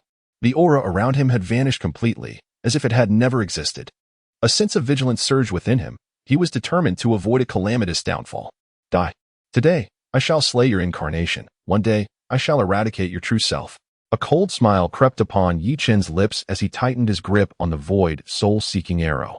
Previously, he had refrained from using it, fearing the inadvertent obliteration of Yi Yun's spirit. Taking a deep breath, he summoned all his spiritual energy. The formidable power of the ninth layer of the semi-emperor realm flowing incessantly into the void, soul-seeking arrow. The dark arrow gradually coalesced, emanating a chilling aura that instilled dread. With a sharp whoosh, the void soul-seeking arrow shot forth like lightning. In an instant, the space erupted, a cataclysmic force surging from the arrow, utterly annihilating everything in its path. Alarm bells rang in the mind of the Emperor's avatar the moment the arrow was released, a potent sense of danger welling up within him. Realizing that this arrow was far from ordinary, he turned and fled without hesitation, swiftly covering thousands of miles in an attempt to evade this lethal strike. However, he soon discovered that, regardless of his efforts to escape, the arrow relentlessly pursued him. As if imbued with a life of its own, the Emperor's avatar, defiant against fate, shifted positions repeatedly in an attempt to shake off the arrow. Yet all efforts proved futile. A surge of alarm gripped him, compelling him to halt and channel vast amounts of cosmic energy, wielding the Tao as his sword, intent on shattering the arrow. Just as he prepared to unleash his divine prowess, a sudden thud resounded as the arrow pierced through his body like a bolt of lightning. The Emperor's avatar suffered unprecedented damage, his form dimming further, his aura becoming increasingly chaotic. Before he could regain his composure, a sea of black flames erupted around him, infused with boundless ghostly power, engulfing him entirely. Within the inferno, the black flames relentlessly scorched the Emperor's avatar, subjecting him to excruciating pain. "Ah, I shall make you pay for this," he roared, his voice reverberating with fury. Gritting his teeth against the agony, he forcefully withdrew the black arrow embedded in his body. His gaze filled with murderous intent as he fixed it upon the distant Yi Chen. "You shall not be allowed to grow, boy, no matter the cost. I will see you dead." In an instant, a terrifying imperial might radiated from him, flames of the Tao igniting around him, his strength multiplying beyond measure. "Kill." Yi Chen's eyes were as cold as frost, his murderous intent surging like a tidal wave as he gripped the void soul-seeking bow, unleashing 3 arrows in swift succession. The Emperor's avatar, drawing upon the power within, exuded an even greater aura, a terrifying pressure causing the very heavens to tremble. With a flourish of his divine sword, he cleaved forth a dazzling beam of sword light, radiant as the Milky Way, illuminating the entire sky. The collision of their powers sparked an earth-shattering resonance, plunging the surroundings into chaos as countless fissures in space extended into the distance. "To kill me? You may find yourself woefully inadequate." Yi Chen showed no mercy, continuing to draw the void soul-seeking bow, intent on obliterating the Emperor's avatar before it could mount a counterattack. Haha! The great Emperor transformed, laughing maniacally as an overwhelming surge of power erupted within him.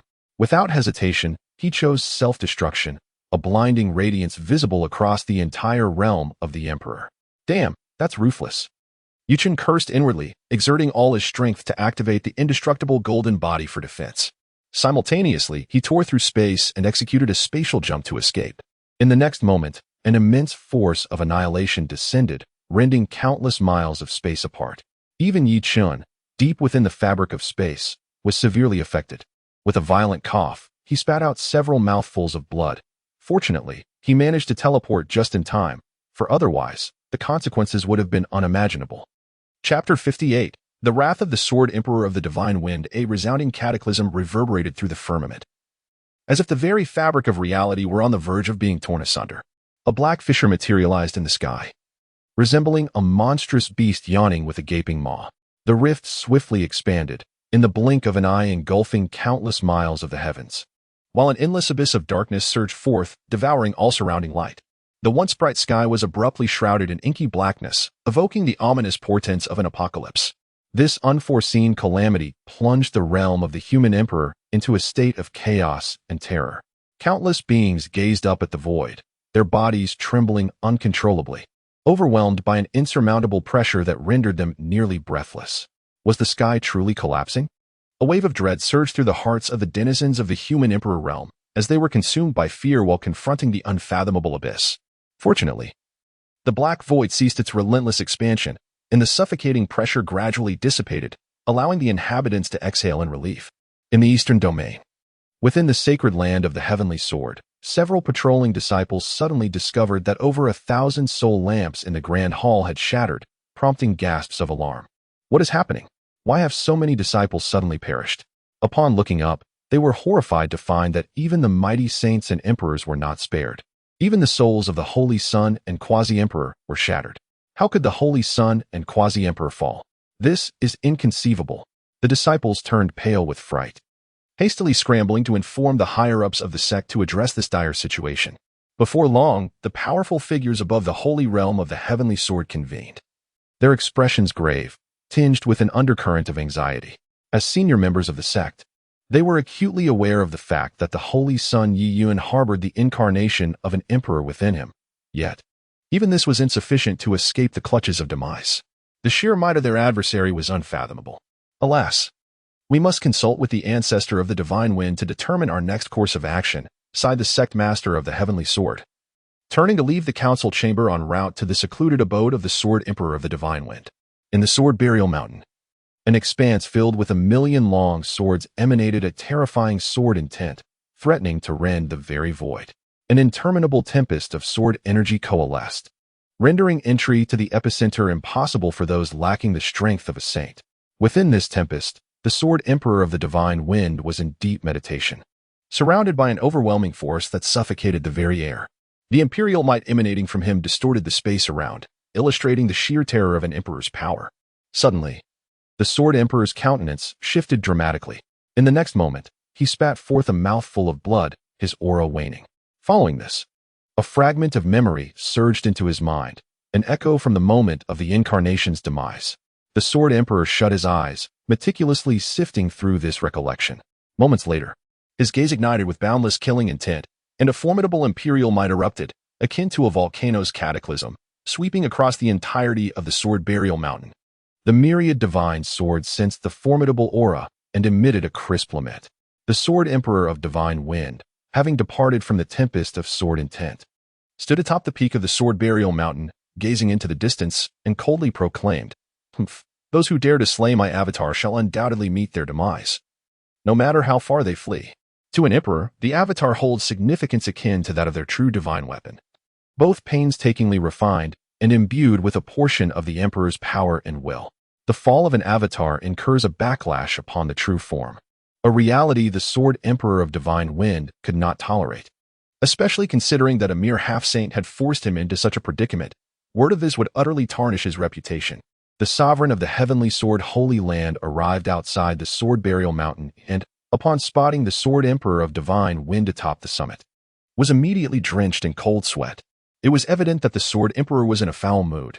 He dreaded the thought of intruding and provoking his ire. Yet compelled by his purpose, he mustered the courage to announce, "Ancestor, your disciple Wang Huide seeks an audience." The gravity of the situation was undeniable. A holy son had fallen, along with a quasi-emperor and two powerful beings beyond the holy realm. "Come forth. I am aware of your purpose," declared the sword emperor, revealing without concealment, "My avatar has also perished, preparing Wang Huide for the harsh reality." What? Could the enemy be of emperor caliber? Wang Huide, having just set foot on the sword burial mountain, stood thunderstruck, disbelief written across his face. Never had he imagined that even an emperor's avatar could fall. No, the sword emperor shook his head.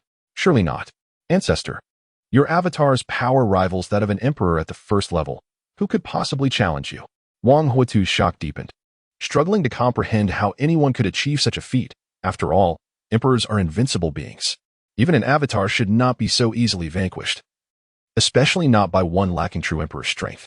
After a moment of contemplation, the sword emperor recounted the events truthfully, for Yi Yun's soul remained in Yi Chen's possessions, and it was imperative to retrieve it to restore his corporeal form using secret arts. It was a half-saint junior who, using some unknown means, elevated his strength to the 9th level of quasi-emperor, forcing my avatar to self-destruct through various tactics. Nevertheless, he did not manage to kill that boy, allowing him to escape grievously wounded. This child is exceedingly monstrous. We must dispatch disciples to seek his whereabouts with utmost effort. Upon discovery, strong individuals beyond the holy realm must be sent to pursue and eradicate him. The power of my avatar's self-destruction surely inflicted significant harm. He is likely hiding somewhere to recuperate, making this an opportune moment to eliminate him. Understood, Ancestor. The Heavenly Sword Holy Land will spare no effort to find this individual. Wang Huitu recognized the gravity of the situation, for the fate of the Holy Land hung in the balance. He could not afford to be complacent and was willing to pay any price to eradicate this threat. The Emperor devised a tracking artifact and distributed it among his disciples to facilitate the pursuit of the enemy. Meanwhile, the Sword Emperor of the Divine Wind retrieved a plethora of materials and commenced the creation of numerous tracking artifacts, each inscribed with the visage and aura of Yi Chen. Despite their relatively low rank, these artifacts were meticulously crafted by formidable emperors, endowed with remarkable tracking capabilities. They would emit a luminous glow whenever within a distance of 10,000 miles of the target. With over 100,000 disciples in the Heavenly Sword Sacred Land, locating an individual would prove to be quite an effortless task. Wang Huitu, fully aware of the efficacy of these artifacts, patted his chest and assured, "With the assistance of the artifacts forged by our revered ancestor, it matters not where the enemy conceals themselves. I am confident that it will not be long before we receive news of this individual. The Heavenly Sword Sacred Land will undoubtedly apprehend them and subsequently present them to the ancestor for judgment." However, despite his confident words, a profound sense of unease lingered within him. After all, this was a figure capable of extinguishing even the incarnations of emperors. And although he himself possessed only the cultivation of a half-saint, who could guarantee that the adversary lacked other hidden means? Chapter 59. To devote oneself? The Sword Emperor of Divine Wind discerned Wang Huitu's concerns and shook his head, speaking solemnly.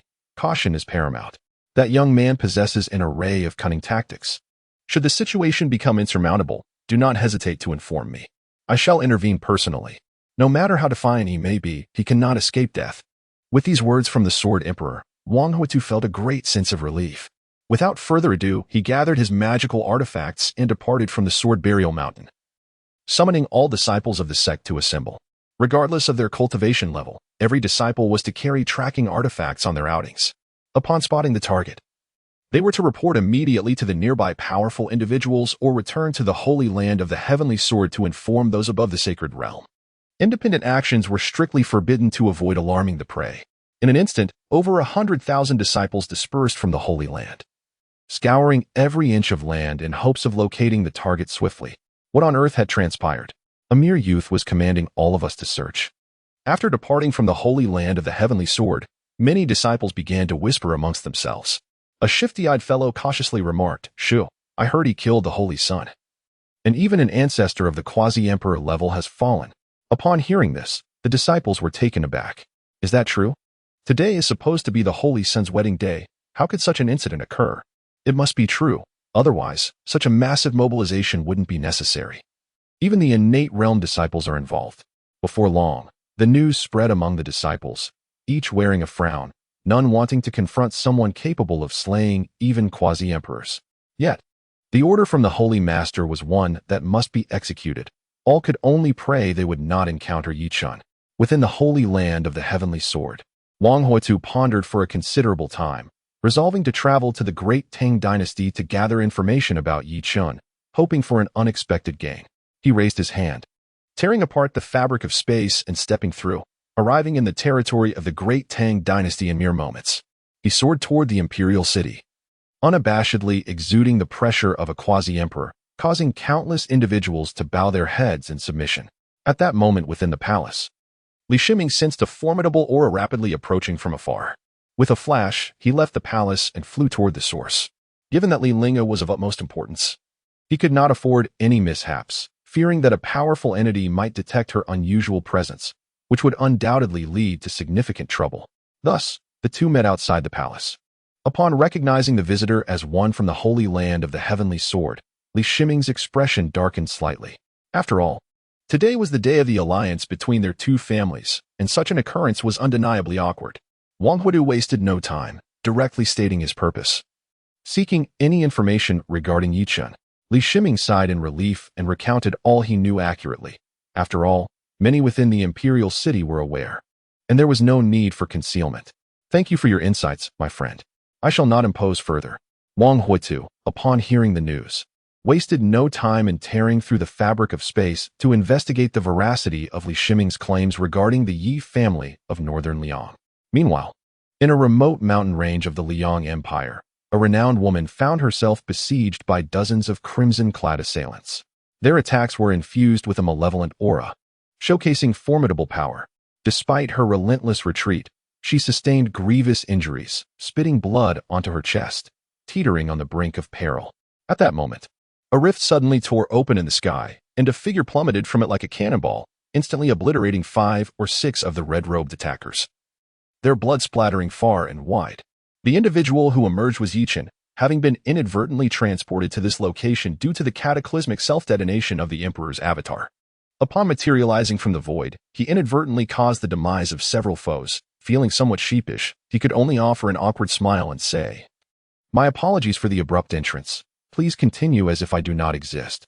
The self-detonation of the Emperor's avatar wielded unfathomable might. And though he had managed to escape in time, he was still severely injured. With the duration of his quasi-emperor cultivation card expired, he could not suppress the internal damage, rendering him unable to utilize his powers for the time being. Gritting his teeth against the pain, he stood up, gesturing for the others to carry on. Indifferent to the unfolding drama, the fate of the woman was of little concern to him. However, the weakened crimson-clad assailants were unwilling to relent. Noting Yi Chen's bloodied state, they surmised he had suffered significant harm, their smiles turning sinister. "You think you can slay the disciples of the blood-slaughter Holy Land and walk away unscathed? Such delusion. With your rich blood essence, you would make a splendid offering to our Lord Saint, compensating for our losses. Blame your misfortune for encountering us." They cackled in unison, dismissing Yi Chen as they plotted to capture him for greater rewards. "The blood-slaughter Holy Land? So you are practitioners of the dark arts. This is my first encounter with such individuals." Yi Chen mused, shaking his head. "Yet, it is you who are unfortunate, not I." Initially inclined to spare them, he realized they were courting their own demise. The woman, noticing Yi Chen's unwavering confidence, speculated that his strength was undoubtedly profound. In desperation, she whispered, "Might I implore you to save my life? I shall surely reward you handsomely." She was a 9th-level cultivator of the fragmented void realm, overwhelmed by the multitude of formidable foes, unable to escape, thus placing her hopes in the man before her. Yi Chen turned to regard the woman, scrutinizing her closely. She was a vision of elegance, with a striking beauty that transcended the mundane, her graceful figure adorned in a simple yet exquisite garment, reminiscent of a goddess stepped forth from an ethereal painting. Captivated, Yi Chen felt a spark of interest ignite within him. This was indeed the classic narrative of a hero rescuing a damsel in distress, and the aura of dominance he exuded seemed to beckon her affection. Yet, indulging in mere fantasies would yield little, practicality was paramount. Thus, he addressed her directly. "A generous reward, you say? Might it entail your devoted service?" The young woman was momentarily taken aback by Yi Chen's candid words, leaving her at a loss for a response. After a brief pause, she regained her composure and, with a gentle tone, replied, "Sir, please do not jest. I am already betrothed and have ventured out solely to seek my fiancée. Unfortunately, I have encountered members of the bloodslaughter sect. Under normal circumstances, had Yi Chen spoken so boldly, I would have undoubtedly drawn my sword and charged at him. However, given the current predicament, I must rely on his assistance to navigate this crisis, and thus, I cannot afford to speak too freely." Chapter 60. The Exquisite Celestial Body Host. This woman possesses the exquisite celestial body, endowed with boundless potential and the ability to enhance your strength. Seize her swiftly, do not let others benefit. Before Yi Chen could utter a word, the system eagerly interjected, incessantly urging him to claim the woman for himself, leaving him utterly speechless. "System, you seem rather impatient," Yi Chen remarked. "As a distinguished system, shouldn't you exhibit a bit more restraint?" "Restraint? What nonsense! This system acts in your best interest, and if you remain ungrateful, do not expect my courtesy to endure." Startled by the system's response, Yi Chen feared it might create chaos for him, and he hastily replied, "System, you must remain calm. One must. No, as a system, you should maintain composure and avoid such volatility." Too late. The host has received a new task, to win the heart of the woman before you. Rewards include an elevation of 3 realms, 103-turn heavenly yuan pills, 106-turn heavenly pills, 109-turn heavenly yuan pills, and the celestial level technique, exquisite great Luo heaven. Such abundant rewards. How will you respond, my lord? Yu Chen's jaw dropped in astonishment. This was a rather brazen approach. Goodness, I nearly jumped out of my skin. I must pursue this system. I implore you to be more audacious in the future. I quite enjoy this method. This approach felt as though he was being forced into an unyielding situation. However, the immense rewards were too tempting to dismiss. Host, do not misconstrue the nature of the task. You must win the woman's heart, not force her into submission, or the task will remain unfulfilled. If there were no challenge, you would become complacent. Humph. A trivial matter. I believe that love will blossom over time. Chen scoffed, convinced that a straightforward and forceful approach was preferable to complicating matters unnecessarily. With this thought in mind, he leaned closer to the woman and casually remarked, "My dear, having a fiancé is inconsequential. I can easily eliminate him without any burden on your conscience. Being my woman will undoubtedly be rewarding." The woman furrowed her brows tightly, as Chen's every move was utterly unexpected. His whimsical thoughts were impossible to grasp, and his words were profoundly distasteful. Had their situation not been so dire, she would have turned away long ago. "Hey, kid, aren't you being a bit too arrogant? Even in the face of death, you still think about flirting. Let me be frank. This woman is destined for our saint, and others should stand aside." The members of the Bloodslaughter Holy Land could no longer tolerate Chen's audacity in pursuing the woman before them, viewing his actions as utterly disrespectful. "What makes your saint deserving to be mentioned alongside me? You truly do not understand your place. Go on, move aside, and do not disturb my romantic endeavors." Chen cast a dismissive glance at the group from the Bloodslaughter Holy Land, his expression revealing impatience. Among the dozens of individuals, only one was at the tribulation stage, accompanied by 5 at the fragmentation stage. Even in his injured state, he could easily dispatch them, thus he held them in contempt. "Kid, you're courting death. You speak boldly, let me see what abilities you possess." A notorious figure from the fragmented void realm, unable to tolerate Chen's arrogance, charged forward without a moment's hesitation. This individual bore the spectral visage of a colossal blood wolf, its gaping maw appearing exceedingly menacing. Its forepaws exuded a dense aura of sanguine malevolence, tearing through the fabric of space, a testament to its formidable power. "If you seek death, I shall oblige," Chen remarked with a scornful smile. As the adversary approached, he unleashed a terrifying intent to kill, obliterating the blood wolf's phantom. The fragmented void expert coughed up blood, gazing at Chen in terror, realizing that his own spectral beast had been extinguished in a mere encounter. The might of his opponent was undoubtedly appalling. Aware that advancing would lead to certain demise, he turned to flee back to the blood fiend sanctuary. However, no sooner had he turned than a hand pierced through his body, his vibrant heart still pulsating. "Humph, think you can escape?" Chen sneered, crushing the heart in his grasp, blood splattering across the ground. The fragmented void expert's eyes widened in disbelief, his visage contorted with resentment and despair. He could scarcely fathom that he would meet such an untimely end at the hands of another. The onlookers from the blood fiend sanctuary turned pale at this sight. Retreating in trepidation, silently grateful they had refrained from rashly intervening, the consequences would have been dire. Chen casually wiped the blood from his hands, his gaze shifting back to the young woman, a wicked grin playing on his lips. "So, my dear, have you given it some thought?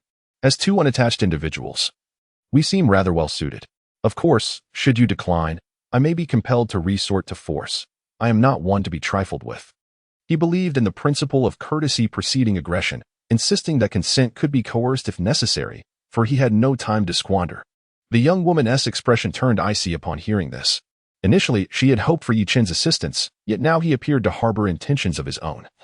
Contemplating coercive measures. Truly, her misfortune could not be more pronounced. Nevertheless, weighing the circumstances, she reasoned that being under Chen's control was preferable to falling into the clutches of the blood fiend sanctuary. Thus, she begrudgingly acquiesced. "My fiancé is not so easily dealt with. Should you possess the capability to eliminate him, I would not object to marrying you." Constrained by the situation, she feigned agreement, planning to devise an escape strategy later, for the alternative of succumbing to the blood fiend sanctuary would likely yield a far graver outcome. "Oh, I was waiting for you to say that." Chen laughed heartily. He turned his attention to the members of the blood fiend sanctuary, regarding them as mere corpses. "Have you contemplated how to meet your end? I trust that vanquishing this lot will allow me to recuperate some of my strength. It is truly a twofold benefit. My friend, we are of the blood fiend sanctuary. Opposing us will lead to dire consequences. If you turn and depart now, I can assure you that today's events will be overlooked. What say you?" The expression of the tribulation realm expert from the Blood Fiend Sanctuary was grim. Even in a severely weakened state, Chen had effortlessly dispatched a fragmented void expert. His power was undeniably terrifying. To engage recklessly could spell disaster for their group, even risking total annihilation. In a moment of desperation, he was compelled to invoke the forces behind him, hoping to intimidate the opposition into retreat. Otherwise, the outcome could prove dire. It was utterly intolerable. Those who dared to bully the woman he had set his sights on, regardless of their identity, would face annihilation today. Chen regarded their threats with utter disdain. The so-called Blood Fiend's sacred ground held no terror for him. No sooner had he spoken than he darted into the throng of the Blood Fiend's sacred ground, unleashing a punch that shattered the very fabric of space, obliterating 5 or 6 individuals, their dismembered limbs sent sprawling far and wide. Chapter 61. What is mine shall remain mine. What is not shall be destroyed. Such a brutal method sent shivers down the spines of the Blood Slaughter Sacred Lands members, who swiftly gathered around the powerful figure in the Tribulation Realm. The strongest among them, Guardian Chen Feng. What shall we do now? This individual is far too formidable. We may not stand a chance. Perhaps we should retreat for now and capture the woman at a later time. Surely, the Holy Sun will not hold it against us. Chen Feng was taken aback by Chen's audacity, as he had just slain several of their comrades in the blink of an eye. As the protector of the Blood Slaughter Sacred Land, he could not abide such affronts. Let us charge together. This man is grievously wounded. Even if he is powerful, he cannot endure for long. The Linglong celestial body is of utmost importance to the Holy Sun. We must capture this woman. With that, he led the charge. To flee now would surely invite severe punishment upon their return to the Blood Slaughter Sacred Land. In that case, it was better to fight with all their might. With a blood-red blade in hand, he unleashed a sweeping arc of light, cleaving the very air before him. The space seemed to split asunder. The woman watched the ensuing battle with trepidation, praying for both sides to suffer mutual destruction, so she could seize the opportunity to escape. A mere tribulation realm cultivator dares to kill me? Such ignorance! Chen did not even lift his eyelids, with a mere flick of his fingers. He shattered vast expanses of space, devouring the oncoming blade's luminous arc. The scene before the Blood Slaughter disciples left them utterly stupefied, frozen in place. This is bad. We must flee.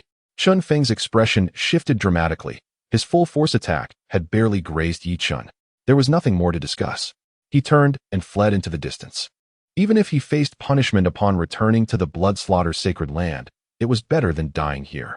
Did I permit your escape? A chilling voice cut through the air. Chen Feng's countenance paled, and he burned his life force, desperate to flee. However, before he could get far, a figure appeared before him, Chen. With a swift motion, he unleashed a punch that descended like an ancient mountain, wielding an overwhelming force that shattered the surrounding space. Fear gripped Chen Feng as he found himself immobilized, unable to break free despite summoning all his strength. With a resounding crash, Chen Feng exploded, transforming into a cloud of blood mist, his bones pulverized by the sheer force of the blow. The shattered space ensnared dozens of nearby Blood Slaughter disciples, relentlessly tearing at their flesh. Help! I don't want to die. In an instant, the anguished cries echoed as dozens of Blood Slaughter disciples perished, none escaping their grim fate. Limbs and shattered remains littered the ground, painting a gruesome tableau. Chen, drawing upon the yin-yang blood sea, unabashedly absorbed the blood of several fallen, replenishing his own vitality and mending his injuries. The woman, witnessing this horrific scene, nearly retched as a wave of dread washed over her. Chen's strength was likely more terrifying than she had imagined. It appeared that he had cultivated a sinister path of magic, capable of devouring the blood of living beings. In such a case, escaping would be utterly impossible. My dear, there is no need for this, Chen shrugged, feeling unfazed. After all, it was merely a matter of slaughtering a few dozen individuals, a trivial affair. He could not fathom why this woman reacted so dramatically. Were she to witness him mercilessly annihilating hundreds of thousands, she would likely perish from sheer terror. The young woman's face turned ashen, rendered speechless, for it was her first encounter with such brutality. Observing her expression, Chen surmised that she must possess formidable power, having rarely ventured out to hone her skills. Otherwise, she would not exhibit such a response. Yet, this was not his concern. Fulfilling the task assigned by the system was paramount. He cut to the chase and inquired, "Can you now reveal the identity of your fiancé? I would prefer to eliminate him, so you may cease your incessant worrying." Upon hearing this, the woman's countenance shifted, her inner turmoil evident. Yi Chen's prowess was so formidable that revealing her fiancé's identity could lead to dire consequences. Resolute, she shook her head and declared, "No, I will not allow you to harm him." "Huh." The system interjected gleefully, "It seems you wish to complete the task assigned by this system. But it will not be so simple. System, do not be too smug. The outcome remains uncertain," Yi Chen retorted, exasperated. His gaze shifted back to the woman. An involuntary murderous intent surfacing as he coolly warned, "I advise you to uphold your promise, or else the consequences will be dire. I am not a benevolent gentleman." With a wave of his hand, he sealed her cultivation. His eyes roamed over her delicate form. "What do you intend to do?" she stammered, panic setting in. Tears welling in her eyes, appearing utterly vulnerable. "Ah, a solitary man and a woman, what might transpire?" Yi Chen smirked, "Disclose your fiancé's identity, and I may temporarily spare you. Otherwise, do not blame me for my lack of courtesy." His chilling laughter echoed, and he knew retracting his words would not be so simple. He was no tender-hearted soul. "Then kill me." The woman gazed at Yi Chen with unwavering resolve. If she were to lose her purity, she would prefer death. "Host, what will you do?" the system queried. "If this woman perishes, the task will remain unfulfilled. The rewards are quite substantial." "System, I can't help but feel you are becoming increasingly malevolent." Yi Chen lamented, a headache beginning to brew. This woman was quite unlike Li Linger. She would rather die than reveal her fiancé's identity. Thus, completing the system's task indeed posed a formidable challenge. "All of this is what the host has learned," the system retorted. "How dare you shift the blame onto me?" Yi Chen thought, utterly speechless. It seemed the system had mastered the art of deflection. He could only wonder what form it would evolve into in the future. "Huh." With a cold snort, Yi Chen chose to ignore the system's incessant chatter. Observing the obstinate woman, he promptly lost his patience.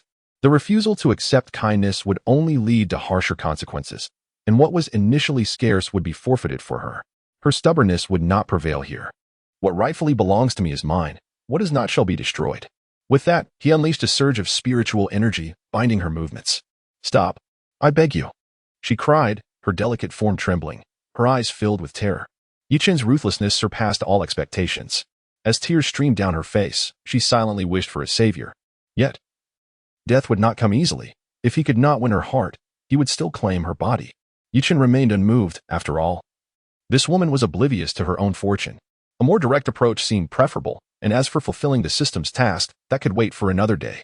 Chapter 62. The dusty memories help me. The woman struggled desperately, but her efforts were in vain. Yi Chen touched his nose. A malicious grin spreading across his face as he said, "Little girl, the more you resist, the more exhilarated I become. Ha ha." Just then, a sharp voice pierced through the air from a distance. "Release our princess, or face the annihilation of your entire clan."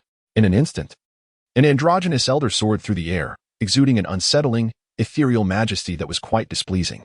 "Gong Gong Hong, come to my rescue." The woman's eyes, once filled with despair, now sparkled with hope.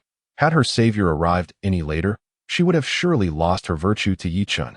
"Rest assured, my princess, with this old servant here, no one shall harm you." Gong Gong Hong responded with a calm demeanor, showing little change in expression. As a fourth-tier sage, he held immense power. While Yi Chen was merely at the half-saint level, the disparity in their strengths rendered Yi Chen incapable of causing any significant upheaval. "Damn it. How dare you interrupt my pursuits?" Yi Chen thought, seething with envy and resentment. "A sage is nothing to be feared. Take this." With a disdainful expression, he regarded Gong Gong Hong, convinced that an old eunuch could not pose a threat to him. Without further ado, he enveloped his fist in the laws of strength and struck with immense force. The terrifying energy shattered the surrounding landscape, causing the earth to tremble and fissure. Yet, in the face of such a formidable assault, Gong Gong Hong did not waver. He swiftly executed the celestial child technique, creating an impregnable shield of qi around himself. The clash produced a terrifying shockwave, pushing both adversaries back. A flicker of surprise crossed Gong Gong Hong's eyes. He had not anticipated that Yi Chen's physical strength could rival that of a sage.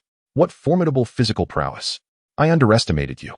As soon as the words left his lips, Gong Gong Hong raised his hand, unleashing dozens of black poison darts that shot forth like lightning, vanishing into the ether, rendering them nearly undetectable.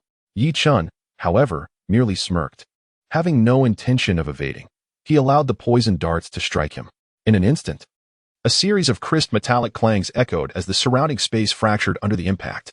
Yet Yi Chen stood proudly and unyieldingly, as if nothing had transpired. These mere poison darts cannot even breach my defenses. With a wave of his hand, he swept up the darts and crushed them effortlessly into powder, displaying an air of nonchalance.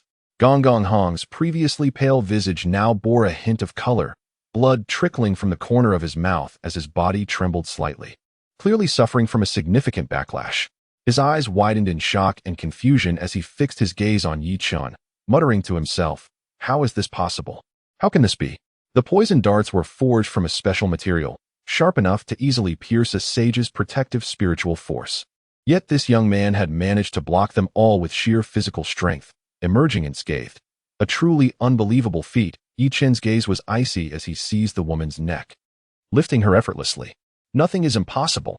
If you wish to spare your princess, then I suggest you distance yourself at once. Otherwise, I will not hesitate to crush her." To be frank, Eunuch Hong's strength was exceedingly formidable. The dozens of poison darts he wielded not only flew with incredible speed, but also contained a terrifying force, exacerbating his injuries. At present, the void-chasing bow and the 10,000 souls banner, powerful divine weapons, lay dormant due to the severity of his wounds. Continuing the battle with Eunuch Hong would undoubtedly place him at a disadvantage. Utilizing the Emperor-level experience card felt like using a sledgehammer to crack a nut. Thus, he had no choice but to resort to this desperate measure. Eunuch Hong's expression darkened as he threatened vehemently, "If you dare to lay a finger on the princess, the Liang dynasty will spare no effort in pursuing you. There shall be no refuge for you, no matter where you flee." Initially, he had thought capturing Yi Chen would be a simple task, but the situation had spiraled far beyond his expectations, leaving him caught in a dilemma. "Your threats are futile. You have 3 breaths to vacate the premises, or you shall bear the consequences." Yi Chen waved his hand dismissively, dismissing Eunuch Hong's words as insignificant. The Liang dynasty held no power to intimidate him. "You." Eunuch Hong trembled with rage, his cold gaze fixed on Yi Chen, wishing he could rend him into 1,000 pieces. 3, 2. Yi Chen, lacking patience, tightened his grip, causing the woman's face to flush red. "Fine. I shall leave." Eunuch Hong's expression shifted rapidly, fearing that Yi Chen might truly resort to violence. It would be too late for regrets then. With that thought, he vanished from the scene. Yi Chen let out a cold laugh, knowing that this man would not stray far, likely lurking in the shadows to prepare a sneak attack. To be on the safe side, he resolved to remain vigilant, ensuring he did not give his opponent an opportunity. Once his injuries were fully healed, he would deal with this adversary at the appropriate moment. The woman, witnessing the events unfold, sank into despair, realizing that even a powerful sage could not contend with Yi Chen, leaving her with an overwhelming sense of helplessness. Struggling against the suffocating pain, she managed to ask, "Who on earth are you?" At this juncture, perhaps uncovering Yi Chen's origins could offer a glimmer of hope. Yi Chen slowly released his grip on her neck but offered no answers. Instead, he smirked and said, "Another princess? My dear, I am yet to learn your name. Just recently, I toppled a princess from the Great Tang dynasty, and now I encounter another from the Liang dynasty. It seems I have a penchant for princesses." The woman fell silent, initially reluctant to divulge her identity, yet fearing to provoke Yi Chen further, she reluctantly replied, "Zhao Qianwei, 9th princess of the Liang dynasty." Upon hearing this, Yi Chen's body quivered, memories flooding his mind, information regarding Zhao Qianwei. The Liang royal family had once valued his talent, preparing for a union with the Yi family. They had been betrothed since childhood, often visiting one another before the age of 9. Unfortunately, at the tender age of 9, an unfortunate incident stripped him of his aura of genius. The royal family deliberately distanced themselves from him, forbidding Zhao Qianwei from associating with him. Since that day, they had never crossed paths again. In his sorrow, Yi Chen chose to seal away those memories, unwilling to revisit that chapter of his past. Had Zhao Qianwei not uttered his name, he might still be oblivious to it, and it is no wonder he felt an inexplicable familiarity towards her. Yi Chen's expression turned complex as he never anticipated their reunion would unfold in such a manner. After all these years, he wondered if Zhao Qianwei still remembered him. Moreover, the fiancé she spoke of, was it he, or perhaps another? The memories he had buried continued to haunt him, leaving him uncertain of how to confront the woman before him. Chapter 63, a dramatic turn of events. "Oh dear, this system has miscalculated. I never anticipated that you, the host, possessed such a tumultuous romantic history. How utterly surprising." The system, having delved into Yi Chen's thoughts, could not help but express its incredulity, lamenting the excessively melodramatic nature of the plot. Consequently, it seemed that Yi Chen might effortlessly fulfill his mission, much to the system's chagrin. System, kindly refrain from interrupting. I am in the midst of a sentimental moment. What is the purpose of your interjection? Chen retorted, somewhat exasperated. His initial melancholy had dissipated considerably due to the system's interference. After all, those were merely the memories of the original host. There was no need for excessive entanglement. He was not one to indulge in deep emotions. Women only served to hinder the swiftness of his blade. Yet, life would be lacking without women to provide a bit of levity. After all, having lived a solitary existence until the age of 30 in his previous life, he felt it would be a disservice to himself not to embrace the opportunities afforded by this new world. With this thought, Chen felt a sense of clarity wash over him, choosing to abandon the burdens of the past. It was far better to live in the present. Who could say how Zhao Qianwei had transformed over the years? Had she found another? Or had the royal family of Liang sought other suitors for her? Nevertheless, Chen could not shake off his discontent and tentatively inquired, My dear, your betrothed is not, by any chance, Chen, is he? If Zhao Qianwei confirmed this, it would simplify matters considerably. Given her prior willingness to protect him at all costs, he would not mind accepting her as his bride. After all, they were childhood sweethearts bound by a formal engagement, and marrying her would not be an unwelcome prospect. Conversely, if she were to answer otherwise, it would amount to donning a metaphorical green hat, the consequences of which would be dire. Zhao Qianyue paused momentarily, then blurted out, How do you know? The matter of her engagement had been kept secret from outsiders, known only to a select few within the royal family and the Yi family. Yet, this man before her had articulated it with uncanny precision, leaving her bewildered. However, she quickly regretted her words, as it effectively acknowledged the truth of the situation. What if he truly sought to confront Chen? Aha, Zhuer, take a good look at who I am. Upon hearing Zhao Qianyue's response, Chen felt a surge of joy in his heart. It indicated that she had not forgotten him. With this in mind, he decided to drop the pretense. Ready to reveal his identity and complete the task set forth by the system in order to reap the generous rewards. Alas, fate had other plans. Zhao Qianyue scrutinized Chen closely and gently shook her head. I do not recognize you. Our relationship is not that intimate. Please refrain from calling me Yue. As she spoke, her eyes were filled with confusion. She could not fathom the sudden change in Chen's demeanor. What on earth is happening? Chen shrugged in exasperation, momentarily at a loss for words. Nevertheless, in pursuit of the system's task, he patiently began to explain, I am Chen, your betrothed. Do you understand? In his childhood, the young master had once touched your backside. Fearing that Zhao Qianwei might not believe him, he recounted several vividly memorable incidents from his youth to prove he was not lying. Yet, disbelief lingered. No matter how Chen attempted to elucidate, Zhao Qianwei remained resolute in her skepticism. The transformation in Chen was so profound that not only had his demeanor changed, but his entire character was now unrecognizable. His methods had become ruthlessly fierce, having practiced demonic arts, and only recently had he even contemplated forcing himself upon her. Naturally, she found it hard to accept that such a person could be her betrothed. Alas, life is filled with disappointments, with misfortune being the norm. It seemed the host's quest for rewards would not be easily fulfilled. How could this be fair? Chen couldn't help but roll his eyes, deeming the plot excessively cliché, bordering on ridiculous. Who concocted such a farcical storyline? He wished he could sever it with a single strike. At that moment, Zhao Qianwei delivered another blow, her expression unwavering as she declared, No matter what you say, I will never believe you. Chen is not the kind of person you portray. Chen, nearly choking on his fury, shattered the nearby mountain with a single punch, tempted to resort to force against Zhao Qianwei to simplify matters. However, reflecting on their relationship, he momentarily abandoned that thought and retorted viciously, Just wait, young lady. I possess a means to prove my identity. Surely, the Yi family would not deceive you. After all, he still needed to visit the newly established Yi family, intending to take her along to see what she would say then. Zhao Qianyue turned her head away, unwilling to engage in further argument, as it seemed utterly pointless. At that juncture, a group of individuals soared through the air, strong warriors from the blood-slaughter sacred ground, having hastily arrived following a message from Chen Feng. Leading them was an elder of semi-holy cultivation, who quickly sensed the auras of Chen and Zhao Qianwei, and in the blink of an eye, they stood before him. The disciples of the blood-slaughter sacred ground, observing the surrounding devastation, wasted no time in demanding, You little brat, have you seen our protector Chen Feng? No sooner had the words left their lips than they caught sight of Zhao Qianwei nearby, their faces lighting up with delight. That woman was the 9th princess of the Liang dynasty, Capturing her and presenting her to the Holy Sun would surely yield substantial rewards.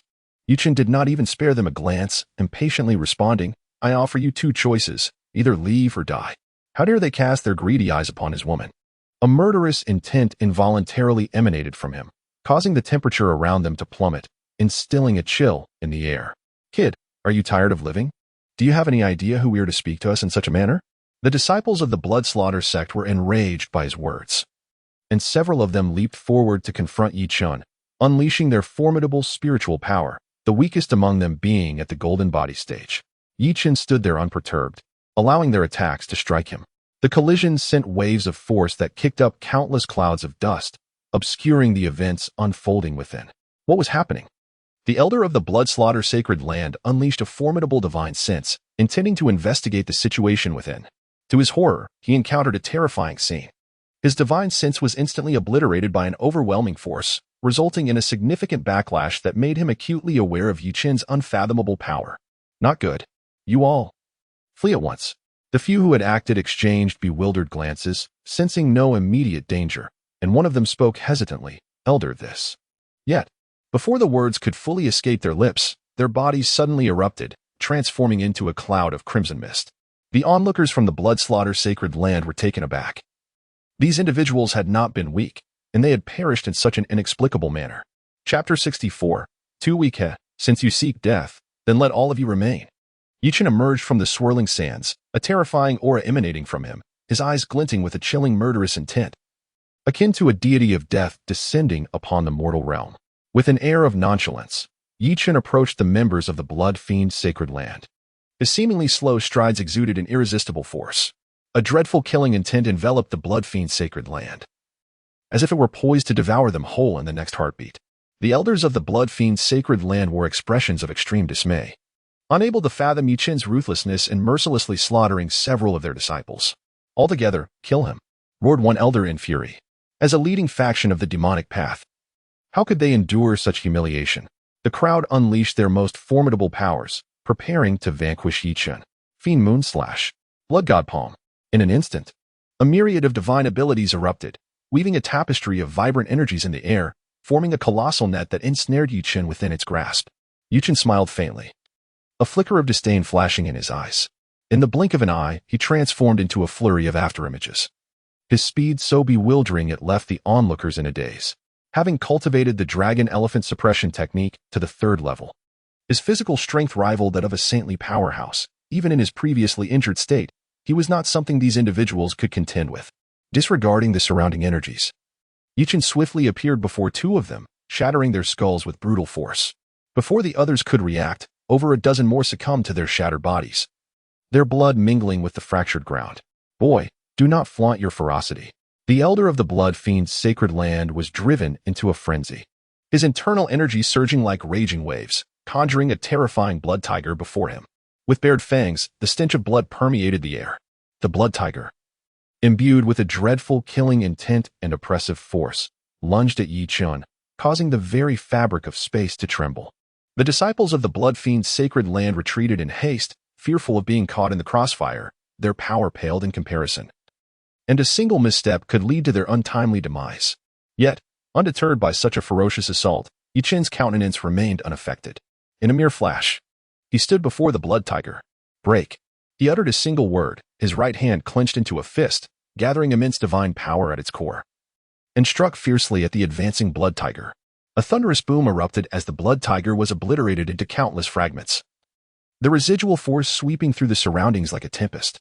The elder of the blood fiend was sent hurtling backward, blood trickling from the corner of his mouth, his face as pale as parchment, collapsing to the ground, gasping for breath, his eyes brimming with terror.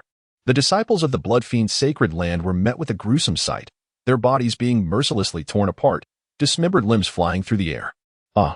The air was filled with anguished wails as blood stained the sky, ushering in a rain of crimson, with bits of mangled flesh splattering onto the elder.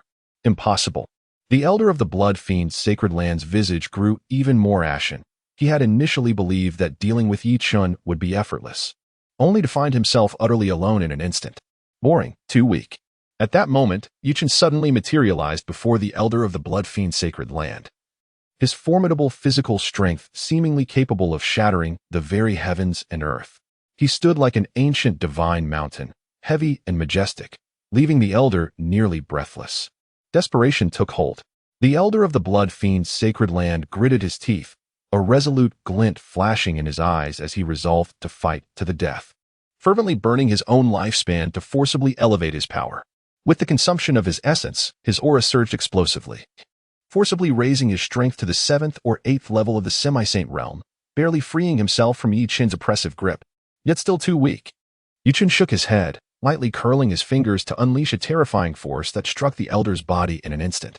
With a muffled sound, the elder was sent crashing against a nearby mountain, countless boulders tumbling down to trap him beneath their weight. "Ah, I shall kill you," the elder, unwilling to concede, let out a furious roar, his eyes turning a deep crimson, seemingly devoid of reason, yet his power had intensified beyond measure. He waved his hands, unleashing streams of blood-red light that intertwined to form a colossal net. These crimson rays were extraordinarily sharp, capable of effortlessly piercing through protective spiritual energies, imbued with the chilling power of blood fiend energy. Seeing this, Yi Chen vanished from sight, only to reappear behind the elder in the next moment, delivering a powerful kick to his back. With a resounding impact, the elder was caught off guard, propelled forward before crashing heavily to the ground, causing the assembled blood net to disintegrate spontaneously. "I shall indulge you for a moment. Let us see what other tricks you possess," Yi Chen remarked with a playful smile, confident that his opponent was like a fish on the chopping block, unable to stir any significant waves. "You little brat, even if I perish today, this elder will not let you off easily." The secret arts of the blood fiend's sacred land are not to be underestimated. The elder's expression twisted in agony as he forced himself to rise, his hands continuously weaving complex hand seals. Instantly, the blood of the deceased surged upward, converging towards him, promising a significant boost in power upon complete consumption. "A bit of skill, but alas, it holds no value against me," Yi Chen mocked. As the yin-yang blood sea within him surged, the blood in the air altered its course, merging into his body, mending his injuries while simultaneously condensing several ancient dragon elephants. Following this, his prior wounds healed by 2 or 3 parts. Under the operation of the celestial slaughter demonic art, his cultivation continued to rise. The elder of the blood fiend's sacred land widened his eyes, despair etched across his face as his body involuntarily trembled. I refuse to accept this." Filled with unwillingness and rage, he felt his spiritual energy surge uncontrollably, drawing the surrounding blood fiend power to rapidly coalesce into a massive blood-red vortex. With a thunderous boom, the elder's body exploded, the destructive force merging with the blood-red vortex, instantly engulfing Yi Chen, a strike nearly on par with a full-force attack from a saint-level powerhouse. The earth trembled violently, several peaks collapsed, and countless spatial rifts shattered, voraciously devouring the surrounding matter. To perish is one thing, but to drag me down with you is truly unfortunate. In the distance, Zhao Qianyue witnessed this scene and concluded that Yi Chen was surely facing dire straits.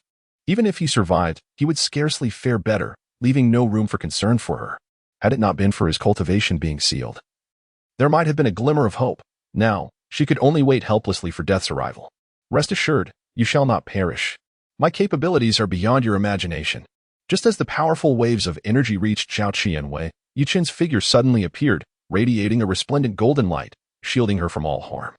Chapter 65. The swift demise of eunuch Hong. A flicker of unusual emotion crossed Zhao Qianyue's eyes as she gazed at Yi Chen's receding figure, suddenly engulfed by a familiar yet strange sensation.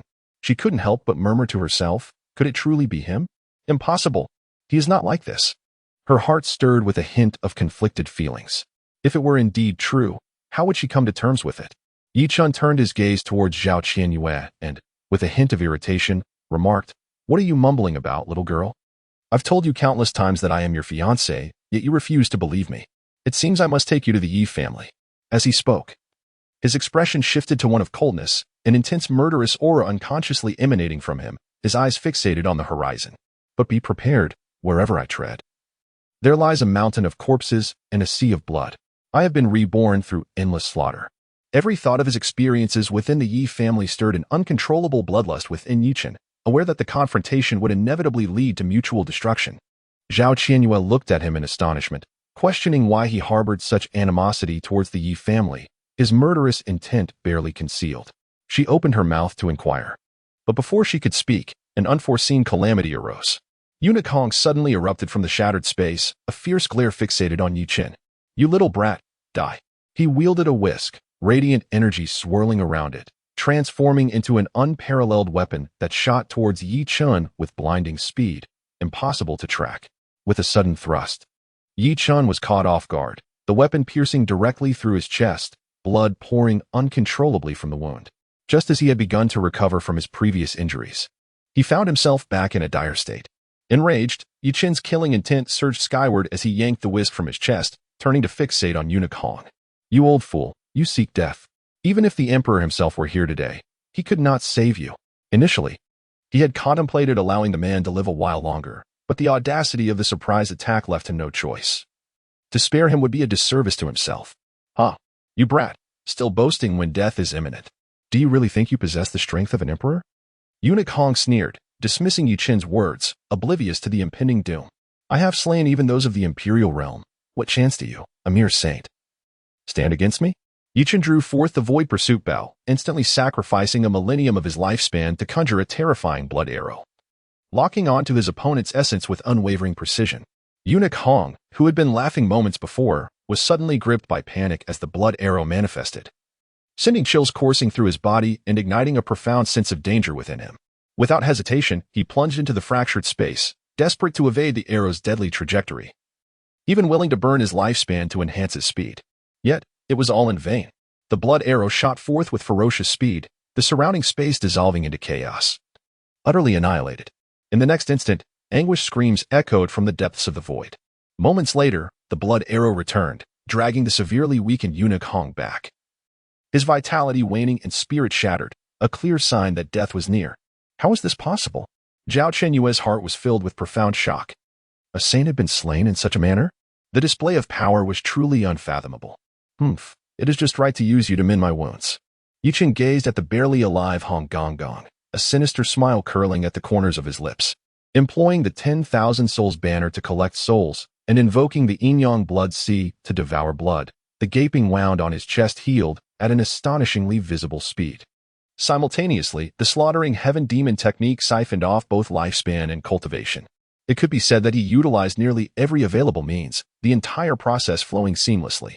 In merely a moment, Yi Chen ascended to the 6th level of the half-saint realm, his injuries healed significantly, nearly restoring him to full strength. If he were to encounter someone like Hong Gong again, there would be no need to expend his lifespan to resolve the matter. Zhao Qianyue watched Hong Gong perish in agony, yet her expression remained largely unchanged, as if it bore little consequence to her. Noticing this, Yi Chen felt perplexed and curiously inquired, "Little girl, this fellow is your subordinate. Do you not wish to say something?" If his assumptions were correct, there must be a story behind it. It has nothing to do with you. Zhao Qianwei turned her head away, evidently unwilling to elaborate further. "Very well. If you choose not to speak, let us depart." Yi Chen shook his head, disinterested in pursuing the matter any further. He led Zhao Qianyue away from the mountains, heading towards the 13 states of Beiliang. In the Tang dynasty, he had heard whispers of Yi Kuang gathering the scattered members of the Yi family to establish a new clan in the wild regions of Zhangzhou. Now, everything was returning to its rightful course.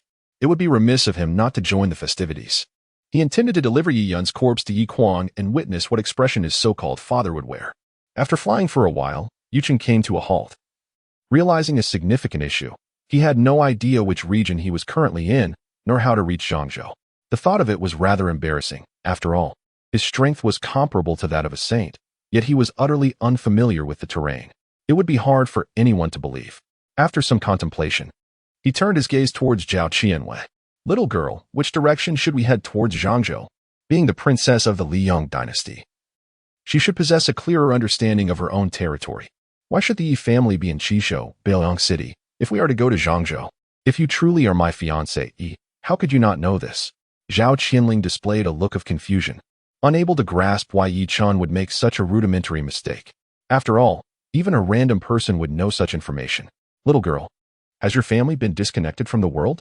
Half a year ago, I annihilated the Yi family in Beiliang City, slaughtering thousands of clansmen and severing ties with the family.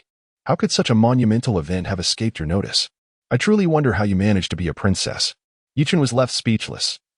He had heard the rumors of the Yi family even in the Tang dynasty, yet Zhao Qianwei, as a princess of the Liang dynasty, was entirely oblivious. Huh? Zhao Qianyue stood frozen, for due to special circumstances, she was completely unaware of external affairs and had no inkling of such significant events. Impossible. He is not that kind of person. What could have transpired to lead someone to act in such a manner? She truly could not fathom it. Nor did she wish to believe it. You do not believe me, do you? Upon your arrival, belief will follow. Pray, direct me. Chen, lacking the patience for extensive explanations, urged Zhao Qianyue to indicate the path, so as to avoid squandering precious time. Zhao Qianyue, preferring not to engage in prolonged debate with Chen, acknowledged that the truth would be revealed upon reaching Huangzhou, and promptly outlined the general direction. Thus, the two traversed for half a month, during which they vanquished numerous oblivious cultivators, and at last, they arrived at the borders of Huangzhou. Chapter 66, Ruthless and Relentless. Chen escorted Zhao Qianyue to a place known as Tianjiao City, intending to investigate the current situation of the Yi family, preparing to take action when the time was right. After all, Yi Tianhe was a formidable quasi-emperor, and merely relying on the Wanhun banner would not suffice against such an opponent. With only a single card granting the experience of an emperor's strength, he was reluctant to use it hastily. The two found accommodation at an inn where individuals from all walks of life were gossiping about recent significant events. Undoubtedly, Yi Chen had become the target of public ire, having annihilated the Yi family, desecrated their ancestral hall, and killed the quasi-emperor of the Heavenly Sword Sacred Land, along with the avatar of the Divine Windsword Emperor. Each incident was astonishing, and the tales had spread throughout the human emperor realm, casting Yi Chen into a spotlight that no one could rival. Yi Chen was indeed ruthless, having incapacitated both Yi Yun and Yi Kong, who were his own brothers. Yet, what did that matter? A person capable of ruthlessly destroying their own ancestral hall would hardly be concerned about familial ties. The king of Baoyang was likely distraught. Such a prodigy had emerged from the Yi family, now turned into an adversary, leaving him filled with regret. Numerous voices began to discuss the matter, for it had been a long time since such a scandal had occurred in the human emperor realm, ensuring ample gossip for quite some time. Sure, keep your voices down. This is Baoyang. If the black armored army hears, we shall surely face dire consequences. As the atmosphere grew increasingly chaotic, the innkeeper quickly intervened, cautioning against attracting unnecessary trouble. Fear not, innkeeper. We are well-mannered, one of the patrons replied. Despite the reassurances, the crowd became notably more subdued, for this was Yi Kuang's territory, and the repercussions of their words reaching the wrong ears were all too clear. Upon hearing the chatter, Zhao Qianyue's expression grew complex. She could hardly believe that her fiancé was capable of such deeds. Her gaze gradually shifted to Yi Chen, and an internal conflict began to stir within her. Was everything truly as it seemed? Yi Chen noticed Zhao Qianyue's unease and chuckled. Well, how do you find it, my dear? I have not deceived you, have I? It seemed she had reached her own conclusions. After all, so many people could not possibly conspire against her. Zhao Qianyue opened her mouth, but words eluded her, for the cascade of events had overwhelmed her. Hey, that woman is quite beautiful. Come over and drink with me. At that moment, a brutish man from the broken void realm noticed Zhao Qianyue, his eyes gleaming with lewd intentions as he beckoned her over. Upon hearing this, Yi Chen let out a cold laugh, an ominous aura enveloping the entire inn, shattering the tables and chairs within. What do you intend to do, brat? The man began to speak, but before he could finish, he found himself uncontrollably lifted into the air, his struggles proving futile. In the next instant, a violent explosion erupted from below him, splattering blood across several nearby patrons. A piercing scream echoed far and wide as the intense agony contorted the man's face, his eyes betraying an abyss of fear. Yi Chen slowly approached him, placing a foot upon his face, and coldly remarked, "Do you understand that calamity arises from the tongue? What level do you think you are? Is it the woman of this young master that you dare to covet?" As soon as the words left his lips, he crushed the man's skull beneath his foot, brain matter splattering across the ground, a truly gruesome spectacle. The brutal and merciless display left the onlookers trembling in fear, scarcely daring to breathe, let alone muster the courage to flee. A formidable figure of the fragmented void realm stood utterly defenseless against Yi Chen. It was a sight both terrifying and awe-inspiring. "Do not be afraid. I assure you, this young master is quite benevolent. I have but one question for you, and upon your answer, you may depart." Yi Chen proclaimed nonchalantly, clapping his hands together, a faint smile gracing his lips, presenting an appearance of harmlessness. "Rest assured, my lord.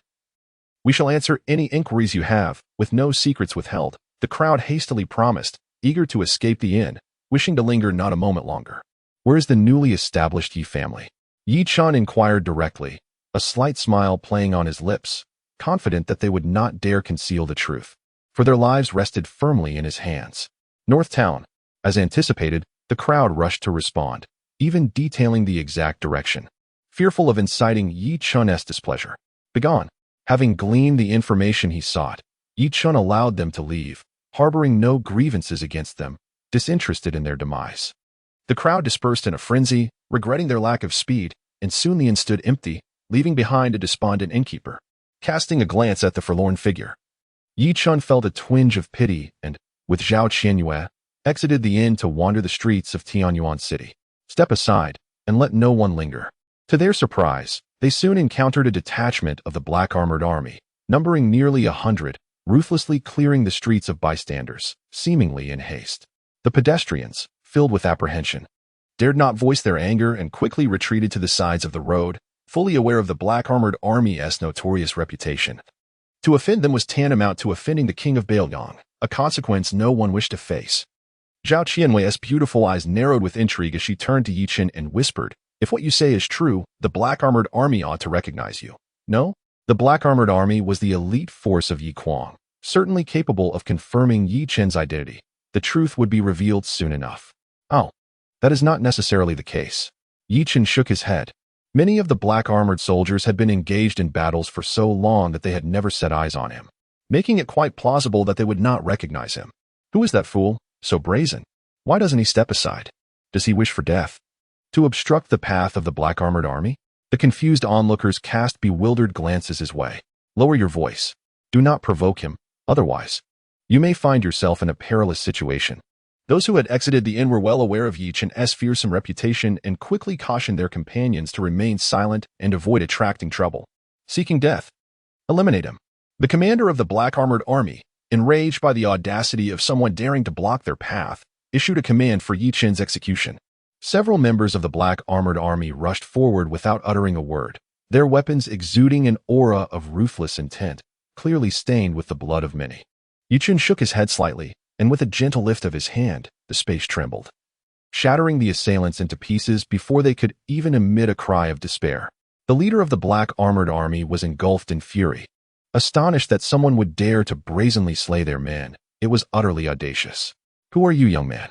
he demanded. "Captain, that seems to be the fourth young master." One of the black-armored soldiers recognized Yi Chen, and their complexion turned ashen. The reputation of this figure was known throughout the realm of the Emperor of Humanity. To encounter him now, was it a stroke of misfortune or a twist of fate? Chapter 67. The name of the shadow tree. Do not mistake me for a young master. I share no ties with the Yi family. Encountering me is merely your misfortune. Have you contemplated how you shall meet your end?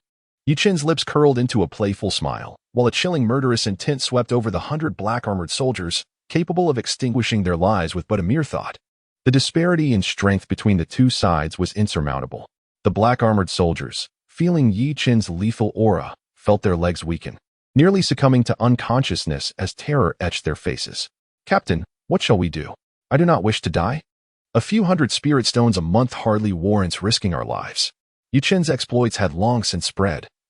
Having slaughtered 200,000 elite troops of the great Tang royal family, who dared not even utter a sound, he had also decimated 100,000 elite black-armored soldiers, leading to the tragic demise of the second young master, Yi Kong, at the hands of others. Following that, he boldly confronted the sacred land of the heavenly sword, dispatching quasi-emperors and clashing head-on with the embodiment of an emperor, regardless of the miraculous means Yi Chen employed. They could not overshadow the undeniable fact of his monstrous prowess. He could likely eliminate them all with merely a finger. The two sides were simply not on the same level. There's no escape. We might as well await our doom. The leader of the black-armored soldiers felt a profound despair. Recognizing that at this juncture, there was nothing left to say, it was a matter of either their demise or his. Undoubtedly, it would be they who perished. The only course of action remaining was to relay the message, allowing others to prepare for the impending doom. With that thought, he hastily produced a communication token to inform the other black-armored troops of Yi Chen's approach. "Ah, how self-aware you are. Let me grant you a swift death. May you be reborn into a better fate in your next life." Yi Chen retorted with a cold laugh. The black-armored soldiers, being the personal guards of Yi Kuang, were not to be spared upon their encounter. He waved his hand, unleashing a surge of spiritual energy, and in an instant, blood and flesh flew, leaving no one unscathed. My heavens, Chen has returned. It is utterly insane. The residents of Bailong City served as a grim reminder. They dared not approach this man. Whispers of Chen's massacre of the 20 elite troops of the Great Tang, staining the imperial city with blood, had spread. He was undoubtedly a harbinger of death, leaving a trail of corpses in his wake. We must hasten our departure from the desolate state. Onlookers were paralyzed with fear, some so frightened they lost control over their bladders, fervently praying for the departure of this calamity. Are you truly Chen? At that moment, Zhao Qianyue was engulfed in a tumult of emotions, struggling to reconcile the man before her with the fiancé she had known. Would I have any reason to deceive you? To speak candidly, had it not been for our relationship, I would have long since forced you to submit, sparing neither time nor effort. Chen shrugged, exasperated that Zhao Qianyue could still harbor doubts. Yet, tears welled in Zhao Qianyue's eyes as she sobbed. But why did you treat me so? The resurfacing truth was too much for her to bear, especially considering the cold and ruthless demeanor Chen had exhibited during their initial encounter. Could she truly believe that he had changed so drastically? An unfathomable longing brewed within her, yet she found no outlet for her emotions. Unsure how to confront this new reality. Sigh, women are truly troublesome, Chen lamented. Observing the pitiful Zhao Qianyue, weeping and wailing, truly provokes an interminable headache. Alas, who compelled you to torment me? To my surprise, Zhao Qianyue's sobs only grew more heart-wrenching as she suddenly threw herself into his embrace, weeping uncontrollably and fervently expressing her grievances. Must you continue to cry, leaving me in a state of disarray? Chen helplessly raised his hands in resignation. Displaying affection in public can lead to disastrous consequences. After a moment of contemplation, Chen decided to escort Zhao Qianyue away from Tianjiao City, as the throngs of onlookers made the situation rather awkward. After all, one's reputation holds significant weight. Thankfully, we did not provoke him. Just a few days prior, disciples from the Heavenly Sword Sacred Ground sought him out. I wonder if they might cross paths? Let us not dwell on such matters. As long as it does not concern us, I hope this calamity does not return. The reputation of Chen's ruthlessness is well known, with countless lives stained upon his hands. Even the city of Bailong lay in ruins due to him. Should he feel displeased, he could easily obliterate Tianjiao City, leaving them no chance of survival. At this moment, Chen found a secluded spot, establishing intricate barriers to prevent any disturbances. Judging by experiences from his previous life, now was the time when this young lady's psychological defenses were most vulnerable, allowing him to take advantage of the situation. As anticipated, it did not take long for the two to exchange heartfelt sentiments, spending sleepless nights together. Chen initially intended to prolong the moment, but upon sensing an intrusion upon the barrier, he extended his spiritual awareness and discovered a considerable number of individuals nearby. Humph. Let me see who dares to disrupt my endeavors. Chen left the barrier in a huff. Soon after, he spotted dozens of individuals from the Heavenly Sword Sacred Ground, engaged in hushed discussions. Chen must be nearby. Search thoroughly. One declared. I have already informed the ancestor. I believe they will arrive shortly. Chen, upon hearing this, wore a look of disdain. After all, he had already dispatched a quasi-emperor from the Heavenly Sword Sacred Ground. What could these mere mortals possibly do? The Heavenly Sword Sacred Ground. Your speed is commendable. Finding my trail so swiftly, I had underestimated you. However, to interrupt my important affairs, even if your methods are extraordinary, you shall face dire consequences. At such critical moments, there always seem to be those who wish to meddle. Naturally, he could not tolerate this. You are. Chen. The disciples of the Heavenly Sword's Sacred Ground exchanged bewildered glances, staring at the tracking artifact in their possession, momentarily caught off guard. They had intended to avoid alarming him. Yet, unexpectedly, he appeared before them. How unfortunate. They feared they might not even escape. Hastily, they sent messages to their comrades, seeking any ancestor-level figures nearby in hopes of rescue. You are searching for me. Feel free to speak your mind, for soon there will be no opportunity. Chen effortlessly seized their tracking artifact, examining it to understand the situation. No wonder these fellows managed to locate him. They possess such sophisticated techniques. If all goes as expected, this must be the handiwork of the Sword Emperor of Divine Wind. Otherwise, how could it be so exquisitely crafted? Thus it appears. In the days to come, troubles arising from the Heavenly Sword Sanctuary will undoubtedly intensify. It is even conceivable that the Divine Wind Emperor may take matters into his own hands. To safeguard against such eventualities, it is imperative to retain the Emperor's cultivation experience card. Otherwise, in the presence of a formidable emperor, one would be at a loss on how to respond. Misunderstandings abound. They are merely misunderstandings. The disciples of the Heavenly Sword Sanctuary tremble in fear, for their strongest among them barely reach the celestial origin realm, rendering them no match for Chen. Desiring to buy some time, they attempt to speak further, but Chen offers them no opportunity to continue. He swiftly summons the 10,000 souls banner, unleashing a torrent of souls. In the blink of an eye, he annihilates them all, leaving behind a heap of white bones on the ground, a sight both terrifying and reminiscent of hell itself. Chapter 68. Relentless slaughter, unwavering resolve after completing his grim task. Chen stretched languidly. Hearing the commotion outside, Yi Qianwei stepped out, her expression shifting to one of complexity upon witnessing the lifeless bodies strewn across the ground. Clearly struggling to come to terms with the sight, gazing at Chen, whose demeanor was as cold as ice, she could not help but exclaim, "Your transformation is astounding. What have you endured over the years? It is unimaginable what could harden a man's heart to such an extent, capable of taking the lives of hundreds without so much as a blink. Rumors even suggest that you have slaughtered millions. One can only fathom the gore of such scenes." A smirk graced Yi Chen's lips as he replied nonchalantly, "Nothing of great significance, merely severing bloodlines, excising the supreme sword bone, and even plucking out eyes. If I were not a bit more ruthless, you might not have had the chance to see me at all." He then recounted the tribulations he faced after the age of 9, leaving nothing unsaid, for Zhao Qianwei was, after all, a woman he considered his own. And there was little to conceal. How cold-hearted! Zhao Qianwei gazed at Yi Chen, whose expression remained calm, a pang of inexplicable sorrow filling her heart. No wonder he would commit such heinous acts. It was all a matter of being forced into it. It matters not. The past is behind us. Moreover, my heart shall only grow colder.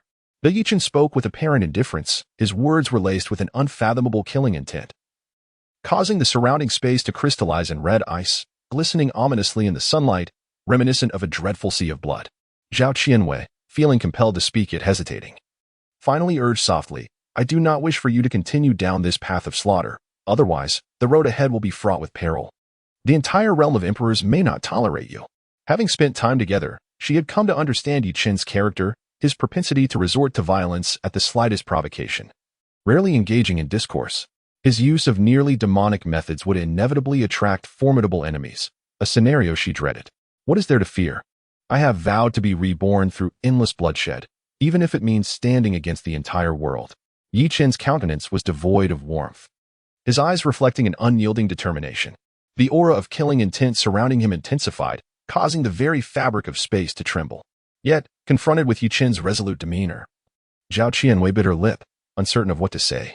"Little girl, if you cannot accept this, you are free to leave at any time. But do not attempt to change me. You lack the power to do so." Yi Chen released Zhao Qianyue's cultivation, leaving her to decide her fate. Resolute that he would not alter himself for anyone. Now liberated, Zhao Qianyue's face bore no trace of joy. Instead, she found herself engulfed in inner turmoil. The man she had longed for, now transformed into this formidable being, could she accept this reality? Was it wise to face the future together? Host, what on earth are you doing? If this woman truly leaves, accomplishing the task will become exceedingly difficult. Hearing the system's concerns, Yi Chen confidently replied, "System, do you understand the art of capturing the heart through feigned indifference? The young lady is certainly unable to escape my grasp. Just wait and see." The tragic circumstances, coupled with a resolute attitude, will undoubtedly resonate with Zhao Qianwei. If all goes as anticipated, the task assigned by the system will soon be accomplished. As expected, after a period of internal struggle, Zhao Qianwei firmly declared, "Yi Chen, no matter how you transform, I shall stand by you, even if it means opposing the world." Her enchanting gaze revealed an unusual tenacity, as if she could cast aside everything else. That is precisely the declaration I was waiting for. Follow me. And I assure you shall not suffer," Yi Chen exclaimed, his laughter echoing as he reveled in his control over the situation. Willing to bet, willing to accept the outcome. The host has won Zhao Qianwei's heart. Rewards include a 3-tier elevation in realm, 103rd transformation heaven origin pills, 106th transformation heaven pills, 109th transformation heaven origin pills, and the celestial level technique, Linglong de Luo Tian. Third transformation, Heaven Origin Pill, enhances the cultivation of the Saint Realm. Deepens comprehension of principles. Those at the ninth layer of the half-saint realm have a significant chance of breaking through to the saint realm upon consumption. Sixth transformation, Heaven Pill, enhances the cultivation of the Saint King realm. Deepens comprehension of principles. Ninth transformation, Heaven Pill, enhances the cultivation of the Saint Emperor realm. Deepens comprehension of principles. Linglong de Luo Tian, a transcendent technique of celestial beings. Once cultivated, it will thoroughly awaken the potential of the Linglong immortal body, allowing for rapid advancement on the path to immortality. In the blink of an eye, he broke through 3 minor realms, leaving Zhao Qianwei in stunned disbelief. Chen, how did you ascend through your realm so swiftly? She questioned, astonished. For a cultivator to achieve the half-saint realm, each minor breakthrough necessitates extensive time for consolidation. Even with extraordinary talent, such rapid advancement is nearly unheard of.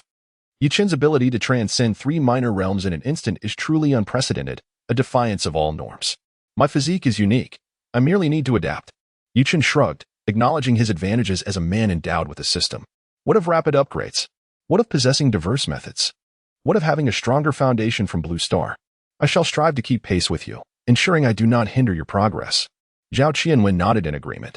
Although she sensed Chen was withholding some truths, a wise woman knows when to refrain from excessive inquiry. Her focus lay on narrowing the gap between them. Chen felt a smile tug at his lips, realizing he was gradually growing fond of Zhao Qianwei. Her passionate and fearless nature was undeniably captivating.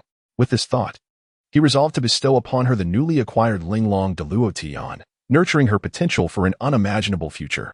Do not underestimate yourself. The Linglong immortal body harbors boundless potential. Shortly, I will impart a technique to you, one that will undoubtedly propel you to great heights. The system guarantees excellence. Furthermore, Linglong de Luo Tian is almost tailor-made for Zhao Qianwei. After her cultivation, her transformation will be nothing short of remarkable. This is beyond doubt. Zhao Qianwei's expression shifted to one of skepticism as she softly inquired, "It won't be like the kind of technique you practice, will it? If it indeed pertains to methods of plundering cultivation and devouring blood, she would find it utterly unacceptable. You will understand shortly." Chen wished to refrain from elaborating further. Instead, he directed his finger towards Zhao Qianwei's heart, expending a significant amount of spiritual consciousness to impart the Linglong Daluo Tian inheritance to her. This celestial-grade technique encompasses numerous mystical arts and secrets, containing an immense volume of information. It took a full day for the knowledge to be fully instilled in Zhao Qianwei's mind.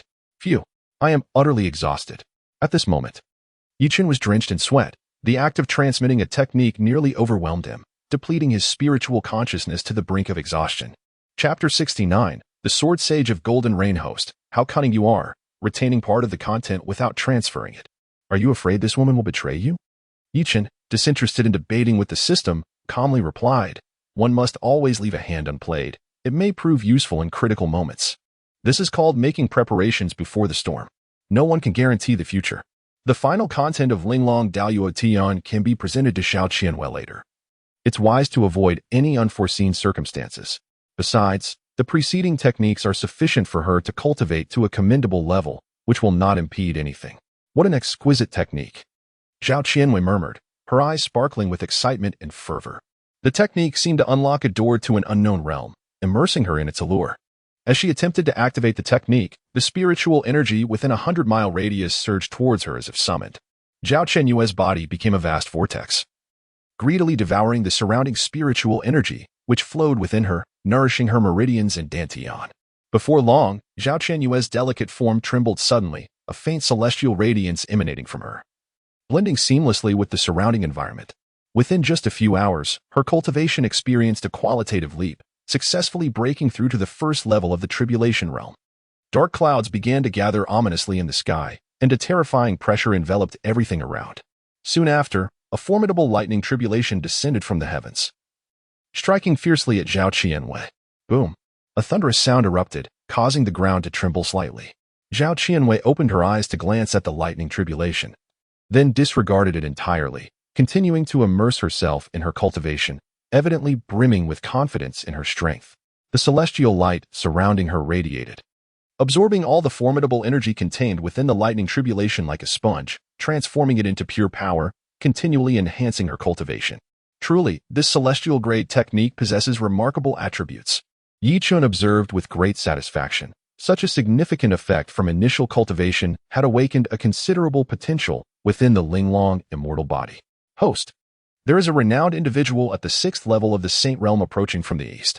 It is likely a powerful figure from the heavenly sword sacred land. Just in time, I shall go and meet him. Yi Chun bid Zhao Qianhua farewell and soared towards the east, traversing thousands of miles in an instant, encountering the saint-level powerhouse head-on. The saint from the heavenly sword sacred land, seeing Yi Chun come to him willingly, proclaimed arrogantly, I am the Golden Rain sword sage of the heavenly sword sacred land. Boy, if you dare to kill our holy son, you will not escape. No matter where you go, given your commendable strength, if you surrender obediently, I assure you a quicker death. I truly do not understand how a mere 9th-level half-saint could force an emperor's incarnation to self-destruct. If he could acquire that, wouldn't it be? As this thought crossed his mind, a glint of greed appeared in his eyes. Who is this fool? Has he become so foolish from sword practice that he believes he can contend with me? Even the incarnation of the divine windsword emperor could not contend with me. Let alone you, a mere saint. How utterly presumptuous. Yi Chun was utterly speechless. Did this fool not realize the futility of his actions, rushing headlong into his own demise? Humph, young one, do not feign bravado. You have merely relied on external forces to reach this point, and it is impossible to intimidate me. Moreover, the devastating power unleashed by the Emperor's self-detonation is bound to inflict irreversible harm upon you, rendering any further upheaval impossible. The sword saint of Golden Rain snorted coldly. Though he doubted Yi Chun could unleash such terrifying power again, he dared not underestimate him. Instead, he resolved to gauge the opponent's true capabilities. With a sweeping motion of his hand, 99 shimmering divine swords materialized before him, each exuding a chilling aura imbued with a dreadfully potent sword intent. With both hands in motion, he manifested the principles of swordsmanship, resonating with the 99 divine swords, rapidly forming a formidable sword array that enveloped a 1,000-mile radius. At the center of the array, countless strands of golden sword energy surged forth like a torrential downpour, hurtling toward Yi Chun with astonishing speed. The golden sword energies whistled through the air, creating sharp, piercing sounds that interwove into a dense net of blades. To speak candidly, my injuries have fully healed. Killing you will be as effortless as flipping a hand, Yi Chun remarked, a scornful smile curling at the corners of his lips, his eyes radiating disdain. Utterly dismissing the sword saint of Golden Rain. With nothing else to occupy his time, he decided to test his own strength against this opponent, activating his indestructible golden body. He emanated a dazzling brilliance, as resplendent as the sun itself. Yi Chun soared into the air, his palms brimming with terrifying divine power, embodying an overwhelming force that instantly tore a massive rift in the sword net. Countless sword energies rained down upon Yi Chun, yet they merely produced a melodious metallic clink, failing to harm him in the slightest. Break. Accompanied by a furious roar, the principles of strength enveloped Yi Chun, augmenting his power as he shattered a significant portion of the golden sword energies. How is this possible? The sword saint of Golden Rain gaped in astonishment, utterly incredulous at the unfolding spectacle. Never did he anticipate that Yi Chun's strength would prove so formidable. Recognizing that conventional methods could not shake Yi Chun in the slightest, he fused the 99 divine swords into one, rapidly forming a colossal golden sword that exuded unparalleled pressure. With both hands gripping the hilt, the sword saint summoned the surrounding powers of heaven and earth, unleashing a fierce sword energy that stretched a daunting 10,000 meters, cleaving the space before him and creating a straight fissure. Yet, Yi Chun remained unfazed, invoking the celestial technique, Great Wilderness Prisoning Heaven Finger. Having attained the 9th level of the semi-saint realm, his power had escalated to an unfathomable degree. Suddenly, an enormous finger materialized in the sky, towering like a celestial pillar, radiating a blinding light and exuding an aura that sent shivers down one's spine. In an instant, the giant finger collided violently with the 10,000-meter sword energy. A cataclysmic force erupted, generating a colossal shockwave that radiated outward in all directions. Wherever it passed, towering mountains, flowing rivers, and dense forests were reduced to mere rubble, transforming the landscape into a desolate wasteland, while the surrounding space fragmented into chaos. What kind of divine power is this? The sword saint of Golden Rain was hurled back 1,000 meters, a trickle of blood escaping from the corner of his mouth, his expression one of utter disbelief. Yi Chun, at the 9th level of the semi-holy realm, could engage him in a direct confrontation and even gain the upper hand. This was nothing short of extraordinary. The 6th level of the holy realm appeared rather unimpressive. I can no longer be bothered to toy with you. Perish. Chen drew forth the imperial artifact. The seven-star dragon sword, as a torrent of spiritual energy surged into it, conjuring 7 celestial orbs in the sky that hurtled toward the sword saint of golden rain. Chapter 70. The devouring spirit and I cannot believe you possess such strength. The sword saint of golden rain bore an expression filled with reluctance and fury. As a dignified saint, he found himself cornered by a mere half-saint practitioner. Even if Chen's methods were celestial, he was determined to fight to the bitter end. In an instant, a fierce and unrivaled sword intent erupted from the sword saint's being, as if it sought to rend the very fabric of the void itself. Grasping the colossal sword in his hand, he surged towards the 7 resplendent stars in the sky like a lightning bolt. Unleashing his innate divine ability, the 3 swords of heaven's rift.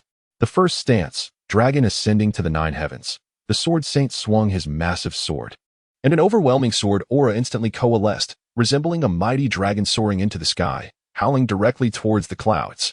The formidable power contained within shattered 2 starry phantoms into countless fragments with ease. The second stance, heavenly gang breaking the void. The sword saint's sword intent swept through the surroundings like a tempest, harnessing immense celestial power, gathering into terrifying sword waves that sent shivers down one's spine. It utterly obliterated 3 starry phantoms. In an instant, the scattered star fragments flew in all directions, transforming a radius of 100 miles into a chaotic realm. That old fellow still possesses some prowess, but such a display is merely insufficient. Chen shook his head, feeling no surprise. After all, he was a powerful saint. How could he lack in means? With a gentle wave of his 7-star dragon sword, the 2 starry phantoms began to spin rapidly, akin to 2 ravenous beasts, voraciously devouring the surrounding energy. In the blink of an eye, the previously ethereal starry phantoms became increasingly solid and weighty, as if they had truly descended from the distant cosmos to this very earth. In the next moment, the 2 stars were drawn together by an invisible force, suddenly merging into one, accompanied by a tremendous surge of energy. The space around them twisted and contorted as if being kneaded by an unseen hand, on the verge of complete collapse. Chen floated steadily in midair, looking down with a cold and indifferent gaze at the sword saint of golden rain below. Unleash whatever means you possess, otherwise, the opportunity will soon slip away. Controlling the colossal stars in the sky, he advanced towards the sword saint with an overwhelming force capable of annihilating the heavens and earth. The expression of the sword saint was grim. All his spirit energy surged forth, even burning away a portion of his lifespan to elevate his power to its zenith. The golden giant sword in his hand shimmered brilliantly as he executed the final stance of the 3 swords of heaven's rift, the slash of heaven and earth. A dreadful sword intent surged into the firmament, with the laws of the sword intertwining, evoking a sensation capable of destroying all things in the world. In that moment, the power he displayed approached that of a saint king, and the terrifying sword light swept forth, subtly possessing the might to rend heaven and earth. Boom! The collision of the 2 forces unleashed cataclysmic energy as the colossal star and sword light clashed, both annihilating each other amidst the cosmos. Old man, your struggles are futile. Allow me to escort you on your journey. Chen, relying on the might of his indestructible golden body, withstood the destructive forces surrounding him, concealing his form within the fabric of space, rendering him undetectable. Silently, he approached the golden rain sword saint, the 7 stars dragon sword gleaming with divine light. Poised for a lethal strike. Not good. I must flee. The golden rain sword saint, acutely aware that further confrontation would lead to certain death, hurled his sacred sword towards Chen without hesitation, opting for self-detonation. Boom! The immense shockwave forced Chen to stagger back a few steps. Seizing this opportunity, he swiftly tore through the fabric of space and slipped inside. You shall not escape. Chen bellowed, his unparalleled heavy gaze piercing through the illusions, firmly locking onto the golden rain sword saint as he activated his divine ability to pursue, positioning himself in front of his adversary within mere breaths. Even if I die, I shall drag you down with me. The golden rain sword saint's face contorted with madness as he unhesitatingly sacrificed his own life, unleashing a torrent of power that brewed into a terrifying force. If you wish to self-destruct, I shall not permit it. Chen, naturally unwilling to grant the golden rain sword saint this chance, wielded the 7 stars dragon sword and effortlessly cleaved him in 2. The weakened primordial spirit of the golden rain sword saint transformed into a fleeting ray of light, attempting to escape and secure a glimmer of hope. Yet Chen had anticipated this, already summoning the 10,000 souls banner, easily ensnaring the primordial spirit within. Before long, Yi Chun emerged from the void, having slain a saint, noticeably enhancing his cultivation. The tremendous commotion drew the attention of numerous powerful beings nearby, sensing the fearsome fluctuations of power, suspecting a battle between saints. Quick, let us see. Encounters with such formidable warriors are rare. Perhaps I can gain deeper insights. Many cultivators above the fragmented void realm swiftly flew towards the site of the duel, eager to witness the extraordinarily rare clash. However, upon arrival, they found nothing but a ravaged expanse and a sunken earth. Alas, we are too late. I wonder what the outcome was? Many cultivators exchanged glances, regret filling their hearts as they realized their efforts to arrive in time had been in vain. Unbeknownst to them, Yi Chun had long since departed, taking Zhao Qianwei towards North Town. Days later, the two arrived at the outskirts of a desolate desert. Within, a fearsome storm connected heaven and earth, exuding a brutal aura, seemingly poised to consume anyone who dared enter. Yi Chun, filled with curiosity, extended his consciousness within, only to discover a peculiar power preventing his probing, obscuring the true nature of the interior. What is this place? Zhao Qianwei observed for a moment before speaking gravely.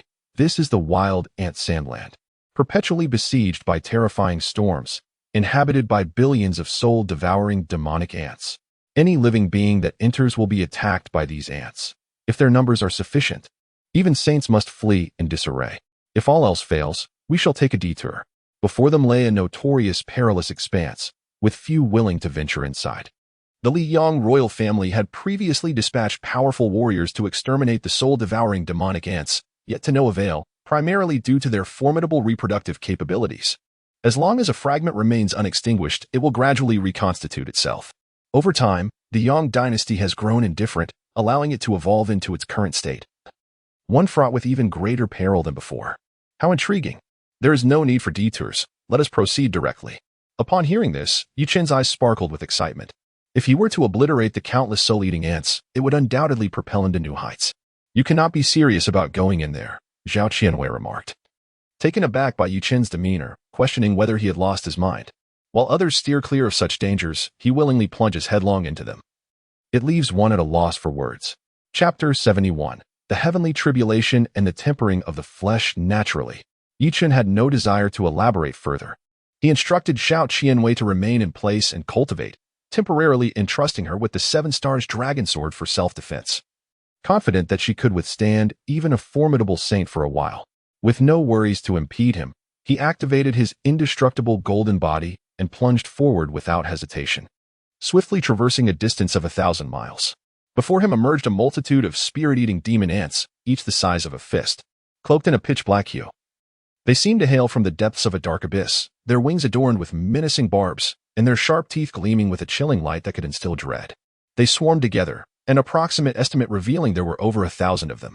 Upon sensing the aura emanating from Yi Chun, the spirit-eating demon ants seemed compelled by an invisible force. Heedless of their own mortality, they charged toward him with reckless abandon, their gaping maws bared, revealing their gruesome fangs. They gnawed at the protective golden light surrounding him. Yi Chun, unwilling to squander time, obliterated the throng of spirit-eating demon ants with a single punch, simultaneously activating his slaughtering heaven demon technique and the yin-yang blood sea. He continually absorbed the blood energy present in the surroundings, while perhaps inferior to that of ordinary cultivators. The sheer quantity was enough to satiate him. More importantly, he could amass significant annihilative power to refine his supreme sword bone, potentially even coalescing the forbidden demon sword. This truly is a treasure trove for me. Yi Chun laughed heartily, for as the saying goes, even the smallest mosquito is still meat. This sentiment resonated profoundly with his current circumstances. Holding aloft the banner of 10,000 souls, the sky instantaneously transformed into a foreboding gloom, as if shrouded by endless darkness. Dense, rolling dark clouds surged forth like a torrential tide, swiftly engulfing the entire space. Within these ominous clouds lurked powerful waves of soul force, akin to a voracious beast, consuming the feeble souls of the surrounding spirit-eating demon ants. Simultaneously, several formidable figures emerged from the banner of 10,000 souls. The souls of those who had surpassed the saint realm, joining Yi Chun in the slaughter of the spirit-eating demon ants. A dazzling array of divine abilities and spells manifested, exuding earth-shattering power as they harvested the lives of the demon ants. Throughout this frenzied massacre, the slaughtering heaven demon technique operated at a rapid pace, voraciously absorbing the energy released upon the demise of the spirit-eating demon ants. As time unfolded, Chen's strength surged at an astonishing rate. In a mere 3 days, he successfully broke through to the first layer of the Saint Realm. Boom! Accompanied by resounding thunder, the once clear sky was abruptly enveloped by heavy thunderclouds. The clouds seemed to possess a life of their own, continuously churning and gathering, creating a scene that was both exhilarating and terrifying. To become a true saint, one must endure the baptism of 49 divine thunders. Each bolt of divine lightning contained boundless power, its might eclipsing that of his prior breakthrough to the half-saint realm by more than tenfold. Faced with such a saint-level tribulation, countless spirit-eating demon ants were thrown into disarray. Scattering in panic, their hearts gripped by a profound fear of the impending lightning tribulation. What can mere tribulation do to me? Chen revealed a confident smile. Unperturbed by the divine lightning descending from the heavens, as the protective golden light effortlessly deflected it. It is rumored that the tribulation is also a form of creation, a chance to harness its power. After pondering this notion, Chen deliberately retracted his innate divine ability, the indestructible golden body. He then extended his hand, summoning the serpentine divine lightning into his being. Simultaneously, Chen fully activated the dragon elephant suppressing heaven technique, utilizing the energy of the divine lightning to refine his vital essence and physical form. Were there any observers present, they would undoubtedly be left in awe at this breathtaking spectacle. After all, such a method of enduring the tribulation by utilizing its destructive force for cultivation is exceedingly rare. In a brief moment, 2 or 3 dozen bolts of divine lightning surged into his body, the terrifying destructive power stimulating the yin-yang blood sea to operate furiously, unleashing an endless torrent of blood energy. Seizing the opportunity, Chen condensed a multitude of ancient dragon elephants, integrating them into his acupoints. Yet, this was not sufficient. Still unsatisfied, Chen resolutely plunged into the tempest of thunderclouds, intent on administering a potent remedy to himself. The thunderclouds seemed to respond to his audacity, unleashing the remaining bolts of divine lightning upon Chen, the force of destruction pushing him back a considerable distance. With a sudden gasp, he expelled a mouthful of blood, realizing he had underestimated the celestial tribulation and sustained significant injuries. Nonetheless, he emerged as a formidable sage, comprehending powerful laws of slaughter, and his overall strength surged tenfold. As Chen gazed upon the dissipating thunderclouds, he undertook a reckless maneuver, darting to the heart of the storm. He transformed the laws of slaughter into chains, binding a portion of the thunderclouds and forcibly drawing them into his being. The rampant energy surged through his meridians and dantian. Had he not practiced the dragon elephant suppressing heaven technique, he might not have been able to withstand it. Meanwhile, beyond the desolate expanse, Zhao Qianwei was deeply troubled, fearing for Chen's safety during the tribulation. However, reflecting on her own strength, she managed to suppress her anxiety. Qianwei, why are you here? At that moment, a fissure in space opened, and a corpulent middle-aged man emerged, gazing at the dazed Zhao Qianwei with a look of curiosity. Upon seeing this individual, Zhao Qianwei's demeanor shifted, and after a moment of silence, she performed a respectful bow. Uncle Wang, it's nothing. I was merely passing through. The newcomer was none other than Prince Zhaoyang of the Liang dynasty, possessing the cultivation of a sage king, and was exceptionally powerful. He had always opposed her association with Chen, naturally preferring to limit their conversation. Zhaoyang did not pursue further inquiries but calmly stated, I came to inform you that Hong Gonggong has perished, which indicates that the outside world is perilous. Come back with me to alleviate your father's worries. Zhao Qianwei, endowed with the exquisite divine body and remarkable talent, might one day ascend as a female emperor. The Liang dynasty placed immense importance on her, wishing to prevent any misfortune from befalling her. Uncle Wang, may I not return? Zhao Qianwei shook her head, unwilling to part ways with Chen after finally finding him, uncertain of when they might meet again. No, the world is fraught with malice, and your strength remains insufficient. Should you encounter danger, I cannot provide an account to the emperor. Zhao Yang's stance was resolute, allowing no room for negotiation. Had it not been for the unusual occurrences detected in the realm of the sand ants, the encounter with Zhao Qianwei would have remained an impossibility. Thus, even if bound, she must be taken back. Very well, I shall accompany you, Zhao Qianwei expressed with a hint of reluctance, fully aware of Zhao Yang's formidable strength. Even with the 7-star dragon sword left by Chen, she could not contend with him, and this realization filled her with a profound sense of helplessness. After a prolonged silence, she inscribed a message on the 7-star dragon's sword, and then, with all her might, she ventured deep into the heart of the sand ant territory, hoping that Chen would come to her aid upon discovering her plight. Chapter 72. The Emergence of the Ant Queen. What are you planning, Tianjiao? Zhao Yang's eyes gleamed with a fierce intensity as he unleashed his formidable spiritual sense in search of the seven-star dragon sword's location. Wang Shu, spare yourself the effort. The wild ant sand can obstruct spiritual probing, making it exceedingly difficult to locate, Zhao Qianyu replied, shaking her head, unwilling to divulge any information. She had concealed the aura of the seven-star dragon sword, rendering it nearly impossible for outsiders to find it within the wild ant sand. Zhao Yang's expression darkened at her words, yet he was at a loss against Zhao Qianyu. After scanning the vicinity with no results, he decisively decided to leave, hoping to avoid any further mishaps. Shortly after their departure, individuals from the Heavenly Sword's sacred land arrived at the site, their hands illuminating with the glow of their tracking talismans. That brat is hiding within the wild ant sand. We must alert the elders immediately. Let us maintain our distance. If he emerges and discovers us, we may very well perish here. Indeed, it is said that the ancestor gene fell at his hands. The Holy Master has warned us to proceed with utmost caution. Any developments must be reported immediately. After a brief discussion, several disciples of the Heavenly Sword's sacred land dispatched 2 individuals to notify nearby powerhouses, ensuring the swift transmission of news and the mobilization of more forces to encircle and eliminate Chen. Unbeknownst to him, Chen was wholly absorbed in refining the power of the heavenly tribulation. 10 days later, the number of ancient dragon elephants within him surged to over 2,000.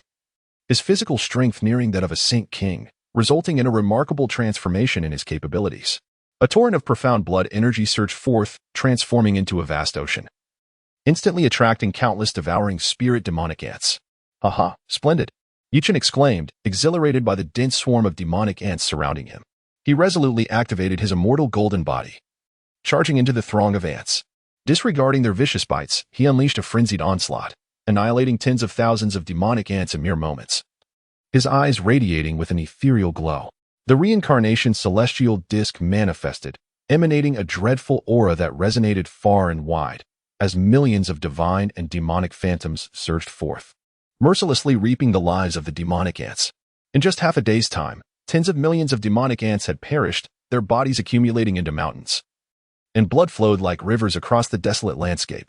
The celestial slaughtering technique and the yin-yang blood sea unleashed their full might, voraciously devouring everything in their path. Chen's cultivation broke through to the second level of the half-saint realm, and the number of ancient dragon elephants reached 2,500, bringing his physical strength nearly on par with that of a true Saint King. Vile humans, you have slaughtered millions of my kin. Such a deep-seated enmity cannot go unpunished. A furious roar erupted from beneath the desert, unleashing a wave of terrifying energy. The bellow pierced the heavens like a razor-sharp blade, its intensity chilling to the bone, as if it sought to rend the very fabric of the world. Suddenly, Chen found himself caught off guard, his soul-sustaining injury, causing his external radiance to flicker erratically as he violently coughed up blood. What manner of creature are you? Show yourself. Chen's expression turned grave as he hastily retrieved several holy soul pills, swallowing them to mend the damage inflicted upon his spirit. Summoning the banner of countless souls to guard himself against the harm of the demonic sound, Chen directed his consciousness downward, seeking to uncover the source of the disturbance. Suddenly, a wave of alarm washed over him, his face paling as his released consciousness was extinguished, suffering a backlash. In an instant, the earth began to tremble violently, accompanied by a thunderous roar, as an astonishingly massive soul-eating demon ant surged forth from the depths. Its colossal form spanned thousands of meters, resembling a moving mountain that instilled an overwhelming sense of oppression. The creature was enveloped in a terrifying aura of demonic energy, its intensity beyond imagination. Its sharp fangs gleamed ominously, capable of piercing through any substance, while its spiny wings wielded a formidable power that could effortlessly tear apart vast spaces, leaving behind chilling rifts. From the formidable presence it exuded, its strength was undoubtedly comparable to that of a sacred emperor. The host has received a new mission: eliminate the soul-eating demon ant queen. Reward: 1 level increase in realm, and the 5 elements divine seal of immortal arts. The mention of a queen took Chen by surprise. He had not anticipated the existence of such a formidable being hidden underground, especially since Zhao Qianyu had not mentioned it. Had it never appeared before? Human, today, without fail, I shall slay you here to vent my pent-up rage. The queen's voice echoed like a chilling whisper from the depths of the abyss, her grotesque eyes fixated on Chen. With a powerful flap of her gargantuan wings, two pitch-black beams of demonic light erupted forth, transforming into two roaring dragons that tore through the void, spanning the heavens and the earth. Wherever the black dragons passed, everything was obliterated. Millions of powerful divine and demonic phantoms were silenced before they could utter a cry, reduced to ashes. Simultaneously, the queen opened her cavernous maw, her sharp fangs glinting menacingly, and viciously bit down upon the reincarnation disc. With a resounding crash, the disc shattered into countless fragments, scattering in all directions as the terrifying shockwave radiated like a tsunami, causing the entire ant-infested desert to tremble. You wish to kill me? You are overestimating your capabilities. Ants are merely ants, Chen declared, aware that his current strength was insufficient to contend with the queen. To slay her, he needed to commit fully. Chanting an incantation, he infused a vast amount of spiritual energy into the banner of countless souls, from which an overwhelming aura surged forth. Soon after, a fearsome figure gradually materialized. A quasi-emperor level soul from within the banner, radiating an endless sword intent that made the very air quiver. The quasi-emperor soul extended a finger, gently pointing into the void. As countless strands of dark energy surged forth like a tide, swiftly coalescing into a massive black sword. The blade was infused with demonic energy and dark essence, adorned with enigmatic runes that flickered ominously. Kill. The quasi-emperor soul grasped the black sword tightly. The speed was akin to a meteor streaking across the sky, and the ferocity of the assault was reminiscent of the overwhelming might of thunder. In the blink of an eye, it reached the front of the Ant Queen. Cursed be the fate. In the face of such a fierce onslaught, the Ant Queen felt an unprecedented sense of peril. She opened her cavernous maw, attempting to fend off the strike with her sharp fangs. Alas, all efforts proved futile. A crisp crack echoed through the air as the Ant Queen's fangs were ruthlessly severed, blood splattering and staining the ground crimson. Death. The soul of the Emperor, expressionless, unleashed a torrent of dark energy from the black sword, violently rending the Ant Queen's form apart, with blood continuously flowing forth. Chapter 73, Surging Power, Acquiring the Five Elements Divine Seal. Ah, is that truly the soul of a quasi-emperor? The Ant Queen let out a painful scream, her eyes betraying a flicker of fear. Unable to fathom how Chen had refined the soul of a quasi-emperor, it was utterly unbelievable. The soul of the quasi-emperor bore an icy demeanor, surrounded by a terrifying sword intent that fused with the massive black sword, swiftly cleaving the Ant Queen in two and obliterating her essence. The host has completed the task of killing the Ant Queen, rewarding an elevation of 2 levels in realm in the celestial art, 5 Elements Divine Seal. 5 Elements Divine Seal. Based on the power of the 5 elements, it coalesces into various divine seals, imbued with immense might and mysteries. The unity of the 5 elements can suppress all things in the world, from the 3rd to the 4th level of the Sage Realm. Chen did not hesitate to consume everything that belonged to the Ant Queen, a slight smile gracing his lips as he spoke with a calm demeanor. Heh. Encountering me has been your misfortune. Had you remained quietly underground, perhaps your life could have been spared. Alas, the chaotic ant sand, inherently capable of obstructing spiritual perception, would have concealed the Ant Queen even from a quasi-emperor. Were it not for her reckless demise, she would undoubtedly have survived. Upon witnessing their queen's death, the surrounding soul-eating demon ants became frenzied, charging recklessly towards Chen. Upon reaching him, they detonated themselves without hesitation, attempting to take Chen down in this manner. Oh, it appears I shall save myself considerable effort, Chen remarked, somewhat taken aback. He had anticipated that the soul-eating demon ants would scatter upon the Ant Queen's demise, necessitating additional time to eliminate them. However, the opposite occurred. Following their queen's death, the multitude of soul-eating demon ants launched suicidal attacks. Thus, there was no need for elaborate tactics. He merely had to activate his indestructible golden body for defense and allow the soul-eating demon ants to self-destruct. Bang, bang, bang.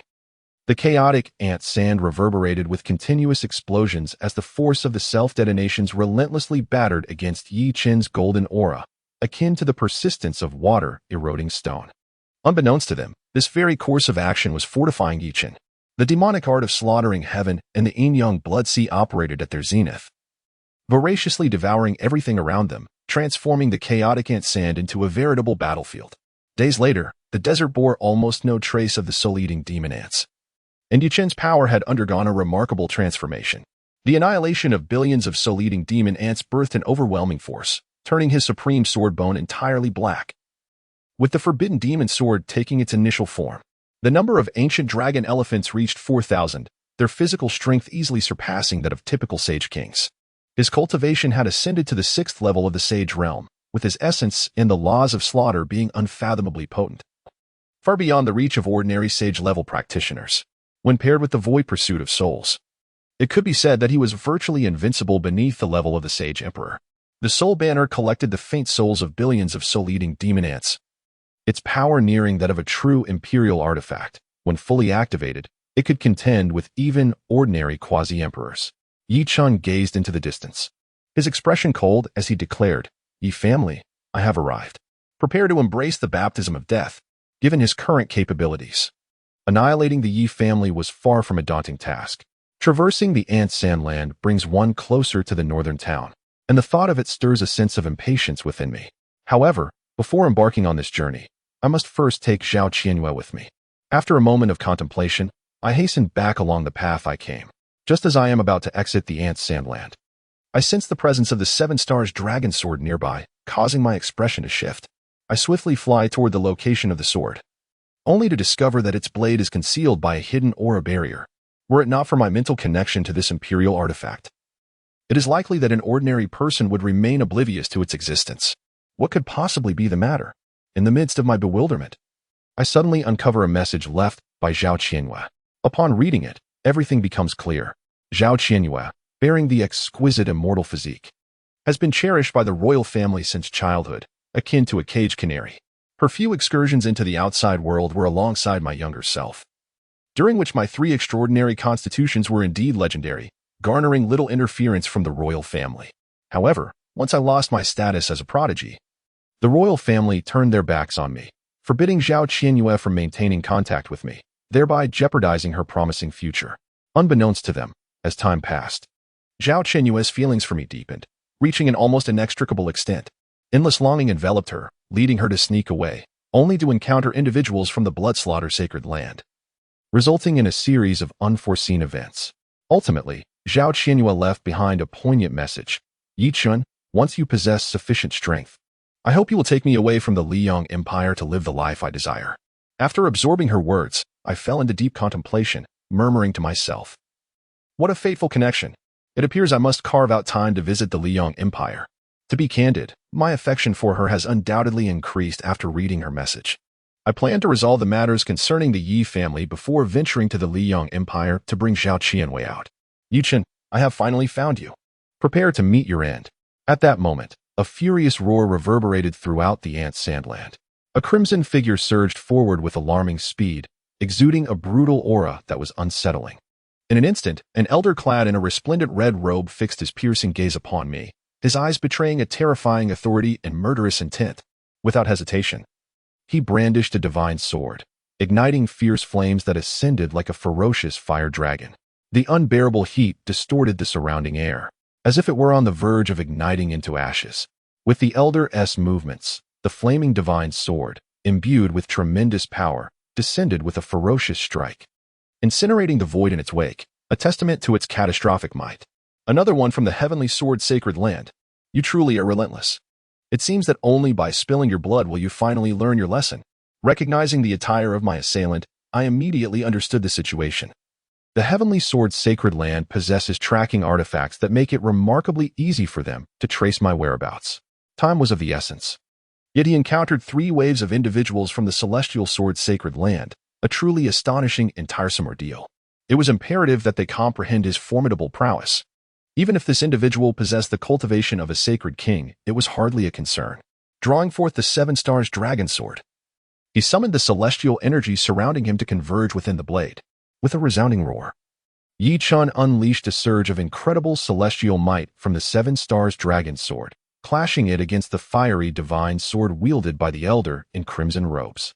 The impact produced a cataclysmic explosion. The 2 forces, seemingly at odds like fire and water, generated a terrifying power that forced both parties to retreat a considerable distance. How intriguing. I shall indulge in this contest. Observing the scene, Yi Chen revealed a contemptuous smile. Realizing that he had not even employed any divine abilities yet was able to contend head-on with the elder, a formidable sacred king of the 7th level. This was the perfect opportunity to rigorously assess his own strength and ascertain whether he possessed the capability to vanquish a sacred king. Chapter 74. Two Saint Kings, how have you ascended to the sixth layer of the Saint Realm? The elderly man in the crimson robe exclaimed in astonishment. The Sword Emperor of Divine Wind had clearly stated that Yi Chen was at the semi-saint level. Yet he had inexplicably reached the sixth layer of the Saint Realm in such a short span of time. It was utterly incredible. Yi Chen, however, disregarded the old man's inquiry, even withholding a glance. He promptly summoned the spiritual power within him to perform the mystical five elements divine seal. A brilliant light flickered in his hand, and the fire god seal suddenly manifested. Instantly, a searing ocean of flames erupted, engulfing a radius of 100 miles around Yi Chen, its ferocity seemingly capable of incinerating the very heavens, sending shivers down the spine. Faced with such a terrifying spectacle, the crimson-robed elder's expression shifted dramatically. He swiftly summoned all his strength to conjure an impenetrable shield around him, striving to resist the overwhelming tide of flames. For a moment, both sides remained locked in a stalemate. Yet, it was not long before the crimson-robed elder was drenched in sweat, as the relentless flames threatened to consume him entirely. Were it not for his mastery of the sword path of fire, he would have surely succumbed by now. Young man, I admit I underestimated you. But I am not the only powerhouse from the heavenly sword sacred land here. You are bound to perish today. As soon as he spoke, another figure soared in from the distance, another Saint King, wielding an ancient yellow sword that exuded an imposing presence. Observing the predicament of the crimson-robed elder, the newcomer said with a hint of amusement, "Haha, Brother Huiyun, to be cornered by a mere Saint Realm practitioner is rather embarrassing, wouldn't you agree?" The crimson-robed elder wore a look of resignation and cautioned, "Brother Tianjiao, given the circumstances, it would be wise to refrain from mockery. This young man's strength is unfathomable. We must not let our guard down." Though the two often engaged in banter, their camaraderie was genuine, and neither wished to see the other suffer a setback due to carelessness. "Rest assured, Brother Huiyun, do you doubt my strength? A mere sixth-layer Saint Realm practitioner poses no challenge for me," Shan Jian replied casually, his eyes betraying a sense of disdain and contempt for Yi Chen, confident in his ability to easily suppress him. With a flourish, he turned his ancient sword, unleashing an unparalleled aura as he cleaved towards Yi Chen. The terrifying sword light descended, causing the very fabric of space to shatter like fragile glass in its wake, producing a cacophony of sharp, cracking sounds. "Humph, who do you think you are?" Yi Chen scoffed at the remark, unimpressed by the bravado before the battle had even commenced, clearly not believing he could be easily subdued. In response to the assault, he immediately executed the Earth God seal, and both forces clashed with a tremendous, destructive power.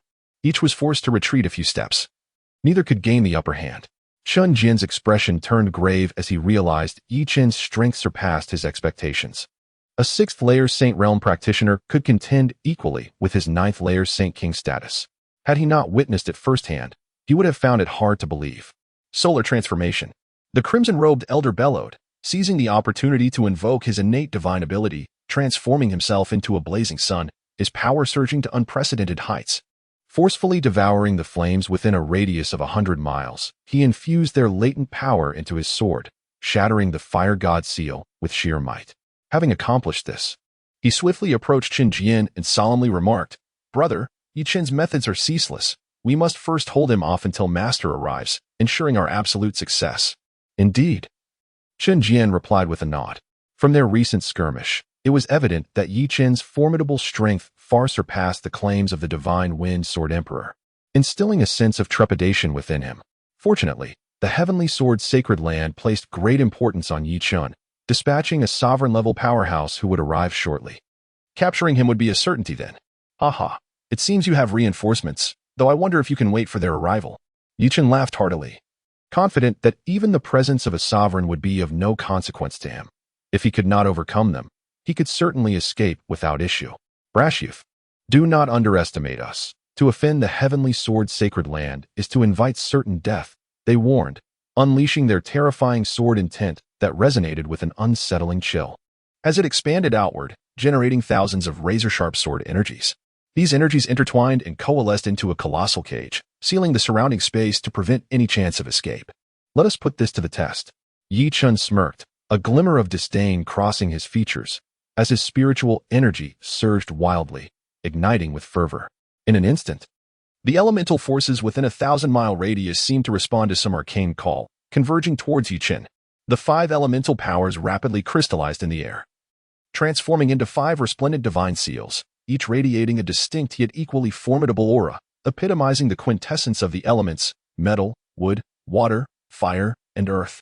Then, with a commanding shout, Chen declared, "Unity of the five elements." The five divine seals began to spin with extraordinary velocity, intertwining in an unfathomable dance, gradually merging into a majestic and heavy multicolored mountain. This mountain not only shimmered with brilliant light but also hinted at a profound yin-yang essence. Fixing his gaze, Chen swung his arm fiercely, directing the vibrant mountain towards the two opponents, akin to a meteor plummeting from the heavens, imbued with unparalleled might. The void shattered, and countless black fissures spread like a spider's web, rendering the entire space fragmented. Faced with such a terrifying assault, Chen Jian and Hui Yun were struck with dread. Acutely aware of the oppressive force emanating from the multicolored mountain, their bodies trembled involuntarily, ensnared by an invisible power, sinking into an abyss of despair. Both being sovereign-level warriors, they would not resign themselves to fate. They summoned their mightiest divine abilities. Hui Yun shouted, "Divine fire burns the heavens," as flames erupted from his sword, instantaneously transforming it into a colossal fire dragon. The fire dragon, with fierce claws and a menacing presence, soared into the sky, charging directly towards the resplendent five-colored peak. However, upon their first encounter, the fire dragon was swiftly overwhelmed. Unable to withstand the oppressive force of the vibrant mountain, its very form nearly disintegrating. Fire Cloud gritted his teeth, sacrificing his own lifespan to restore the fire dragon's strength, momentarily enduring Chen's suppression. Unbeknownst to him, the terrifying residual waves of power had already swept across a 1,000-mile radius, merging with the tempest of the frenzied ant desert, creating an even more formidable impact. Observing this, Chen Jian's expression shifted slightly. Unwilling to concede, he bellowed, "The earth shall split, the heavens shall crumble." Immediately, the ancient greatsword expanded to a length of 1,000 meters, emanating a heart-stirring aura. Chen Jian summoned every ounce of his strength, wielding the colossal sword in a ferocious downward strike towards Chen, as if he intended to cleave the very fabric of this realm in twain. This blow contained boundless might. Should it connect, it could very well shatter mountains and earth alike. Chapter 75, The Meteor Shield. Ha! Do you think such trivial skills can contend with me?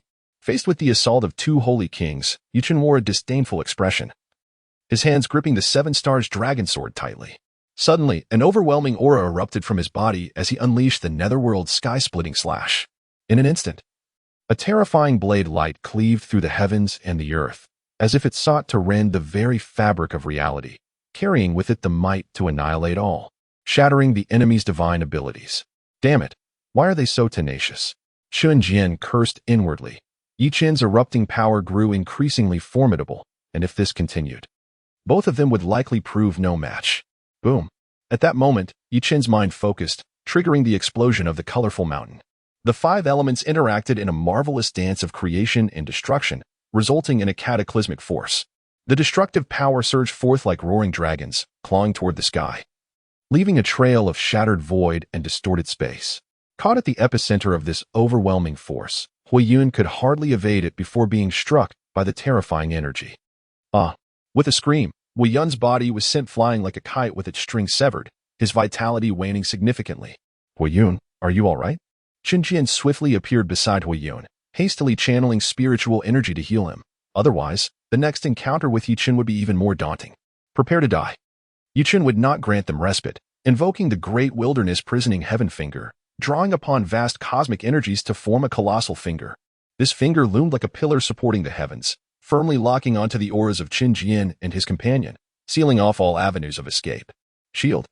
At the critical moment, Chen Jian's eyes widened in fury as he roared with all his might. In that instant, a dazzling light streaked across the sky, rushing forth like a meteor, revealing itself to be a shield. Instantly, boundless divine radiance emanated, effectively countering the power of the great wilderness prisoning heaven finger, showcasing an extraordinary defense. "Brat, it won't be so easy to kill us. Once our master arrives, it will be your end." Chen Jian breathed a sigh of relief. The shield was his life-bound holy artifact, the meteor shield, possessing unparalleled defensive power. Crafted from celestial meteorites, it was exceptionally sturdy. And combined with Chen Jian's own attainment at the 9th layer of the Holy King realm, their synergy resulted in a truly formidable defense. Even a typical holy emperor would struggle to breach it for an extended duration. Originally, the meteor shield had been placed outside the sand ant frenzy, intended to protect the sanctity of the Sword Saint's domain. However, faced with the imminent threat to his life, Chen did not hesitate, decisively summoning the meteor shield back to his side. A mere turtle shell, let me show you how to shatter it. Chen remained unfazed, releasing the 7 stars dragon sword from his grasp, transforming it into a colossal divine dragon, encircled by 7 smaller stars. Roar! The divine dragon let out a furious roar, and the 7 small stars plunged toward the meteor shield, their immense force causing even the fractured space to tremble. This is bad. A profound sense of life and death crisis surged within Chen. Desperately, he poured an overwhelming amount of spiritual energy into the meteor shield, which rapidly expanded to a colossal size of 10,000 meters in an instant. Crash! Accompanied by a resounding explosion that reverberated through the heavens. The first radiant star collided fiercely with the meteor shield, unleashing its tremendous force. In an instant, clouds of dust surged forth, obscuring the sky and blocking out the sun. The once impregnable meteor shield trembled violently under this overwhelming impact, as if it could scarcely endure such a force.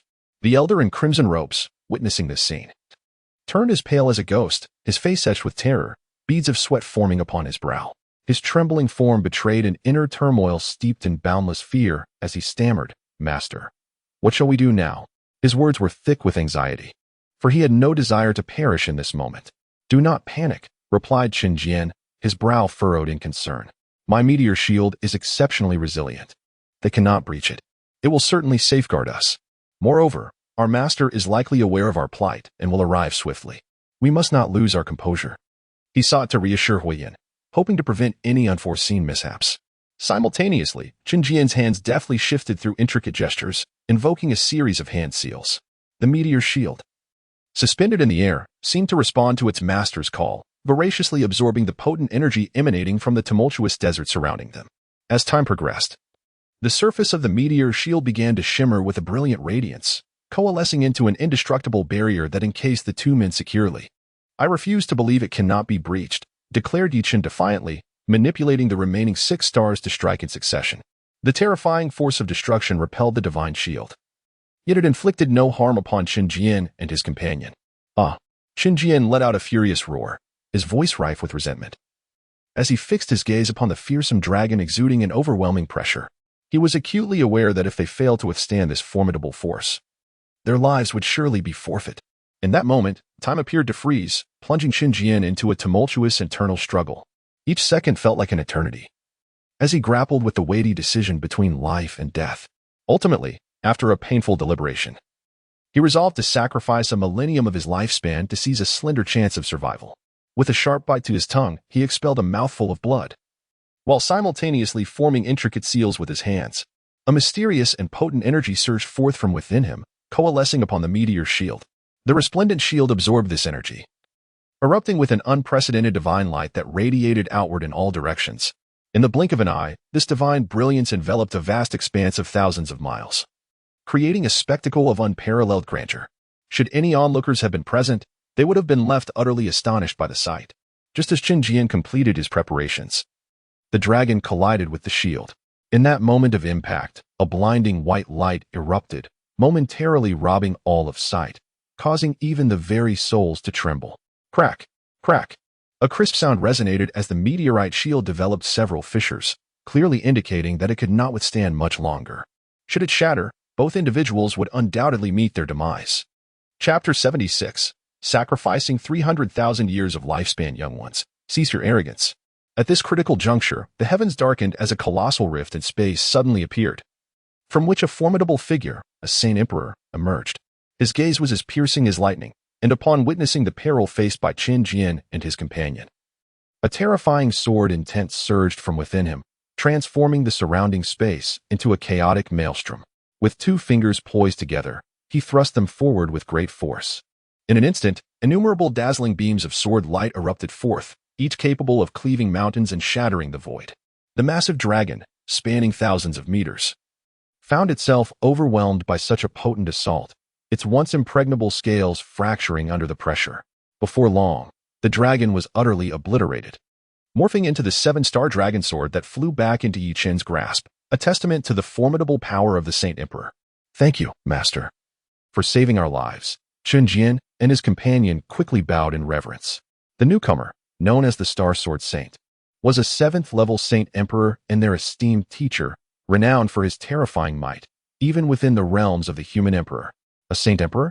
Yi Chen's countenance darkened. His gaze fixed intently on the Star Sword Saint, a torrent of murderous intent surging within his eyes. Once I have dealt with my trivial matters, I will ensure that your so-called Holy Land is obliterated from existence, severing your legacy.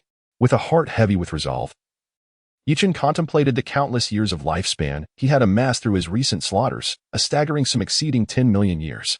In a decisive moment, he chose to sacrifice 300,000 years of his own lifespan. In an instant, flames of life ignited around Yi Chen, his power soaring uncontrollably, swiftly reaching a level comparable to that of a Saint Emperor. A radiant light flickered in his palm as he conjured one of the 5 elements' divine seals. The Earth Seal. The forces of nature around him seemed to be drawn in by an unseen force, converging toward the Earth Seal. Suddenly, a terrifying gravitational force was unleashed, warping the fabric of space and compressing it into a fearsome domain. The 2 Saint Emperors wore expressions of anguish, feeling as though they were burdened by the weight of mountains, each step a struggle against overwhelming pressure. "Master, what should we do?" they gasped, desperately straining against the force. But to no avail. Their eyes turned toward the Star Sword Saint, frustration etched upon their faces.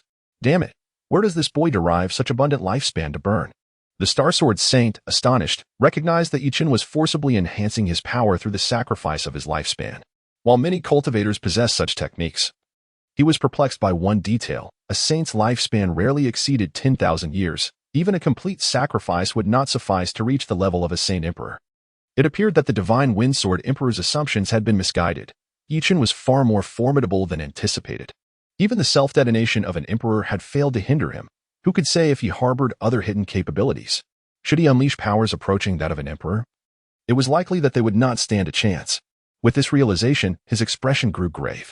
The purple divine sword materialized, channeling the power of the stars to shield Tianjiao and his companion. At the same time, he ascended into the air, cleaving towards the Earth Seal. The 2 immense forces clashing in a fierce struggle, resulting in a stalemate of power. Yi Chen felt no surprise, for his adversary was a formidable 7th-tier Saint Emperor. It would be rather absurd if he lacked such strength. A 7th-tier Saint Emperor is merely a stepping stone. Prepare to endure my next strike. The netherworld-breaking heaven slash. Accompanied by a thunderous roar, an immense surge of power coursed through his veins, an inexhaustible killing intent converging upon the 7 stars dragon sword. A formidable imperial might manifested, immediately invoking a cataclysmic celestial phenomenon. In an instant, a black sword aura stretched for thousands of miles, traversing the heavens like a ferocious and menacing dragon, clawing its way toward the group at the heavenly sword's sacred land. How infuriating. It is indeed an imperial artifact. The Star Sword Saint's countenance shifted dramatically, beads of cold sweat trickling down his forehead. No wonder Yi Chen bore such confidence. The power of an imperial artifact is beyond imagination. He dared not delay for an instant, hastily summoning his own life-bound sacred weapon and gripping it tightly, channeling a continuous stream of spiritual energy into it. In the blink of an eye, the sacred weapon radiated a blinding brilliance, confronting the black sword aura. A deafening roar erupted as the 2 unparalleled forces collided, unleashing an energy wave capable of obliterating the heavens and earth. The surrounding desert seemed to plunge into oblivion, the ground quaking violently, as yellow sand billowed in all directions. Below, a massive pit, thousands of miles deep, formed as torrents of yellow sand cascaded into this bottomless abyss. The void above became a shattered realm, devouring everything in its vicinity. 2 Saint Kings were grievously injured, their auras plummeting to an all-time low, trembling in fear as they huddled aside, their eyes betraying their terror. Had they not taken refuge, they likely would have perished at Yi Chen's hands, causing their bodies to shudder uncontrollably. This individual's strength is utterly terrifying. You 2 must flee first. I shall hold him off for a moment. The Saint Emperor was equally battered, half his body reduced to ruins, a sight most ghastly. Fully aware he was no match for Yi Chen, the desire to retreat blossoming within him. "Very well, master, take care." Without hesitation, Chen Jian and his companion fled in opposite directions, perhaps seeking a greater chance of survival. "Humph, do you think you can escape? Such aspirations are the fantasies of fools."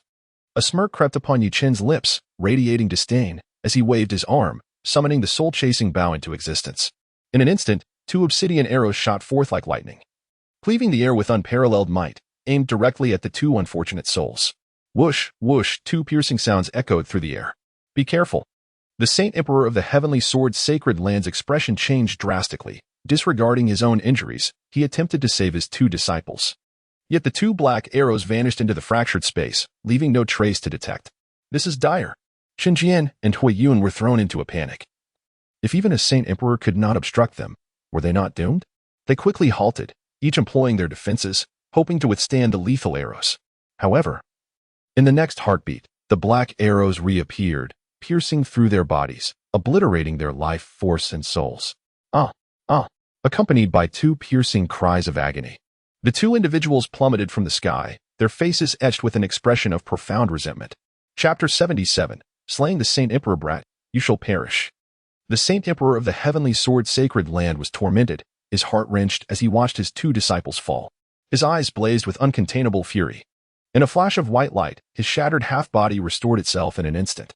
Clutching his innate divine weapon, he charged towards Chen like a frenzied beast.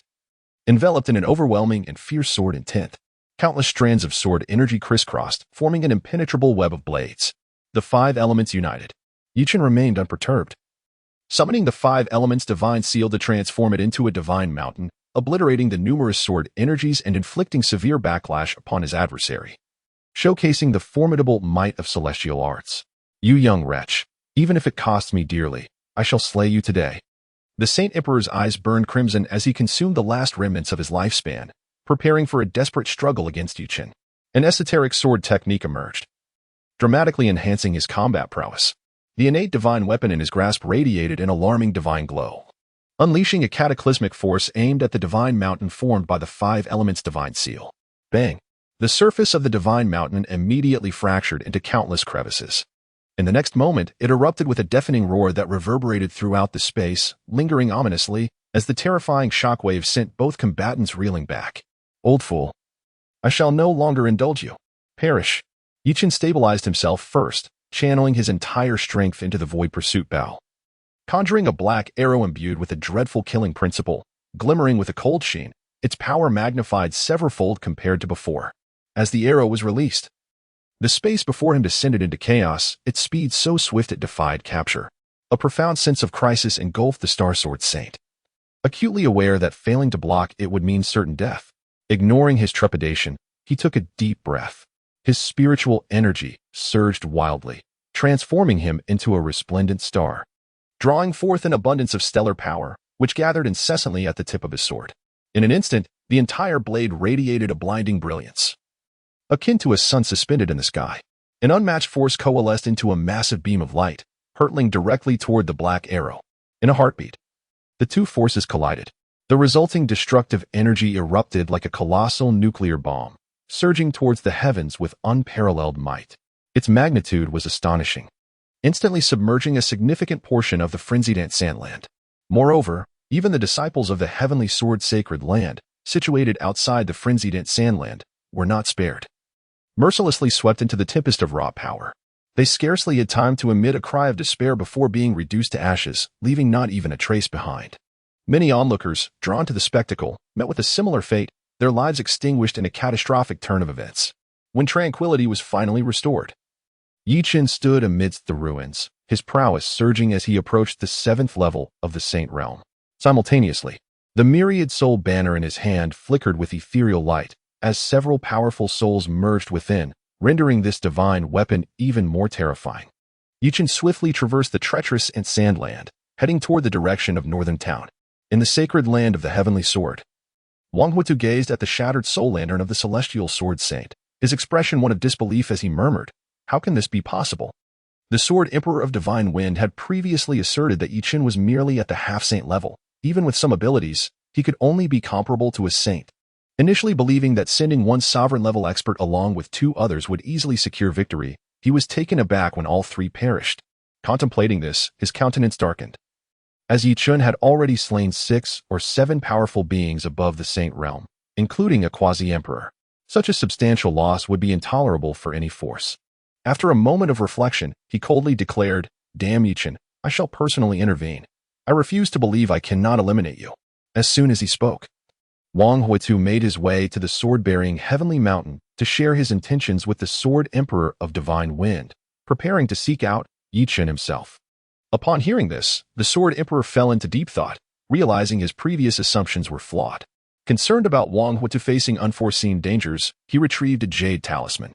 Should any mishaps occur, Wang Huatu could shatter the talisman, and the Emperor would arrive with utmost swiftness.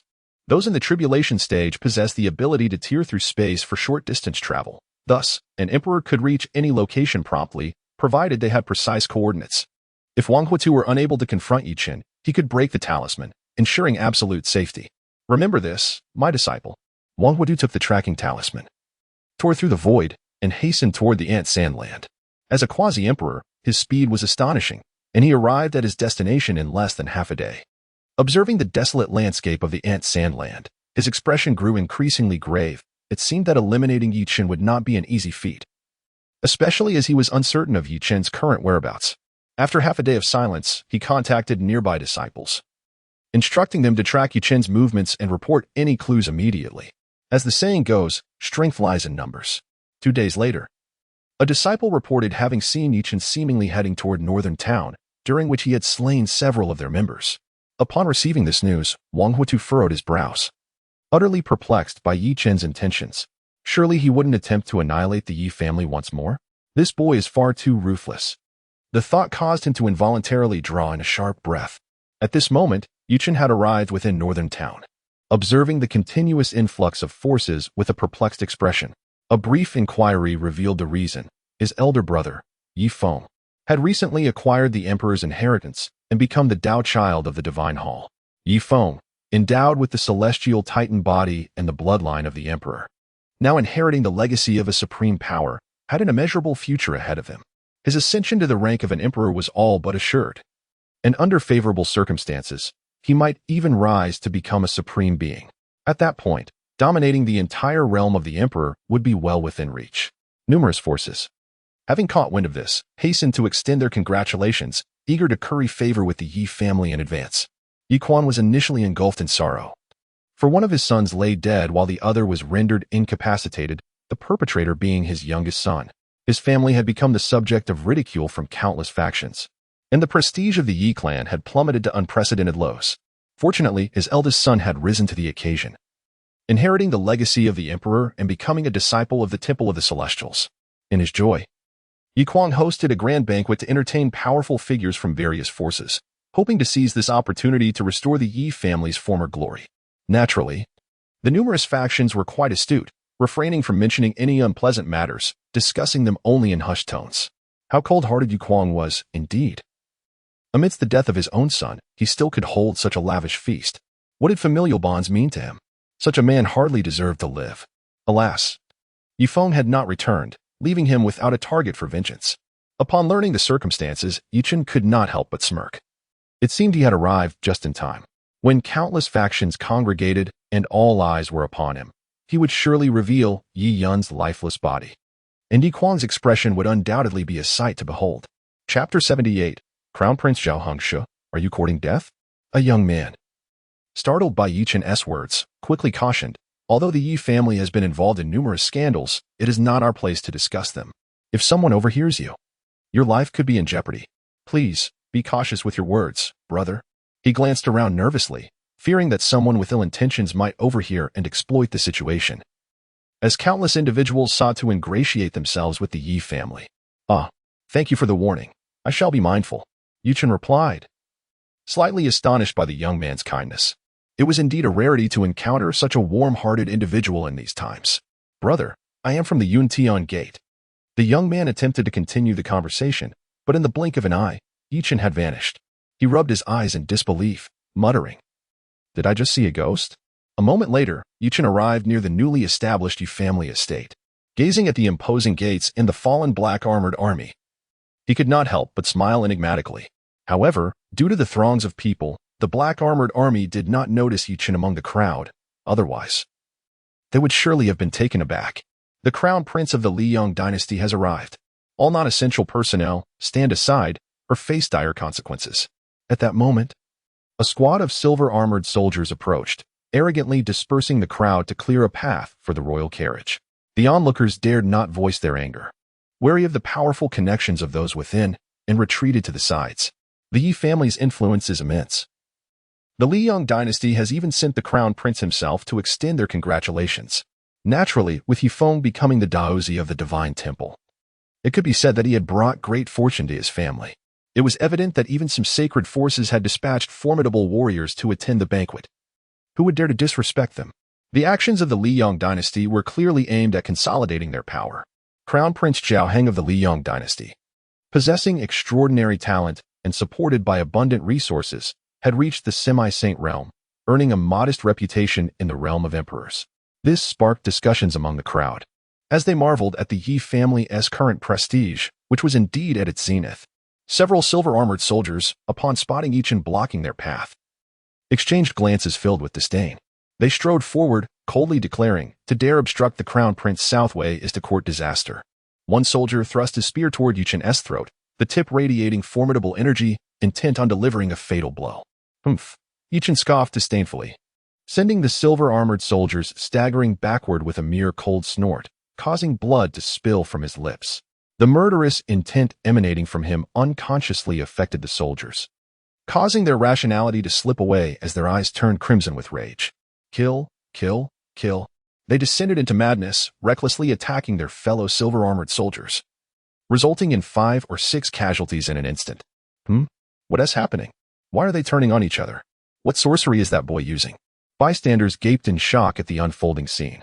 Commander Yin, eliminate them all. The voice of Crown Prince Zhao Heng emerged from the royal carriage, laced with palpable dissatisfaction. Despite being the prince of the Liang dynasty, such an incident occurring in broad daylight was undeniably detrimental to his reputation. Yes, Your Highness. A robust figure stepped forward, swiftly eliminating the deranged soldiers to prevent further chaos. After this, Commander Yin's gaze fell upon Chen, emanating a terrifying aura that swept over, coldly stating, "To dare oppose our esteemed prince will have dire consequences. Kneel and bow 3 times, and I might grant you a merciful end." The Liang dynasty boasted formidable strength. Apart from the Holy Land powers, few posed a threat to them. Observing Chen's attire, which did not resemble that of disciples from the Holy Lands, they naturally regarded him with disdain, seeing an opportunity to eliminate him and assert the dynasty's might. "What airs are you putting on? You're nothing but a joke." Thinking too highly of yourself, a surge of murderous intent coursed through Chen as he swiftly appeared before Commander Yin, seizing his neck and lifting him effortlessly. With sheer physical strength, he rendered the semi-holy realm commander utterly powerless. No amount of struggle could free him. "Let go of me." Commander Yin's face turned crimson, fear welling up within him. He never anticipated that, despite being at the first level of the semi-holy realm, he would be no match for Chen, lacking even the ability to resist. At this pivotal moment, an exceptionally handsome young man emerged from a luxurious carriage, exuding an aura of regal authority.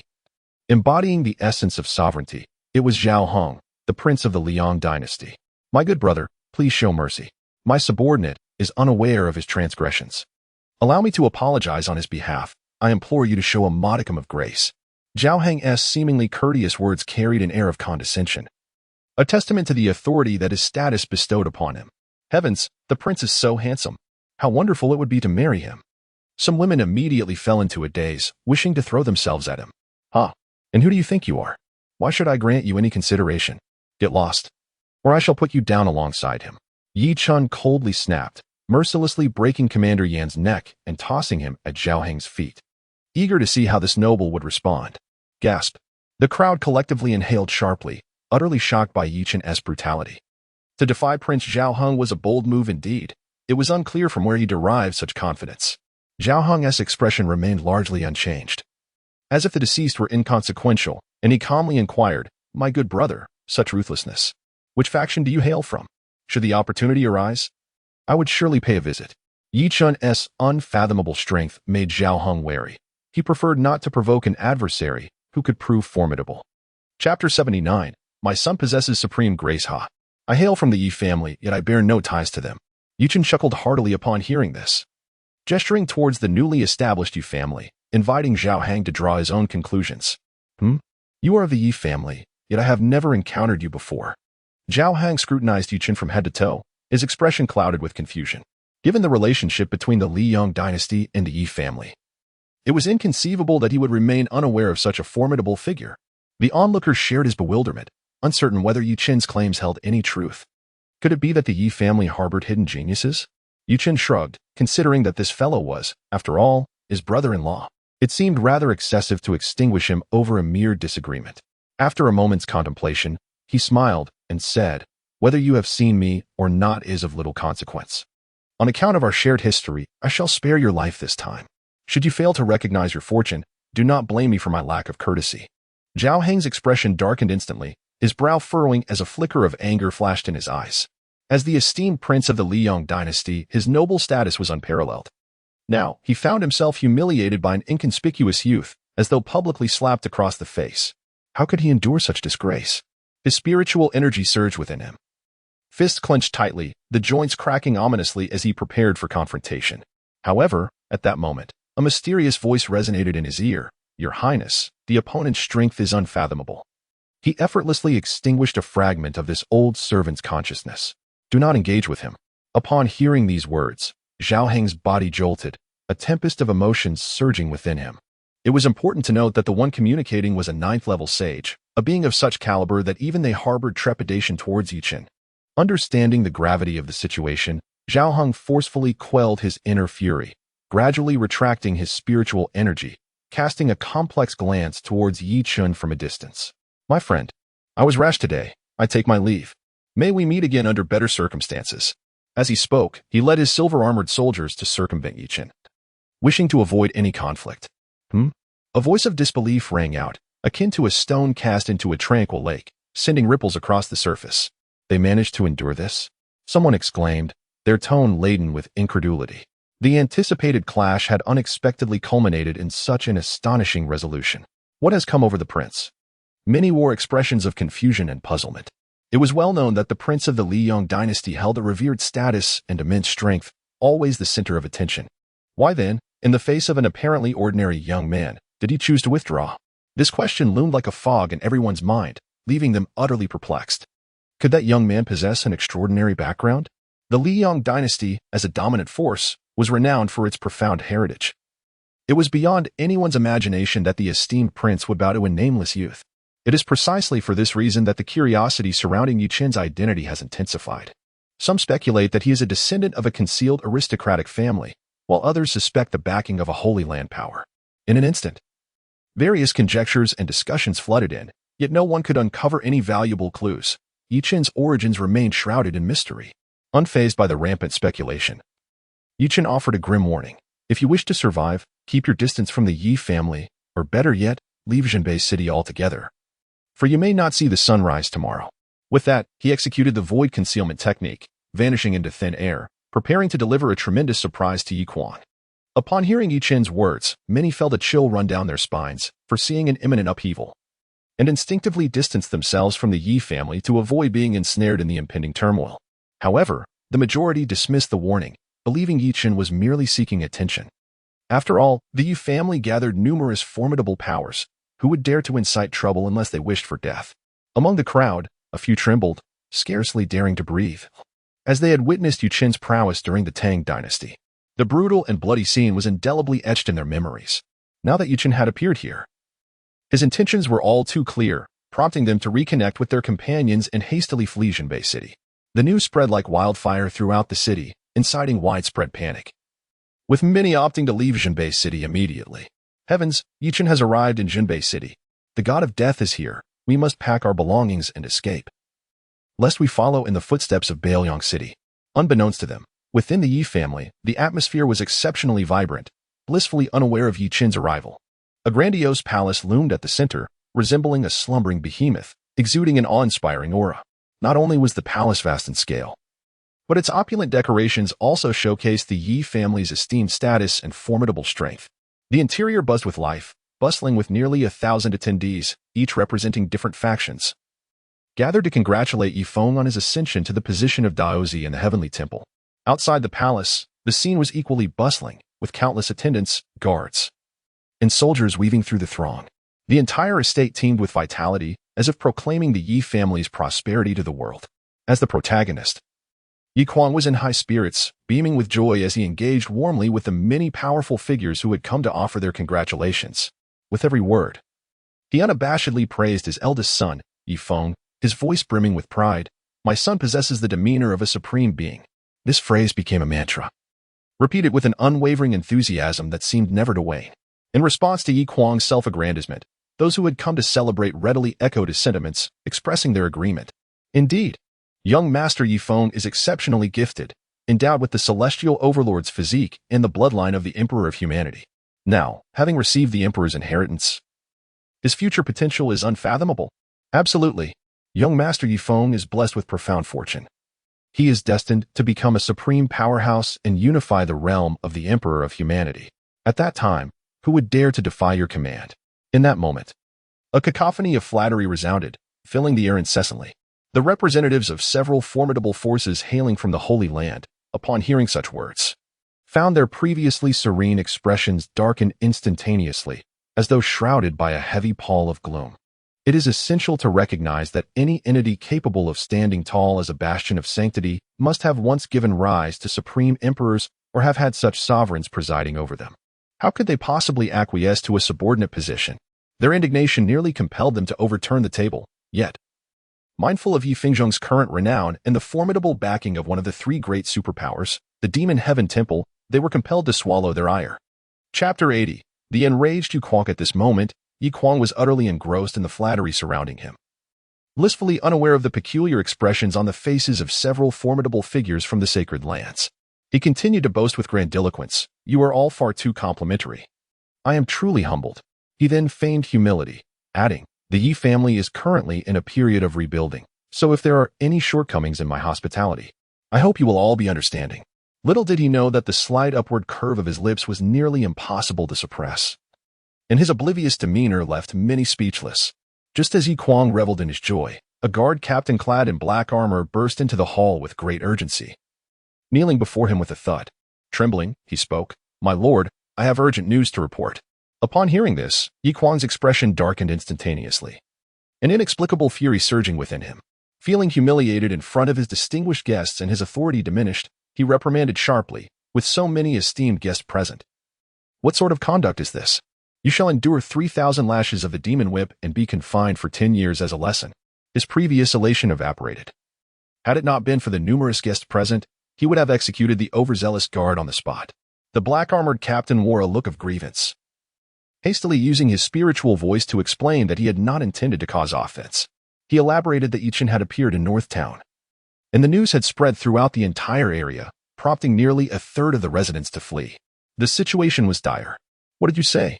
Yi Kuang roared, his voice resonating like thunder, causing pain to the ears of those present. His tone, laced with unrestrained fury, became somewhat hoarse as he continued, "That ungrateful wretch has returned? How dare he show his face here?"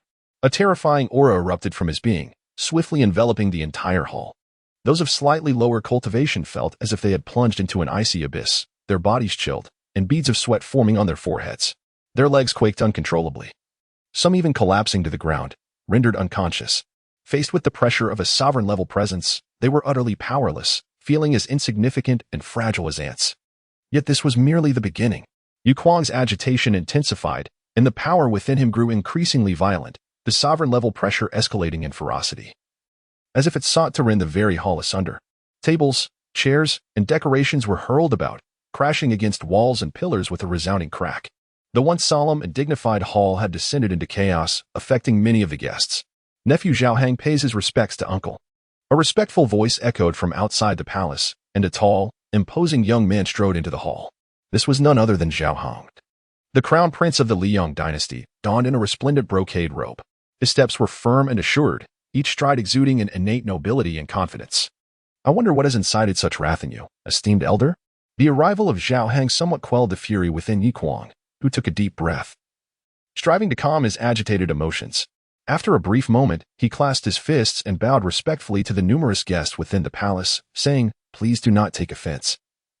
It is merely my undisciplined son who has arrived in Jinbei City, and in a moment of uncontrollable anger, I may have acted inappropriately. I sincerely apologize to all of you and hope for your understanding." Upon hearing this, the crowd came to a realization, finding Yi Kuang's candidness before such a large assembly to be quite honorable, evoking a sense of respect. There is no harm done. The king of Beilong is indeed a man of passion, and we can empathize with his plight, they expressed in unison, recognizing the extenuating circumstances. It was evident that Yi Kuang was visibly enraged. Any misstep in words could lead to dire consequences. Though Yi Kuang's expression softened slightly, he was acutely aware that, despite the guests' outward restraint, their true sentiments remained inscrutable. Esteemed guests, you can surely surmise that my rebellious son's return will not be without turmoil, inevitably provoking numerous complications. To avoid embroiling the innocent, let us conclude today's banquet. Once this matter is resolved, I shall host another grand feast. And I hope you will grace us with your presence once more. Given Yu Chen's modus operandi, it was highly probable that he had infiltrated the Yi family. Thus, it was imperative to scour every corner of the estate. Even if it required immense manpower and resources, this lurking danger must be eradicated. In that case, we shall take our leave. The guests, all well aware of the situation, understood that it was not the time for further discourse. After all, this was an internal matter of the Yi family, and as outsiders, they should refrain from excessive involvement. Suddenly, a corpse fell from the grand hall with a thud. A chilling and mocking voice reverberated through the air. Yi Kuang, are you so eager to send everyone away, fearing public humiliation and loss of face? The voice, cold and laced with derision, struck like thunder in the ears of all present. Then, a figure materialized, Chen, who fixed his gaze intently on Yi Kuang. With a casual gesture, he cast a mangled corpse onto the ground. It was Yi Yun, once cherished by Yi Kuang as his beloved son, now lifeless. His eyes shut tight, bearing the remnants of terror and despair upon his countenance. Behold, this is your pride and joy. Now, he has met a tragic end at my hands, Chen proclaimed, erupting into a fit of maniacal laughter that echoed throughout the hall, sending chills down spines. As his laughter filled the air, an overwhelming wave of murderous intent surged forth, engulfing the entire hall. Everyone present felt an unprecedented pressure, their faces paling as they instinctively recoiled. Standing at the center, Chen remained unmoved, his cold, unyielding gaze locked unwaveringly on Yi Kuang. Yuner, accompanied by a heart-wrenching cry. Yi Kuang darted like a bolt of lightning to the lifeless form of Yi Yun. Fixating on the disfigured body before him, the sight was utterly harrowing, piercing his heart with profound sorrow. In a mere glance, he could vividly perceive the unimaginable torment Yi Yun had endured in his final moments. In an instant, it seemed as if flames of fury erupted from Yi Kuang's eyes, an unquenchable wrath threatening to incinerate the very world around him. Gritting his teeth, he radiated an intense aura of murderous intent, akin to an enraged lion, and roared to the heavens, "Unfilial son, how audacious you are to commit such heinous acts. Today, I shall ensure that you pay in blood for your sins and take your life." Before his words had fully dissipated, Yi Kuang unleashed a thunderous roar, akin to a clap of thunder, raising his hand with unparalleled might, striking fiercely towards Yi Chen. This blow harbored an utterly terrifying power, instantaneously sealing off the surrounding space, rendering Yi Chen unable to escape. Chapter 81. The abundance of lice does not fear by Ta. You think you can intimidate me? Truly, you are brazen. A smirk of disdain graced Yu Chen's lips, his gaze imbued with scorn and derision. Allow me to unveil something rather extraordinary. Without hesitation, he summoned the Wanan banner, liberating the tormented soul of Yi Yun imprisoned within, eager to witness Yi Kuang's reaction. At that moment, Yi Yun's spirit was a ghastly sight, utterly unrecognizable. His form was riddled with 108 soul-biting nails, each deeply embedded in his marrow, emanating a chilling aura. Moreover, the spectral flames of the underworld coiled tightly around him, roaring with an insatiable hunger, perpetually eroding his feeble soul. "Father, please, save me." Yi Yun's spirit cried out hoarsely, his voice laden with boundless anguish and despair. "I am ensnared within Yi Chen's infernal banner, enduring torment that renders life unbearable. Each day, I suffer the excruciating torment of countless souls gnawing at my essence, a horror far surpassing that of hell itself. Even death has become a luxury beyond my reach." As he spoke, tears streamed down Yi Yun's spectral visage, his expression a portrait of pleading. Casting all his hopes upon Yi Kuang. Yi Kuang's heart was wrenched in agony, rapidly retracting the power he had unleashed, fearful of further harming Yi Yun's spirit. Gazing at the eerily sinister Wanan banner, his mind raced with thoughts on how to rescue his son. Have you lost your mind? To inflict such suffering upon kin, a deed that defies all morality. Such an act, devoid of humanity, is more abominable than that of swine or dogs. Even those of the dark path would scarcely exhibit such cruelty. This wretch shall undoubtedly become a great menace to our realm. Indeed, Yi Chen must be eradicated to prevent future calamities. Numerous factions eager to curry favor with the Yi family stepped forward, vociferously denouncing Yi Chen, each demonstrating righteous indignation, as if their wrath could only be quelled by his demise. Those who wished to live, step aside, or face merciless retribution. Unfazed by the torrent of vitriol directed his way, Chen barely spared a glance at his detractors. They were merely insipid jesters seeking favor. Chen, do not overestimate yourself. Do you truly believe you can defy the entire realm alone? A renowned sage from a prominent faction, unable to contain his fury, bellowed in rebuke. The many powerful beings present echoed his sentiments, their dissatisfaction with Chen's audacity palpable. With their esteemed status, how could they tolerate such impudence from a mere youth? As several sages voiced their disdain, the representatives of various factions grew emboldened, launching a relentless barrage of verbal assaults upon Chen. A tide of mockery and vitriol surging forth. In the face of such provocations, Chen's lips curled into a subtle smile, a flicker of contempt crossing his countenance.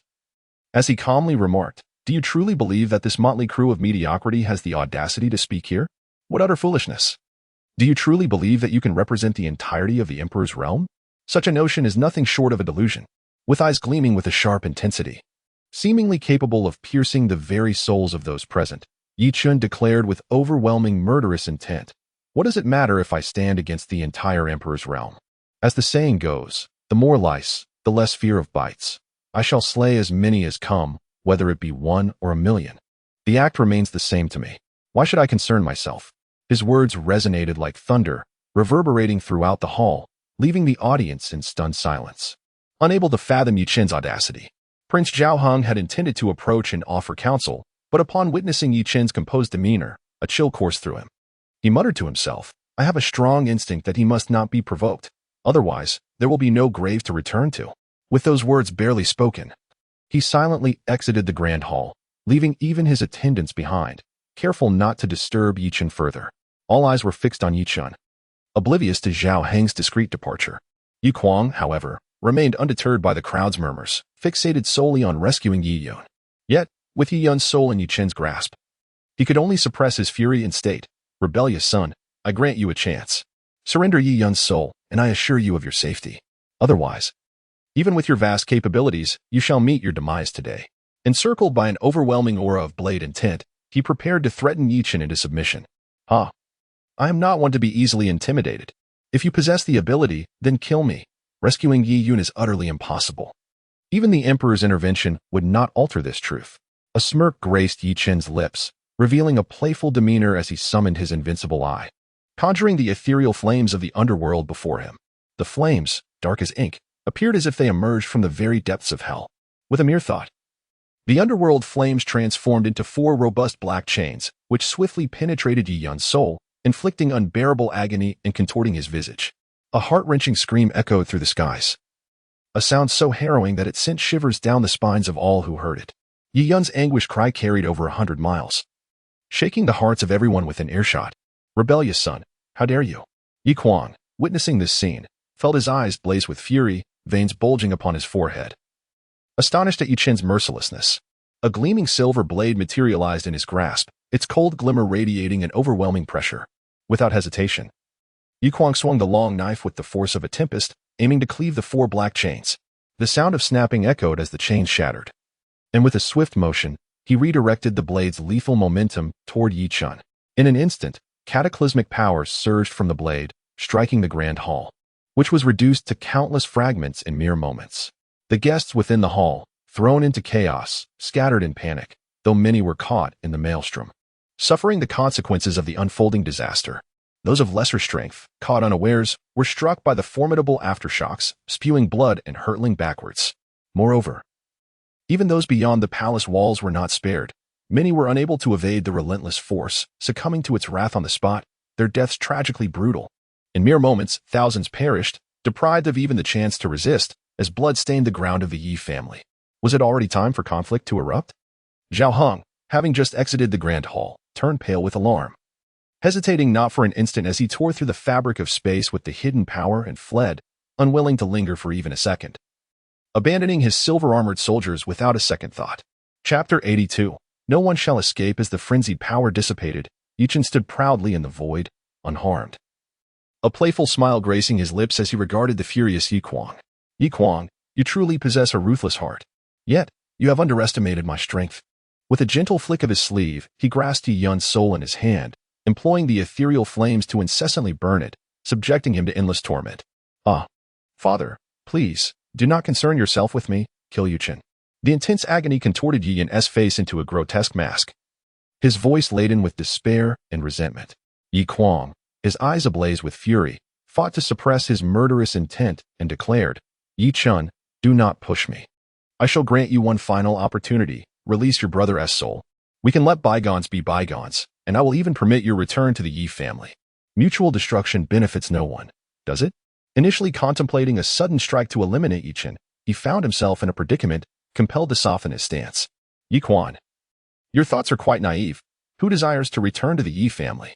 Furthermore, after today, the Yi family shall cease to exist." Yi Chen scoffed at the notion, bemused by Yi Kuang's audacity in uttering such words. "Very well. I shall witness the extent of your capabilities, ungrateful wretch." At this juncture, Yi Kuang's demeanor turned grim, his eyes radiating an insatiable murderous intent. The overwhelming pressure he exuded swept across the battlefield, threatening to rend the very fabric of the heavens and the earth. His blade shimmered with a chilling light, causing the surrounding space to shatter inch by inch, instilling fear in the hearts of onlookers. Simultaneously, within the Yi family estate, resplendent lights erupted, forming an indomitable array. This formidable barrier safeguarded the estate, preventing its annihilation amidst the impending conflict. Fearless, Yi Chen unhesitatingly ingested several true demon blood pills. In an instant, a torrent of violent energy surged within him, propelling his cultivation to the level of a Saint King. Not only that, but his already formidable physique grew even more powerful, nearing the realm of a Saint Emperor.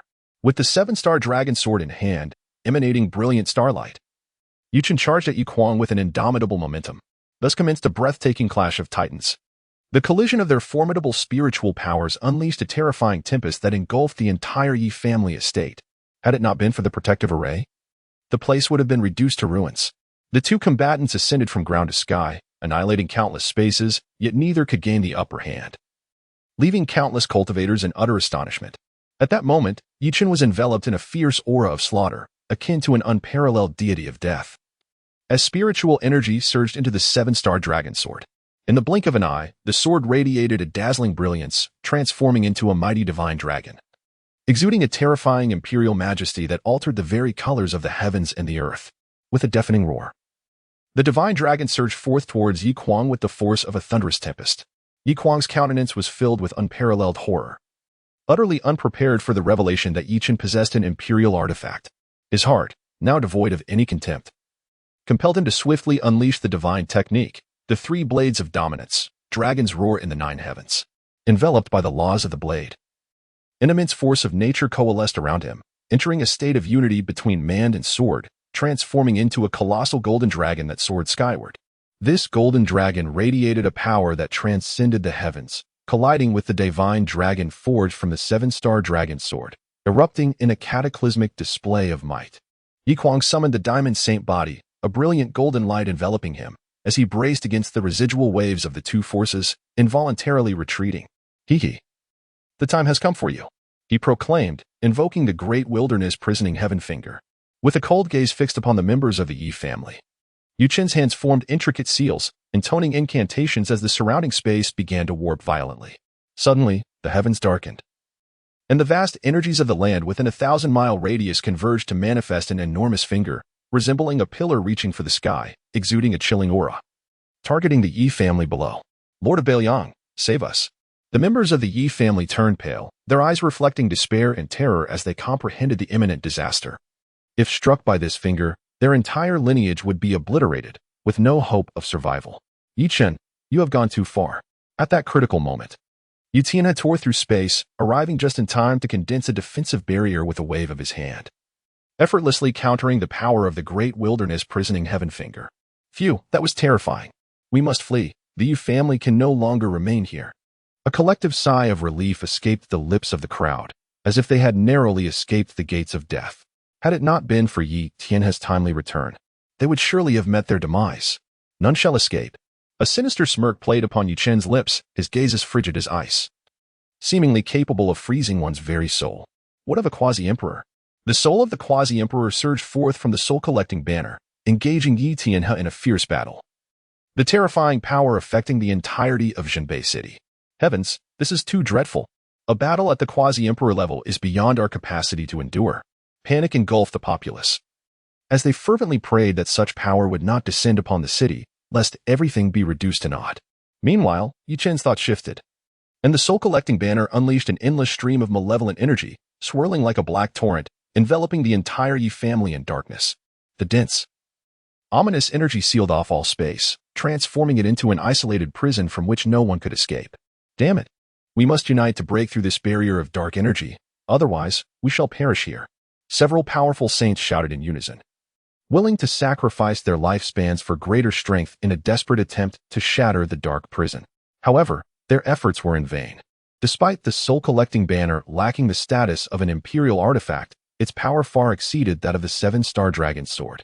Millions of souls surged forth, launching indiscriminate frenzied assaults upon them. In an instant, the air was filled with blood-curdling screams and cries, echoing throughout the entirety of the Yi family estate. A multitude of formidable warriors fell to the ground, succumbing to the relentless onslaught of ethereal forces. Flesh and blood disintegrated, vitality waned, and within mere moments, nearly half of the individuals met a tragic fate, their lifeless bodies strewn across the battlefield. The harrowing scene was so ghastly that Yu could not help but shudder. Chapter 83. The terrifying spirit. Yi Chen, we bear you no grudge. Why must you pursue our annihilation? The powerful figures from various factions cried out in desperation.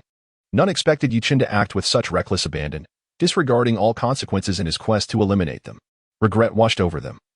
They wished they had never intervened in the affairs of the Yi family, for it had led them to this dire predicament. Yi Chen, cease this at once. A furious voice echoed, and Yu Tian's countenance darkened considerably. Had he arrived even a moment later, the repercussions would have been unimaginable. He silently lamented, realizing that if the visiting powerhouses were to perish here, who would dare forge ties with the Yi family in the future? With this thought, Yi Tianhe felt an urgent fire in his heart, preparing to deploy his ultimate techniques to rescue the surviving members of the Yi family. All things converge as one. The heavens and earth shall be transformed. Countless forces of nature swiftly coalesced, manifesting into a resplendent divine light in the blink of an eye. In that instant, the vast void appeared to be rent asunder, revealing an endless abyss of darkness that ravenously consumed all in its vicinity. The ominous energy that had enveloped the Yi family was struck by a tremendous shock. Its power diminished significantly, and the strength of countless souls greatly reduced. Simultaneously, Yu Tianhe summoned a copper mirror, ensnaring the quasi-emperor-level spirit, and turned to charge at Yi Chen. You, the bane of masters and ancestors, shall face my reckoning today to restore justice. As his words fell, he instantly appeared before Yi Chen, an overwhelming source of power gushing forth from within him, sweeping across all directions like a flood unleashed from a dam. In a heartbeat, the space within 1,000 miles was enveloped, suppressing all forces with ironclad grip. Humph! What of a quasi-emperor? Today, I shall demonstrate the true might of my 10,000 souls banner. Yi Chen radiated with brilliant golden light, withstanding Yi Tian's oppression as he forcefully wielded the 10,000 souls banner. Chanting incantations, he exuded even more ominous energy, transforming the surrounding landscape into a realm reminiscent of a hellish battlefield, save for the trapped quasi-emperor spirit. Countless souls converged, intertwining and merging into a dreadfully eerie specter. This specter towered to great heights, adorned with twin horns that seemed capable of piercing the heavens, its body etched with bizarre patterns emanating a terrifying power. Its grotesque visage bore a row of pitch-black fangs, releasing an overwhelming aura of malevolence that threatened to unravel the very fabric of space. Merely standing there, the specter exuded a terrifying presence far exceeding that of Yi Tianhe by multiple folds. With its robust arms, it forcefully thrust apart Yi Tianhe's suppression. Yi Chen, shimmering with resplendent gold, ascended atop the specter's head, their minds intertwined as he guided it to unleash the great desolation prison Skyfinger. In an instant, a black pulse erupted, akin to a roaring black dragon rampaging towards Yi Tianhe, causing time and space to momentarily freeze. Damn it! What on earth is this creature?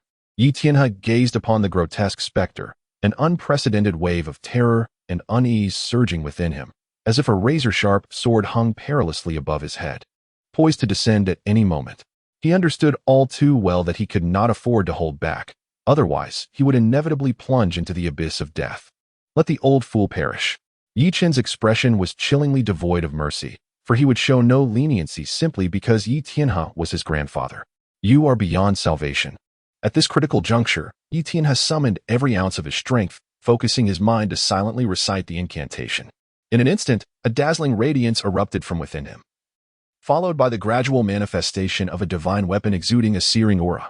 The primordial energy enveloped the weapon, resonating with the sun in the sky, merging until it coalesced into an immense three-legged golden crow.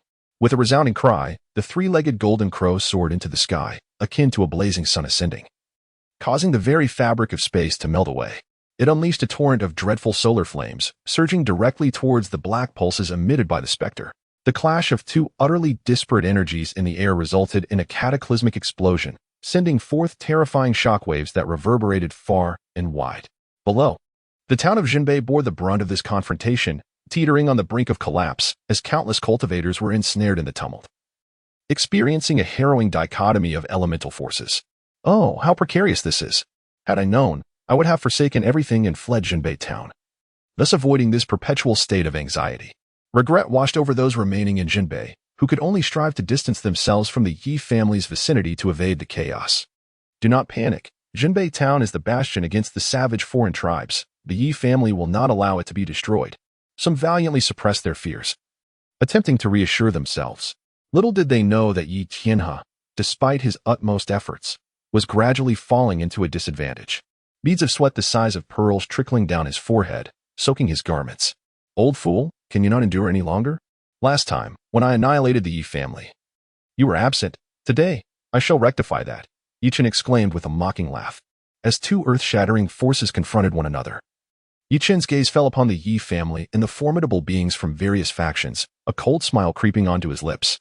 With a mere thought, he commanded the specter to raise its colossal foot and bring it crashing down upon the Yi family, shattering the surrounding space into chaotic nothingness.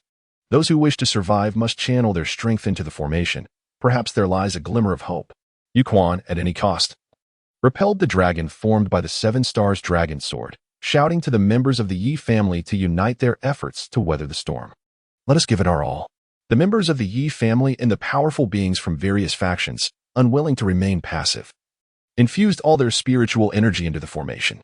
Instantly, the formation radiated a blinding brilliance, enveloping the entire Yi family in an unparalleled defense, striving to withstand the ferocious onslaught of the specter. Crack! Little did they know, the formation that the Yi family took pride in a mere heartbeat. The fragile semblance of resistance crumbled beneath the colossal foot of the specter. As the formation shattered, a tempestuous surge of energy erupted like a frenzied beast, wreaking havoc upon the entirety of the Yi clan. In that harrowing moment, anguished wails pierced the heavens, an unending cacophony amidst the nightmarish tapestry of death and destruction, leaving scarcely a soul unscathed. Once vibrant lives were reduced to cold corpses and severed limbs, strewn haphazardly across the ruins. Only a handful of saints, fortified by profound cultivation and indomitable will, managed to extricate their souls from the carnage. Unbound by corporeal constraints, their essence surged forth with unprecedented speed, vanishing in an instant, scattering in various directions, clinging to the faint hope of survival. Yet, escape was a futile endeavor. All were summoned forth. Yi Chen invoked the myriad souls banner, unleashing a blinding wave of dark radiance that ensnared their spirits, integrating them into its very essence. Chapter 84. The boundless soul-splitting technique. After the massacre of the entire Yu family, the slaughtering divine body experienced a 30% augmentation in power. The ferocity of its strikes became increasingly terrifying, subduing both Yi Tianhe and Yi Kuang thoroughly. Seizing this opportunity, it consumed souls, devoured blood, and plundered longevity and cultivation levels, achieving the remarkable realm of the 7th level of the Saint Realm in one swift motion. The dragon elephant suppression technique advanced further, with the number of ancient dragon elephants condensed reaching 5,000, their golden vitality flowing like an ocean. Monstrous! How ruthless you are! To have slain half of our Yi family, lamented Yi Tianhe. We were born of the same root. Why must you be so relentless? Even the greatest of enmities does not warrant such absoluteness. A look of desolation crossed Yi Tianhe's face as he reflected on the two occasions when Yi Chen had annihilated a considerable number of their kin, employing a series of demonic methods that instilled terror. Ha! How laughable! Yi Kuang retorted, calling Yi Chen a rebellious son. You refer to me as a spawn of calamity. Yet do you consider me a member of the Yi family? To hell with the notion of being of the same blood. I am simply eager to eradicate you. Yi Chen scoffed at the irony of Yi Kuang suddenly recalling his familial ties. Had he not spoken of bloodletting, bone extraction, and eye gouging in the past? Perhaps Yi Tianhe was absent from the Yi family when these events unfolded, but that was no justification for his accusations, nor for the hostility directed at him. All enemies, regardless of their identity, would be met with merciless retribution. Not even his grandfather would be spared. Ah, I should have eliminated you, this scourge, long ago. Yi Kuang gritted his teeth, each word dripping with boundless regret, his fury raging like an inferno, threatening to consume his reason. His second son, Yi Yun, had perished, his soul subjected to endless torment. His third son, Yi Kong, had been rendered entirely incapacitated, while the Morong family remained uncertain if they could be restored. If time could be reversed, he would unhesitatingly terminate Yi Chen's life, ensuring that this root of calamity would never have the chance to flourish and bring such devastating ruin upon the Yi family. With that thought, he commanded the golden dragon to soar into the sky, unleashing a cataclysmic force that surged towards the divine dragon formed by the seven-star space. The two entities collided fiercely in midair, emitting dazzling light and earth-shattering sounds, creating a terrifying rift in the very fabric of space. Yi Kuang summoned the indomitable Vajra Saint body, defying the waves of residual power, as spiritual energy surged violently into his long blade. The overwhelming intent of his blade, interwoven with boundless wrath, transformed into a fearsome crimson blade light, firmly locking onto Yi Chen, intent on utterly slaying this rebellious son. The resplendent crimson blade light sliced through the void, and faced with such a relentless assault, Yi Chen felt a shiver of trepidation, refusing to underestimate his adversary. It was imperative to remember that his so-called father possessed formidable cultivation at the 6th level of the Saint Emperor realm, and a full-force strike would undoubtedly be extraordinary. Gathering his resolve, he activated the reincarnation celestial demon eye, unleashing 2 streams of mysterious and potent energies. One was imbued with the ethereal essence of celestial spirits, while the other roiled with relentless demonic energy. These 2 distinctly different yet complementary forces converged, erupting into the heavens above as Yi Chen chanted incantations, summoning a colossal reincarnation celestial disk that radiated an ancient and enigmatic aura, exerting the power of reincarnation to dominate the cosmos. In that instant, a myriad of ethereal figures of gods and demons emerged, stirring the surrounding space into a tempest of tumultuous winds and ominous clouds, accompanied by flashes of lightning and roaring thunder. The spectral entities, in unison, unleashed their formidable abilities, clashing fiercely against the crimson blade's radiance. In that instant, the very heavens and earth trembled.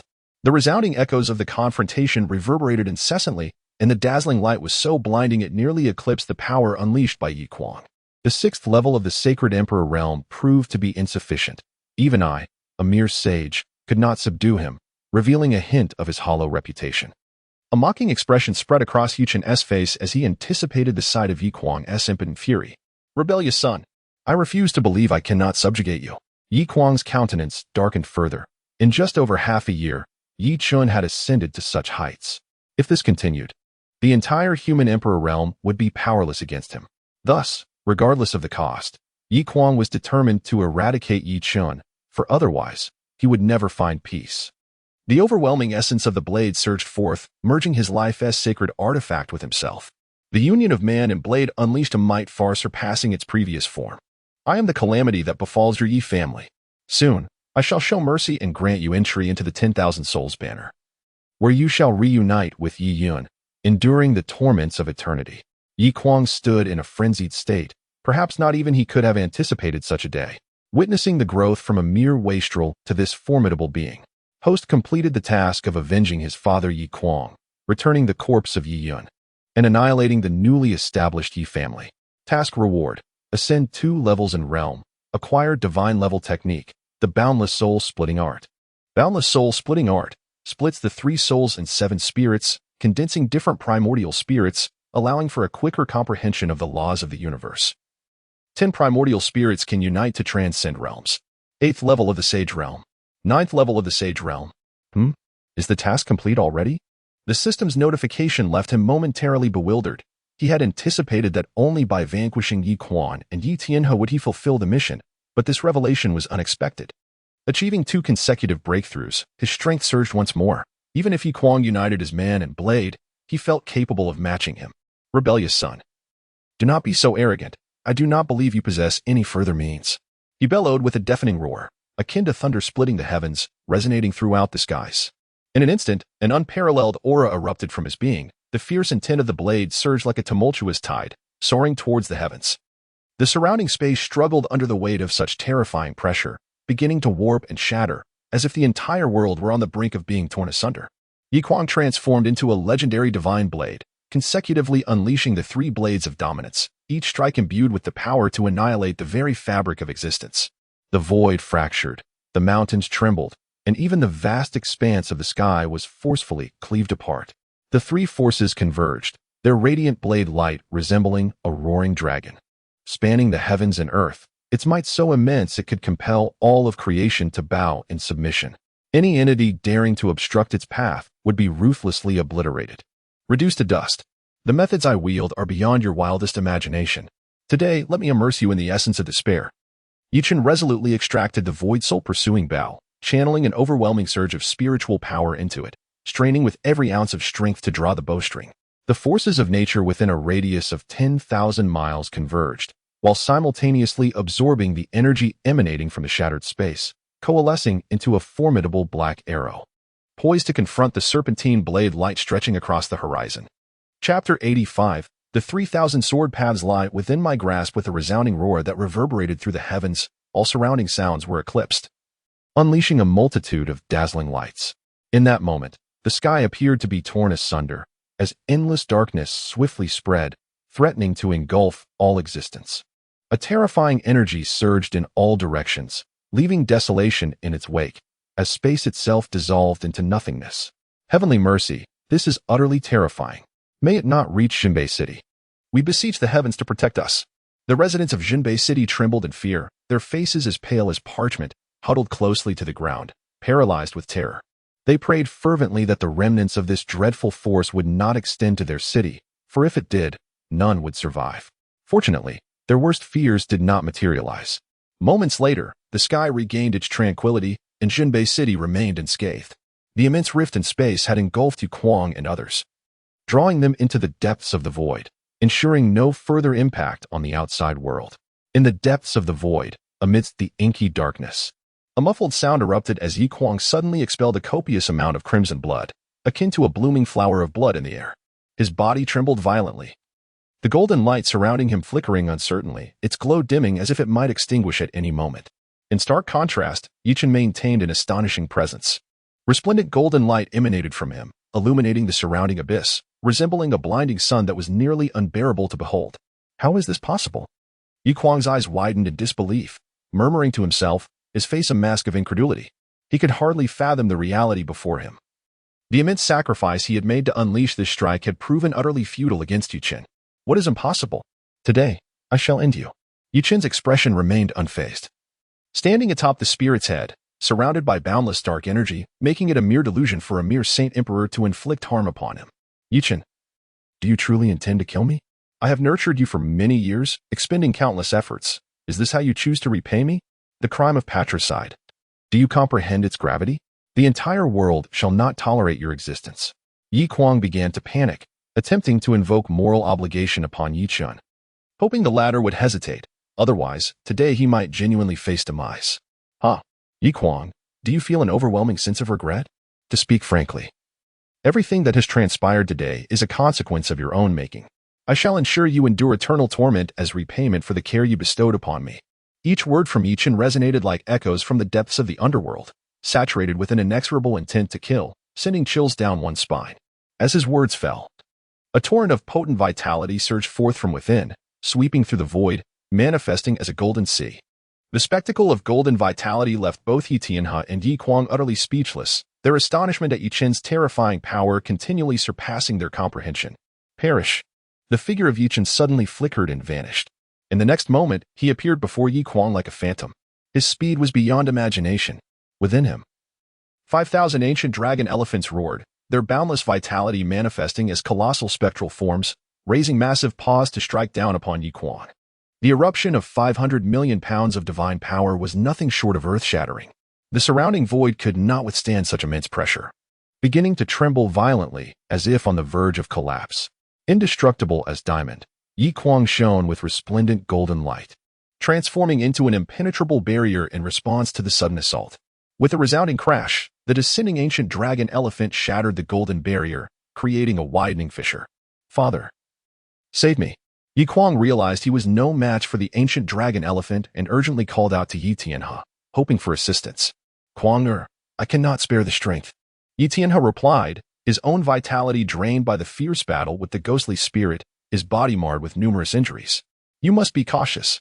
Unbeknownst to him, Yu Tianhe was overwhelmed, entirely suppressed by his adversary. Humph.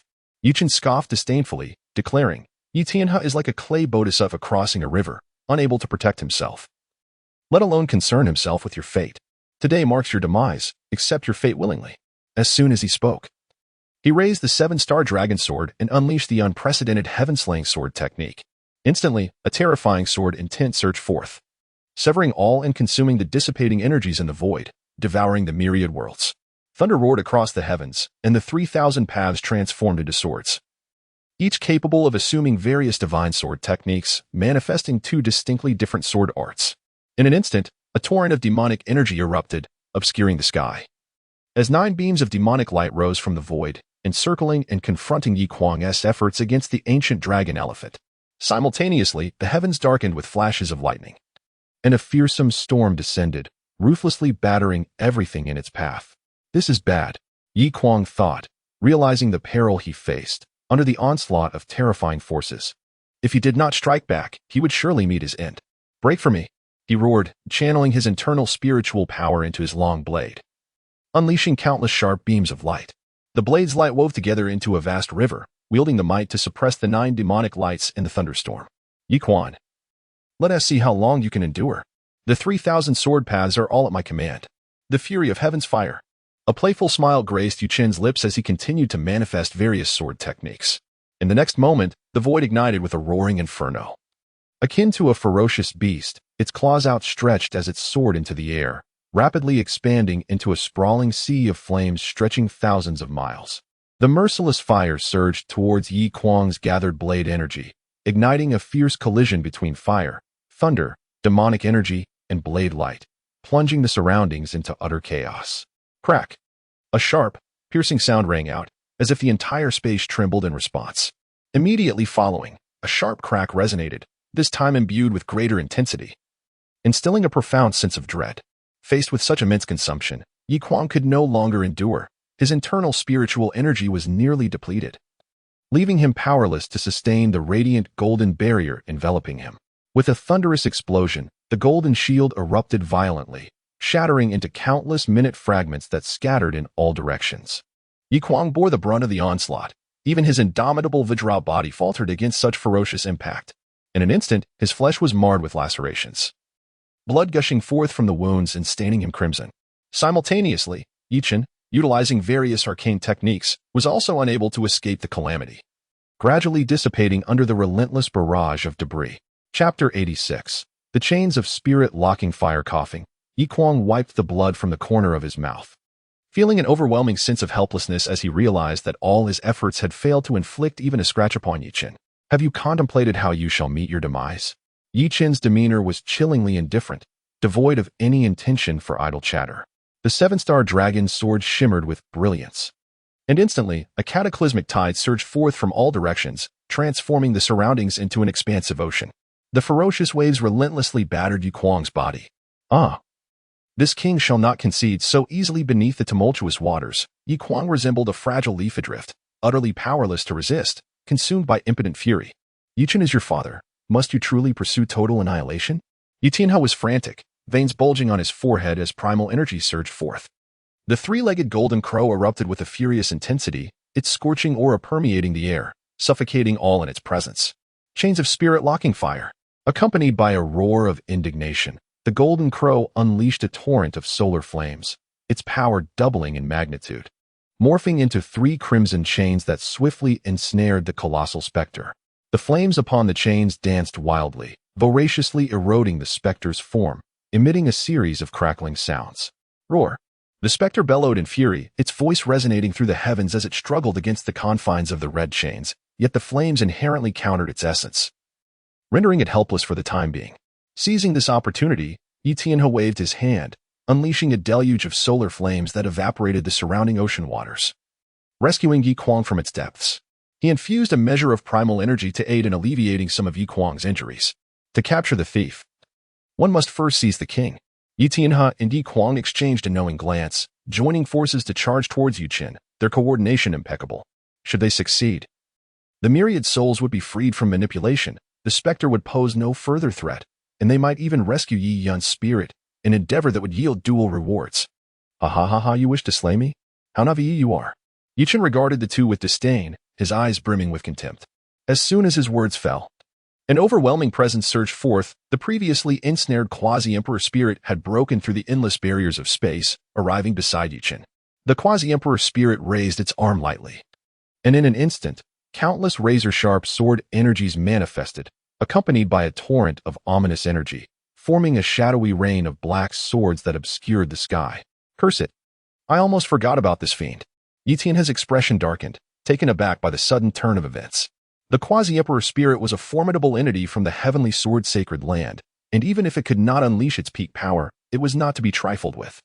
If he could not devise a means of defense, the Saint Emperor realm Yi Kuang would surely face dire consequences. Divine Fire Path, Shield of Annihilation. With an explosive roar, Yi Tianhe erupted in a blaze of brilliance, akin to a scorching sun descending upon the world. His hands moved like phantoms, each swing releasing torrents of solar flames that intertwined in the air, ultimately coalescing into an immense shield of fire that stood resolutely before the two. The fire shield, entirely crimson, is etched with enigmatic and intricate patterns, resembling an ancient totemic scroll. The true flames of the sun cascade rapidly across its surface, at times transforming into roaring infernos, and at others crystallizing into translucent flames. At that moment, a deluge of black swords descends, overwhelming like a swarm of locusts. Faced with such a fierce onslaught, Yi Tianhe's expression grows grave as he focuses intently ahead, exerting all his strength to activate the fire shield in defense. A series of sharp impacts resound, bang, bang, bang, as countless black swords strike fiercely against the fire shield, sending sparks flying. The fire shield stands as solid as a rock, unwavering, successfully repelling the barrage of swords. Moreover, it emanates a torrent of heat, incinerating the encroaching black swords into ashes. For a time, neither side can gain the upper hand, each unable to breach the other's defenses. Father, what should we do? Perhaps we should seek assistance from the Murong family. Otherwise, capturing Yi Chen is utterly impossible. Yu Kuang's heart swells with a desire to retreat, fearing that if this continues, both may very well perish at Yu Chen's hands. The Murong family has powerful emperors stationed there, who could undoubtedly ensure their safety. Yi Chen, upon hearing this, shook his head and mocked. Yi Kuang, are you truly unafraid of disgrace?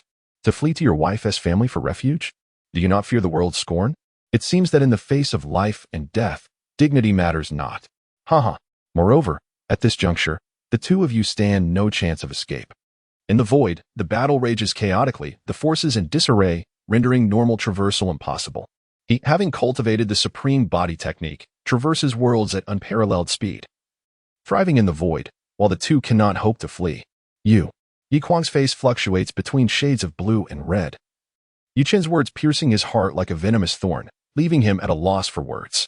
As the esteemed king of Bailiang, renowned in the human emperor realm, to be reduced to seeking sanctuary at his wife's family is an unbearable humiliation. Fool, while the Green Mountains remain, there is no fear of firewood running out. We must leave. Yi Tianhe, exasperated, cannot comprehend why, at such a critical moment, one would still concern themselves with pride, truly a foolishness beyond redemption. Yes, father. Yu Kuang shudders at his father's words, daring not to voice any dissent, swiftly fleeing into the distance, disappearing in an instant over myriad miles. To escape? What a foolish dream. Yi Chen, like a specter, closely follows, swiftly drawing forth the void pursuit bow, its body shimmering with an extraordinary radiance, resonating with the void. With all his might, Yi Chen draws the bowstring, causing the void to warp violently, the released energy being drawn into the bowstring. In the blink of an eye, an arrow imbued with terrifying spatial power takes form. Were it not for the murderous laws coiling around the arrow like a venomous serpent, radiating a crimson light, it is likely that none would perceive its presence. Die. Yi Chen unleashes a formidable consciousness, locking onto the fleeing Yi Kuang ahead, and without hesitation, releases the bowstring. With a swift motion, the arrow imbued with the forces of space and the laws of slaughter surged forth like a bolt of lightning, racing towards Yi Kuang at an astonishing velocity. You insolent wretch, you have gone too far. Even in death, I shall not grant you respite. A profound sense of life and death crisis surged within Yi Kuang, prompting him to halt abruptly as his consciousness detected the intangible arrow. Aware that his current strength was insufficient to withstand such an assault, he resolutely sacrificed 90% of his lifespan. igniting the flames of his life force to an intensity comparable to that of a quasi-emperor. The long blade in his grasp erupted with boundless divine radiance, cleaving through the air with a formidable strike that collided with the arrow unleashed by the void pursuit bow. Chapter 87 truly embodies the profound bond between father and son. Yi Kuang forcibly elevated himself to the quasi-emperor level, unleashing a power that far surpassed his past. The boundless divine light shattered arrows imbued with spatial forces. The residual might remained fiercely unmatched, striking towards Yi Chen with the potential to obliterate the heavens and the earth. Yi Chen narrowed his eyes, retreating several hundred miles in the blink of an eye, and shouted, "I seal for 1,000 miles." The seven stars dragon sword in his hand surged with an immense chill, swiftly spreading throughout the surroundings. In an instant, the void before him was entirely frozen, forming an indestructible barrier of ice. The remaining divine light descended, crashing violently against the ice barrier, creating terrifying waves of energy that rippled through the air. Soon, both forces dissipated. "How many more tricks do you possess?" Yi Kuang's expression darkened significantly. Yi Chen's method seemed inexhaustible, consistently catching him off guard. Even after expending all his resources to reach the quasi-emperor level, he still found himself unable to contend with his opponent. "Do not linger in battle, retreat at once." With an enraged roar, the power within Yu Tianhe erupted like a volcano, and he swept his hands forcefully. The sun erupted from the fiery shield, creating a sea of flames that illuminated the dark void. The countless black swords raining down lost their brilliance in the presence of the sun's true fire, dissipating in the blink of an eye. Seizing the moment, Yi Tianhe attempted to withdraw, hoping to escape the void alongside Yi Kuang. However, an unforeseen change occurred. The quasi-emperor's soul ignited its own essence, transforming into a pitch-black demon sword, surrounded by terrifying dark energy, charging towards Yi Tianhe with unstoppable force. It completely disregarded the searing heat of the sun's true fire, piercing through the formidable fire shield directly into Yi Tianhe's shoulder. Pain etched across Yi Tianhe's face. Veins bulged on his forehead, and his lips quivered from the intense agony. This is madness.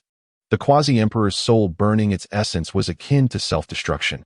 To go to such lengths to kill him was utterly deranged. At that moment, the demon sword surged into his body, corroding his meridians and vital organs, slowly devouring his life force as the shadow of death began to loom closer. Enduring the excruciating pain, Yi Tianhe forcibly extracted the demon sword and cast it aside, hastily channeling his innate power to expel the dark energy coursing through him. If he delayed any longer, he might truly be facing death. "Father, are you all right?" Yi Kuang, who had initially fled, turned back upon witnessing this scene.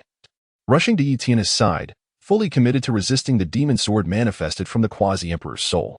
Had the demon sword not expended much of its strength, he surely would have struggled to contend with it, for his power was forcibly augmented and still fell short of a true quasi-emperor's prowess. "Leave quickly. Do not worry about me." The power of the three-legged golden crow had significantly diminished, and the spirit-binding fire chain could not contain the ghostly spirit for long. Should it break free, we might perish here. Yi Tianhe, incensed by Yi Kuang's return, felt his efforts to secure an escape wasted. "Father, I cannot abandon you." Yi Kuang shook his head resolutely, unwilling to abandon Yi Tianhe and depart alone. How profound is the bond between father and son. It evokes a sense of envy within me. If only you could extend even a fraction of that affection towards me, the outcome today might have been drastically different. A cold smile crept across Yi Kuang's face as he recalled the previous actions of Yi Kuang against himself, and his murderous intent intensified. "Unworthy son, you do not deserve this." Yi Kuang's expression turned as frigid as ice as he fixed his gaze upon Yi Chen. At this juncture, it was a matter of life or death. There was no room for redemption, and any further words would be utterly futile. Rest assured. I shall not seek your pity. I only hope your tears do not mar your appearance too much." Yi Kuang laughed maniacally, soaring above the spirit of the ghostly entity. Summoning a colossal wheel of reincarnation, unleashing a million phantoms of gods and demons, which surged towards the two Yi Kuangs. The demon sword, transformed from the soul of a quasi-emperor, retreated and plunged into the ghostly being, causing its power to surge dramatically. Roaring with fury, the ghostly entity threw its head back, its countenance twisting into a grotesque mask, eyes ablaze with uncontainable rage.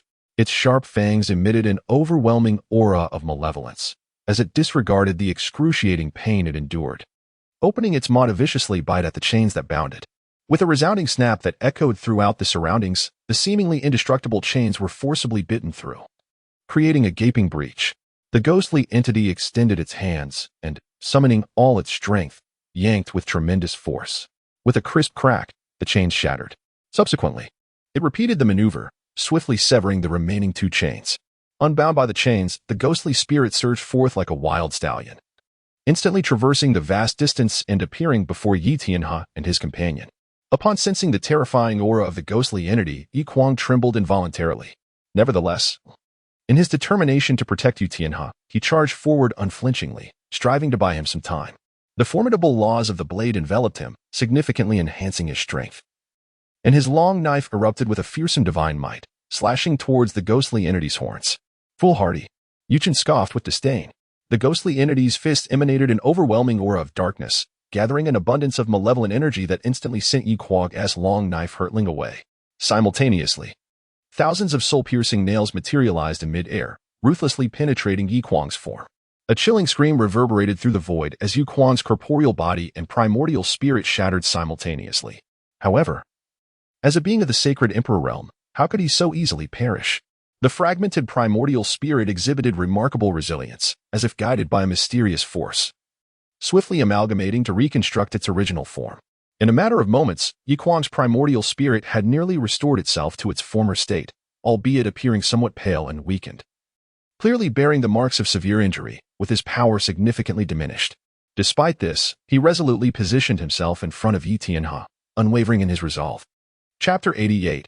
The Ambush of the Semi-Emperor. Bring it on. Yu Chen would not show any mercy. He commanded the ghostly spirit to consume Yi Kuang's primordial spirit, preserving his consciousness to refine it into the myriad souls banner. In due time, it would be placed alongside Yi and S soul, allowing them to gaze upon each other as torment day and night, a thought that brought him a sense of vindication. Rebellious son, what do you intend to do? Yi Kuang resisted desperately, exerting his primordial power to control his innate sacred artifact in a final struggle. However, the disparity between them was far too great, leaving him with little strength to resist. Damn you, today I shall certainly end your life. As Yi Kuang was on the verge of being devoured by the ghostly spirit, Yi Tianhe was engulfed with urgency. Ignoring his own injuries, he began to burn his lifespan. A fierce flame of life ignited, transforming him into a radiant sun, dispersing the encroaching dark energies within him at an astonishing speed. Golden Crow, annihilate the world. Simultaneously, Yi Tianhe had chanted a complex incantation, establishing a connection with his innate sacred artifact. The true fire of the sun manifested, coalescing into a three-legged golden crow. Compared to the previous golden crow, this one radiated an aura several times more powerful, its body stretching to 10,000 zhang, its feathers shimmering with a dazzling brilliance, as if forged from pure gold. The searing heat seemed capable of melting all that existed. Even the void around them could not withstand such power and began to dissolve. The golden crow spread its wings, instantly traversing the void to rescue Yi Kuang's weakened primordial spirit, firmly grasping it within its claws. Simultaneously, torrents of true solar fire surged forth, transforming into an endless sea of flames, charging towards the ghostly spirit, igniting a breathtaking battle. What of sacrificing my life? I shall not allow your escape. Yi Kuang gripped the myriad souls banner tightly, a frenzied glint flashing in his eyes as he swung with all his might. In an instant, countless chilling dark energies erupted forth, forming a deluge that swept towards the sea of solar fire. Yet, how could the true solar fire be so easily subdued? The flames morphed into a fierce beast, resisting the encroachment of the dark energies, and thus, a fierce contest ensued. The dark energies relentlessly battered the flames, seeking to extinguish them, while the flames retaliated fiercely, striving to incinerate the dark energies entirely. The clash of these two opposing forces intertwined, resulting in earth-shattering explosions. Sparks flew, dark clouds churned, and the void was engulfed in tumultuous storms. Yi Tianhe felt a heavy weight in his heart. He had not anticipated that even by sacrificing his lifespan to forcibly augment his power, he would still be unable to suppress the ghostly spirit. It was evident just how formidable Yi Chen was. Reprobate, the bright future of the Yi family has been ruined by your hands. Today, I shall cleanse the family and ensure your demise. As his voice fell, he soared into the three-legged golden crow. With each flap of its wings, it unleashed a tempest of raging flames that swept the surroundings. The dark energies that pervaded the area dissipated significantly, weakening the ghostly spirit's power. Who shall cleanse whom is yet to be determined. Old fool, accept your fate. Faced with the golden crow's relentless assault, Yi Chen showed no fear, commanding the ghostly spirit to advance. Roar. The specter emitted a furious roar, its voice resonating through the heavens, deafening in its intensity. Enormous ghostly claws danced through the air, conjuring chilling winds as they seized the wings of the three-legged golden crow, casting it aside, feathers cascading like falling stars. The three-legged golden crow, unwilling to yield, captured the specter's dual horns with its mighty talons, the flames of the sun piercing through the specter's form. In that moment, both adversaries exchanged blows, neither conceding an inch, locked in a fierce struggle where neither could prevail over the other. Their breathtaking confrontation threatened to rend the fabric of the void itself, the momentum swelling, the battle escalating into a fervent climax. Fascinating, yet one wonders how much longer you can endure? Chen remained unperturbed. The power of the 10,000 Souls banner was unfathomable, its malevolent energy seemingly inexhaustible, capable of sustaining the specter's combat for an extended duration. In contrast, Tianjiao's current strength was merely a trade-off of his lifespan, unable to sustain itself for long. The momentum of the three-legged golden crow noticeably waned, slowly succumbing to the tide of battle. Conger, I will send you away first. Quickly go to the Morong family, and do not concern yourself with me. Tianjia understood that if they continued, both might perish here. Unleashing all his strength, he temporarily repelled the specter, ignoring the chaotic forces surrounding him. He forcibly tore apart the barriers of the spatial realm, sending Yi Kong out of the void. Spectre, kill that old man. Yi Kong commanded the specter before soaring towards the rift in the spatial barrier, intent on pursuing Tianjia's lingering spirit. Haha, what an opportunity. At last, this sovereign has found a chance. After slaying so many powerful beings from the heavenly sword sacred land, no one can save you today. Just as Chen was about to step out of the void, an unexpected turn of events unfolded as a strange voice emerged from the shadows. Suddenly, a figure appeared like a wraith, none other than Wang Huotu of the heavenly sword sacred land, his aura brimming with sword intent, subtly radiating an overwhelming force. The sacred sword in his hand erupted with two dazzling beams of light, one imbued with an intensely scorching flame essence, the other with a profound and solid earth essence. Unwavering as a mountain, indestructible, the two forces intertwined and coiled around each other, akin to two colossal dragons spiraling gracefully in the air, crafting a separate realm.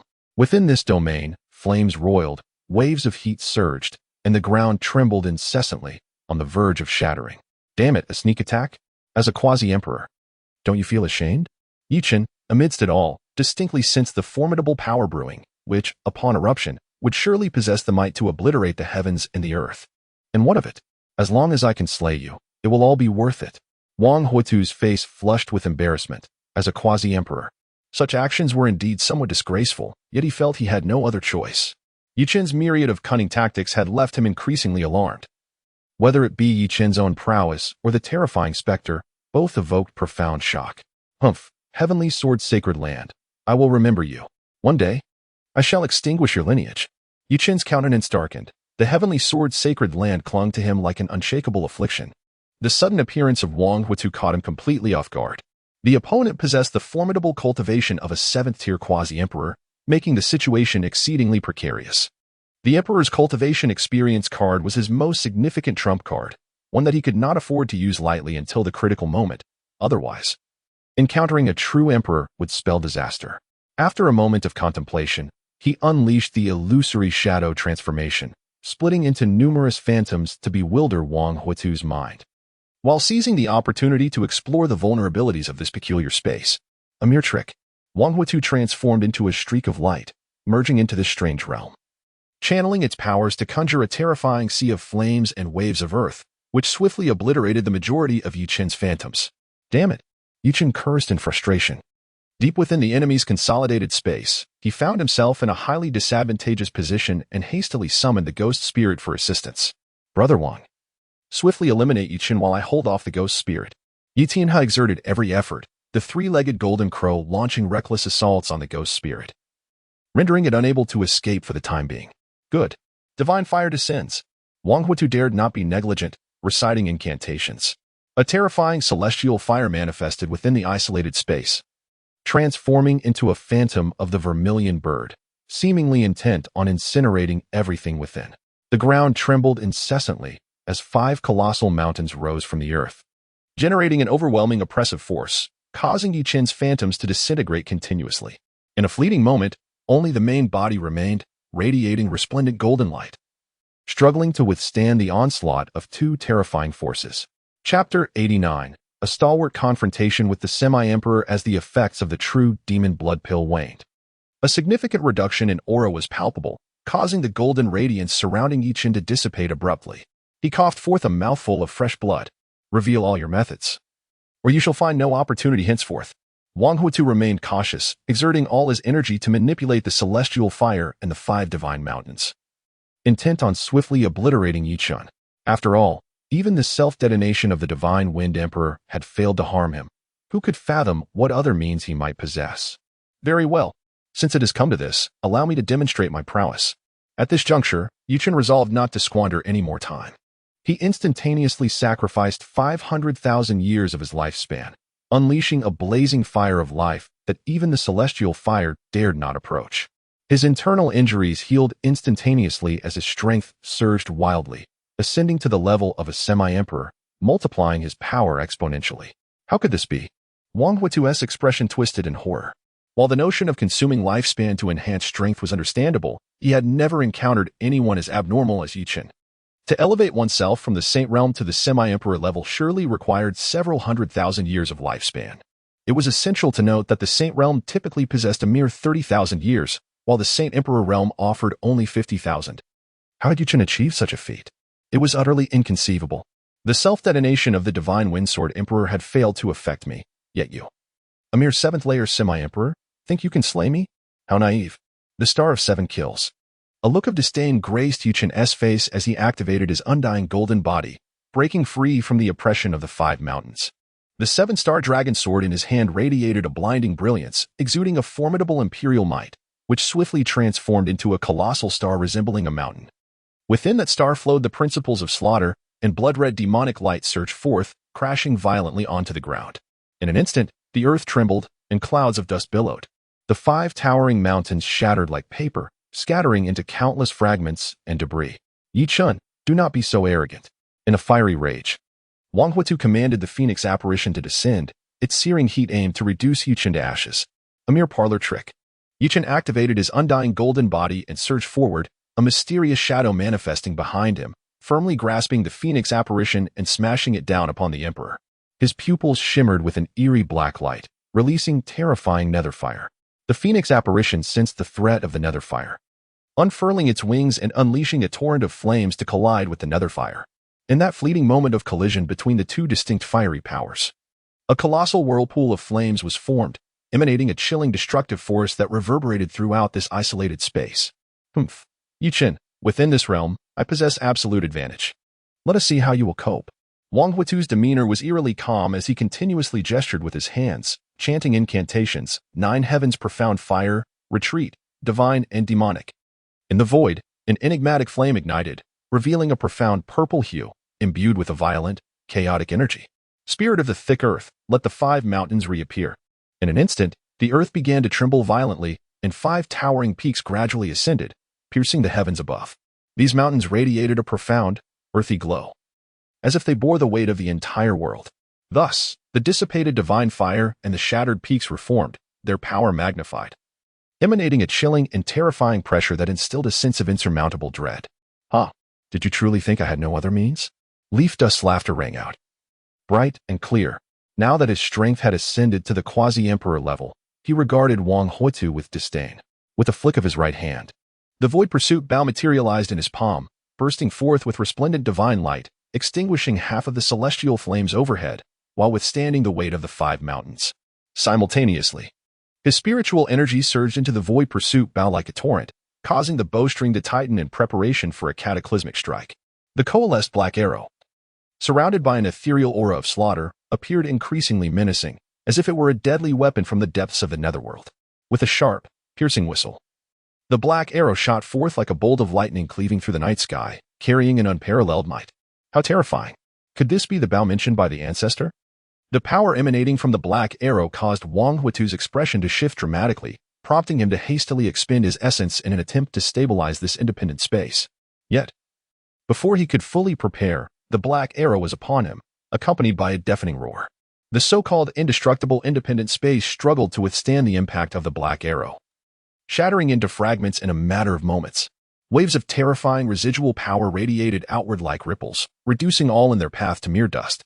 Caught at the epicenter of the explosion, Wang Huitu bore the brunt of the unprecedented blow, his body hurtling backward like a kite severed from its string. Blood gushing uncontrollably from his mouth. 5 elements in harmony, divine seal convergence. With this proclamation, Leaf Dust's gaze sharpened, and his aura erupted forth. Akin to a ferocious tiger pouncing on its prey, his form moved with lightning speed, swiftly closing the distance to Wang Huitu. With hands flying through intricate seals, mysterious and potent energies surged from within him, intertwining in the air, each representing the 5 elements: gold, wood, water, fire, and earth. The disparate elemental forces fused and amplified, generating a cataclysmic might. Faced with such an overwhelming assault, Wang Huitu felt a surge of apprehension but charged forward without hesitation, chanting incantations. His holy artifact erupted into a dazzling brilliance, tearing a rift in the void. Alas, he had underestimated the might of the 5 elements' divine seal. The moment their powers clashed, an immense force descended upon him like a mountain, leaving him gasping, his complexion flushed crimson, as if he were bearing the weight of a divine mountain, feeling the crushing pressure. Chapter 90. An unexpected ambush. What does it feel like?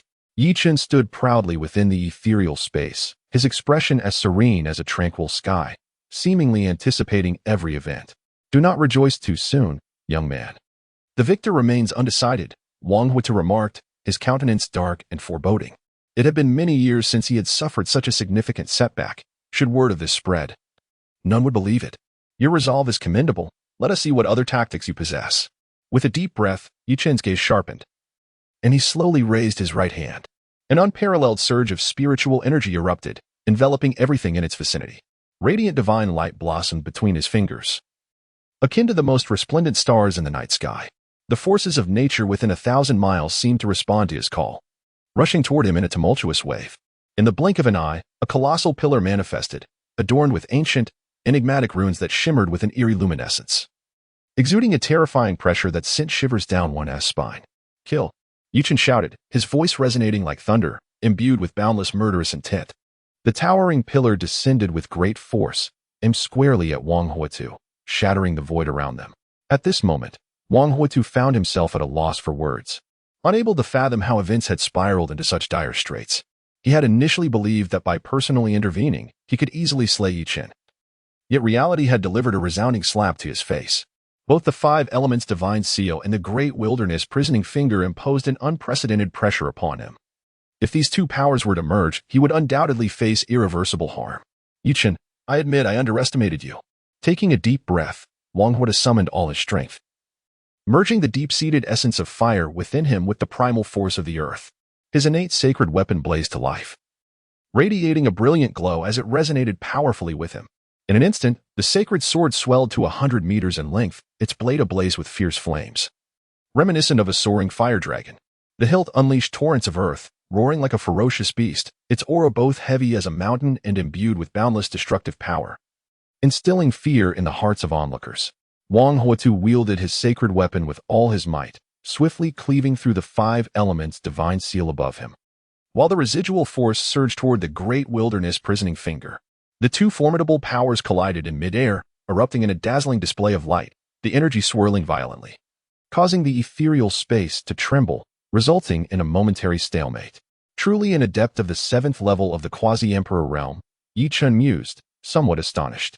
It seemed he had underestimated his adversary. Slaying such a formidable opponent would indeed prove challenging.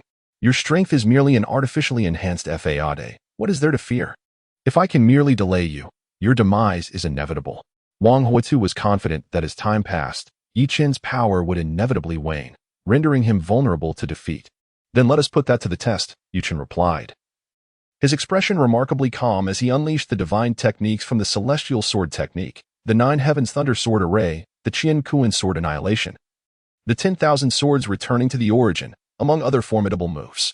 Wang Huitu, unwilling to yield, harnessed the formidable fusion of his dual elemental powers and the might of his innate sacred artifact, successfully repelling Chen's relentless assaults time and again. Before long, an overwhelming force of destruction enveloped a radius of 10,000 miles, plunging the battle into a fervent climax. Both warriors fought with increasing vigor, their resolve unwavering. Tianjiao, witnessing the breathtaking duel between Chen and Wang Huitu, felt an uncontrollable surge of shock within his heart, with a tremor in his voice. He realized he must devise a means of escape, lest he meet his demise here. He initially believed that Wang Huitu's intervention would provide an easy way out of his predicament, but reality delivered a stinging rebuke, despite Wang Huitu's exhaustive efforts. He remained unable to shake Yu Chen's dominance, and instead, hints of retreat began to surface under the onslaught of Yu Chen's fierce attacks. At that moment, the ghostly spirit emitted a deafening roar, seizing the opportunity while Yu Tianhe was distracted and violently swung the Wand of Souls. Instantly, a tide of malevolent energy surged forth, coalescing into a massive prison that ensnared Yu Tianhe tightly within its grasp. His countenance turned a shade of iron as he bellowed in fury. Damn it. He struggled fiercely, invoking various divine abilities in an attempt to break free from this binding darkness. But no matter how fervently he fought, the shadowy prison remained impervious, unyielding as adamantine. A flicker of resentment flashed in Yi Tianhe's eyes as he glared malevolently at Yi Chen, as if intending to unleash the full brunt of his wrath. Yi Chen, await your reckoning. One day, I shall return with a vengeance and rend you asunder. No sooner had he spoken than his flesh began to swell, the power within him turning feral. With a resounding explosion, Yi Tianhe's body erupted into a brilliant conflagration, instantly shattering the shadowy prison into fragments. The cataclysmic force of the explosion sent the ghostly spirit hurtling backward, dimming its vast form, evidently shaken by the impact. Seizing the moment, Yi Tianhe's primordial spirit fled, transforming into a streak of light, racing away with the intention of finding a tranquil refuge to rend the fabric of the void and escape this perilous plight. Unbeknownst to him, Yi Chen had anticipated this maneuver, barking an admonition, "Old cur, you shall not escape." Yi Chen summoned the invincible heavy eyes, unleashing two distinctly radiant beams. One beam harbored the essence of annihilation, while the other embodied the force of creation. These two beams intertwined in the air, erupting with earth-shattering power that forcibly repelled the seventh-tier quasi-emperor, Wang Huitu. Seizing this fleeting opportunity, Yi Chen activated the reincarnation celestial devil eyes. His gaze deepened into an unfathomable abyss, seemingly capable of perceiving all mysteries of the world. With a mere thought, he summoned the reincarnation celestial disk, its terrifying aura swirling, piercing through all illusions, sending a shiver through Yi Tianhe's primordial spirit. The ghostly spirit, witnessing this, approached with the Wand of Souls in hand, brandishing the banner. It unleashed a torrent of dark energy, imbued with a chilling aura and a stench of decay, swiftly enveloping Yi Tianhe's primordial spirit within its grasp. The black mist relentlessly corroded Yi Tianhe's essence, attempting to drag him into the Wand of Souls, to become one among the countless vengeful souls trapped within. Alas, I am filled with discontent. The primordial spirit of Yi Tianhe emitted a mournful and furious roar, desperately resisting with a flickering light.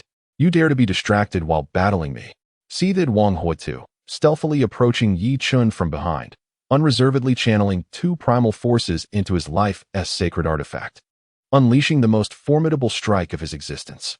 Damn it, another ambush. Yi Chen cursed inwardly, lacking the time to react, and could only summon all his strength to activate his indestructible golden body, hoping to withstand the impending blow. Victory belongs to the conqueror. Does it matter whether it is an ambush or not? Prepare to perish. Wang Huitu remained unfazed as his sacred artifact erupted with a terrifying divine light, striking Yi Chen with devastating force. With a thunderous crash, the resplendent golden light surrounding Yi Chen dissipated, propelling him 1,000 miles away as he continuously spat out blood, his flesh marred with countless fissures, suffering grave injuries. Cough, cough. Just you wait. If I do not slay you, I shall write my name backward. After stabilizing himself, Yi Chen fixed his gaze intently upon Wang Huitu, an overwhelming murderous intent surging forth. Detecting the host's intense murderous intent, a new mission has been assigned: eliminate the master of the heavenly sword sacred land, Wang Huitu. Reward: ascend 1 level in realm, receive the supreme divine weapon. The Void Shuttle. Chapter 91. Overpowering the 7th level of the semi-emperor realm. Humph. A mere 9th level saint dares to boast about taking my life? Truly a delusional dream. Wang Huitu scoffed repeatedly, dismissing Yi Chen's words with utter contempt. With the cultivation of a 7th level semi-emperor, if he truly wished to escape, unless a great emperor intervened, who could possibly contend with him? Before he finished speaking, Wang Huitu's figure vanished like a specter, seamlessly merging into the void, leaving no trace of his presence, making him impossible to track. This scoundrel intends to launch a sneak attack again? Yi Chen cursed inwardly, feeling a deep disdain for Wang Huitu's actions. A dignified 7th-level semi-emperor resorting to such despicable tactics was utterly shameless. He had expected that a sword cultivator would embody valor and an unyielding spirit, yet Wang Huatu shattered his preconceived notions entirely. Prepare to meet your demise, Chen. At that moment, Wang Huatu's voice echoed from all directions simultaneously.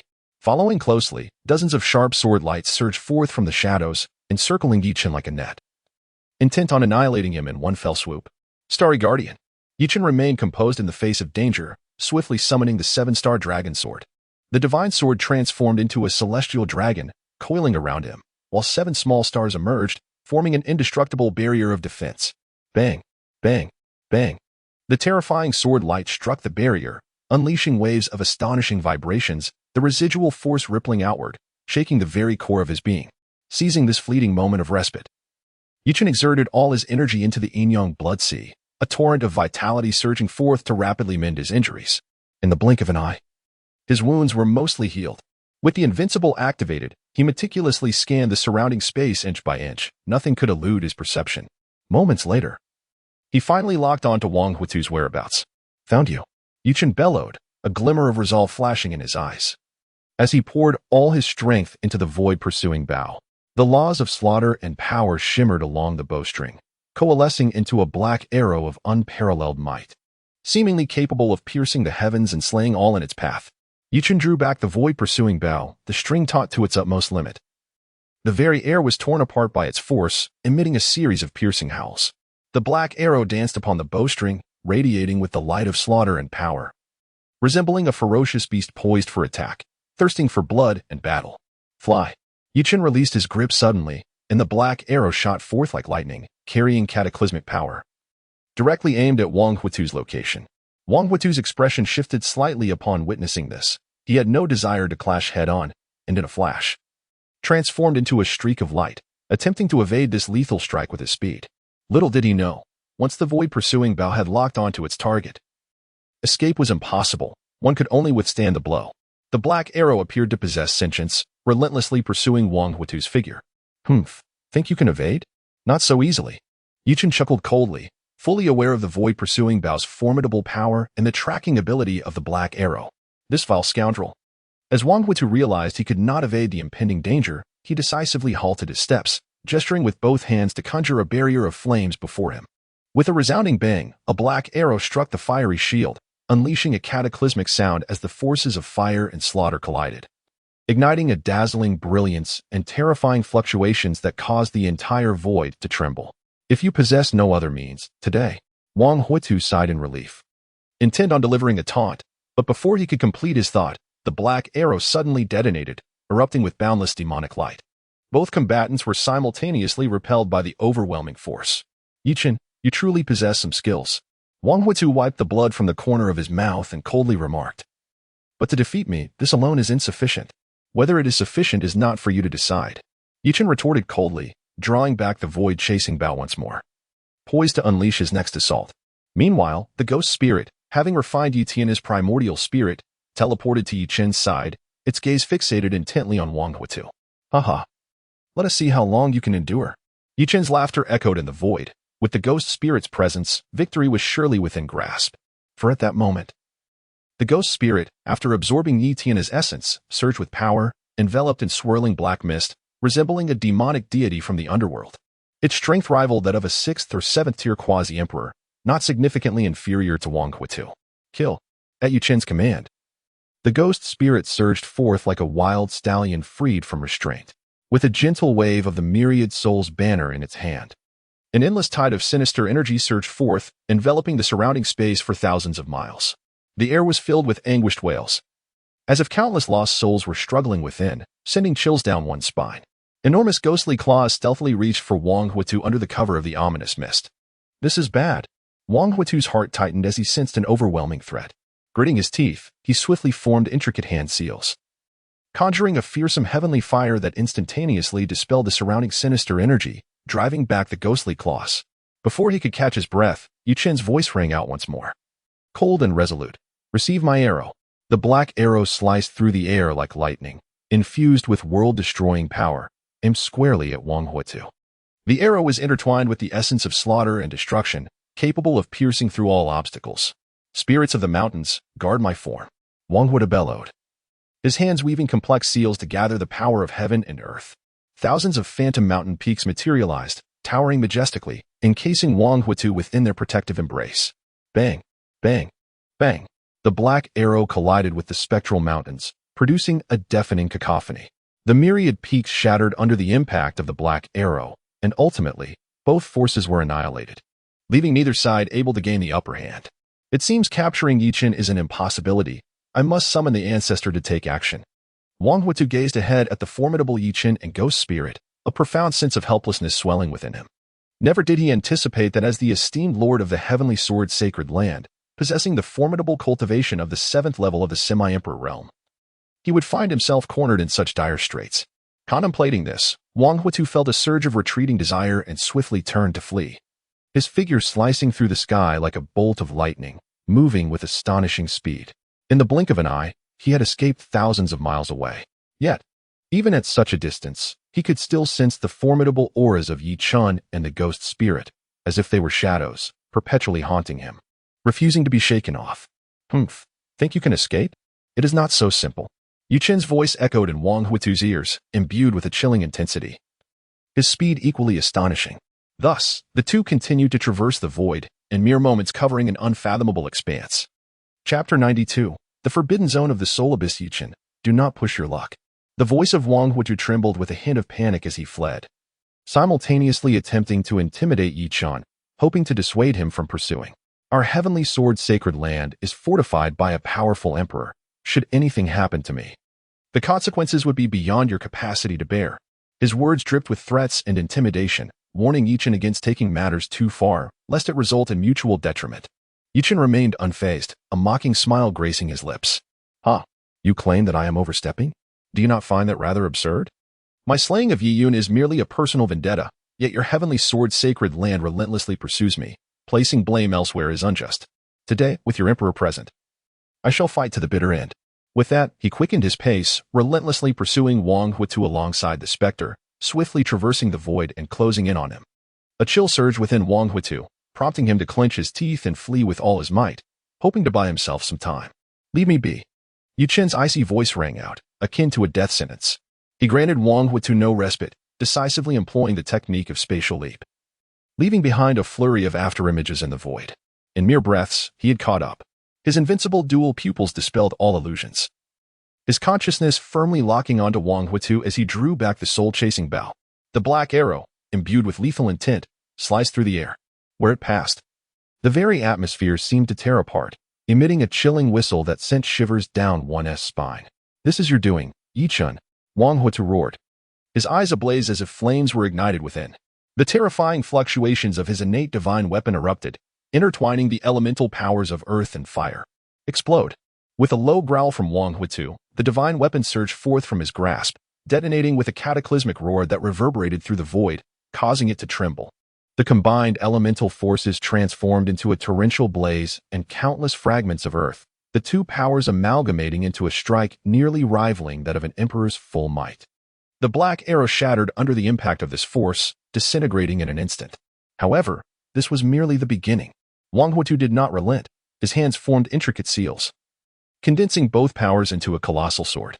This titan blade radiated annihilation, creating the illusion of cleaving the heavens themselves, splitting the void in twain. Damn it. How is this fellow so formidable? Chen's expression turned grave.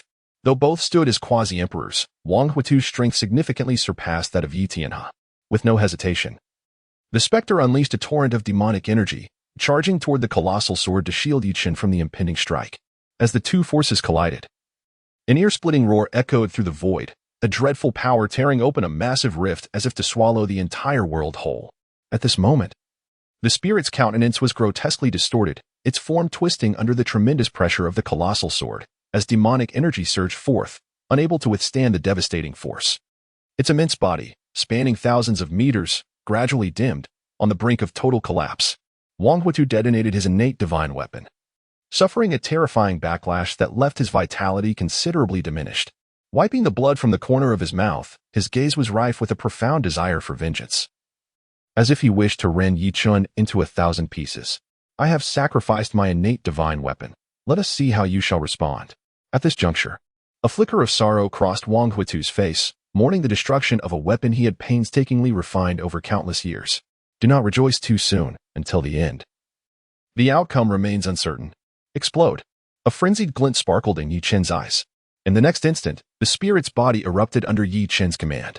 An overwhelming torrent of demonic and ominous energy surged upward like a breached dam, instantly engulfing the formidable sword. The forces of both parties clashed violently in the air, distorting the void itself. The tremendous impact, akin to a raging tempest, swept both Yi Chen and Wang Huitu into an endless vortex, their bodies tumbling and rotating through the chaotic space, utterly disoriented. Time became an abstract notion as the terrifying force gradually dissipated, and they fell through a rift in space, landing in an unknown realm.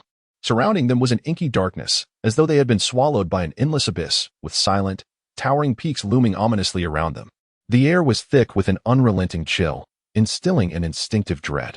Both Yi Chen and Wang Huitu were gravely injured, collapsing in disparate locations, their labored breaths resonating heavily in the silence. The spiritual energy within them was nearly depleted. The formidable power Yi Chen had previously acquired through the sacrifice of his lifespan had now entirely vanished, reducing his strength back to the 9th level of the Saint Realm. Wang Huitu's condition was similarly dire, his aura diminished to the extreme, barely able to muster the prowess of a Saint Emperor compared to his former peak. Cough, cough. This time you cannot escape. Yi Chen's voice echoed in the darkness, imbued with an icy resolve. Gritting his teeth against the excruciating pain, he struggled to rise, his gaze fierce and unyielding. Slowly, he approached Wang Huitu, intent on utilizing his formidable physical strength to slay him there. The laws of power swirled around him as he unleashed a fist imbued with 500 million pounds of divine strength, causing the very ground to tremble and fissure, nearly engulfing both of them. What a madman! Wang Huitu inwardly cursed, astonished that even in such dire circumstances, Yi Chen remained relentless in his desire to kill him, truly incomprehensible. Reluctantly, he summoned the remnants of his spiritual energy, coalescing it into a yellow barrier to barely withstand Yi Chen's onslaught. Bang, bang, bang. Yi Chen was undeterred, his fist raining down upon the yellow barrier like a torrential downpour, causing fine cracks to emerge on its surface, clearly unable to endure for long. Just then, a multitude of black figures surged forth around them. Upon closer inspection, they were vengeful spirits transformed from the deceased cultivators. The vengeful spirits and the souls within the soul banner share a striking resemblance, emanating a chilling aura. Upon witnessing this, Wang Huitu's expression shifted dramatically, and he urgently exclaimed, Yi Chen, cease at once and heed my words. It seems we have inadvertently wandered into the forbidden zone of the soul abyss. If we persist in this manner, we may very well meet our demise here. The human emperor realm is fraught with numerous forbidden areas, each fraught with peril, concealing entities comparable to those of emperor-level prowess. Once cultivators step into such places, their chances of survival dwindle to nearly zero. Even he harbored no confidence in escaping. Thus, he harbored no desire to continue battling Yi Chen. Chapter 93. A host of vengeful spirits, what of the forbidden zone? Yi Chen's voice dripped with disdain. Entirely dismissing the concern, he calmly declared, regardless, today marks your inevitable demise. His fist erupted with a surging divine power, relentlessly assaulting the resilient yellow barrier, determined to annihilate Wang Huitu without respite. Simultaneously, he summoned the myriad souls banner, voraciously absorbing the ominous energy from the soul abyss, nurturing billions of souls within. It would not be long before these souls were restored, ready to merge once more into vengeful spirits, poised to easily vanquish Wang Huitu. At that moment, the myriad souls banner hovered above his head, emanating a heart-stirring power that repelled the surrounding vengeful spirits, who dared not approach even an inch. Yi Chen, I am well aware that your divine weapon naturally counters vengeful spirits, but against an emperor-level existence, it is of no avail. Should you force my hand, I shall burn my entire lifespan. The flames of my life will surely attract an endless tide of souls, at which point you will be unable to withstand them. Our collaboration is the only path to survival.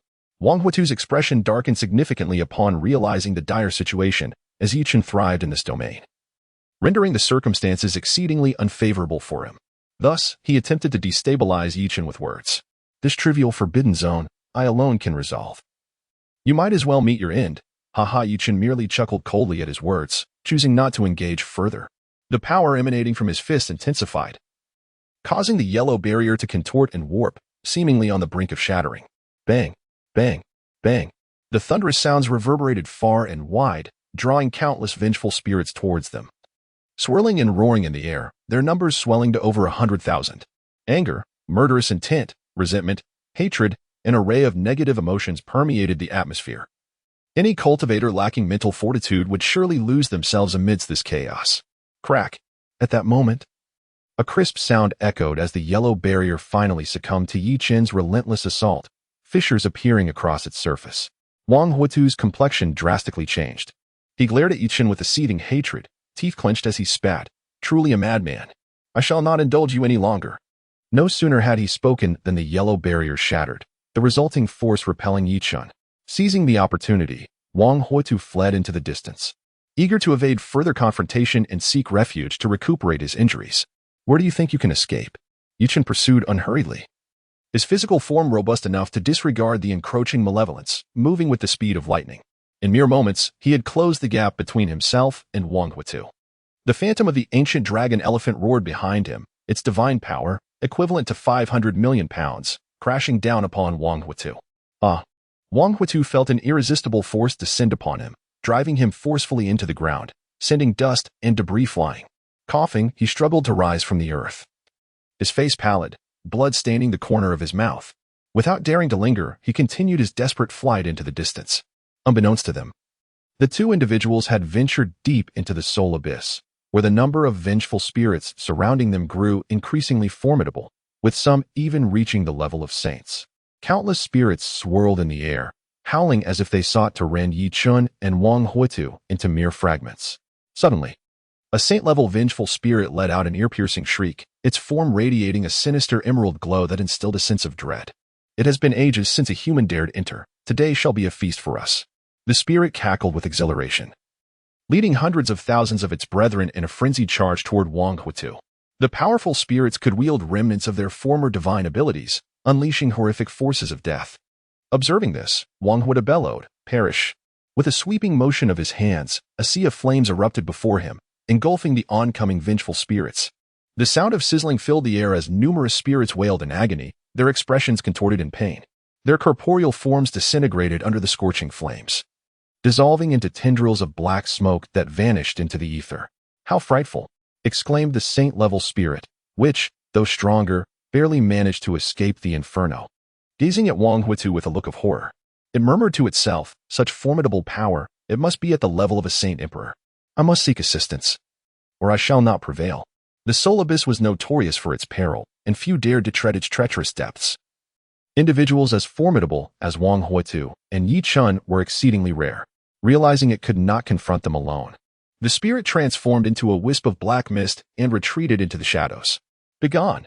Wang Huitu roared, commanding the flames, which surged like a raging dragon, carving a path through the dense throng of spirits. He seized this moment to continue his flight deeper into the soul abyss, attempting to evade Yi Chen's relentless pursuit. "Do you truly believe me to be a mere ornament?" Yi Chen's chilling voice followed closely, and, in an instant, his fist surged through the air with the might of a cataclysmic force, akin to a mountain descending upon him. Wang Huitu felt an irresistible power strike him, sending him hurtling away, exacerbating his injuries. "Damn it, must I truly burn my lifespan?" Wang Huitu's expression darkened with unwillingness. He understood that despite his grievous state, even if he ignited his vitality, he could only return to his peak condition. Escaping the soul abyss was an impossible task. Yet, if he refrained from such drastic measures, his endurance would surely not last long. With vengeful spirits obstructing his path and Yi Chen in relentless pursuit, he felt an overwhelming sense of helplessness. One force can shatter myriad laws. Yi Chen's voice resounded again, leaving Wang Huitu no respite. The ethereal image of an ancient dragon elephant emerged, its colossal limbs resembling pillars of heaven, descending with world-shattering power, intent on reducing Wang Huitu to mere pulp. Realizing he had no option but to halt, Wang Huitu summoned the last vestiges of his strength to unleash his remaining abilities. The elemental forces of earth and fire manifested around, causing the ground to tremble violently. A colossal mountain erupted from the depths, engulfed in terrifying flames, colliding with the ethereal silhouette of the ancient dragon elephant. The clash of their assaults resonated with a cataclysmic roar, unleashing a dreadful power that swept across a 1,000-mile radius.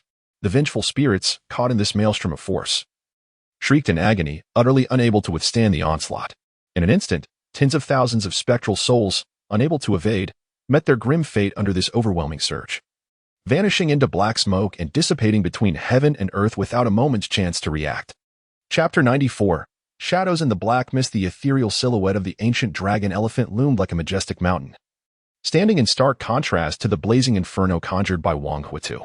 Each collision between them resonated with earth-shattering roars, unleashing resplendent bursts of light that captivated all who beheld them.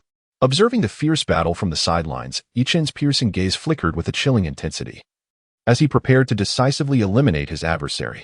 Drawing a deep breath, he summoned the yin-yang blood sea within him, channeling golden blood energy into the ancient dragon elephant silhouette. Softly uttering, "Dragon elephant suppresses the heavens." As his words echoed, the colossal figure of the ancient dragon elephant radiated an even more overwhelming aura. Then, for mighty legs descended upon the fiery mountain below with a force that could move mountains and part seas. In an instant, the Solibus trembled as if responding to the onslaught. With a thunderous crash, the fiery mountain crumbled into countless fiery sparks that scattered in all directions. Wang Huitu suffered an unprecedented blow, his body flying backward like a kite severed from its string, crashing heavily to the ground. A stream of crimson blood erupted from his mouth, splattering across the earth and forming a shocking pool of blood. His complexion turned ashen, devoid of color, his brow furrowed in agony. Seizing the moment of weakness, Chen blurred into motion, appearing before Wang Huitu in an instant, his fist imbued with surging divine power, descending with overwhelming force. "Even if I perish, I will drag you down with me into this endless darkness." Wang Huitu roared, unleashing his pent-up resentment and fury. His life force, which had burned for 30,000 years, ignited into a fierce conflagration, enveloping him in a searing inferno. Under the scorching flames, his injuries healed at a visible pace, and his strength surged. In the blink of an eye, he approached the threshold of semi-imperial power. As he beheld the advancing Chen, his eyes erupted with terrifying divine light, akin to twin bolts of lightning cleaving through the darkness, propelling Chen backward.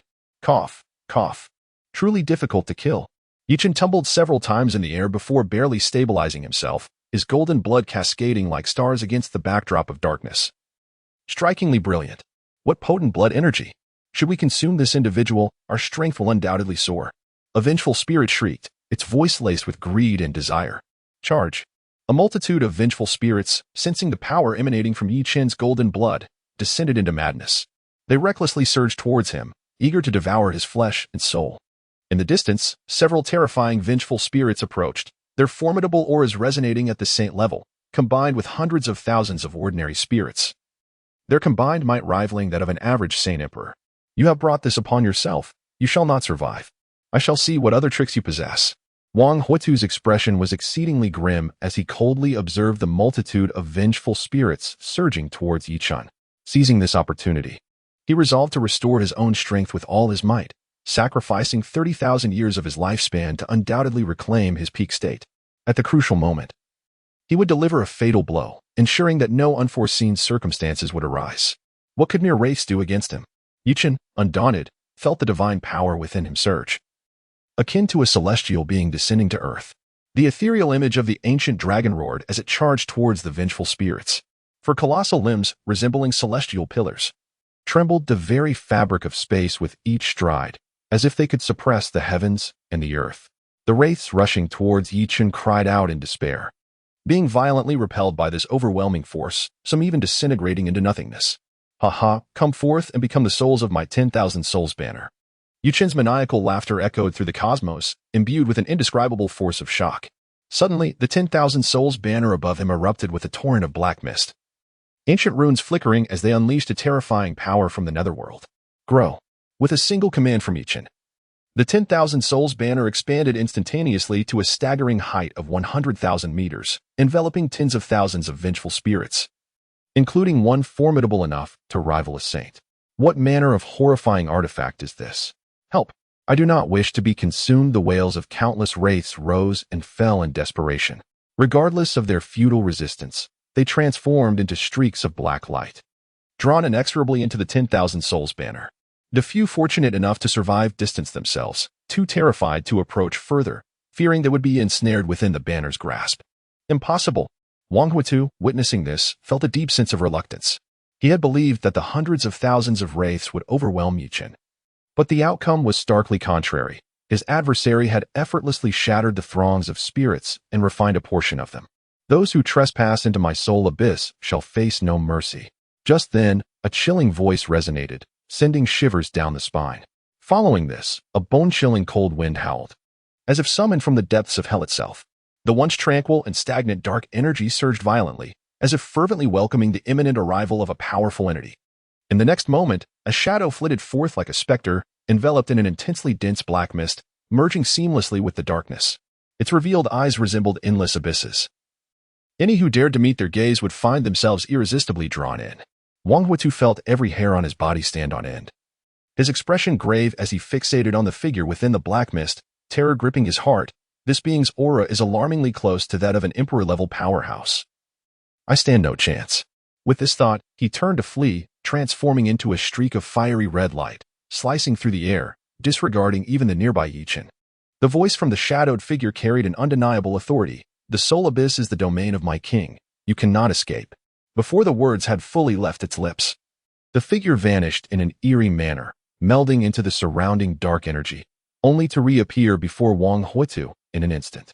A snow-white bone sword shot forth from the black mist, its tip aimed directly at Wang Huitu, exuding a deathly power that sent chills down the spine. Not good.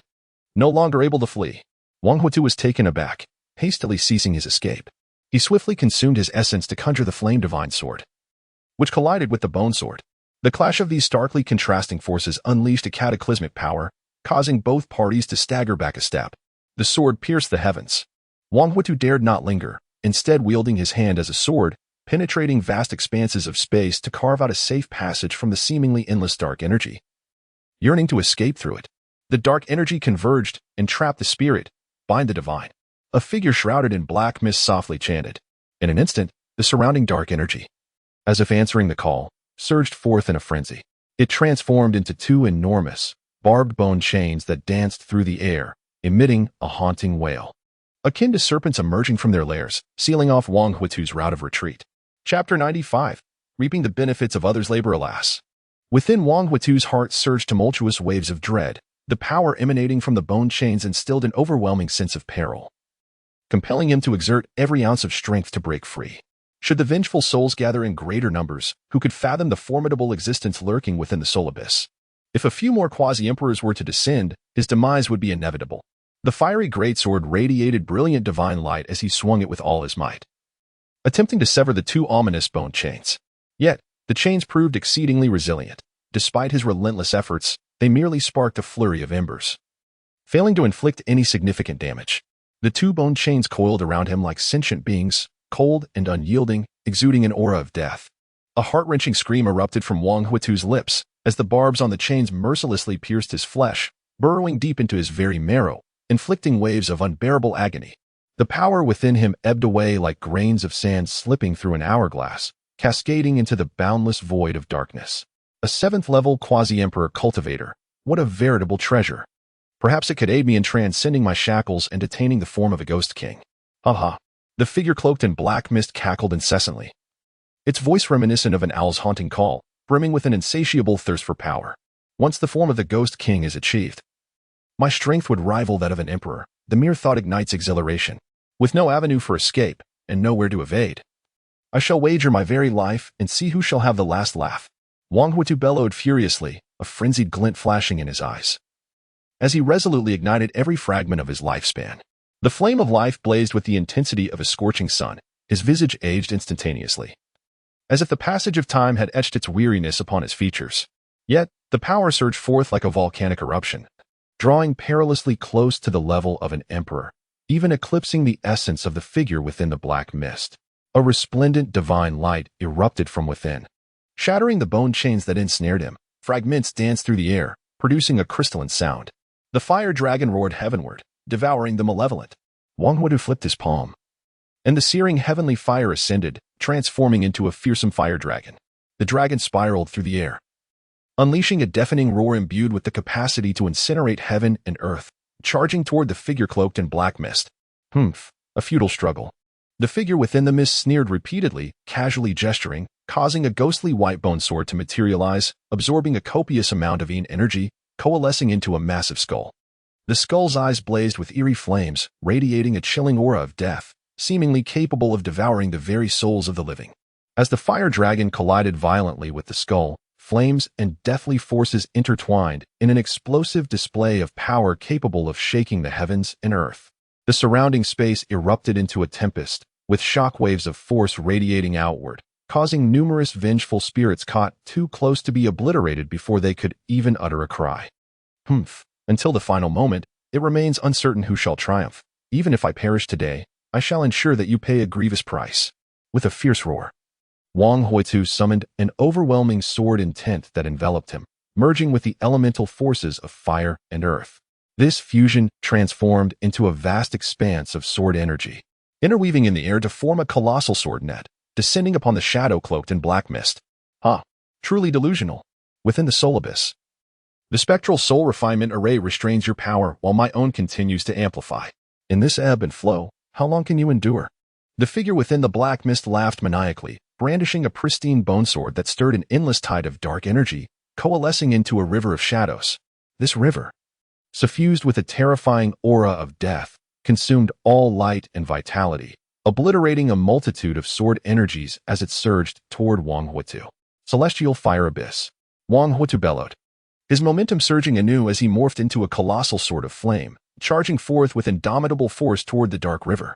With a cataclysmic roar, the river was cleaved asunder, causing the very fabric of space to tremble. Were it not for the protective array, the devastation would have been unimaginable. You, lurking in the shadows, today I shall unveil your disguise and reveal your true form, echoed Wang Huitu's voice from within the flaming giant sword. As his words fell, he again struck at the shadowy figure, the sword's edge igniting all that dared obstruct its path. Daring to pry into my essence? The figure within the mist scoffed coldly, raising a hand, as the surrounding dark energy seemed to heed his call, wildly converging to form a tempest of death that connected heaven and earth. Within this storm, dark energy swirled, accompanied by wails of tormented souls, recounting tales of unending suffering and resentment, racing toward the flaming sword with astonishing velocity. The flaming giant sword arced through the air, meeting the tempest of death in an explosive clash. Flames and shadows intertwined, unleashing a torrent of black mist that enveloped the surrounding area for miles. After a brief struggle, the flaming sword began to falter, revealing Wang Huitu, who was swept into the death storm. The relentless force of death gnawed at him, his already frail body deteriorating further, as if he were on the brink of demise. Damn it, I refuse to be bested by you. In this dire moment, a spark of inspiration ignited within Wang Huitu, conjuring a method to counter the death storm. Taking a deep breath, an infinite celestial fire materialized around him, transforming into a fiery tempest that surged into the death storm. Rotating against its current, the two opposing forces grappled, locked in a stalemate where neither could prevail.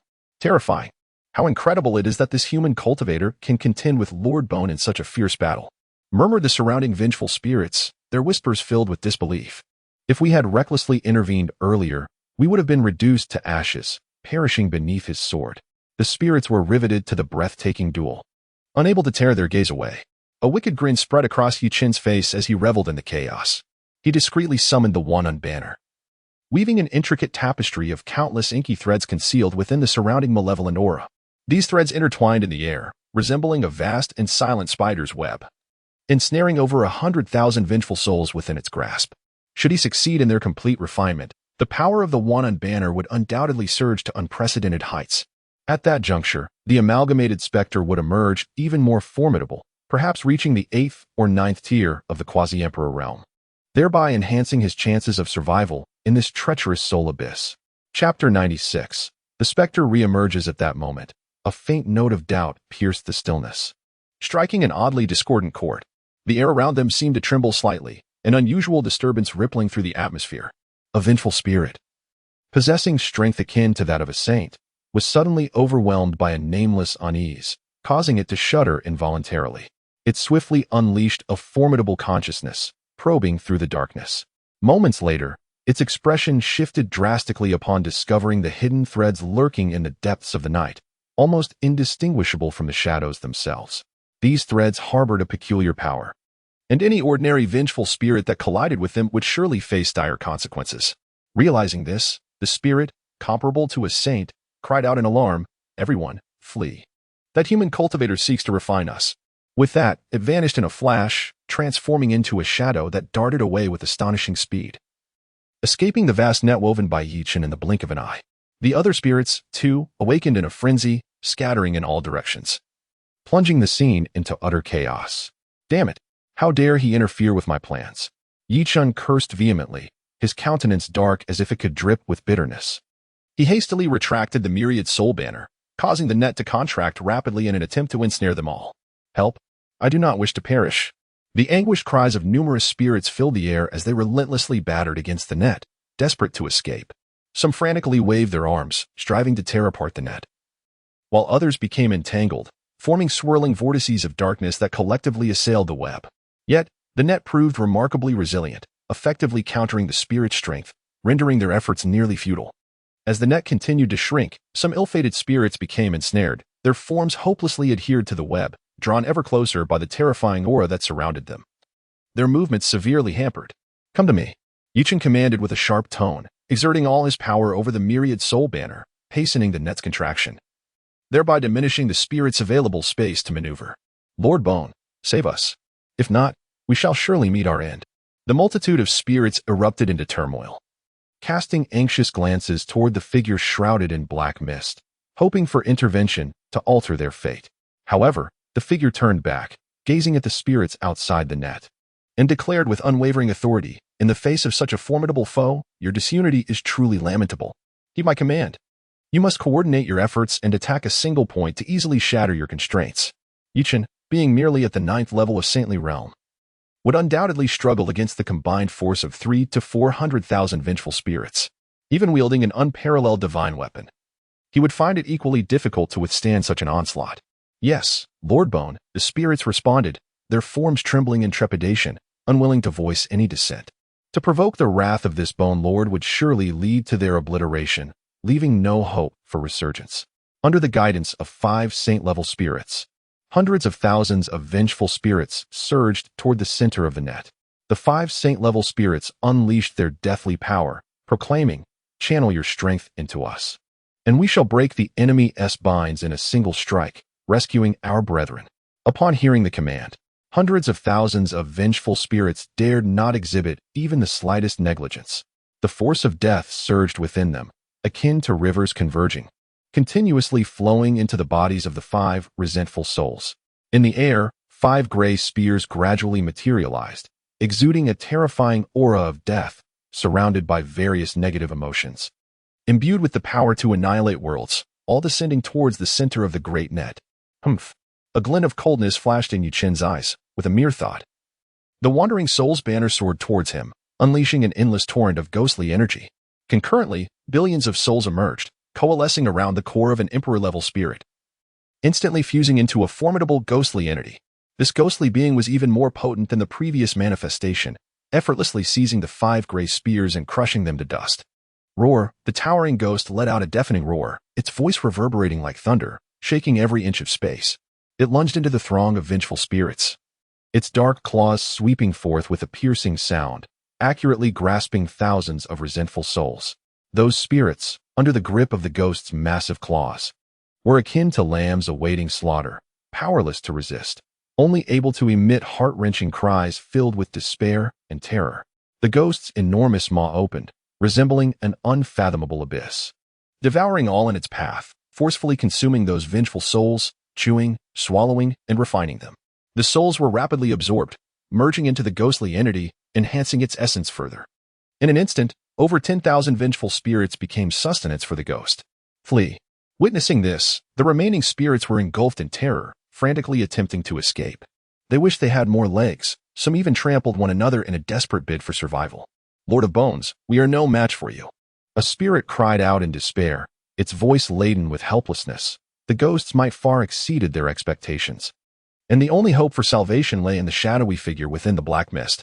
In the endless void, at that moment, the ghost's voice echoed as if it emerged from the depths of the abyss, carrying an unending chill. As the words fell, the ghostly form underwent a transformation, morphing into a colossal black hole. Within this abyss, countless wisps of ghostly energy swirled incessantly, harboring a formidable gravitational pull, intent on consuming everything in its vicinity.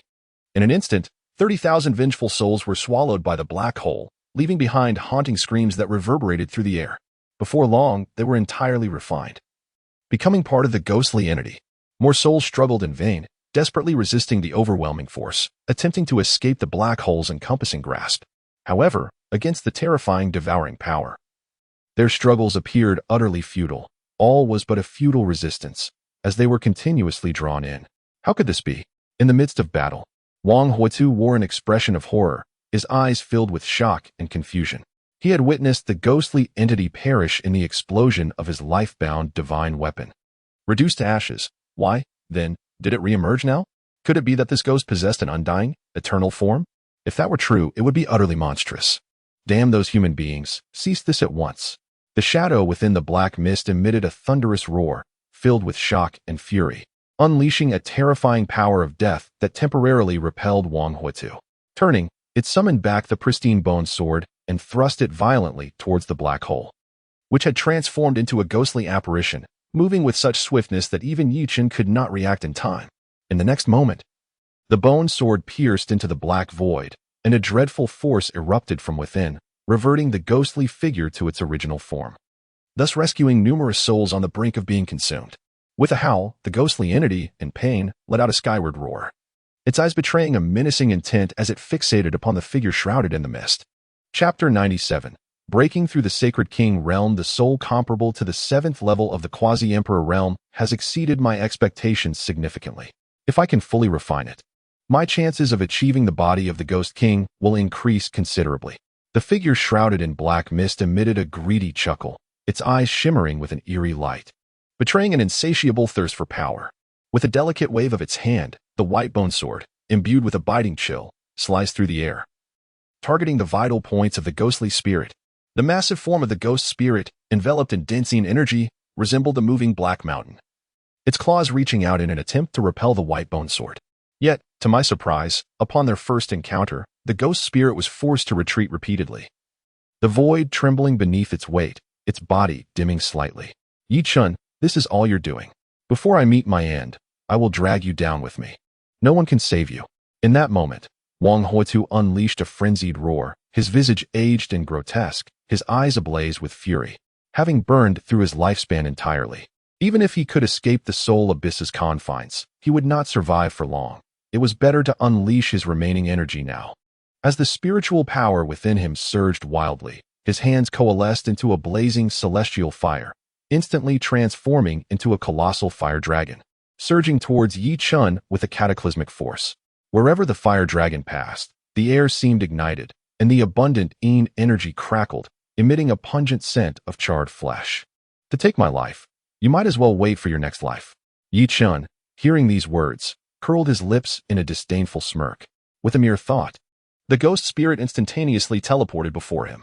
With a powerful gust, the ghost spirit opened its massive jaws, unleashing a torrent of endless yin energy to confront the fierce fire dragon. The two forces momentarily locked in a stalemate. Chen, let us see how long you can withstand this. I swear I shall not rest until you are dead. Wang Huitu, now consumed by madness, disregarded everything else and raised his hand, summoning a great mountain from the sky, descending with immense force, intending to crush the ghost spirit in one fell swoop.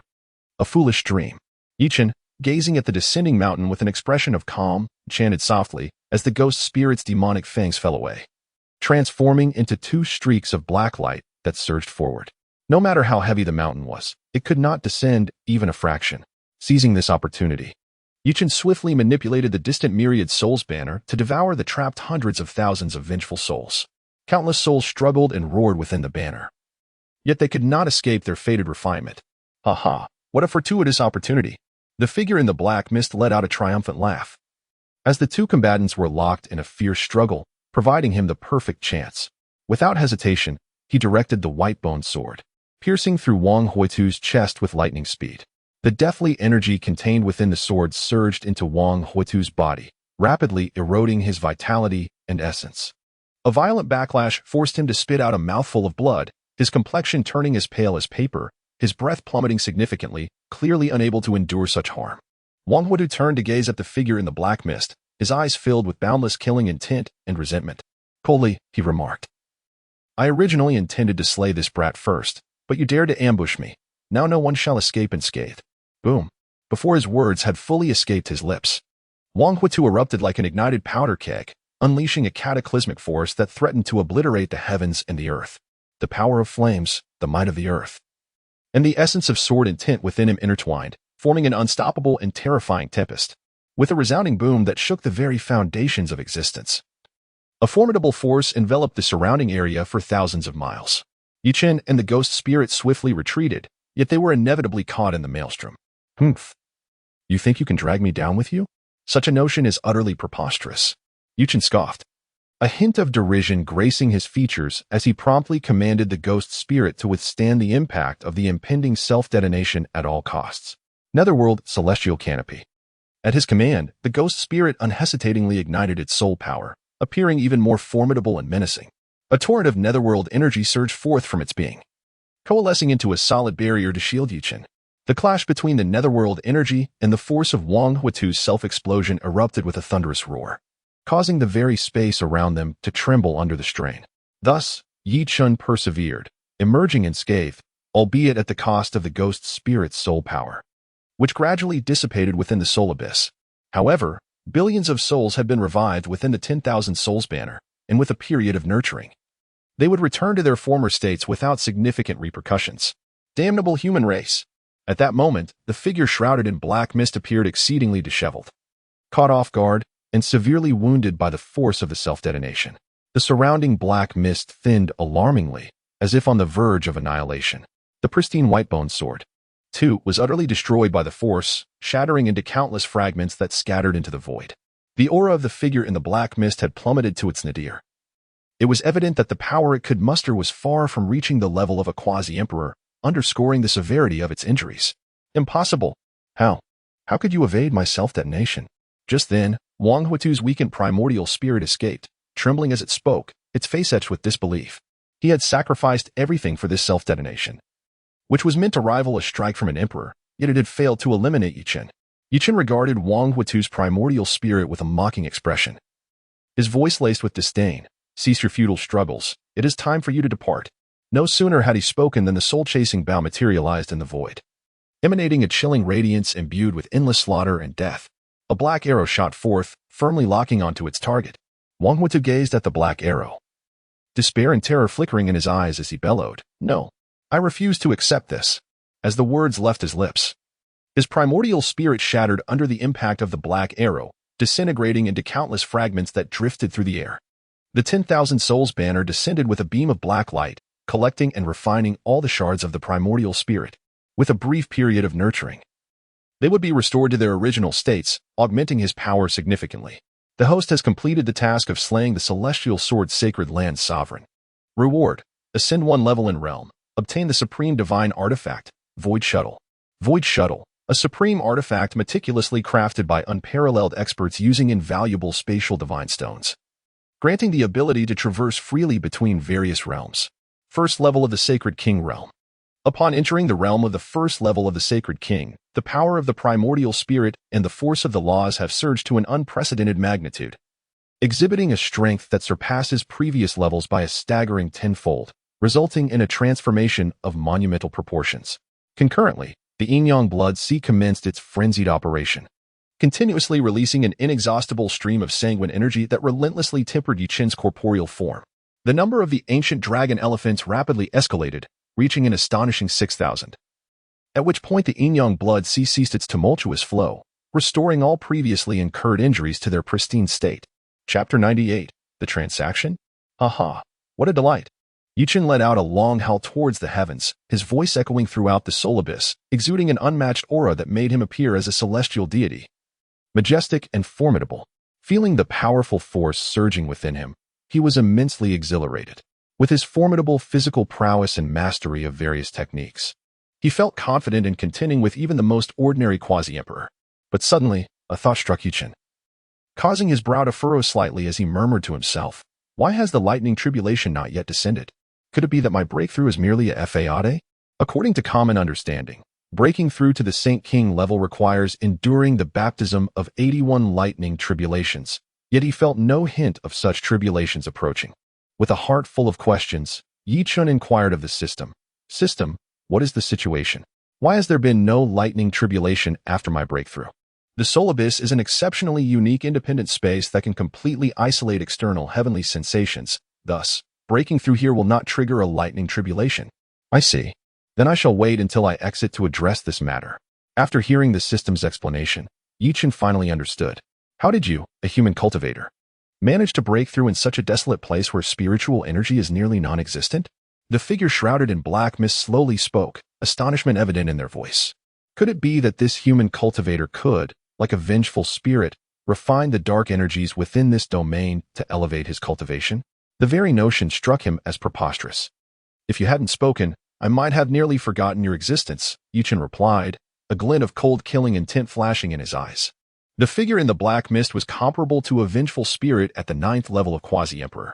If he could capture it in the 10,000 Souls banner, there was a significant chance it could be upgraded to a true imperial artifact, granting him greater self-preservation capabilities within the soul abyss.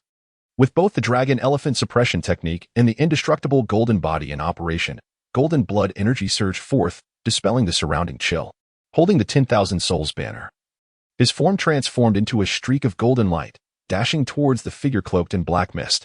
Faced with Chen's fierce onslaught, the figure in the black mist appeared somewhat flustered, hastily retreating to create a safe distance, clearly unwilling to engage directly unless absolutely necessary. Human cultivator, I have something to say. The figure in the mist hurriedly spoke, urgency lacing their voice. The soul abyss is fraught with peril. Even a being of imperial caliber would pay a heavy price to escape. Why not strike a deal? I can guarantee your safe departure from here. What do you say? Upon hearing this, Chen temporarily halted his attack, revealing a look of skepticism as he pondered inwardly, uncertain of what this being truly intended. Testing the waters, he asked. What could we possibly have to trade? And why should I trust your words? Rumors spoke of imperial-level entities within the soul abyss. And Chen felt a flicker of intrigue, wondering if he could extract any useful information from this enigmatic figure. The figure cloaked in black mist seemed to pierce through Chen's thoughts and spoke in a deep voice. Human cultivator, I shall not deceive you. Within the soul abyss, there reside 3 ghost kings. Their might comparable to that of your human emperors. They guard the vital passage you must traverse. With your current strength, to attempt to escape alone is but a fool's dream. If you wish to survive, collaboration with me is your only recourse. Upon hearing this, Chen felt a slight stir within his heart. He had not anticipated such candor from the figure shrouded in darkness. However, he refrained from immediate response, instead coolly inquiring. Oh, intriguing. I find myself rather curious. What are your terms? Seeing his opportunity, the figure in the black mist felt a surge of joy. He believed that once Chen heard his conditions, he would surely acquiesce. For the 3 ghost kings, rivaling the strength of emperors, were no adversaries to be trifled with. My terms are simple, your blood essence. If I can consume your flesh and blood, I shall undoubtedly attain the form of a ghost king. Rest assured, I will preserve your primordial spirit, and once I ascend to the realm of the ghost king, I will safely escort you out of the soul abyss. What do you say? As he spoke, a palpable greed seeped into his tone. Chen's golden blood essence was, to him, an irresistible temptation. Were it not for his current injuries, he might have already succumbed to the urge to devour Chen. Not a chance. Chen shook his head, a cold smirk playing on his lips. In an instant, he vanished from sight, effortlessly concealing himself in the shadows with the aid of the recently acquired void shuttle. Not a single trace of his presence betrayed. This supreme divine weapon not only wielded immense power, but also possessed myriad functions. Masking one's aura was merely a trivial feat for it. Silently, he drew the void soul bow, channeling his spirit energy unreservedly into it. As a black arrow gradually took shape, infused with the laws of slaughter and strength, it contained an unfathomable force. Despite this, the figure cloaked in black mist remained oblivious, his consciousness aimlessly searching for Chen's whereabouts, yet yielding no results. Anxiety gnawed at him, yet he was reluctant to surrender easily. Human cultivator, cease your evasion. The figure bellowed, a hint of exasperation in his voice. He began to coax. Within this forbidden zone dwell countless vengeful spirits. Hiding will avail you nothing. The only sensible choice is to surrender your flesh and blood. As long as your primordial spirit remains intact, you still have the chance to be reborn. If you remain unconvinced, I shall swear an oath upon the heavenly Tao, guaranteeing that once I attain the Ghost King realm, your primordial spirit shall be allowed to depart safely.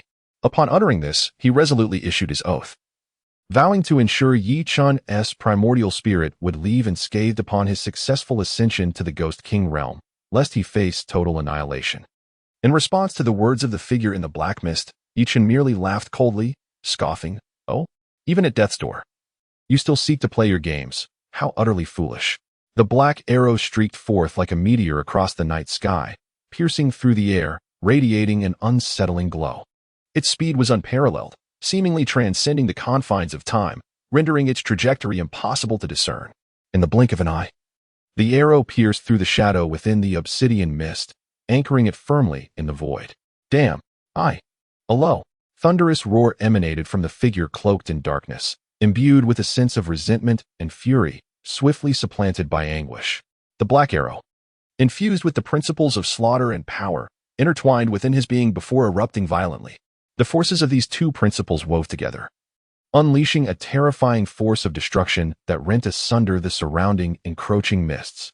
Chapter 99. The skeleton of the celestial being, a skeleton as white as jade, gradually materialized in the void, its surface subtly shimmering with a faint divine radiance, exuding an aura that transcended the mundane and approached the sacred. One could only imagine that its former owner was an immensely powerful being, whose presence still commanded reverence even in death. At this moment, flickering within the eye sockets of the skeleton, the flame of the soul wavered uncertainly, akin to a candle flickering in the wind. Appearing particularly fragile under the onslaught of formidable forces, the soul flame flickered in and out, as if it could be consumed by darkness at any moment. Yet, despite this, the skeleton did not relinquish hope. It emitted a weak yet resolute voice, attempting to persuade Chen, "Human cultivator, do not act recklessly. No one but me can save you. In the abyss of souls, aside from the three great ghost kings, there are dozens of vengeful souls at the quasi-emperor level, far beyond your capacity to contend with. If I can break through to the realm of a ghost king, I can assuredly escort you to safety." Upon hearing this, Chen could not help but scoff. It was utterly absurd. The folly of this creature was almost pitiable. Even on the brink of death, it still fancied itself capable of devouring him. How laughable. You truly are deluded," he spat dismissively. "Can you not distinguish between the great and lesser kings? You are on the verge of demise, yet still wish to consume my flesh. How utterly ignorant." The soul flame within the skeleton seemed to wish to articulate further. Yet Chen had lost all patience. He cast a cold glance at the skeletal figure and summoned the banner of 10,000 souls, unleashing a powerful force of absorption. "Enough of your prattling. Enter my banner of 10,000 souls, and I shall show you the world beyond." The skeleton struggled with all its might. But after suffering 2 grievous blows, it was utterly powerless to resist the force of absorption from the banner, and it was drawn within. The breath of a human cultivator. "How long it has been since I encountered such pure flesh and blood." A deep, hoarse voice began to resonate in the dim void. Indeed, it had been ages since time had flowed in such a manner, devoid of encounters with such pristine vitality. Another voice followed, exclaiming, "Ha! Do not quarrel, my friends. This human's flesh is mine to claim." A third voice roared with excitement, its sound akin to thunder, causing the surrounding space to tremble slightly. "Humph. Let each rely on their own skills. Whoever is the swiftest shall claim it." 6 figures streaked through the sky with astonishing speed, each a vengeful soul at the quasi-emperor level, emanating a chilling aura, all fixated on Chen, their greedy gazes unmasked. For these beings, the flesh of a human cultivator was a tremendous boon, especially one like Chen, whose mere presence distorted the surrounding energy, indicating an unimaginable richness of vitality. However, one vengeful soul, draped in deep green and resembling a spectral apparition, suddenly recalled something. After surveying the area, it inquired with a hint of confusion, "Boy, where is the white skeleton? Has it pursued your companion?" Previously, rumors had circulated that 2 human cultivators had entered this realm, and the skeleton's power was nearly that of an emperor, had it not yet dealt with the other. Upon hearing this, Chen burst into hearty laughter. "Ha! You have arrived a moment too late. I have already slain the white skeleton and shattered its very frame." The voice was laced with disdain and provocation, evoking no fear in the presence of the 6 quasi-emperor level vengeful spirits. "How brazen!" One of the spirits scoffed, even united. "The 6 of us might struggle to defeat the bone spirit, let alone you, a mere Saint King cultivator." The others echoed his sentiment, their faces adorned with mockery and contempt, utterly disbelieving that Chen possessed the capability to vanquish the bone spirit. It is well known that the bone spirit is nearly invincible beneath the ghost king. Without emperor-level strength, it would be virtually impossible to slay him. Chen let out a cold laugh, his demeanor remarkably composed as he replied, "Believe it or not, that is of no consequence to me. I shall not indulge you any longer. In due time, you will come to understand." With barely a moment's pause, he summoned the void shuttle, his figure transforming into a streak of light, vanishing at an astonishing speed, leaving no trace behind. The primary concern was that the ghost spirit had recently perished, its myriad of souls severely weakened, necessitating a period of recuperation to restore their former vigor.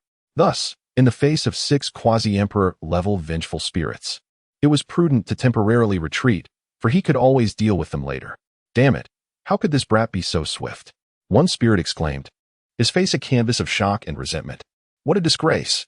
We, 6 in number, allowed a mere Saint King human cultivator to slip away right beneath our noses. Another spirit roared in fury. The others exchanged glances, their expressions reflecting a profound loss of dignity. They had never anticipated that their strength would permit Chen to escape. No matter, a greenish spirit remarked calmly, we have an abundance of vengeful spirits at our command, nearly 2 million in total. With but a single command, we shall dispatch them to thoroughly scour the area for any trace of that human. I am confident that we shall soon pinpoint his whereabouts. The remaining 5 quasi-emperor-level spirits nodded in agreement and promptly employed a special secret technique to summon their subordinates. Before long, an overwhelming army of vengeful spirits emerged. A cacophony of negative emotions rising to the heavens, instilling dread in the hearts of onlookers. Go forth, commanded the 6 quasi-emperor spirits. As they directed the search to encompass the entire Soul Abyss Forbidden Zone, determined to ensure that Chen would have nowhere to flee. News spread swiftly, and other vengeful spirits, upon hearing of the human's concealment, voluntarily joined the search efforts. Little did they know that Chen was hiding above them, a smirk of triumph gracing his lips. Indeed, the supreme divine weapon is truly extraordinary. Inwardly marveling, Chen found that even within the unique and isolated environment of the Soul Abyss Forbidden Zone, the void shuttle enabled him to blend seamlessly, rendering him as elusive as an invisible man. Even the quasi-emperor-level spirits failed to detect any anomaly, confident that as long as he did not reveal himself, no one could uncover his hiding place. With this thought, a sly smile played upon Chen's lips as he retrieved the 10,000 Souls banner, quietly absorbing the energy of the Soul Abyss Forbidden Zone to expedite the refinement of the vengeful spirits he had previously collected. The vengeful spirits were imbued with a plethora of negative emotions, necessitating a considerable investment of time to cleanse. Otherwise, they would disturb the stability of the other souls within the banner. Although the process was rather laborious, he found it to be a source of unending joy. After 3 days of diligent effort, he successfully eradicated the negative emotions of the numerous vengeful spirits, thereby integrating them fully into the myriad souls banner. In contrast, the refinement of Wang Huitu's soul fragments appeared significantly easier. It merely required the fragments to be meticulously pieced together and nurtured for a period, after which they would unleash formidable power. The only source of his frustration was the skeletal remains, whose soul fire, though exceedingly feeble, remained impervious to refinement. The faint divine radiance emanating from the skeleton continuously resisted the power of the myriad souls banner, effectively countering its might. Chen could not help but ponder the origins of the bones. Logically, vengeful spirits, rich in energy and the essence of death, would perpetually erode all. Yet, the skeleton had managed to retain its divinity, suggesting an origin of significant import. Contemplating this, he inquired with curiosity, Master, can you discern anything about it? Host. This skeleton was once a powerful immortal in life, which is why its divinity remains remarkably intact. When you find time to cultivate the infinite soul-splitting technique, you can use this skeleton to forge an external incarnation, capable of wielding considerable power. Chapter 100, The Division of 3 Souls. Alas, it appears that fortune has smiled upon me in the most extraordinary way. I have stumbled upon treasures even in such perilous places. Chen silently rejoiced within. A wave of indescribable excitement surged through him. He never anticipated such unexpected gains in the treacherous soul abyss. Gazing at the skeletal remains of the celestial being within the myriad souls banner, his heart brimmed with anticipation. If he could successfully forge an external incarnation from this skeletal soul, how formidable would his power become? Perhaps it might even surpass that of his true self. Regrettably, the process of refining the soul fire encased within this skeletal remains would undoubtedly demand considerable effort. Chen furrowed his brow, contemplating strategies, his mind alight with various possibilities. At that moment, the voice of the system echoed, illuminating his thoughts like a ray of dawn. The power of reincarnation and the flames of the underworld possess a formidable restraining effect on entities of a spiritual nature. Thus, refining that soul fire requires little exertion. Upon hearing this, Chen experienced a moment of clarity. Why didn't you mention this sooner, system? I've wasted so much emotional energy for naught. With that, his eyes ignited with a brilliant celestial and demonic radiance. And the reincarnation celestial plate materialized within the myriad souls banner, emanating an aura of profound mystery. He endeavored to utilize the reincarnation power from the celestial plate to compel the soul fire from the skeletal remains. As the system had indicated, the process unfolded seamlessly. Under the overwhelming force of the reincarnation celestial plate, the soul fire within the bones began to flicker wildly, akin to a fragile vessel struggling against tempestuous seas. On the brink of being engulfed by towering waves, human cultivator, you shall not refine me. A weak yet resolute voice emerged from the bones, straining against its confinement, its speech fragmented and intermittent. If you do not release me, then destruction is the only path left. With a glint of cold light in his eyes, he swiftly transitioned into an invincible state, unleashing the flames of the underworld in a torrential wave, fiercely surging toward the skeletal remains. The annihilative power embedded within the flames seemed poised to incinerate all impurities in existence. The soul fire within the bones emitted a harrowing wail under the oppressive heat, a sound steeped in despair and agony. After merely a brief struggle, it could no longer endure the onslaught of the underworld flames and reluctantly extricated itself from the skeletal confines. The myriad souls banner, engulfed in swirling black mist, swiftly consumed the soul fire, continuously purging it of its negative emotions. Days later, it had transformed into a pure soul state, fully integrated as a member of the myriad souls banner. After a period of nurturing, it was expected to wield half of its former strength. Should it merge with countless other souls to become a ghostly spirit, it would possess the power to sweep aside any formidable opponent beneath the realm of the great emperors.